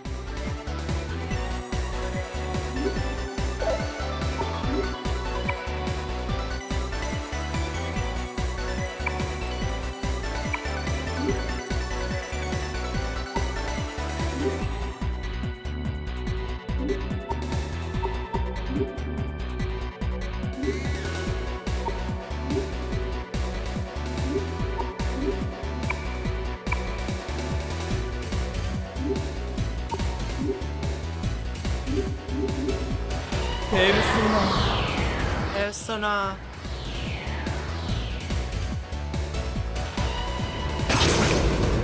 It does nothing. Is that a physical attack somehow? Because what is the deal? Yeah, okay, so yeah, magical attacks do work. Rank up. Hopefully we got a new ability. We use a fire attack on the water guy. I don't know if that's not smart. Not great. Turns out fire attack on the water guy, not a good idea.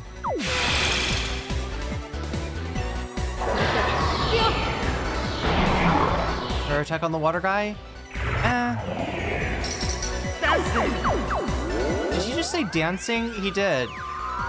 He said, dancing's what I feel of you.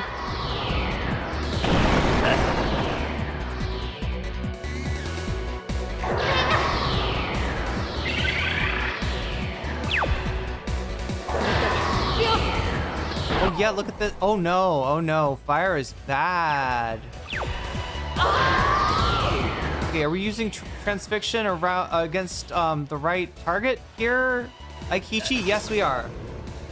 And that actually hurts him. That actually hurts him. Oh, it's so good. Level up. Who? Michelle. All right.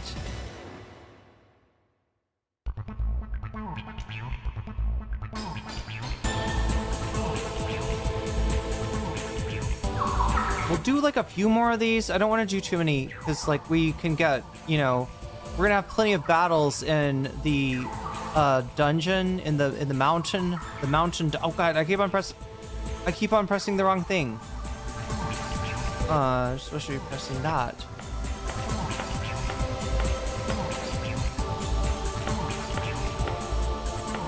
I should go walk right in front of the door.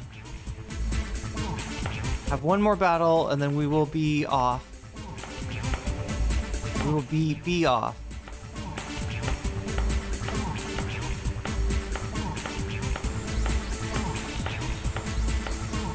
Oh, come on, really? You're not gonna attack? Okay, there we go. There we go. There we go. Let's do this. So it's the Rasputin dude that needs to be... We'll just start battle.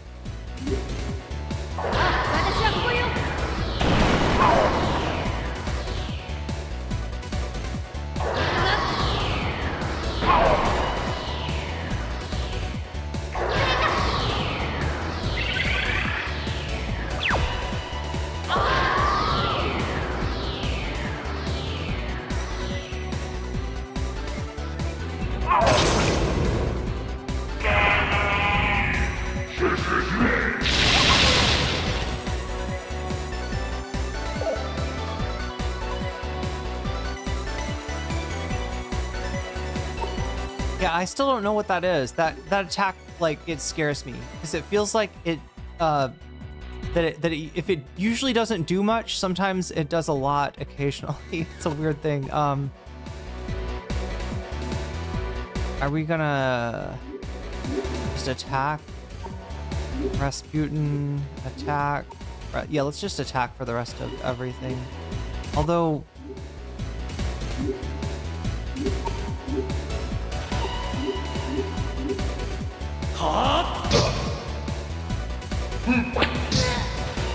Go, go!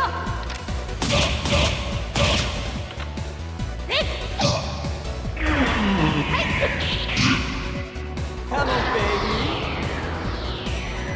Still doing transfixion. Shouldn't it be transfixation or something? Level up. Rank up, sorry. Even better than level up. All right, anyway, that's a, we're way stronger. We went in pretty strong. We came out even stronger. And that means it is time to challenge Mount Iweto and our childhood trauma demons. There will be no doubt waiting for us, but not before we have a bite to eat. God damn it, I wish I had a bite to eat. No, I need to just finish, like, I'm not sure how long this dungeon is. I feel like I remember it being, like, kind of a two-parter, but I'll see if I can get through it. We need to eat something, though. Like a peace burger.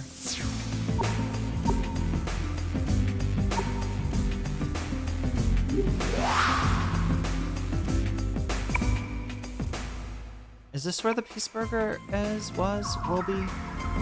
Peace burger! Welcome to Peace Burger, home of the Peace Burger.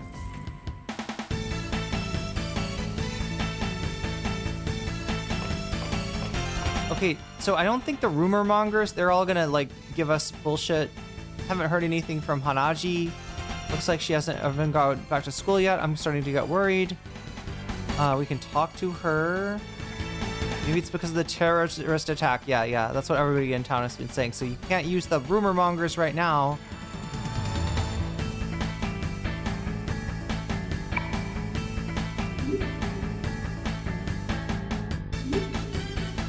Okay. Agility +8. Strength +5. Wait, I thought there was like a better... Maybe I don't want a peace burger. Are they all the same for... Okay, fuck.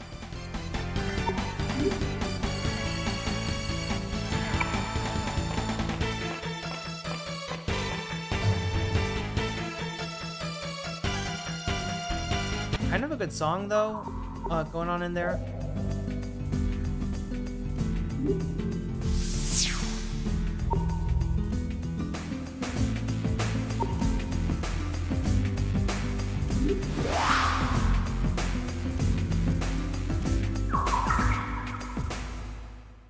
Wait, there's no eating place here?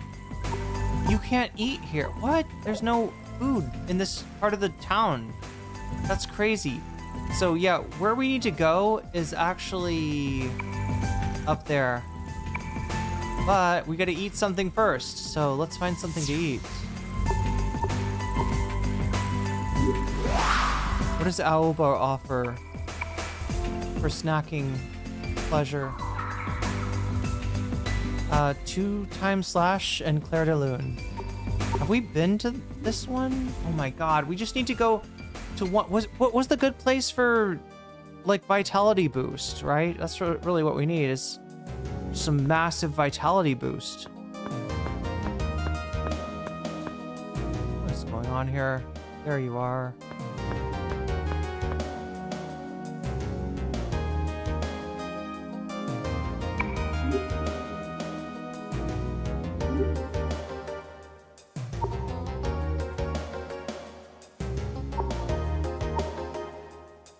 Okay, so there's a few of these we haven't tried yet. Tech +7. Yes.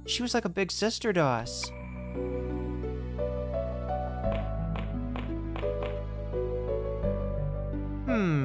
There has to be a reason for this, right? If there's some kind of sin you're hiding, we'll all be more comfortable after we discuss it. Maya's talking like a cop. That sin?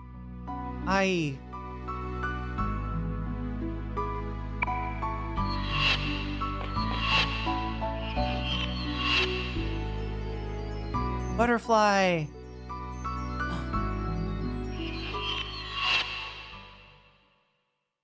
Oh my god, what happened? What is this? Yo! Wait a minute! Are we gonna get our personas like activated or some shit? It's Philemon! It's Lululemon! You have done well to come all the way here, everyone. Time has come for you to confront your past. Oh my god, chat, this kind of puts a little wrinkle in what I'm trying to do tonight. Because if, now I saved it so I can always go back, but there's a point at which your persona, like, advances, right? And there's some kind of a trick that I always try to use. I think it's in this game. Maybe it's in Persona 2 Eternal Punishment. Maybe it's not in this game. But there's a way to maintain Maya's persona as is. And you actually kind of need it for, I believe, like some of the toughest spells. Philemon, I see some of the memories you sacrificed have started to return. But if you want to know the truth about the past, then you must pass through Iwato, which is behind the shrine. True. There you will find the spring of memories, which reflects the past of human beings. It will show you the path you must travel from this point forth.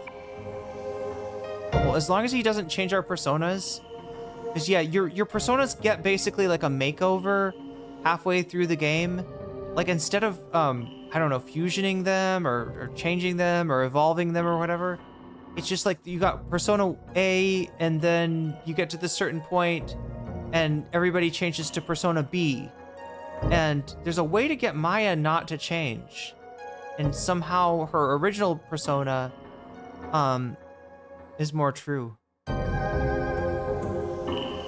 Which is to say that it can cast a pretty important spell that you're gonna need. Mount Iwato is the place where we sealed away our memories and our sin. He's like, nah, no. The human perception of time and space is what causes you to remain prisoners of the past, making you fear the future. Making you fear the future, sorry. Not making your fear the future. But now, just as the chains that bind your memories have warped, it is time to be freed from them and to face the future. Prepare yourselves, for the real battle is just about to begin. Okay, then. So he didn't change our personas, right? Check these again.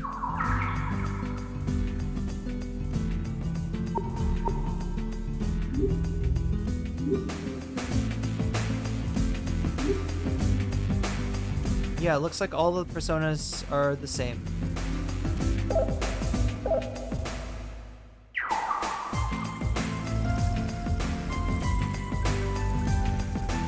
The only thing is we have not healed.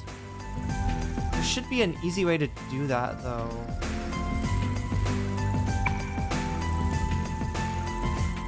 I just, yeah, this one. This is the aromatherapy shop.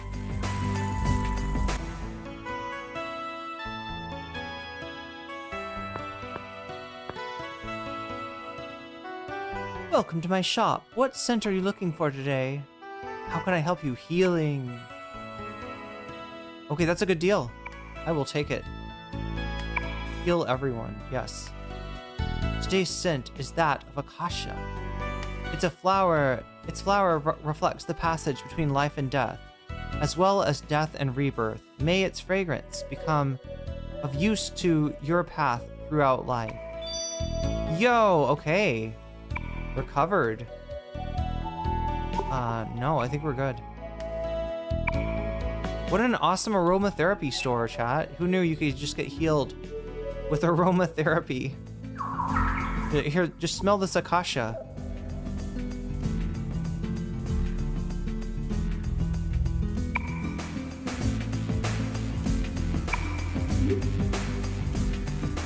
Fuchisaki's still wandering Mount Ito. Okay, so there's a rumor that we gotta go investigate.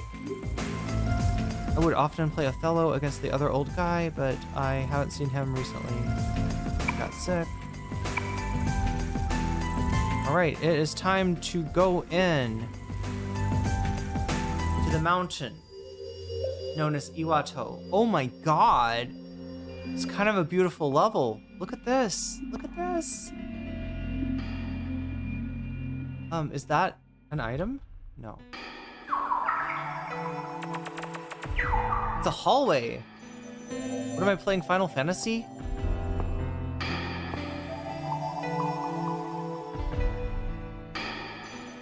All right, you got your fight vocabulary ready, chat? We're about to fight for our childhood memories of trauma. You still don't remember, Tatsune? It was that summer, 10 years ago. And this cave, it was our secret lair. What's up with this? I dreamed about this place before. Or maybe it was...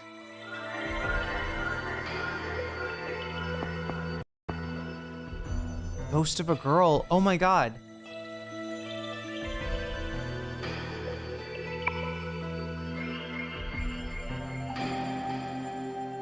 That can't be. That was, I don't even remember that much, Tatsune. Come on, let's go inside. Somebody's got to remember something in there. Okay, so this... I remember this place being... Okay, that's not the shape of the room that we're in. But I think we need to go up, maybe? I don't know, I can't tell. Or maybe just here? I don't think anything's gonna attack us, right? Oh, it's here. It gives us arrows, thank you, God.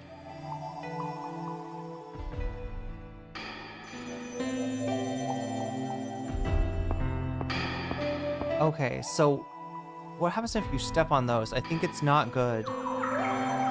They're not showing up on the map, but there's a lot of things that when you step on, they hurt you. So we're gonna try to avoid those if we can. It's hard, a little bit hard to see things. Also, like, I gotta make sure that I keep this north. Okay, that's like 3 Kanaloas. Oh my god, and I don't even know what those rhino dudes are. We should probably try to tower. All right, tower or chariot? Tower. Tempered and fool.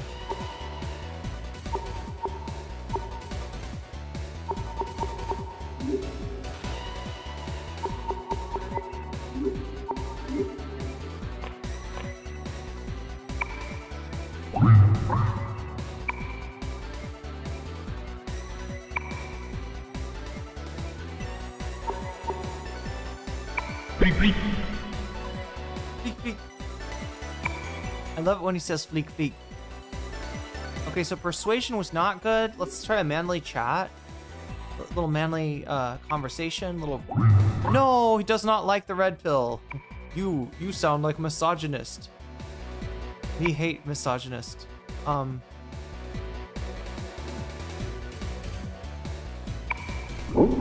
Okay, that's the result we're looking for. Imitation. 目を閉じてな。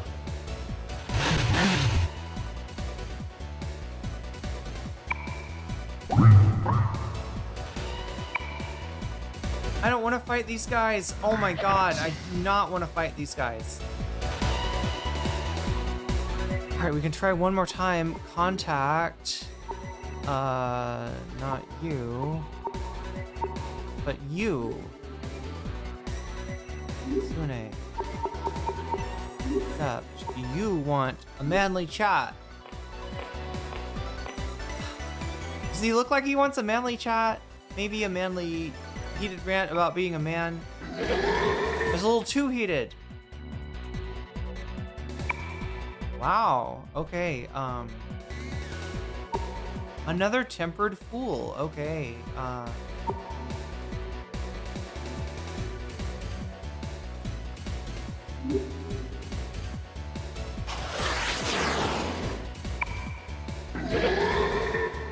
this is bad. This is not good. I don't know if that's like a particularly, if this is gonna be a particularly tough battle or... Oh wait, I want cards. What? Okay, that went really bad. Tatsune is taking the brunt. All right, let's all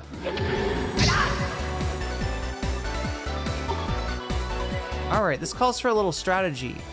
Strategy, persona.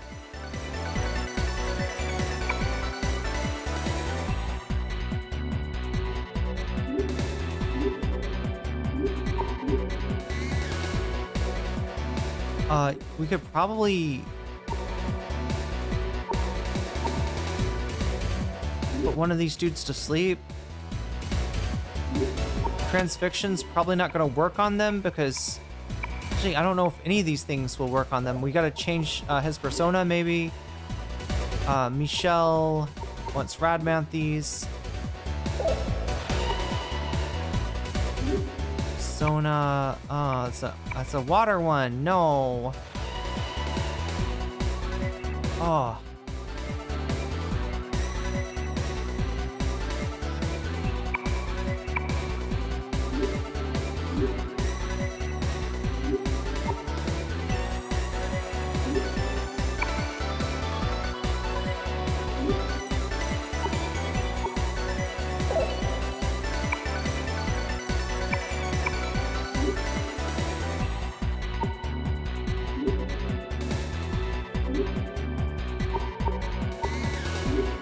I am not actually doing this, the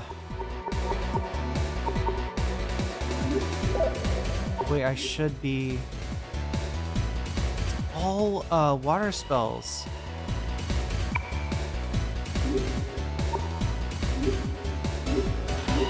This is not a good strategy. Oh, he's using transfixion? That's not good. Oh, he's healing everybody? That's not good. Oh shit, he causes confusion? That's not good. We gotta kind of get out of here. I think we gotta get out of here. We gotta get the fuck out of here. Retreat! This is not a good place to be. Come on, let's get the fuck out. No! We're gonna get wrecked.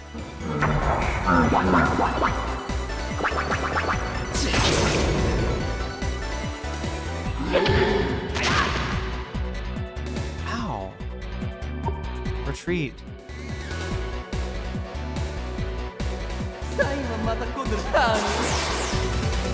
All right.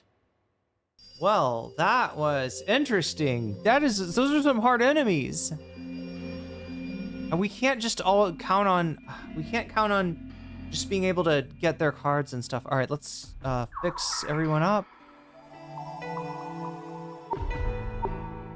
Spell.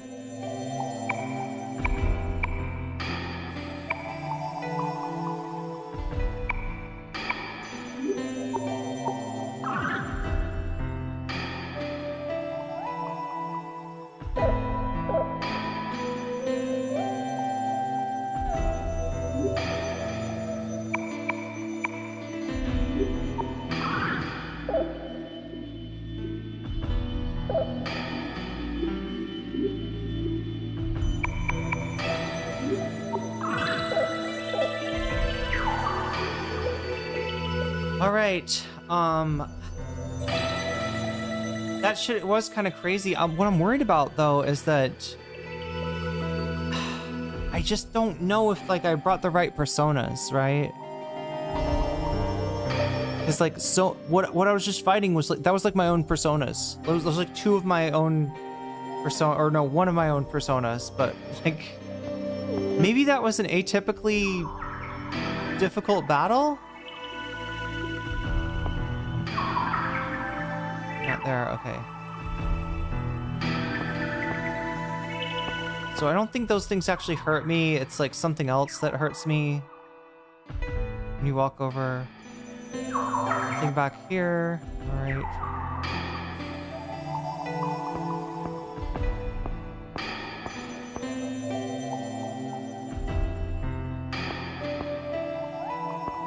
Yeah, for those monsters, you really do need to... Oh.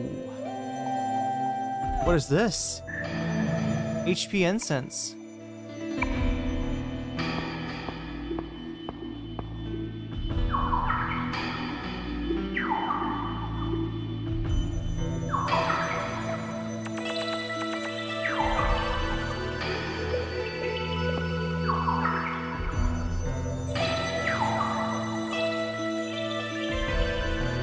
I feel like what these monsters don't understand is that we just want to have some chill battles.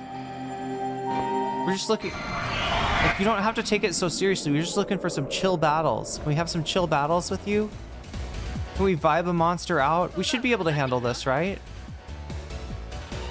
Oh, Jack-o'-lantern wants to talk. Okay, let's see. See, this would be so easy if it was Maya.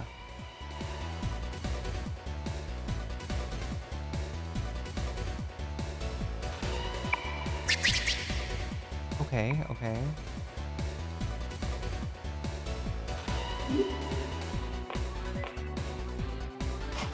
See, I feel like a Jack Frost would like that. Oh god, we're just gonna get him as a...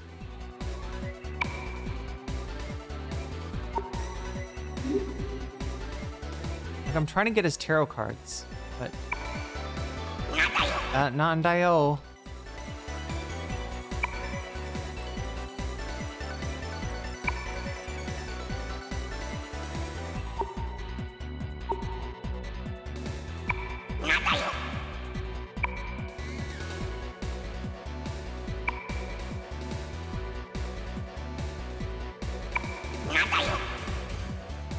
I don't know.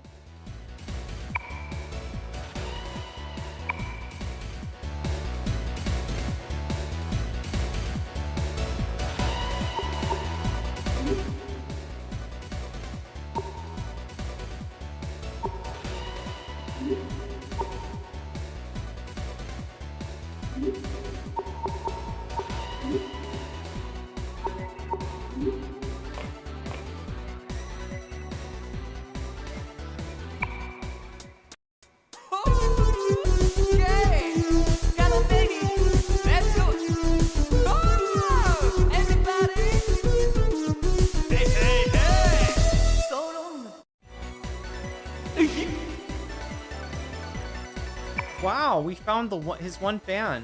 He kind of looks like he would be a fan of Gas Chamber.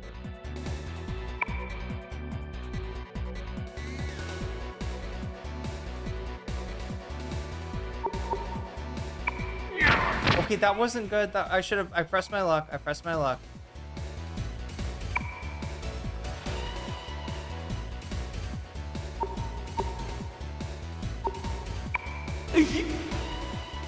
Good call. Good call. All right, so just another killer song, and we should be okay. We should have those cards. Okay. We might just have to fight a little Jack Frost. Good morning, Insomniacs. Good morning to you.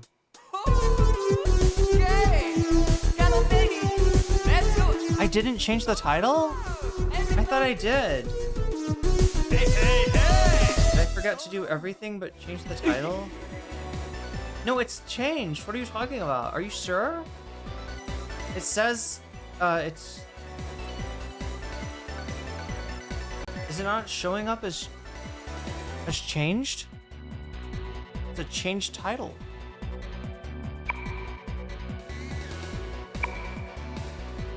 Give me the 35 Hanged Man cards. Okay. Oh, on YouTube. I see. You're on... Yeah, that would be correct on...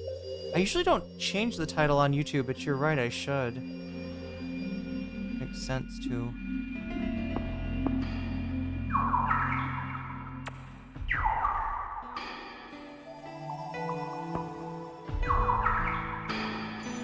Okay, I I just needed to know.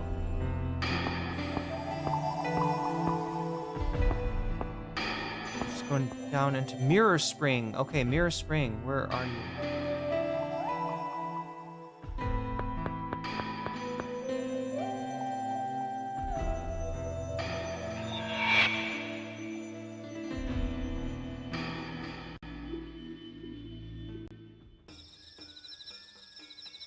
Okay, so we're remembering memories.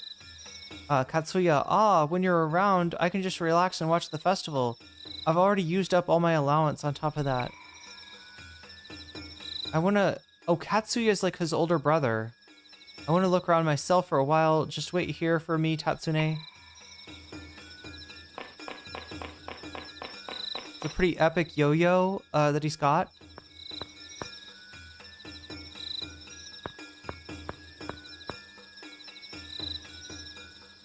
Hey there. What are you doing?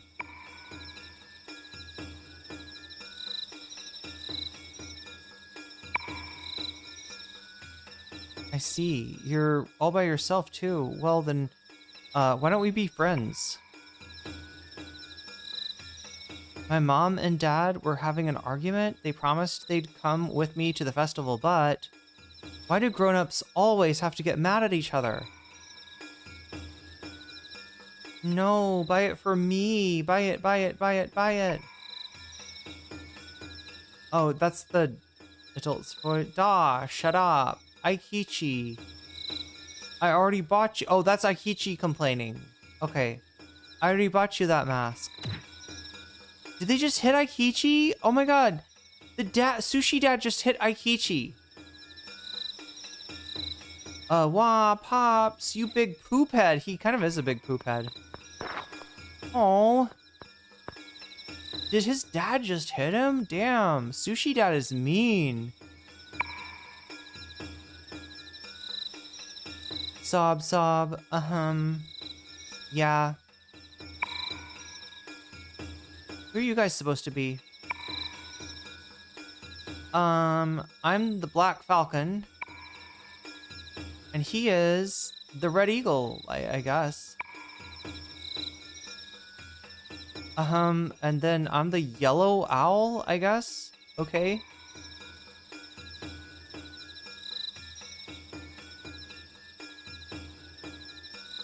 Okay, so they all got their masks. My dad's really scary. He could do karate and judo and 18 different types of fighting styles.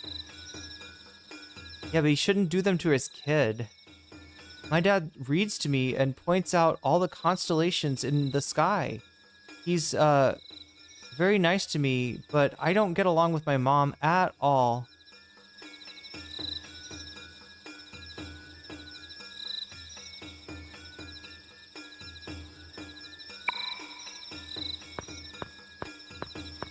Ginkgo's dad. Oh, would you look at that, Lisa? There are some children over there in masks that look just like yours. Why don't you go over there and play with them so that Daddy will not have to supervise you. Hey, you there. Come on over. Want to play with us? Yeah, it's so awkward. She's hiding behind Dad. Go ahead, run along. I don't think that these are the types of children that would tease you about your hair color. Yeah, it's Steven Seagal. That's what I thought too. You really didn't call me over to pick on me? As if the champions of justice would ever pick on anyone. Certainly not.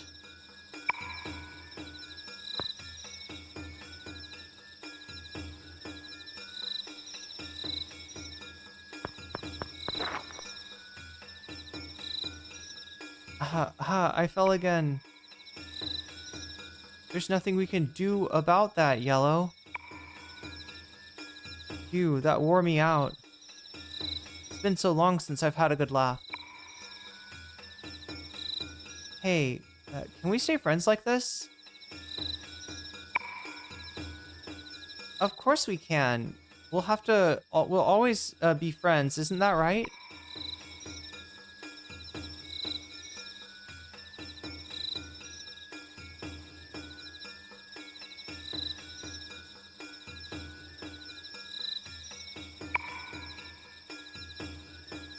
being alone, we wouldn't have enough to make a team, but together we've got 4 rangers.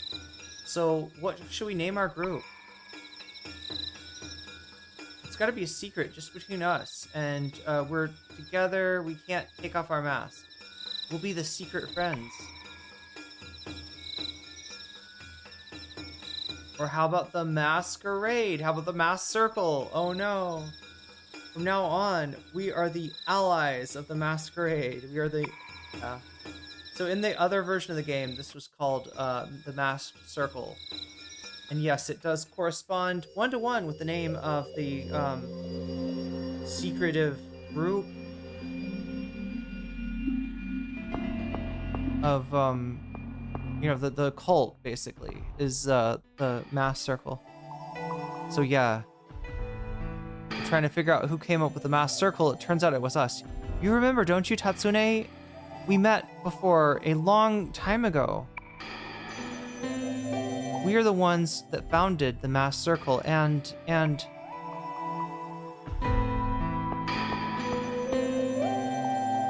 that's right. That's right, Tatsune. That was us a long time ago. This isn't just a dream. Well, on the night of that festival, we all met for the first time at the Areia Shrine. That can't be. If that's true, then...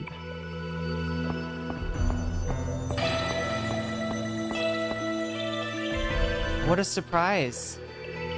You're the founders of the masked circle. This is really getting serious.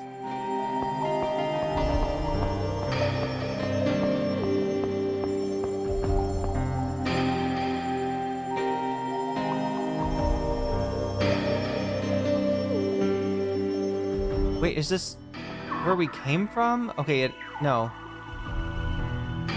It's so easy to get turned around.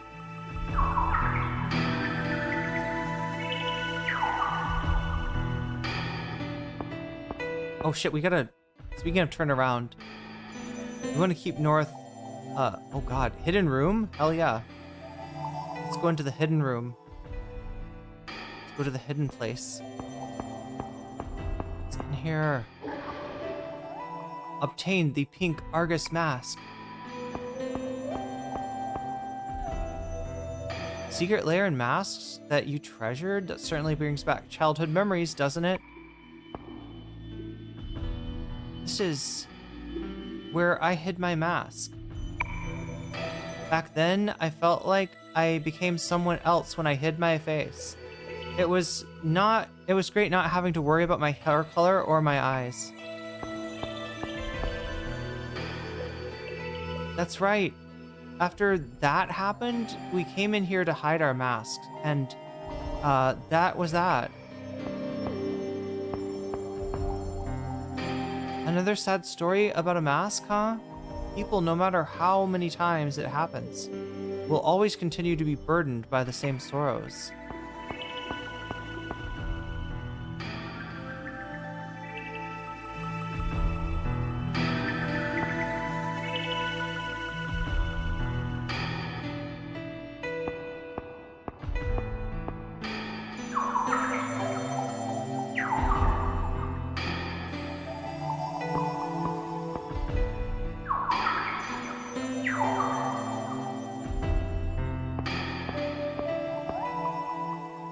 Meow.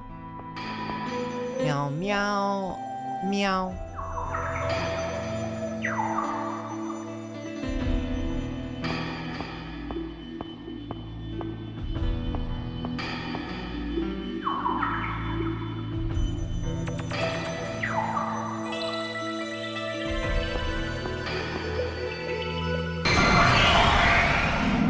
All right, let's see what we can do.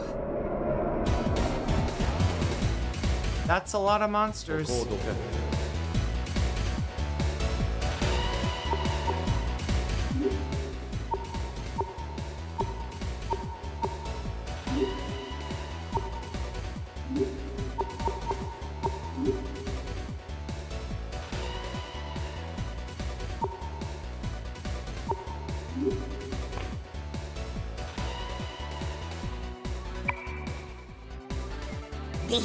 Oh, he likes it. He loves songs. Yes.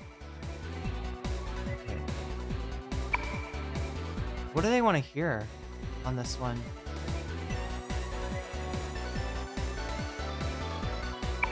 Oh, that scares him. Okay. So yeah, killer song is the move.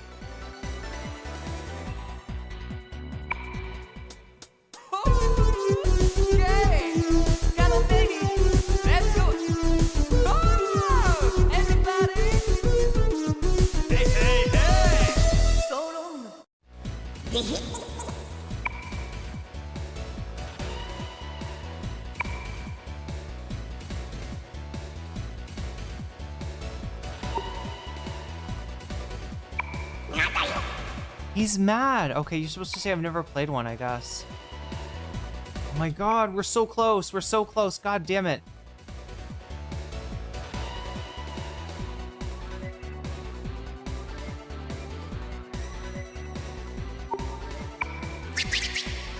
Okay, one more chance. One more chance. Come on. Yes, okay, killer song. We got it. Those lovers cards are ours for the taking.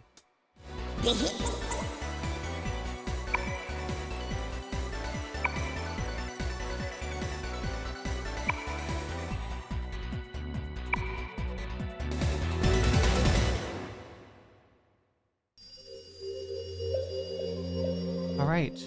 Anything going on up here? Maybe? Look.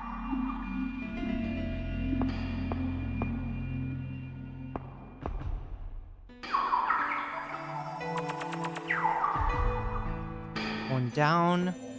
Ooh, neat.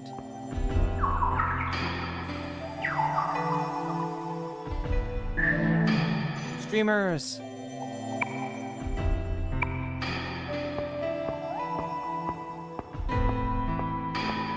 Let's see what else.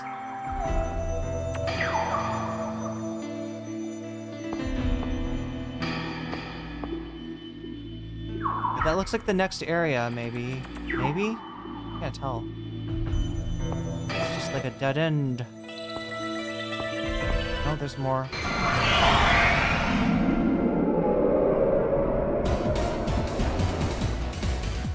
Okay, that's not too tough to take on.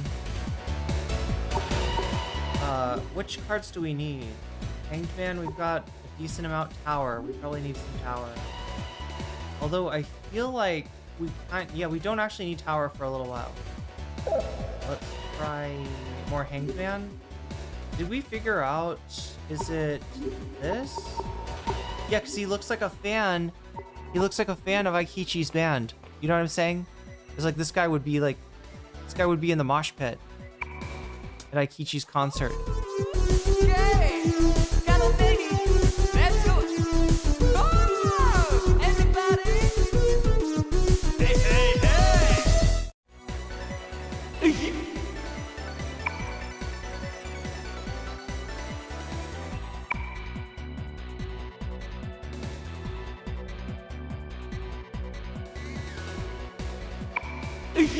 He likes that. He likes that. All right, we got him. Killer song. Cool. Okay. We gotta get it. Like, there's a way to bring other people in as like guest musicians. I forget how it works. I completely forget how it works, but. And the song gets cooler the more people you add. Like it doesn't sound like a very good song when just Aikichi plays, but you bring like in guitars and I don't know, keyboards maybe? Guitars, keyboards, and something else. Maybe a bass. Bass makes sense.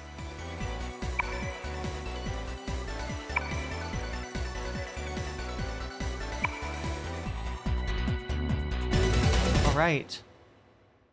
This dungeon is not quite as crazy as I remember it, but yeah, it's there's some battles in here which I would not want to have to actually fight. I mean, you know, if the more we fight, the more we will like level up and stuff. But there might even be a when you start to okay, Mirror Spring. So let's see if we've mapped out everything yet, or if there's more to look at. Looks like we have mapped out. That's a secret chamber. Yep, we've got, okay, so we're good to go. We're good to go. All right, let's go up here. Yeah, not nearly as crazy. Oh my God, we got hit again. We got hit again. I thought we were, anyway, we were almost there, chat. We were almost there.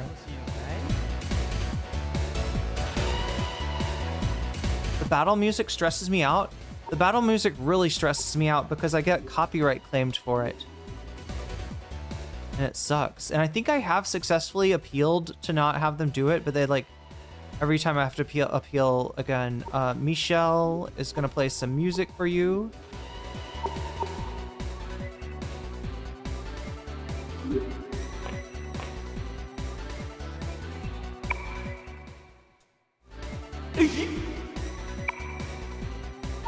Do another killer song.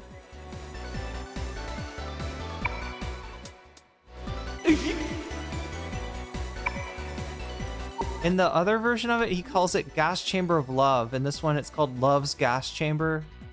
Okay.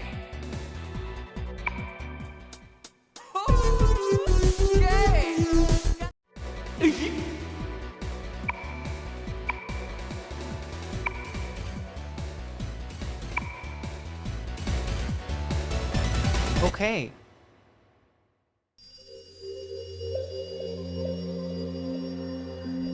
Into the spring. Into the spring we go. So, I mean, I'm guessing, like, we got one mask. What are there, like, there's, like, four of us, four of us in the flashback. But who's the, oh my God. Who's the kid with the black mask? So we got Aikichi is the purple hair guy. Tatsuya is the red mask. Lisa is the pink mask. Who is the black mask? Rock, paper, scissors. Jang, Ken, Pawn.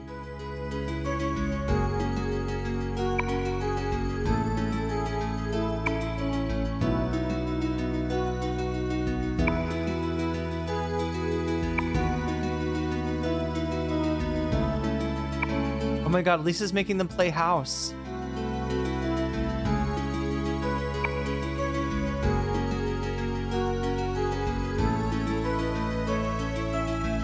So they play rock, paper, scissors to decide who's the boss, and the boss gets to tell them all what they're going to be playing. So Red will be the dad. Who else would be the mom but me, Lisa, right? And that leaves Black as the older brother, and...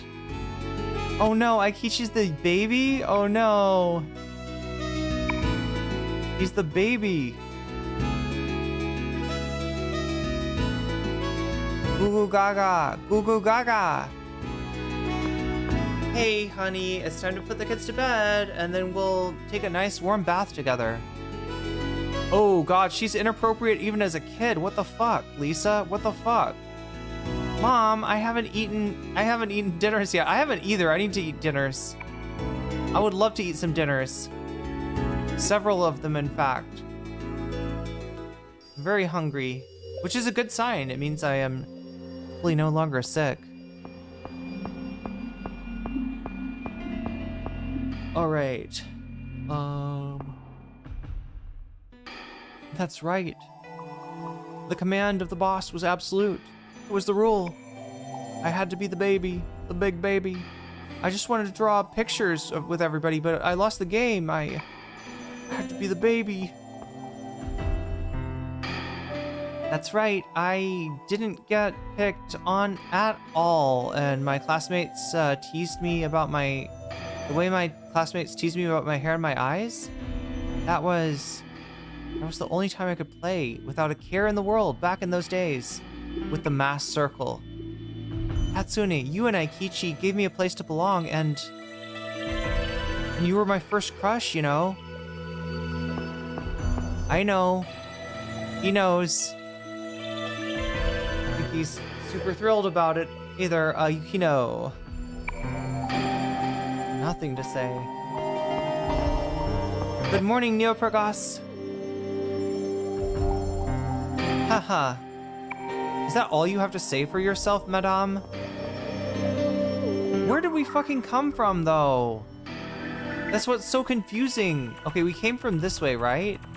So we go that way, I guess? Yeah, there's no south, north, south. You can't turn, I don't think you can turn the screen. No, oh, you can. It just doesn't tell you north, south, and that stuff. Hey. So I guess we just have to figure out, wait, I think we came from here. Yup, we did. Okay, whatever. Annoying. Wait, are they gonna, is it, okay, I thought for a second, I thought it was gonna rehash the scene. It was gonna like redo the whole memory.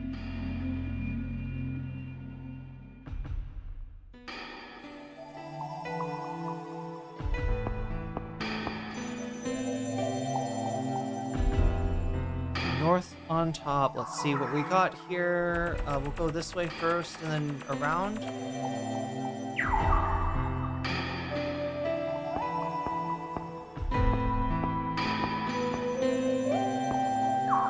Wait, is that as far as we go there? Just go up the wall, maybe?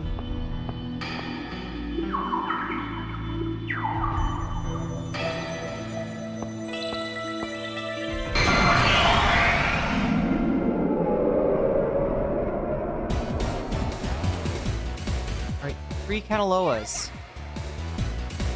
Do we need their cards? Tempered and Fool. Did we have success with, was it with them? In the killer song? Or was that somebody else? I don't know. To find out. Doesn't like pig squealing. Okay, he didn't like it.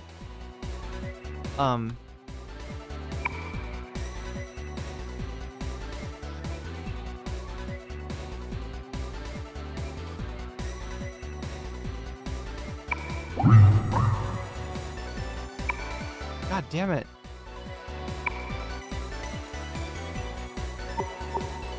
Freak. He doesn't like the song. I don't know, Chad. I don't think he'll like this either.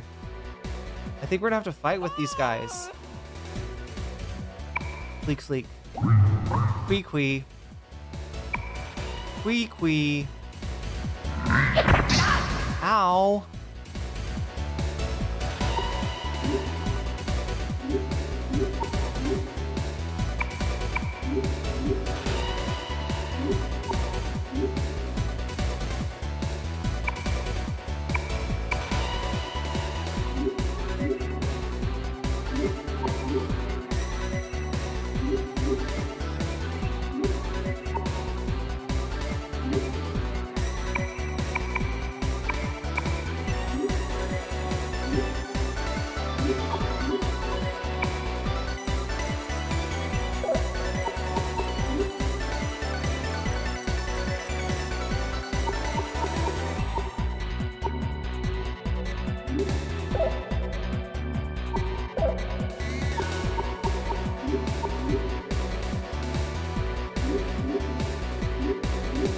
Hope they're not immune to their own attack.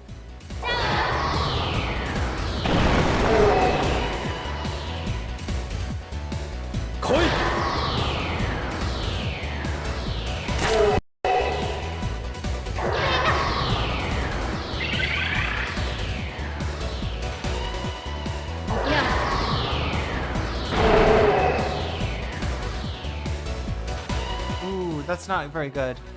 Come on, baby. The fire attack is not good. Is transfixion any good? It works a little bit.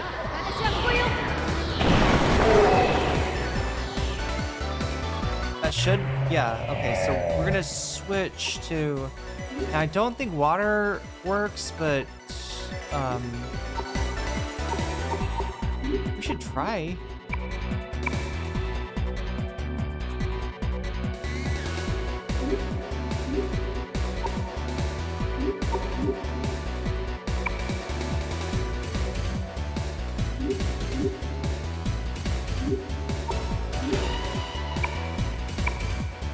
fire one is not very good.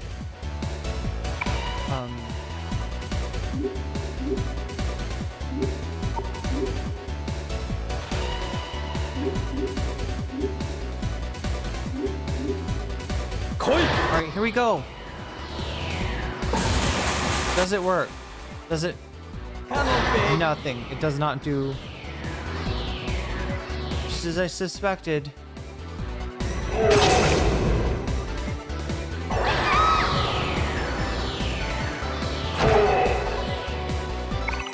Yo, Principality leveling up. Ow. Oh, he's healing that butthole. What a butthole.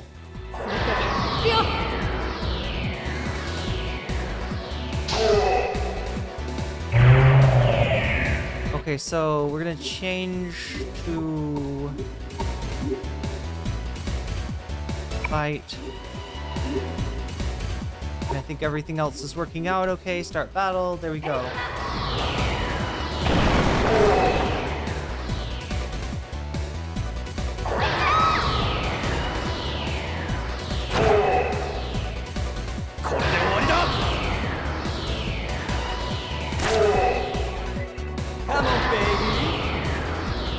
Got him. Okay, let's go, everybody! Whoa, okay. You can tell he's the cool character because he uses the most English. That's how you know who's cool.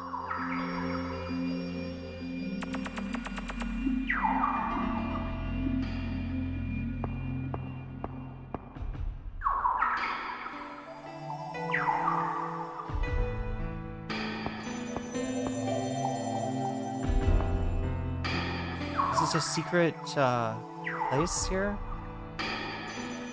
Hidden room, yes! Hidden room!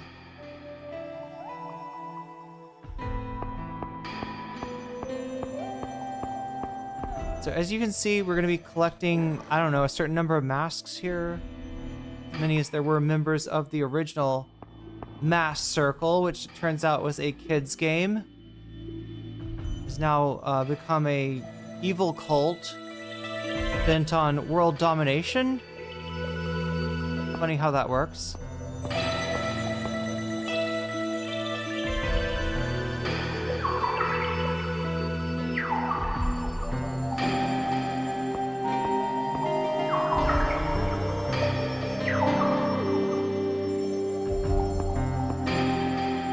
What is that? Descending slope? Okay. So we probably will exit through that. Yeah, just, oh, it's descending. So you go downstairs basically. All right, we gotta check out more stuff down here. Does appear to be a lot of unexplored territory to the east. We are in the west. Okay. Yeah, the dungeon music is really fucking relaxing, and then the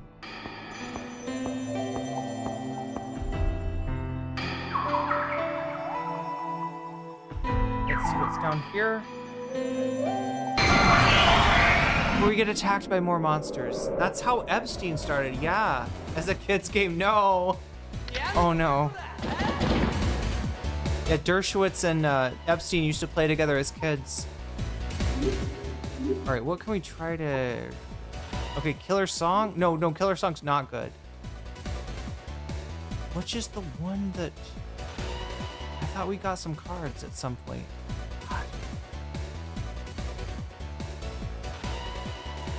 Wait, does he not like this? I can't remember, Chad. I can't remember if he likes the song. I can't remember. Is it Self-Intoxicate? Maybe not. Doesn't feel like...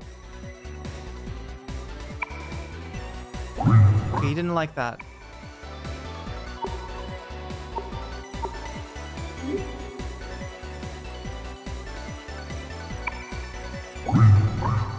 Wee.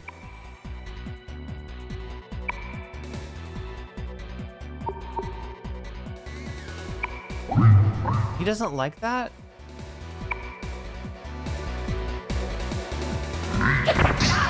guess we're fighting.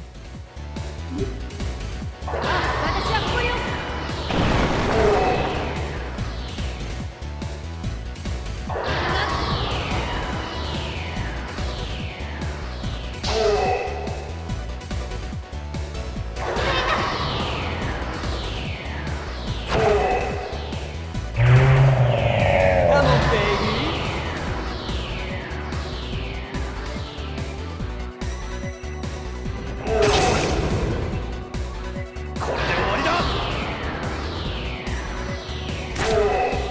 I think he was defending or something.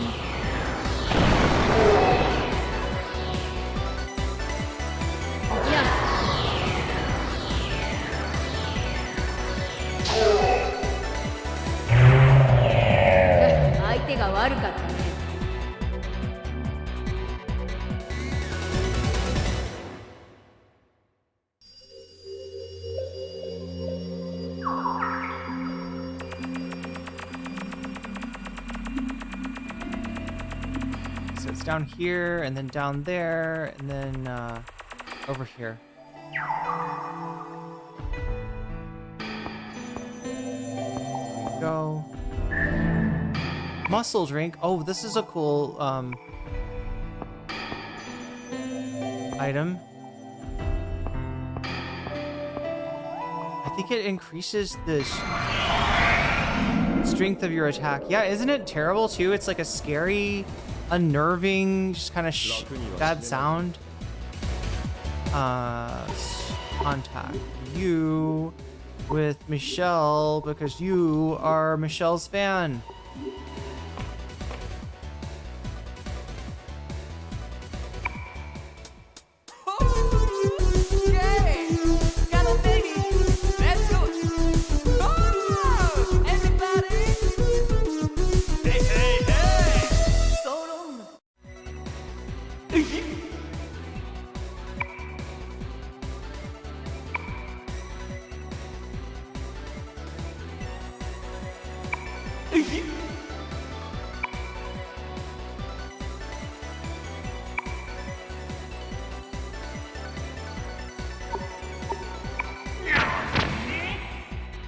One of them probably wants us to say we've never played them before because they'll be jealous otherwise, but...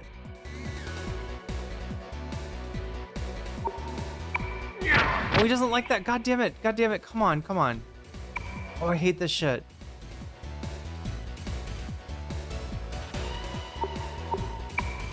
Oh my god! We're so close. We were so damn close. You know what? It doesn't fucking matter. I want those cards, but I will also take the XP. Schwa. Ow. Ow.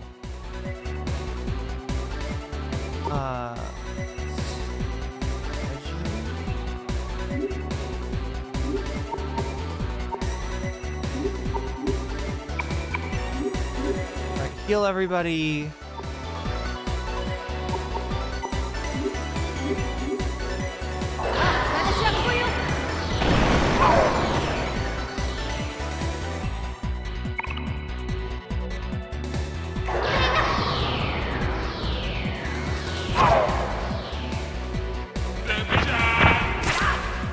Ow! Damn it, dude. Oh wait, are we not biting the same?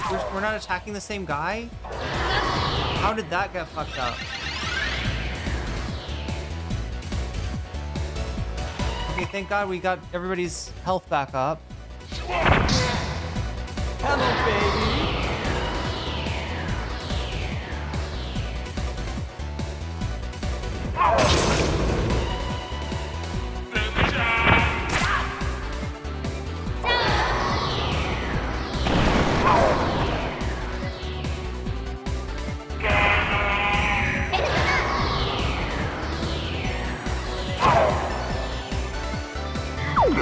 Oh my god, I forgot these guys still... Oh no, he just healed them. At least we killed one first. Okay, bite. Heal.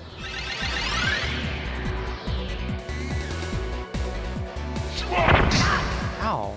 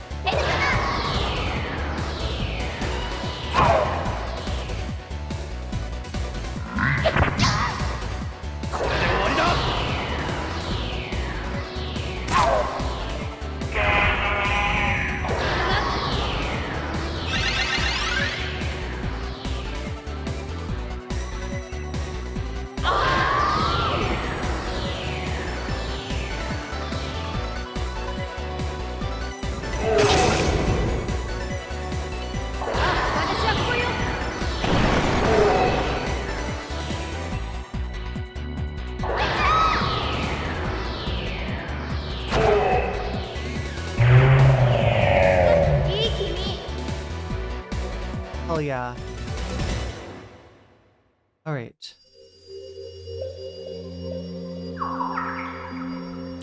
You just have to go over here, and then we can go on the downhill slope, which will take us to the second level down.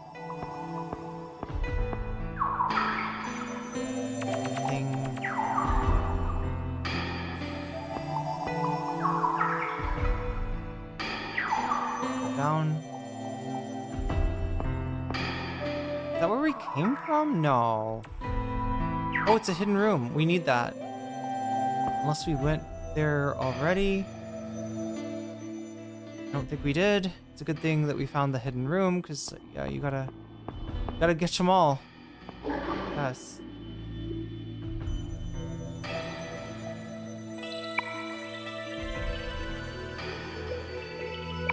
Wait, we already, oh my god, we did. We already got this.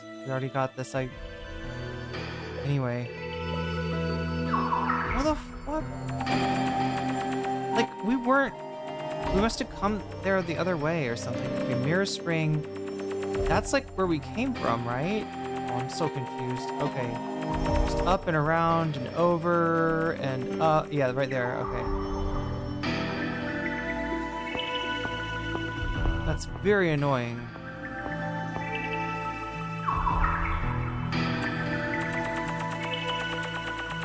What? Did I go the wrong way? It's down. And then, okay. God damn. What a frustrating gameplay session. Oh my god, am I stuck? What the fuck? No, I am not stuck. Down and around, and then up. Wait, have we been to all of them?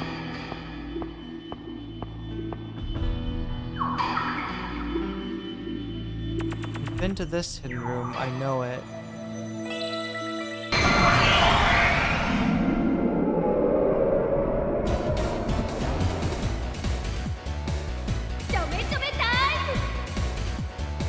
Let's see if we can get some more cards. Contact, you, Aikichi, and that song. Come on. Killer song.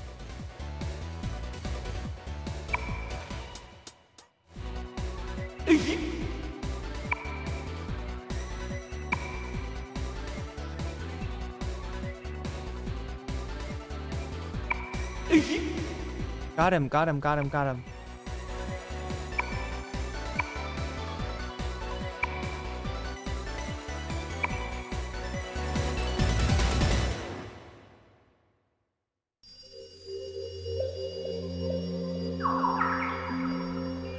There's just up here and down the slope.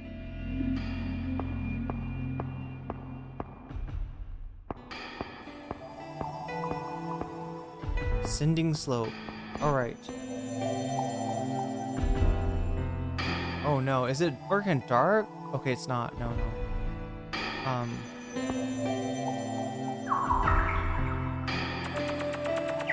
Whole new area here.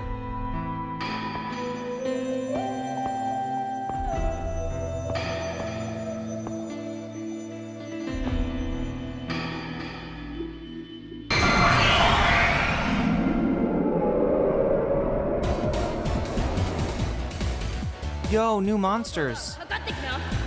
Oh my god, all new monsters. Contact. Oh, the Camazotz. And Quelebre.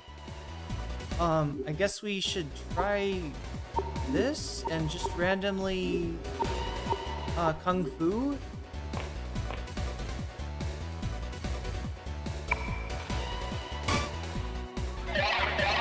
Scared.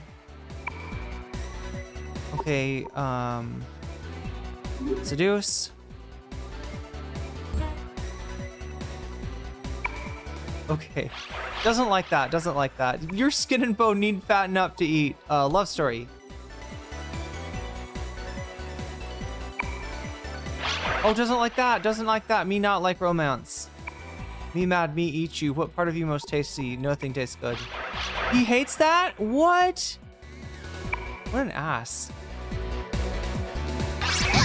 Ow.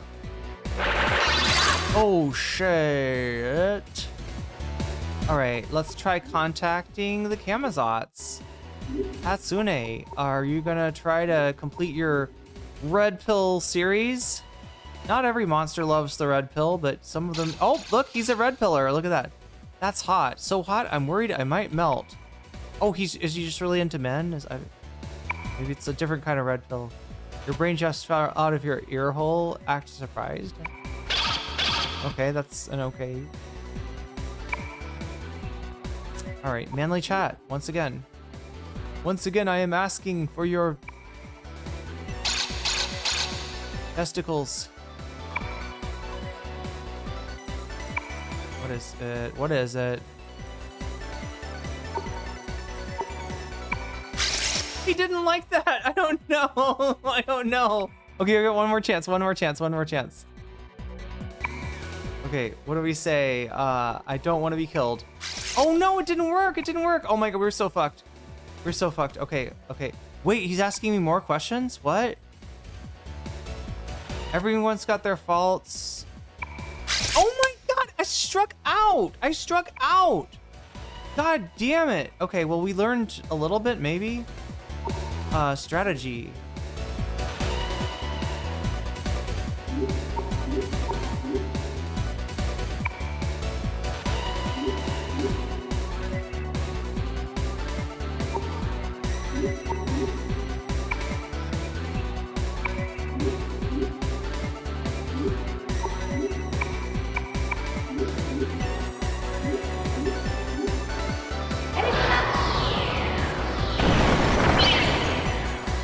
Attacking different people. This is so dumb. We gotta make sure everyone's attacking the same place. We set that one.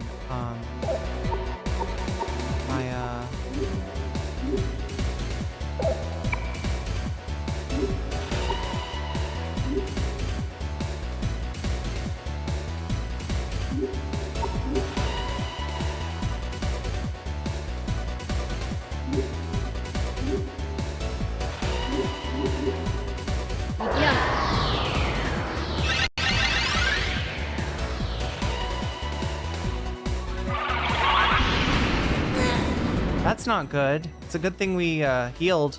You got frozen? You got frozen? Wait, did 3 people get frozen? God damn it. Heat wave. Did it work? And not really.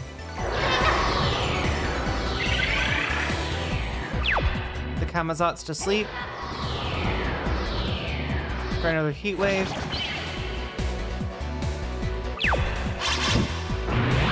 You were supposed to be asleep, asshole. God damn it. Go to sleep. Get healed.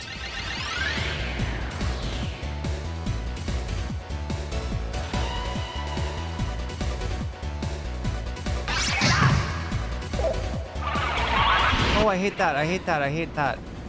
That's a pretty bad attack. Oh, see, we need to lock in and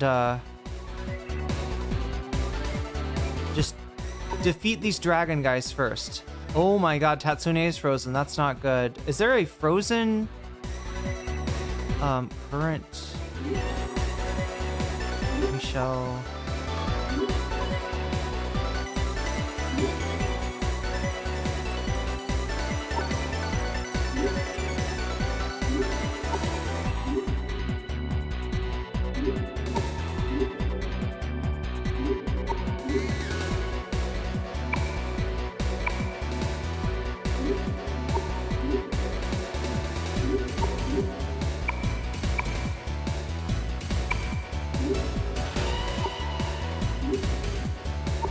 Finish like that.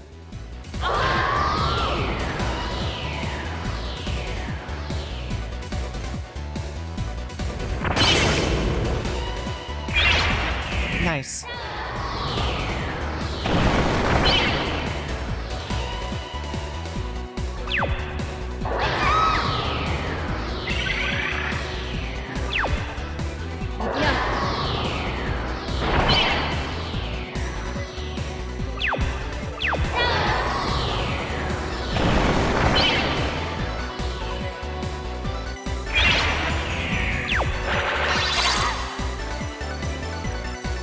Oh no, poison actually worked. Put that Camazotz to sleep.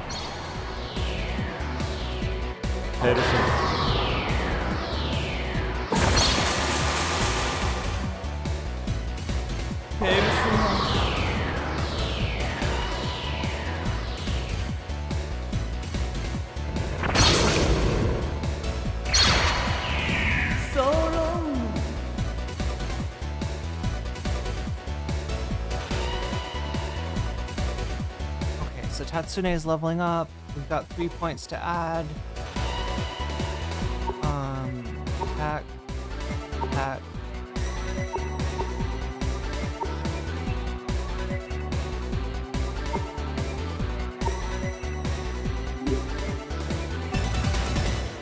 Okay, back to the relaxing music and the need to heal. I think I'm just gonna use an item.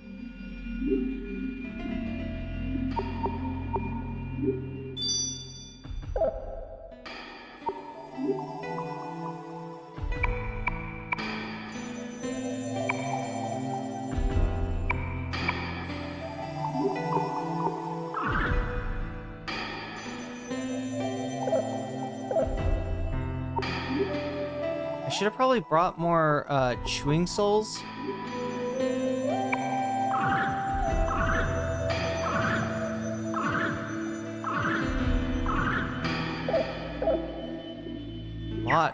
A lot of chewing souls right there.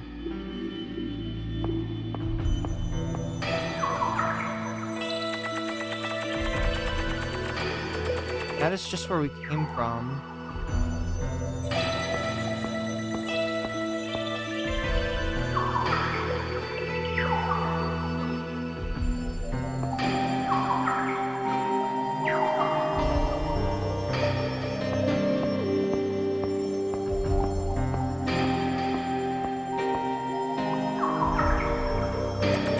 Okay, what the fuck? Is there even, yeah. Doesn't look like there's a way, I don't know what's going on with this. Is that downward slope thing just useless? What just happened? Okay, me, I'm starving. Nobody asked, Maya. I want to go out and get something now. Ah, full course meal at a nice French restaurant sounds good to me. Is that normally what Maya wants?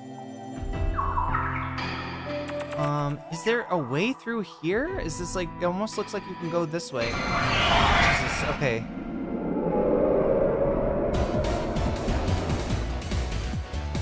Okay, these guys do not look good. A human, I guess. Okay, who's he gonna talk to? If you were an animal, what would you be? A dog, a sloth, a human, cat. Okay, that's a good fine answer.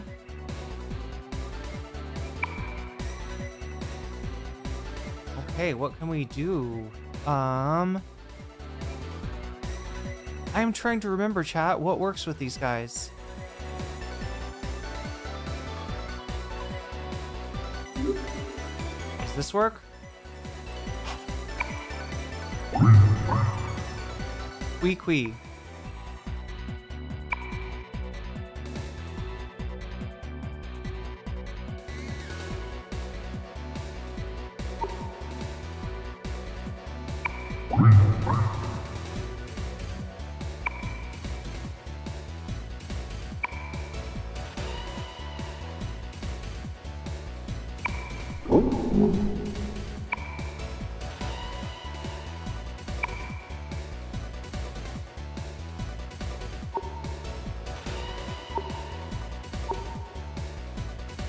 Quee. Fuck.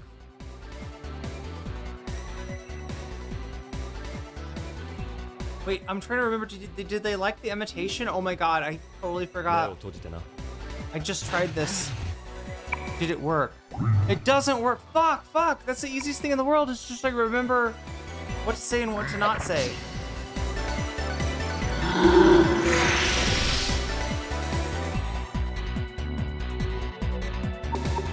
Contact.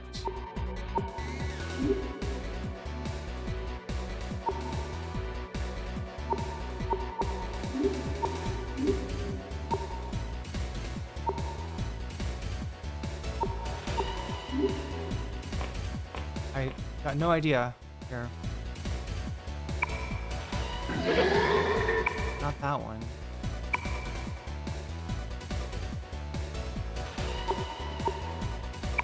That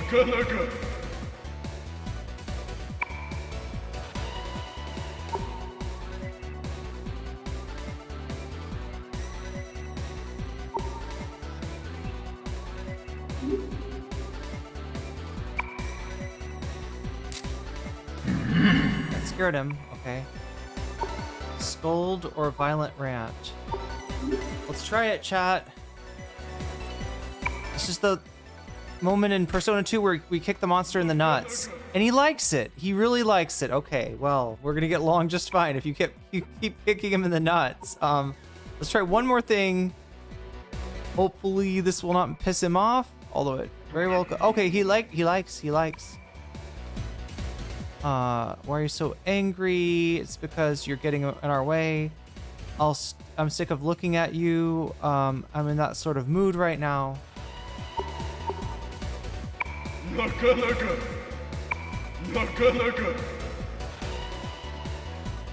like we're gonna be making a contract. Oh no, our level is not high enough. Okay. All right, he just paid us off.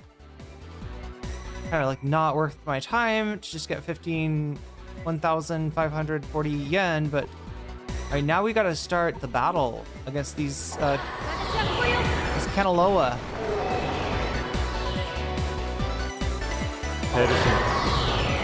Oh, current pillar is probably not the one you want to use. That's probably not gonna help. Fire, does fire work? A little bit.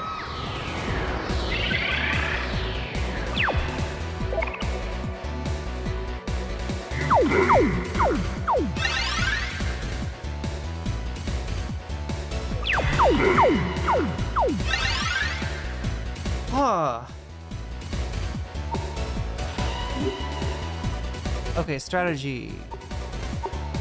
We're not doing current pillar anymore. I guess we gotta do this one.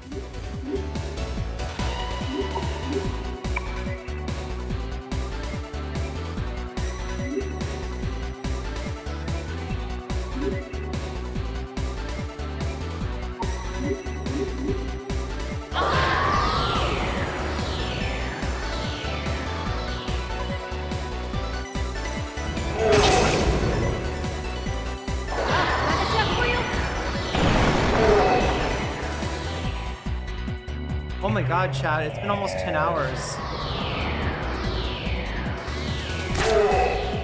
Fight. Poison. Get poison. No?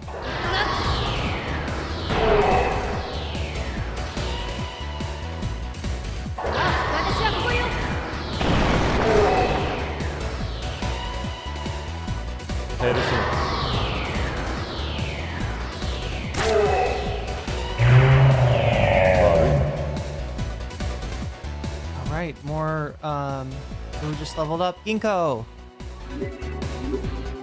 Maya! Oh god, thank goodness. That's almost 10 points. Yes! Finally getting Maya. Oh god, but Maya's already run out of her boost from eating whatever it was, ramen. Okay, so here's my question, right? Wait, cave? Where's the cave? Is it right there? I think it's right there. Okay, I think I know what... Go this way. Let's see. Can we go through? No? Yes? No? Cave? What? What is it? Wait, I don't get it. Is there something that way or not? What would this be doing? Because if not, chat, this is just a big, this is not... Okay, I'm not in the right place, though. Let's see, go down. I don't...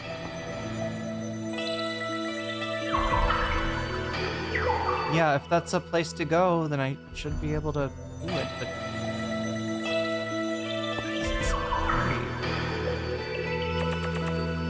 Why does it say that there's a cave, like, right here? Like, is there a place I should be able to go? Ascending slope? That would be go back upstairs. There's nothing around here. There's Trish's fountain? What? What is going on? Is there some kind of secret here? If anybody wants to look this up for me, is there a secret here? I don't understand. Can I get into Trish's fountain somehow? No? Oh, this is starting to get frustrating. New demon to fight. Or to maybe try to negotiate with, contact. The Hermit of the... How do you pronounce this, chat? This is like a Welsh word, right? Tatsune is going to accept the mission to try his killer stare. Should have known better. Okay, killer stare, manly chat. Are you a manosphere? Is this Final Fantasy? It's actually Persona. I can tell you're faking it. Wow, this guy hates me. Persuasion. いいから聞けよ。 Well, that was a big fuck up. I'm just gonna get bit by a rabid dog now. And I can't even pronounce its name because it's a Welsh dog. The dog is Welsh.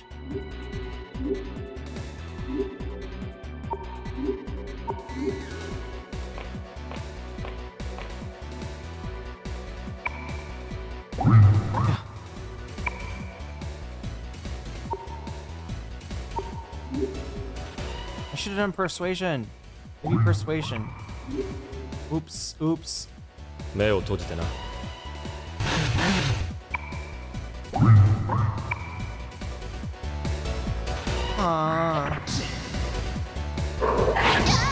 Stop biting me. No, it's not your fault. I was thinking, like, it's surprising how many of these personas manly chat works on.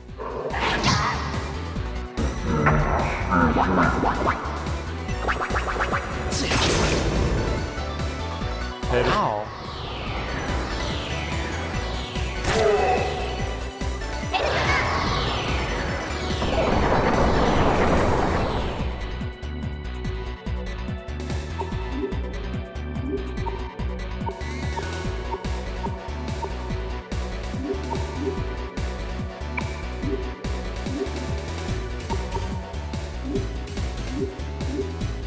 Come on, baby.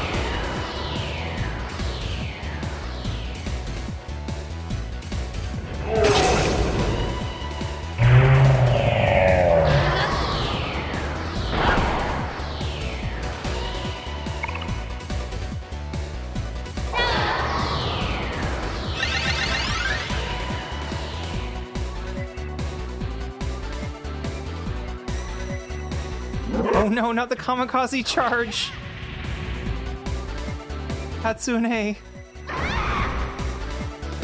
Oh, it just kills one. Okay, we got a chewing soul. We did Yuki leveled up. We gotta heal people. Okay. I don't know. What's got me is not just this combat. It's that I don't see anywhere I can go from where I'm at. You know what I mean? There's nowhere forward. We went downstairs. There's nowhere to go. If anybody can look this up, Mount Iwato, Basement 2, B2, Persona 2, Innocent Sin. let me know and I'll try it. But yeah, I don't know. Let's. We gotta heal people. I don't know, chat. I've been streaming for like 10 hours. I'm glad people are finally talking in chat again. That's nice. Always disconcerting to see everything just go quiet when. Because I want to be streaming. I don't know, at the time. Like I try to stream games at the same time, just so people know. You know, the people that like gaming will know when to be there. But yeah, it always seems to be so late that like nobody that wants gaming is there, and then I'm just like, why am I busting my brain, you know, streaming for an excessively long time? You know what I mean? I don't know.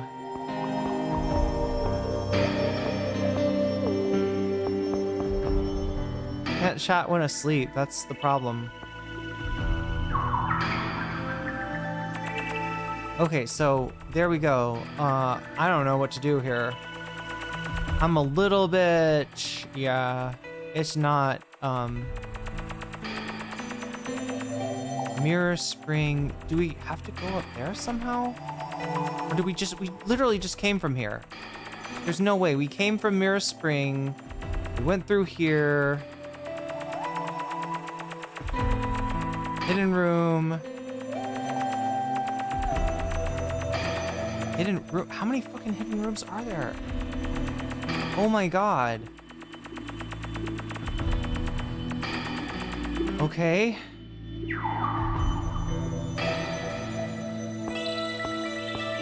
I might have to just like look up where to go from. I like don't know where to go. And we get attacked one more time. Isn't that awesome? Yeah, just like where we can get. Okay. Oh my god. Okay. Ooh. Okay. Long time no see, humans. Oh no. All right. Let's try. What can we do? Did we get something? Okay. What is the difference between? Oh no. Did we try the manly chat route?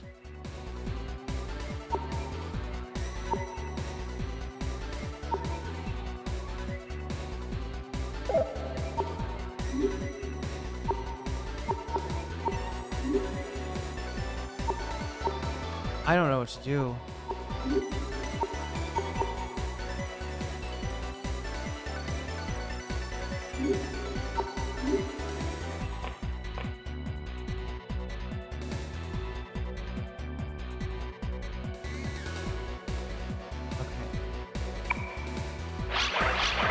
That doesn't mean no like romance me. I feel like he said that before. Mom, definitely mom.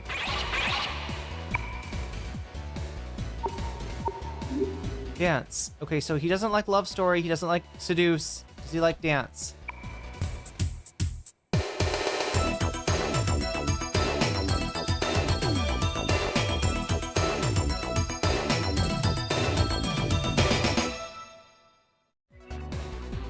He likes dance. Everyone has skill. My skill, eat people. Oh, it's so good. One time, eat most ever. One day, meet 10 cows.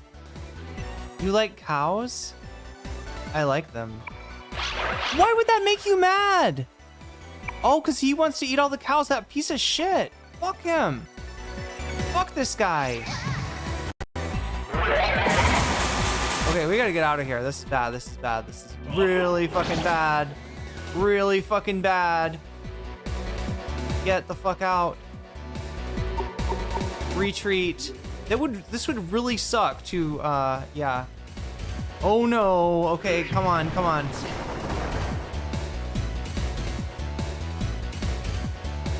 Retreat.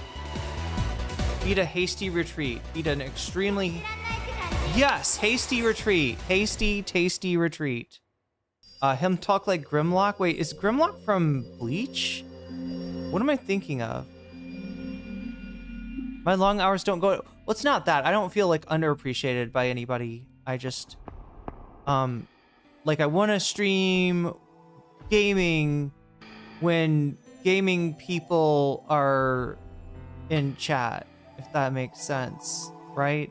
It's a very particular niche. I know not everybody's like Grimjow is from Bleach. Okay, yeah, not everybody's into gaming, but I just like want to do it like once a week, and you know, for the people, and so it sucks. It means I'm just not hitting the right time for when people that want to watch gaming are there. I guess. Wait, where am I?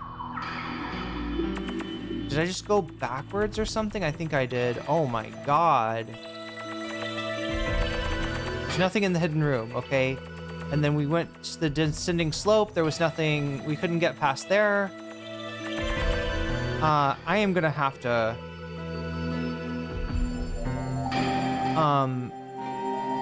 Are we stuck? Yes, we are stuck. We are stuck. Look, I kind of came to... Whoa.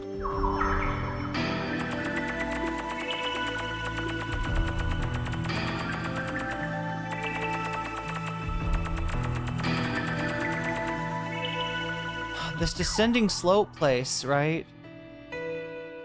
Was the furthest... Where do I get? Okay, up and around.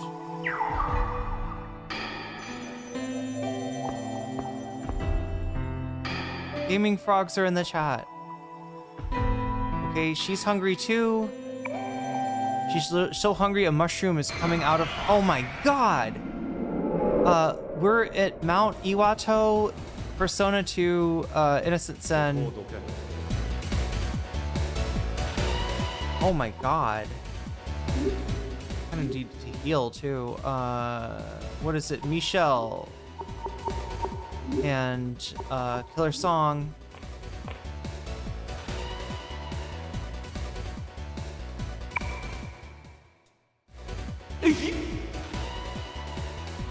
So the problem is we go down the descending slope, we get to basement 2, and there's just nowhere to go from there.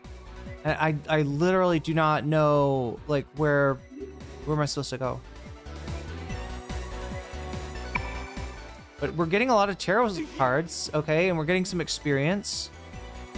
We're leveling up our personas, opening up new abilities. That's good.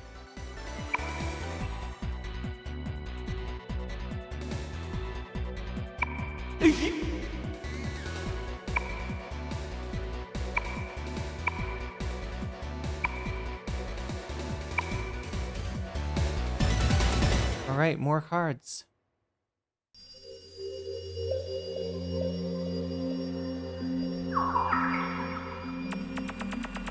Oh my god, how did I end up here? I guess, supposed to go up here. That's where I'm trying to head. Oh my god, ah! Wait, did we get turned around? Fuck! This is what I always tell people, like, to try to avoid, right? Because it's so confusing if you get turned around.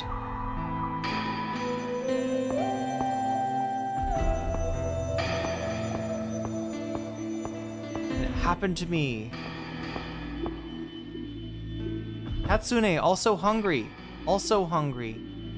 And also fighting monsters, once again.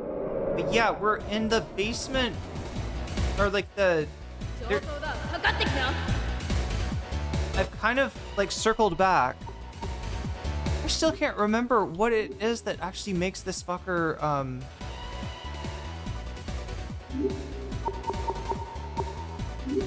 persuasion? Nope, it's not persuasion. Is it imitation? It's not imitation.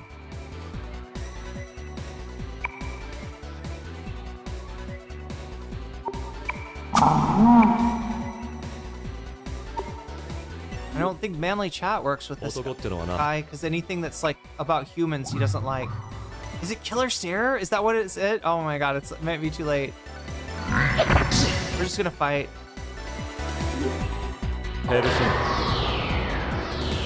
And by fight, I mean bite.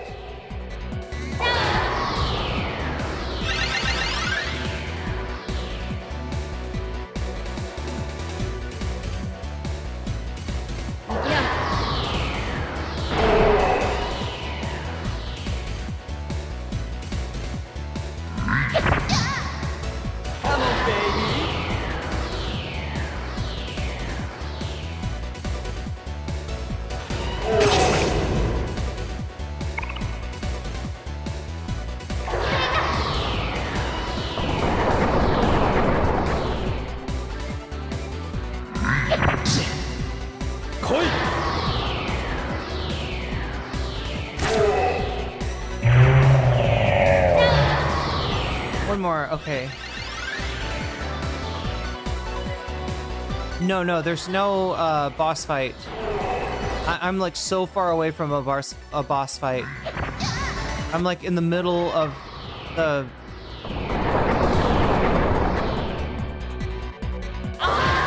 I guess it's like a question of descending slope, ascending slope, right? As soon as I can get done with... Oh my god, you're not dead yet? Come on.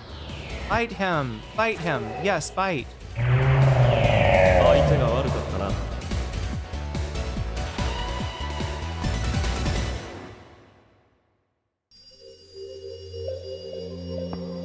Okay, so we're at B1, and this is descending slope to B2, right? And this is where, like, now it says ascending slope because I guess we go.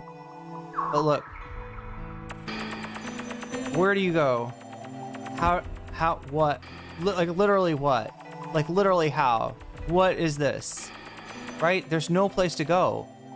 The weird thing is like right here it says there's a Trish's fountain, and like right here there says there's a cave, but like I don't know. There's an item if you descend and a boss fight if you ascend.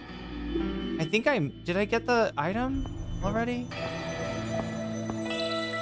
I descended, but yeah, it says there's a cave here, right? And usually that means there's like an area that you can like go into. Okay, she's thirsty.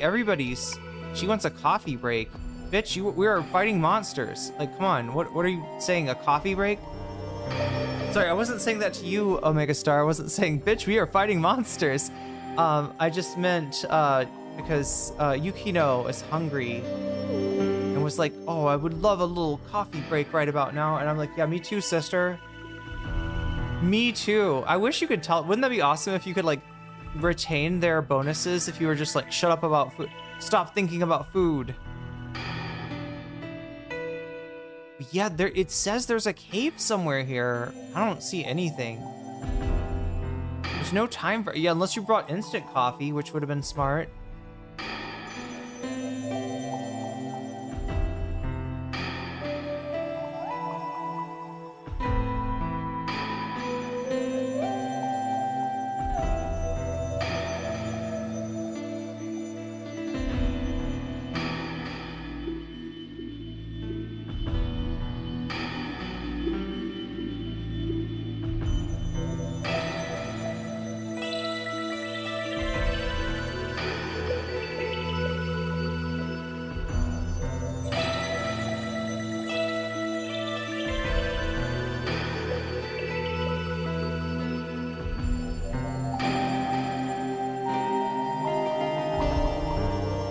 Oh my god, a bag of chocolate-covered espresso beans? Hell yeah.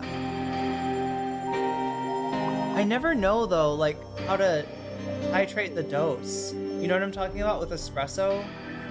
Or, like, with coffee beans? Like, how many coffee beans does it take to equal 1 cup of coffee? Like, when you eat them, you know? And are you just like a weasel, where if you eat the beans, you won't digest them?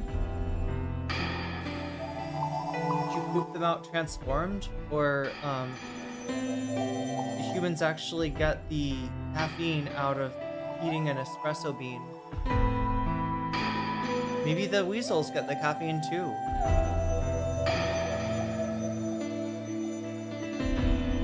But yeah, I'm gonna probably have to save it here unless I can figure out where to go from. But yeah, it seems like there should be something you could do. Like, I don't know why it says cave. Usually like it says this when there's like an entrance somewhere. And I cannot see where an entrance would be.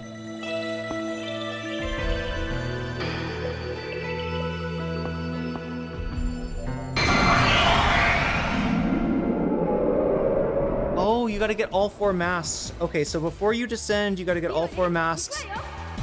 I guess, like, I must have there must be, like, one of the freaking rooms that... Which masks did I get?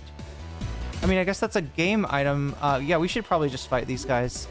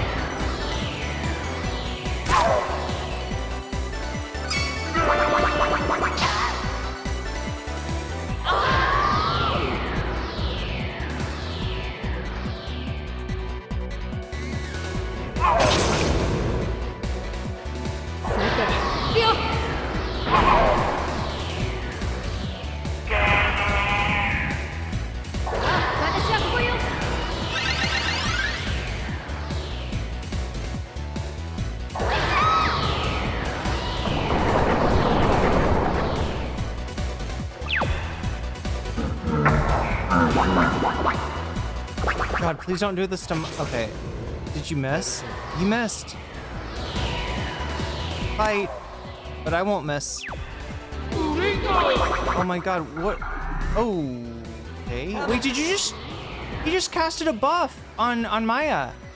He's confused. Whatever Pulpina is, it makes them, I guess maybe it can do multiple status attacks or something?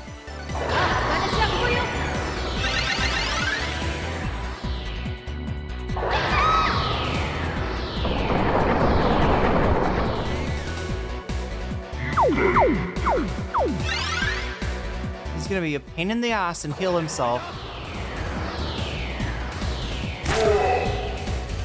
Come on, baby.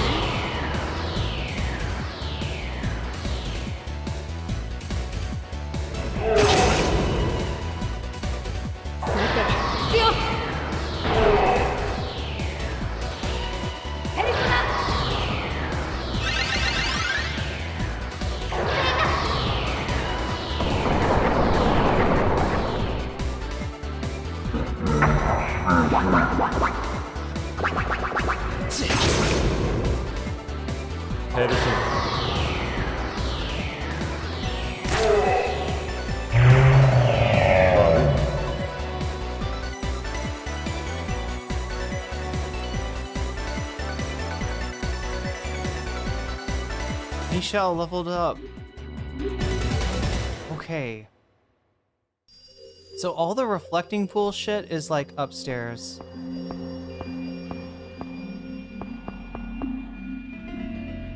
Alright, I think also like I can see which masks maybe I'm missing by doing item.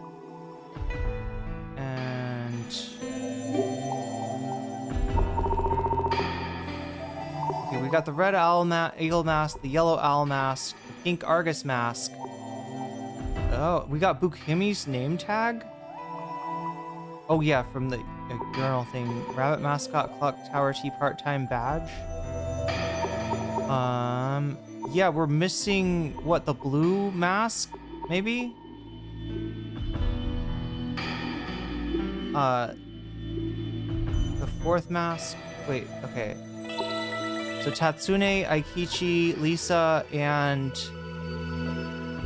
I guess it's gonna be Maya.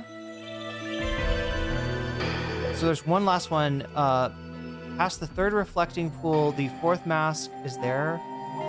So you'll look at all three reflecting pools. I think I have. Well, let's see. I mean, we'll be able to see it on the map.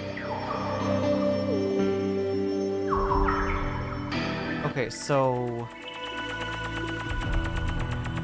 that's a hidden room. I thought we checked it out though. There's the mirror spring. Wait, is the mirror spring a thing? Is that where we need to go maybe? We got another hidden room down there. I think we've been to that. Hidden room over here, but it's not accessible from the side. The hidden rooms are where the masks are. Let's just check out the mirror spring, even though I thought that's where we came from. Don't actually know where else we would have come from. Hidden room. Yeah, it would have had to be from the mirror spring, I think.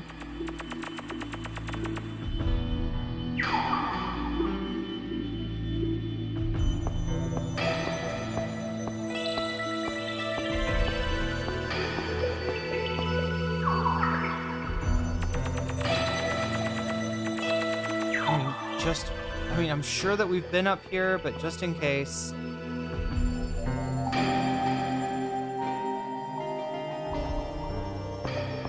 Yeah, this is open. We must have gotten the mask out.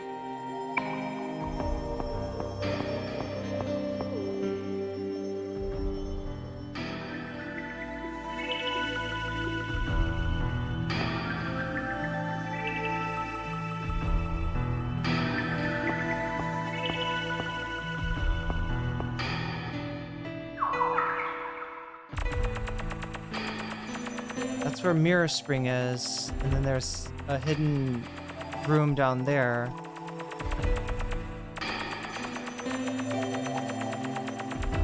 But yeah, maybe we have to go back past the mirror spring.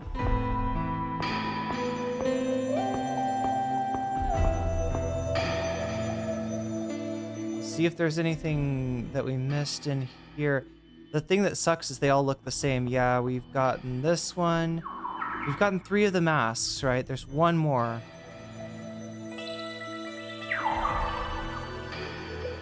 Nothing inside this box.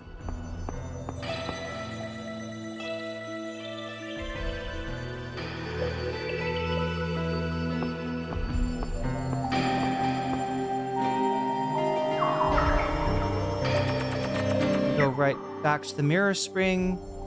'Cause I don't know where else to go, really. Mirror spring.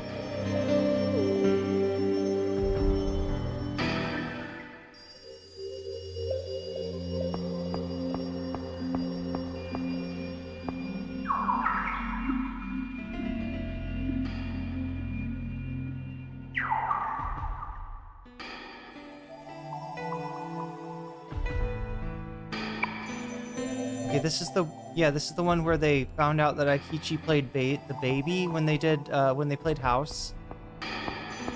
There's no way there's like a way to go over here, is there?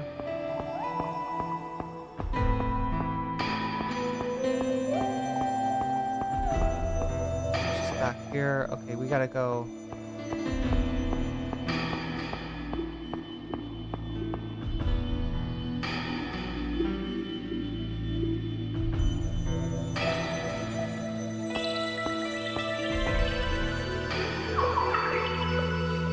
We're in a different area here. Is there anything that I missed here? Still in B1. There's the mirror spring.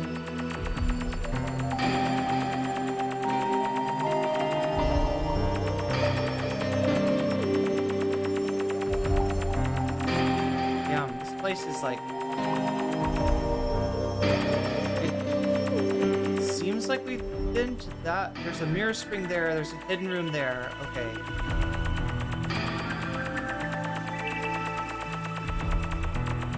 Where the item is. This is where we are? Yeah, that's where we are. I guess do we go back through the spring? Or try... I'm pretty sure we've been in this hidden room.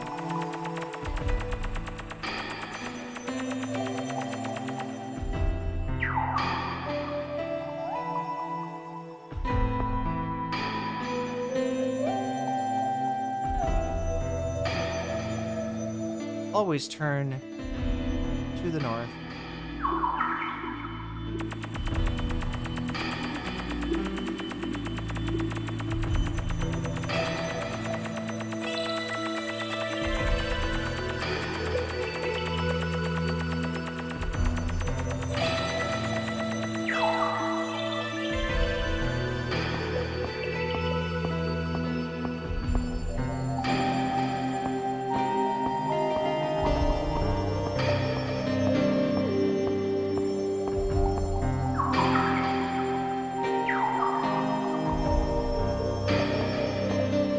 Secret room, third reflecting pool. After the third reflecting pool, there's a secret room.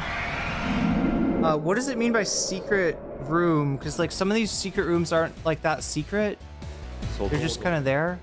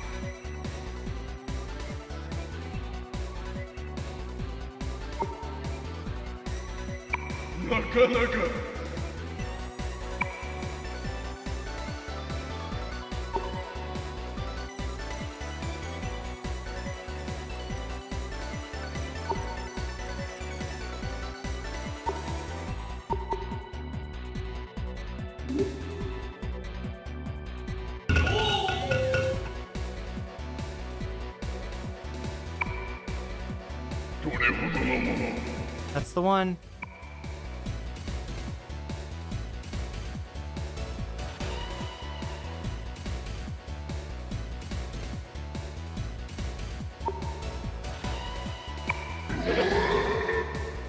gonna rip your ass apart? Oh my god. Okay.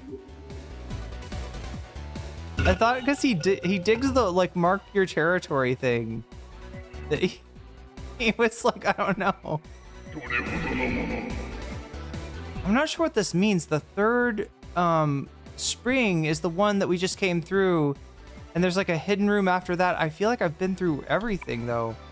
Like the blue did you already do a boss fight? No, I didn't. I don't know where a boss fight would be. Okay, you're gonna hold grudges. Have humans forgotten all they've been given?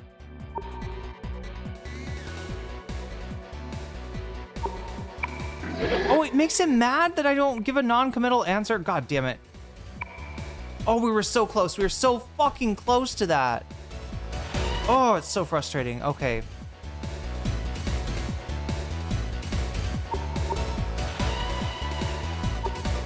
We're just gonna get the fuck out of here. It's not... It's gonna...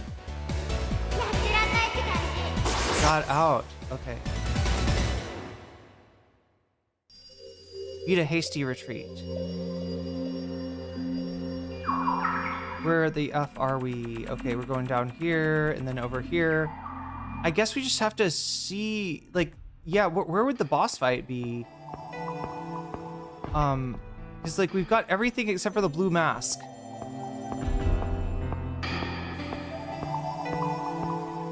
There's a hidden room. And it's open. So yeah, there's the 3 masks that we've got.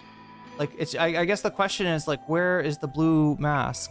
I think that's the only one that we don't have.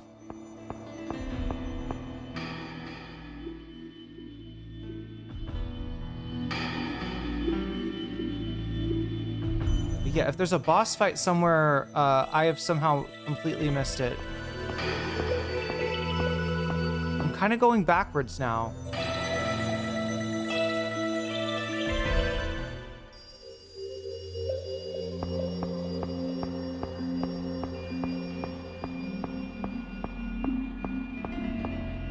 Like, it feels like I've looked at everything that is, you know, forward, and so therefore the only thing that I could be missing is backwards. And at this point, if I don't find it quick, I am probably just gonna have to save it till next week. Look it up, do whatever I need to do, figure out exactly what I'm missing here.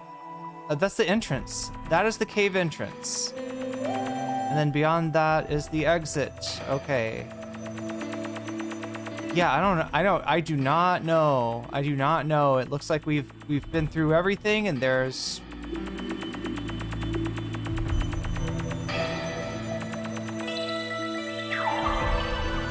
And this was what makes the, What? It's at the Kusa-Noha Detective Agency, so I gotta go out of here? It may not be a boss fight? I'm sorry. Wait, what is at the... Big B? Oh, okay, yeah, that's so confusing. Wait, it's Shadow Maya. In the detective agency? Wait, are you sure about this? We fight her in the... Because, like, what you're telling me is to go out of the, dungeon that I've been fighting in, and, to go back to the detective agency. How did I not end... There was a boss battle, but I somehow...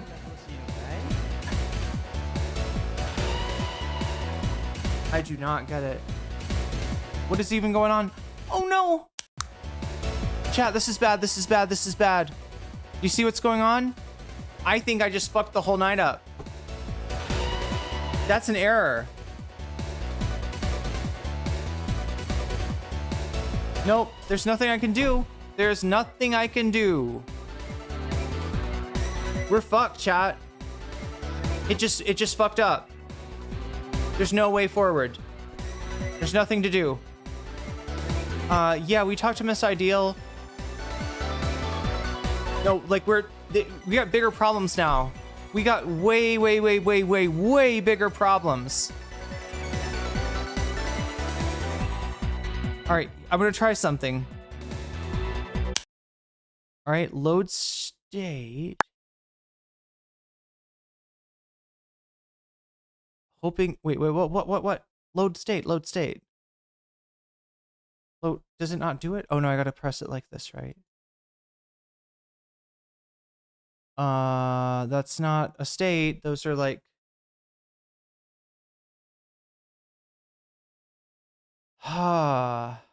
we're fucked.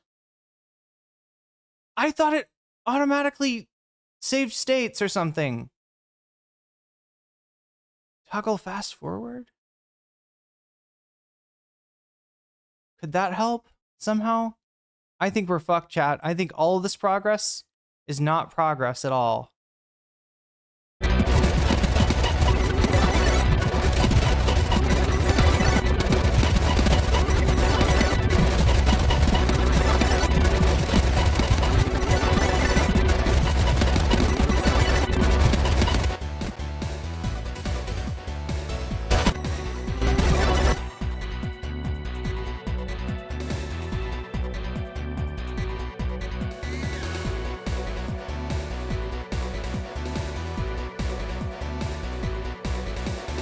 Okay, well, if anybody has an idea, say it now, all right?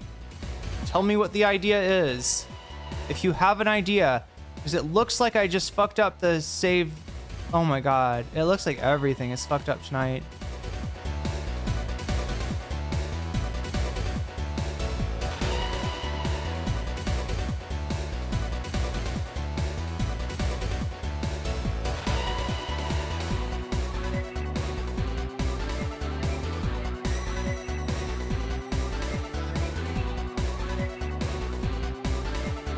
Any ideas? Speak now or forever hold your peace. I am raiding into the Alveus Sanctuary on Twitch. So look forward to some very therapeutic images and sounds of animals and not horrible shit like that, like wasting a complete night. It just went from bad to worse. It was like impossible. Okay, well, here's what we're doing. This gameplay never happened. Wait, I sent you a link on Discord. I'm stuck. Like, unless there's a link to how do you fix a bug. Yeah, that's a useful thing. I'll look in this. I'll look at this link that you sent me, and hopefully it will give me the information I need to replay this whole thing, because that's what we're doing, chat. We're going back to the not the very beginning of the night. We did like, I guess, we did level some personas up, some people up. It's not a complete waste, but yeah, everything that happened since we came into the shrine, or the we're gonna have to repeat the shrine, and we're gonna have to repeat the entire Mount Iwado. So look forward to that next time. But at least this time I'll know exactly where to go. I will be saving everything dutifully, because holy shit, I didn't know this could happen. I did, there was an option of like, would you like to update your game? Would you like to update the software, right? And I was just like, you know what? When I'm at the end of the night, I'm playing video games, right? I don't want to update shit. I kind of just am like, you know what? I think it'll be just fine. It worked before. It should work again. Everything should be just fine. But no, maybe that was the thing. Maybe there's a real bug and I just ran into it. There's not a way to fix it, I don't think. There is like, yeah, I tried everything I possibly could. The only ways to fix it would be as if I had saved like states constantly. If I just went through and just like either save on the card, or if I save through the save states, right? Because like, load save state, toggle analog, game properties. What is toggle analog? Controller 1, switch to analog. What if this was like somehow?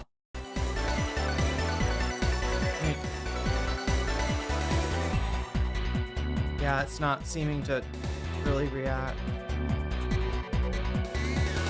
Oh well. Chat, we're gonna have to do this all again tomorrow night. So yeah, there's no way to fix it. Anyway, have fun at the. Wait, did we raid? Did we raided? We raided. All right. Good night, everyone. Take care of yourself and each other. You know, I'm gonna try not to be too mad about this, and we'll pick it up again next week. I just feel like I didn't give you much progress, so sorry about that. Next week we'll do all the progress next week. Until then, take care of yourself and each other. Thank you, Thumb Gang, for liking the stream. Thank you, mods, for being here. Thank you for everybody that hangs out during gaming streams. You're cool as fuck. Yeah, I guess that's all I got to do is just set it down. You know, okay, so here's another option, all right? If you're good with it, I could, off stream, try to get back to where I was. So at least that way, the gaming frogs are not seeing a rehash of this week's content. How does that sound? Does that sound like a plan, chat? Off stream, I recapitulate all the progress that I got during this session, right?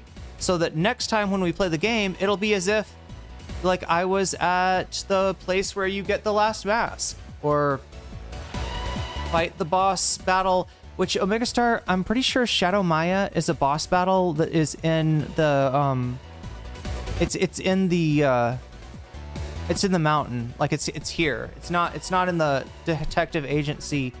We did do some stuff at the detective agency earlier, and I'm pretty sure that's not where the boss battle is, but I'll look at the Shin Megami Tensei wait, what is it? The Megami Tensei wiki, and I'll see what I can figure out from there. But yeah, I want to try to make it so that you don't have to rewatch what you just watched. So that walkthrough will make more sense to you. Yeah. I'll use it to just get back to where I was, and yeah, we'll go from there. Anyway, much love, everyone. Take care of yourself and each other, and I will see you again next week. And yeah, like we beat whatever fever thing that I had. So good on us. Like, right, you got me through not feeling great. So take that as a W. There you go. W chat. All right, until next